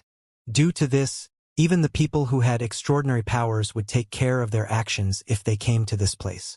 Su Ming looked at Han Mountain City and took a deep breath. His expression was placid as he walked up the mountain trail. There were 8 wide flights of stairs under Han Mountain City. They were like cyclones connected to the 8 gates located halfway up the mountain. If anyone wanted to go into the city, they would have to walk up the stairs. Only 4 of the 8 gates were open to public. 3 of the 4 gates were for exclusive use for the 3 tribes controlling the city. The remaining gate was known as the Guests' Gate. Only the guests of the 3 tribes could use that stairway and the gate connecting to it. The stairways looked solemn, which served the purpose of making the strength of the 3 tribes stand out. It would then attract powerful berserkers to become the guests of these 3 tribes. It was the first time Su Ming came to such a place. He walked up one of the stairways leading to the gates unhurriedly. No one was keeping watch around here. It was not until Su Ming was halfway up the mountain did he see one of the 8 gates of Han Mountain City. The gate was shaped like an arc. There were 2 huge stone statues about hundreds of feet tall set on each side of the stairs. These 2 stone statues were built in the image of those in the Berserker tribe. They looked as if they were out for blood. Although they stood there unmoving, there was a cold and stern air coming off them. The gate used the arms of the 2 stone statues as its frame, creating the shape of the gate. Lying high on top of the frames formed by the arms was a man wearing a gray robe. He lay on the frame with one leg dangling by the side. There was a plate hanging off the man's waist. It was blue, but there was also a hint of red on it. He had his eyes closed, as if he was taking a nap. There was a green gourd by his hand, and the fragrance of wine spread out in the air so strongly it seemed as if it would stay even if wind came by. As Su Ming looked at the gate, a bright glint flashed briefly in his eyes. This was the most majestic city he had ever seen with his eyes. He engraved this gate into his memories, and once he did so, Su Ming stepped through. The moment he entered Han Mountain City, a sluggish voice traveled into his ears. "Sir, don't you know the rules?" The person who spoke was a man. He had already opened his eyes and brought the green gourd by his side to his lips. He cast a glance at Su Ming with seemingly drunken eyes. When he saw the robes Su Ming wore, his eyes became slightly more sober. Su Ming's expression remained calm. As the man spoke, he flung his right hand outward and threw a white stone coin towards the man, who caught it cleanly. Su Ming had already understood a long time ago from Feng Mu that Han Mountain City was open to everyone, as long as they paid a sufficient amount of stone coins. The amount of stone coins they paid would increase the duration of time they could stay within the city. Once the man took the stone coin, he threw a gray plate to Su Ming before lying back down on the frame, dozing off once again while occasionally drinking the wine from the gourd. Su Ming hung the plate from his waist. The colors of the plates were categorized. Besides the tribe members of the 3 tribes, no one else could use the plates colored black, red, and white. The guests had blue plating under their plates, and an additional color would be added according to the tribe they joined. The people who entered the city without any social standing would be given gray plates. If the plate became dull, then it would mean that they could no longer stay within the city. Then, if they didn't pay more stone coins to increase the duration of their stay and were discovered by the guards of the city, they would be severely punished. Those who entered the city had to wear the plates on their waists or at other obvious places. Su Ming remained silent. He hung the gray plate on his waist and walked through the gate into Han Mountain City. Sounds of bustling traveled into his ears almost immediately, as if the city itself was a completely different world compared to the quiet outside the gates. Su Ming was slightly amazed by this. There were a lot of people inside. In this city surrounded by mountains, there were a lot of stalls. It was a site that spoke of flourishing activities. The houses within the city were also built using stones from the mountain. The mudstone city could not hope to compare to this. Su Ming looked at his surroundings as he walked within Han Mountain City. Almost everything in this place was strange and unfamiliar to him. The prosperous and lively atmosphere in this place made him feel like an outsider. There were houses, shops, and even gigantic buildings that spanned hundreds of feet tall. Su Ming practically didn't see anyone wearing beast skin shirts within the city. The lowest quality he saw was sackcloth, and even then, there was still a variety of colors for the sackcloths these people wore. There were also some who were like him. They too were donned in robes that seemed to be much more expensive and prestigious. It's about the size of 10 mudstone cities. Su Ming walked calmly along the mountain trails in Han Mountain City and swept his gaze across the pedestrians walking past him. There aren't a lot of normal people here. Most of them are berserkers. And they aren't weak. As Su Ming walked, he continued observing the things around him.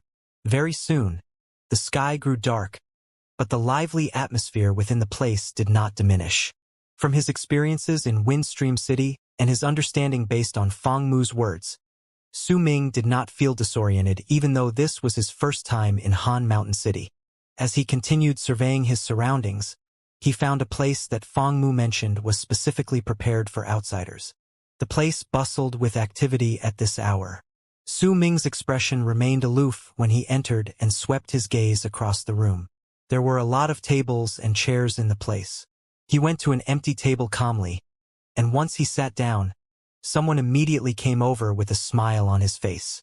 With just a few words, Su Ming understood the purpose of this place. He reserved a room for himself to rest. Once he ordered his food, he also chose the wine that was mostly served on the other tables. Then he sat at his table and looked out the window, appearing to be thinking about something. However, he was listening to the people's chatter. Most of their discussions were useless to him, but there were still quite a lot of those discussions that provided some details of the city. For the next few months, Han Mountain City should be even more crowded. For some reason, Puqiang, Lake of Colors, and Tranquil East are taking in a lot of guests into their tribes. You haven't been here for long, so you don't know the details. These three tribes have been fighting and scheming against each other.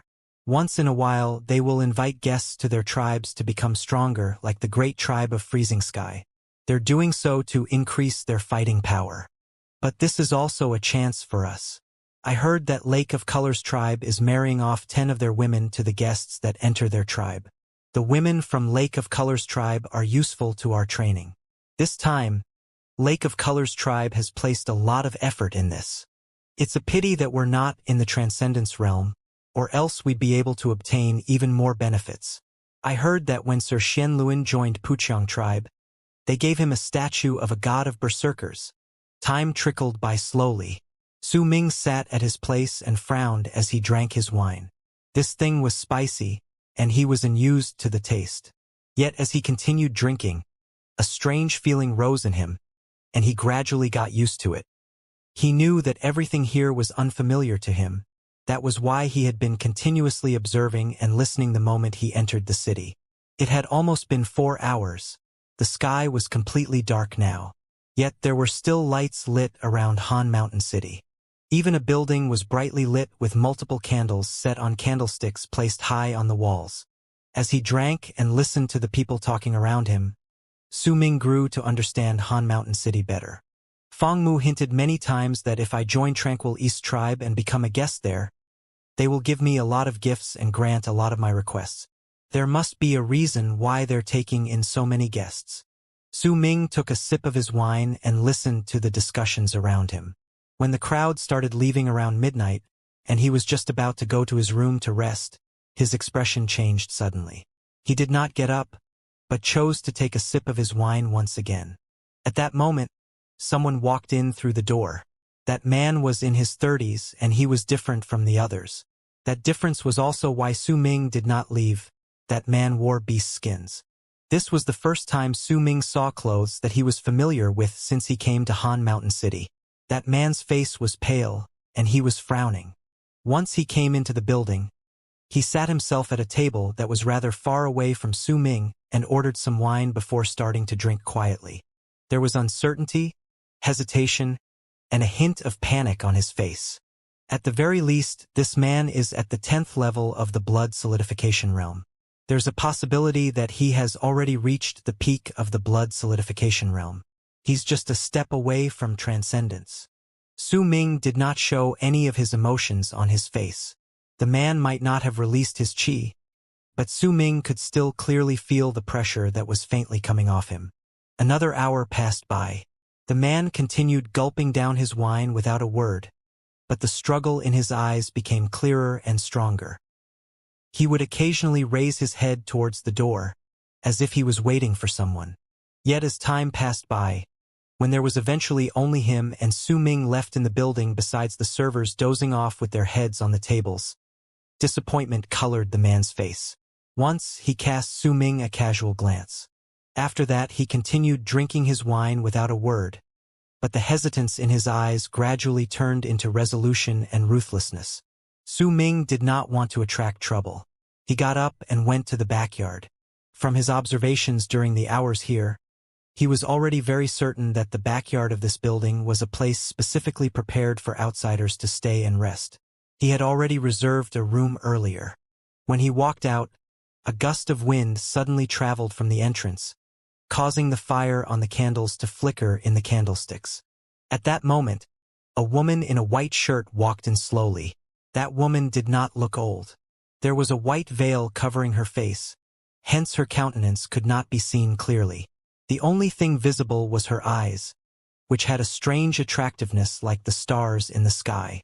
When the man who had been drinking saw the woman, an elated look immediately appeared on his face. He stood up, looking like he was about to say something. The woman walked towards him and sat down with a calm and collected look. She cast her eyes around the building and swept her gaze over Su Ming, who was just about to leave, but she did not pay much attention to him. "Did I pass?" The man looked uneasy. He did not sit down, but chose instead to whisper. "You did not meet our expectations, but I've bought you 1 day's time for you to prove your worth." Su Ming left. While doing so, he heard those words. These two people did not seem to be trying to avoid others eavesdropping on them. But Su Ming did not want to be involved in anything that had nothing to do with him, even if he could somewhat tell that there was some sort of secret between the man and the woman. Still, that had nothing to do with him. The night went by quietly. During the second morning, when Su Ming opened his eyes from his meditative state, he straightened his clothes and left the room. Han Mountain City was shrouded in a thin layer of fog in the morning. When he went outside, it was like walking on clouds. It was quite a strange feeling. After Su Ming spent the previous day observing and listening, he had grown to understand Han Mountain City better. While walking in the streets, Su Ming lifted his head and looked at the city. More accurately speaking, there were 4 layers of it. He was now at the 4th layer, which was located at the bottom of the city. The area within this level was also the biggest. The 3rd layer was only open to those with the appropriate level of cultivation. Those who did not reach that level would not be able to enter. The 2nd and 1st layers were only open to those with enough social standing. The peak is located above the 1st layer. It is also the place where the city's star gathering tower is located. Only those who are at the Transcendence realm and are guests of the 3 tribes can go in there. Su Ming cast his eyes at the top layer of the city and only looked away after a long period of time. He walked towards one of the shops selling herbs in the 4th layer.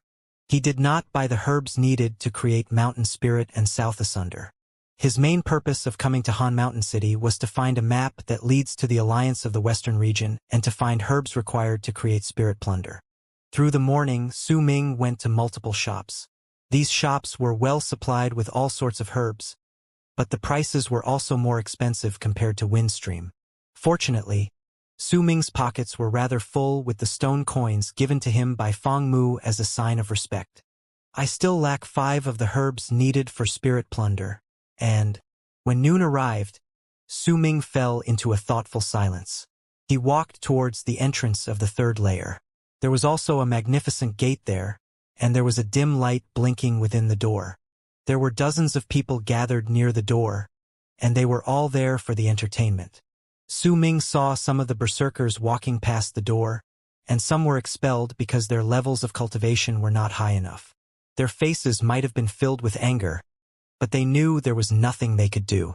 They no longer tried, walking towards the watching crowd.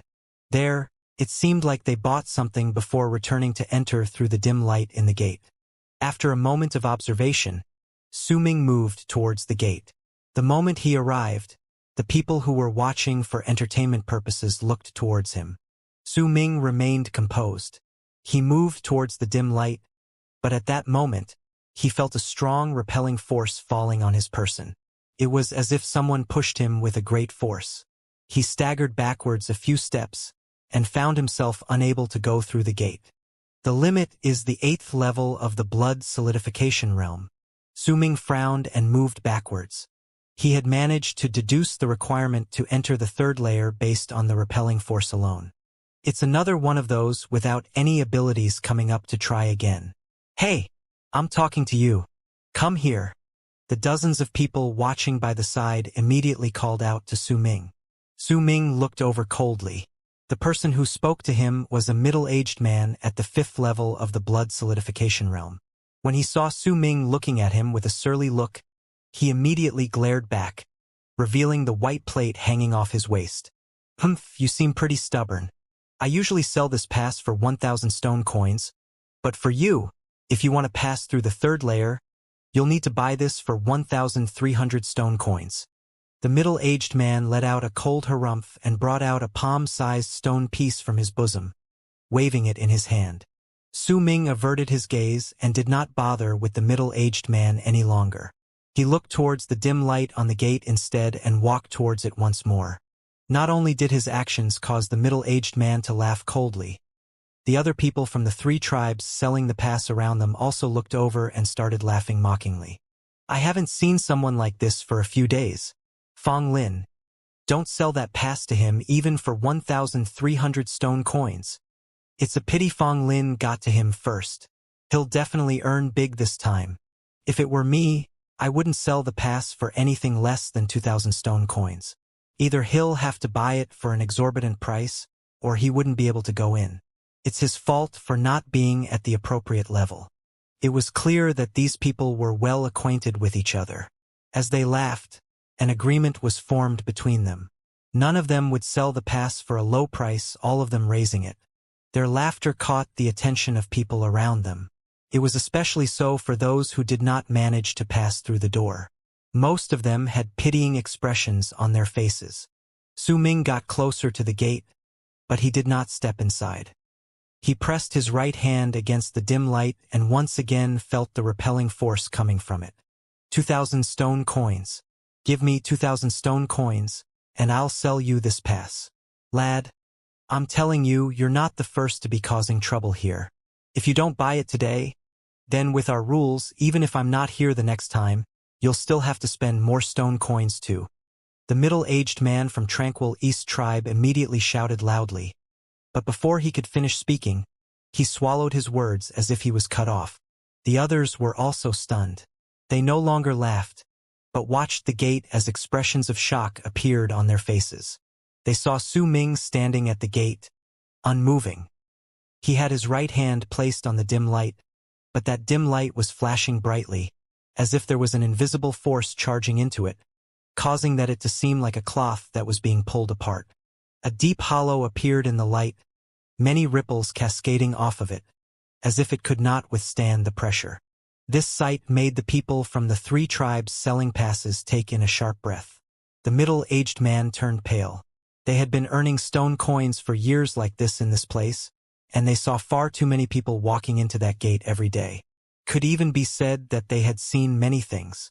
They had also seen this sight dozens of times, where a hollow was formed on the light, but every single time this happened, it was due to a powerful berserker in the Transcendence realm. Whenever the berserkers in the Transcendence realm entered the gate, the dim light would be pushed to the side, like it was being torn apart. Amidst the silence, a crack suddenly opened up in the dim light at the gate. Su Ming slowly retrieved his right hand and calmly walked into the crack. Once he did so, the dim light in the gate gradually returned to normal. There was only silence outside the gate. The middle-aged man pretended to be composed despite his nervousness. The other tribe members of the 3 tribes beside him were momentarily stunned before they all looked at him with pitying looks. You offended a berserker at the Transcendence realm. Fong Lin, good luck. I didn't think he'd be at the Transcendence realm. How old did he seem like? I've never seen him before. This person must have only just arrived to Han Mountain City. The middle-aged man was feeling slightly uneasy. He might be forcing himself to remain calm, but the fear in his heart made him not dare to continue selling passes. He quickly left, feeling incredibly regretful. He usually had a pretty keen eye, or else he would not be in this business. He had taken a guess at Su Ming's level of cultivation. That was why he had dared to speak, but he hadn't expected himself to make a wrong guess. Aren't you just tormenting me? You're my senior, why couldn't you just go through? Why did you have to cause trouble for me? The more the middle-aged man thought about it, the more he felt that he was wronged. At that moment, Su Ming had walked into the 3rd layer of Han Mountain City. He looked at the dim light at the gate, and a contemplative look appeared in his eyes. Looks like fine control is not something mastered during the blood solidification realm. I could enter easily once I used fine control to manipulate my chi the 2nd time. The hollow created in the dim light is also a clear sign that my entrance was different compared to others. While thinking quietly, Su Ming walked up the mountain path. Not far into the distance was the entrance to the 2nd layer of Han Mountain City. There weren't many buildings around this place, and the number of pedestrians were also fewer. Yet every single one of the people walking in this place was at the very least at the 8th level of the blood solidification realm. Even the buildings in the place exuded a mighty presence that seemed to be letting out a pressure of their own. It was clear that there were powerful berserkers staying in these buildings. It might be noon, but this place was not as lively as the 4th layer. Su Ming walked towards the shops when suddenly his eyes flashed. An amazed expression appeared on his face, but it quickly disappeared. There was a shop that sold materials obtained from wild beasts. The stench of blood wafted through the air. There was an old man sitting cross-legged at the shop with his eyes closed. On his right wrist were several black bells. The shop was not big. On the right side of the wall were 9 black wooden pins. These pins were fixed on a spider the size of a millstone. The spider was entirely purple, and it was already dead, but it had 9 legs. The 9th leg was red, and it was clear that it was different from the other legs on the spider's body. This is one of the ingredients required to create the welcoming of deities. Su Ming averted his gaze and walked towards the shop. Yet the moment he was about to step into the shop, the 3 bundles of mist hanging in the sky above Han Mountain City suddenly changed. They started tumbling, and muffled booming sounds echoed in the air. The sudden change immediately made the old man in the shop open his eyes. He was not the only one. Almost everyone in the 3rd layer lifted their heads as their hearts lurched in their chests. The 3 bundles of mist tumbled even quicker. At the same moment, in Star Gathering Tower, located at the peak of the city surrounded by mountains, an old and aged bell suddenly tolled. Dong! The bell toll seemed to form several formless sound waves that rolled down the mountain. Not only did they attract the attention of those at the 3rd layer, it also caused a commotion among the people in the 4th layer. Even those within the 2nd layer all looked up with attentive looks. That's 3 bell tolls. Someone's attempting to challenge the chains of Han Mountain. It's been a long time since someone challenged the chains of Han Mountain. Most of those who fail will die, but if they're successful, then they can ask the 3 tribes to fulfill one of their requests. The request is not the main point. If they're successful, then they will definitely become the chief guest of that tribe. The status is much higher than that of a regular guest. I even heard before that this is one of the requirements for Freezing Sky Clan to take in disciples from Han Mountain City. Which chain of Han Mountain will this challenger take? Sounds of discussion rose up like a wave in Su Ming's ears. A person appeared in the center at the top of the mountain where 3 chains were connected. It's him. When Su Ming saw the person clearly, a thoughtful look appeared in his eyes. As that person stood at the top of the mountain, wind blew past his body, making his hair dance in the air. The beast skins he wore gave him a wild and rugged appearance. That person was the man Su Ming had seen the previous night.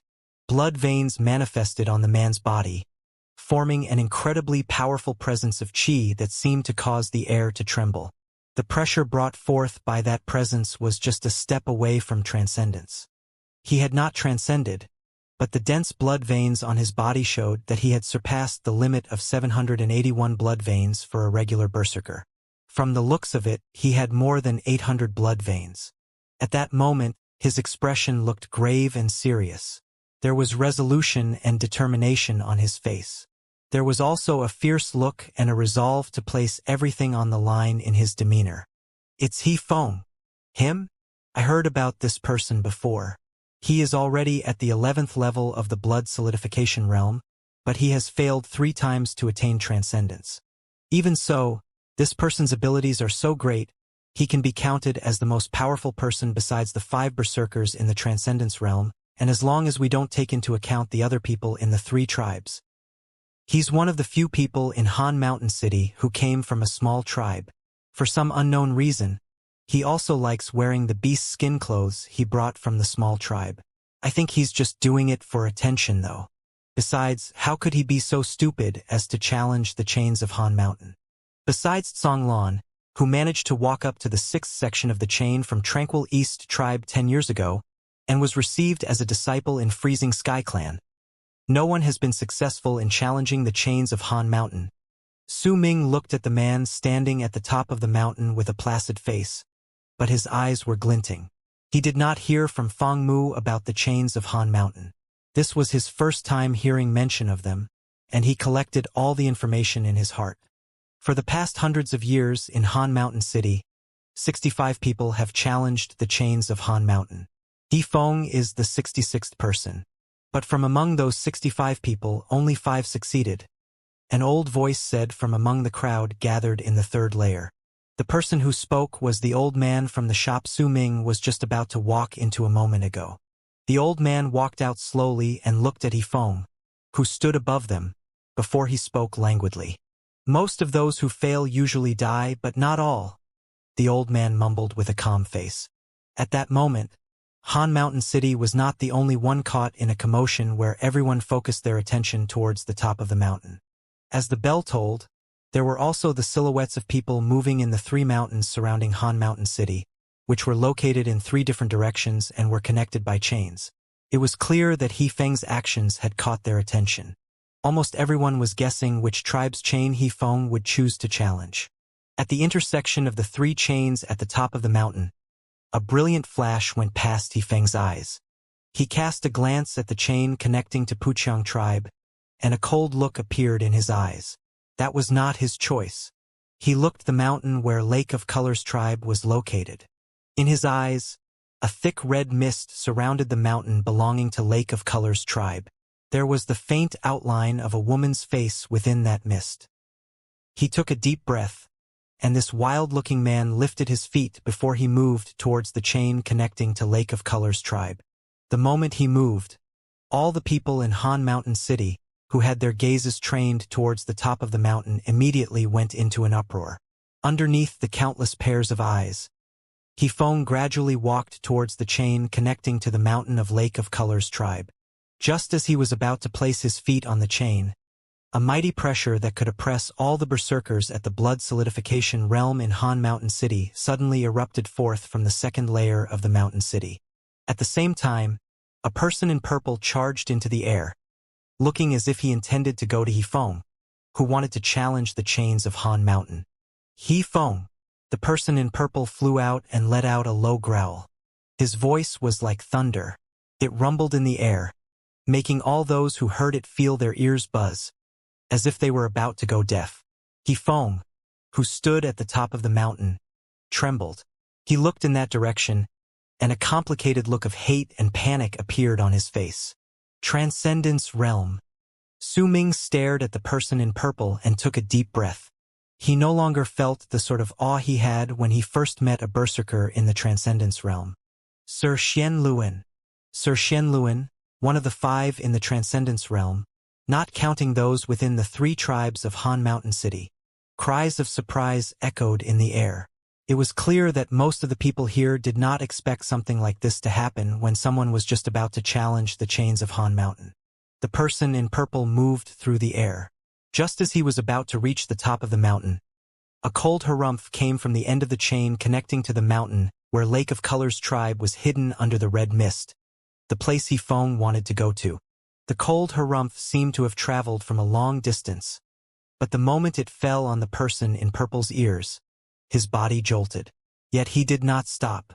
Continuing to charge forward, he closed in on He Feng, who was at the top of the mountain. He raised his right hand and formed a claw with his fingers, swiping with it at He Feng. He Feng's face was pale, but he did not dodge. He stared at the person in purple approaching him instead. The panicked look in his eyes was gone, and it had turned entirely into hatred that seemed to be able to burn the sky. At the very instant the person in purple's claw touched He Feng, a gust of red mist suddenly appeared out of nowhere from He Feng's body, surrounding him to form a screen made of mist. The person in purple's right hand and the screen of mist collided with a huge crash. The berserker in the Transcendence realm shuddered and tumbled hundreds of feet backwards. His face was revealed at that moment, showing that he was a middle-aged man wearing a purple robe. His face was resentful, and there was also a murderous look on his face. Yen Luan, what's the meaning of this? I do not care what sort of grudge you have with He Feng, but since he chose to challenge the chain connecting to my tribe, then you are not allowed to harm him. This is the agreement formed by the 3 tribes. I believe Puqiang tribe will not break the rules either. A cold voice belonging to a woman came unhurriedly from the distant mountain where Lake of Colors tribe was located. The entire Han Mountain City fell silent. Su Ming took in everything as he stood there. In his head, he recalled the scene of this person called He Feng waiting anxiously for a woman in white wearing a veil over her face the previous night. It's not the same voice. Perhaps it's 2 different people. The woman last night did mention that she would try to fight for a day's time for him so that he could prove his worth. Looks like He Feng is going to prove his worth by challenging the chains of Han Mountain. But what worth is he trying to prove? I don't think it's so complicated trying to join Lake of Colors tribe. After all, a lot of people died when they challenged this chain. Su Ming looked at Hifeng and the person in purple robes called Xianluan standing at the top of the mountain. He did not even need to guess. From their conversation alone, he could tell that the hatred between these two ran pretty deep. This Xianluan should know more about this, and he's most likely worried about it. That's why he's acting now despite the law that forbids fights set by the 3 tribes in Han Mountain City. There was a pensive look in Su Ming's eyes, but since this had nothing to do with him, he only chose to think about it for a while before deciding to ignore it. Xianluan's face became even more resentful, but it was also clear that he was wary of the woman who spoke. Nonetheless, if he had to give up then, he would also feel discontented. It was just as Su Ming thought. He did indeed have to act at that very moment, or else once Hifeng died, it would cause a setback for him to obtain the item he wanted. In his eyes, there was no way Hifeng would succeed. At that moment, from the other mountain, the one surrounded by black mist where Puqiang tribe was located, a dreary voice reverberated, coming from the skeleton that was sitting cross-legged in the mist. Xianluan, fights are forbidden within Han Mountain City. Fine, but this person killed my follower. You'd best get me his corpse once he's dead. The man in purple robes fell momentarily silent before he let out a cold laugh and landed at the top of the mountain with a swing of his sleeves. He did not take any further actions, but chose to sit down cross-legged and look at the man called Hifeng. As he did so, his smile turned colder. You are the chief guest of Puqiang tribe. We will do as much, the eerie voice said once again from within the mountain surrounded by black mist. As Su Ming watched this sight, his eyes fell upon the man called Hifeng. While he looked at this man attentively, Hifeng took a step towards the chain. When he moved, the people around Su Ming immediately forgot what had just happened. They trained their gazes at the challenger instead. After all, this sort of thing was uncommon in Han Mountain City. There were only 60-something people who had attempted this in the past hundreds of years. Even Xianluan looked at him coldly. There was a fierce and ruthless look in his eyes as he stared at Hifeng. He watched as the man walked on the chain, as the chain swayed, and the man looked about to fall off. The very moment Hifeng walked onto the chain, the land trembled. From the endless canyon underneath the chains connecting to the red misted mountain belonging to Lake of Colors, 8 gigantic stone pillars hundreds of feet in breadth shot up from the depths of the canyon and supported the chain. They also separated it into 9 sections. Time trickled by slowly. Su Ming could not tell what was the trick behind the chain, but he could see that Hifeng's face was incredibly serious and grave. He seemed to be using all his strength with every step he took. His body trembled, the veins on his face popped up, and he was panting heavily. Very soon, 2 hours passed by. The entire Han Mountain City was silent during these 2 hours. Almost everyone was looking at Hifeng. At that moment, Hifeng had already walked up to a third of the first section of the chain. The man in purple robes who was sitting at the top of the mountain was frowning as his thoughts raced in his mind. Time continued passing by. 2 hours. For hours. When the entire afternoon went by and evening arrived, the light from the setting sun falling upon them, it caused Hifeng's body to turn into a silhouette. He had managed to walk halfway up the first section of the chain. At that moment, the man called Hifeng used some unknown method and a powerful presence of qi burst out from his body. That presence instantly reached a level that was astonishingly powerful, and the faint presence of transcendence also arose abruptly. As expected of the man who has tried to reach the transcendence realm multiple times. He might not have succeeded, but there's already a hint of transcendence within his body. What's more, he's thinking of attempting to reach the transcendence realm once again here. If he had the courage to challenge the chains of Han Mountain, then he must have made preparations. Even if he failed in his attempt to reach the transcendence realm at this moment, that increase of power in that instant can allow him to walk quite a distance. I'm just a bit curious, even if he can get an instant burst of power by attempting to reach the transcendence realm and walk past the first section, there are 9 sections on the chain. How is he going to make it through the rest of them? Low sounds of discussion rose up around Su Ming, and a glint appeared in his eyes. He felt as if he had caught on to something important. His face remained blank, but apprehension appeared in his eyes. He's not attempting to challenge the entire chain of Han Mountain. He's just going to finish the first section to prove his worth. But what is this worth he's trying to prove?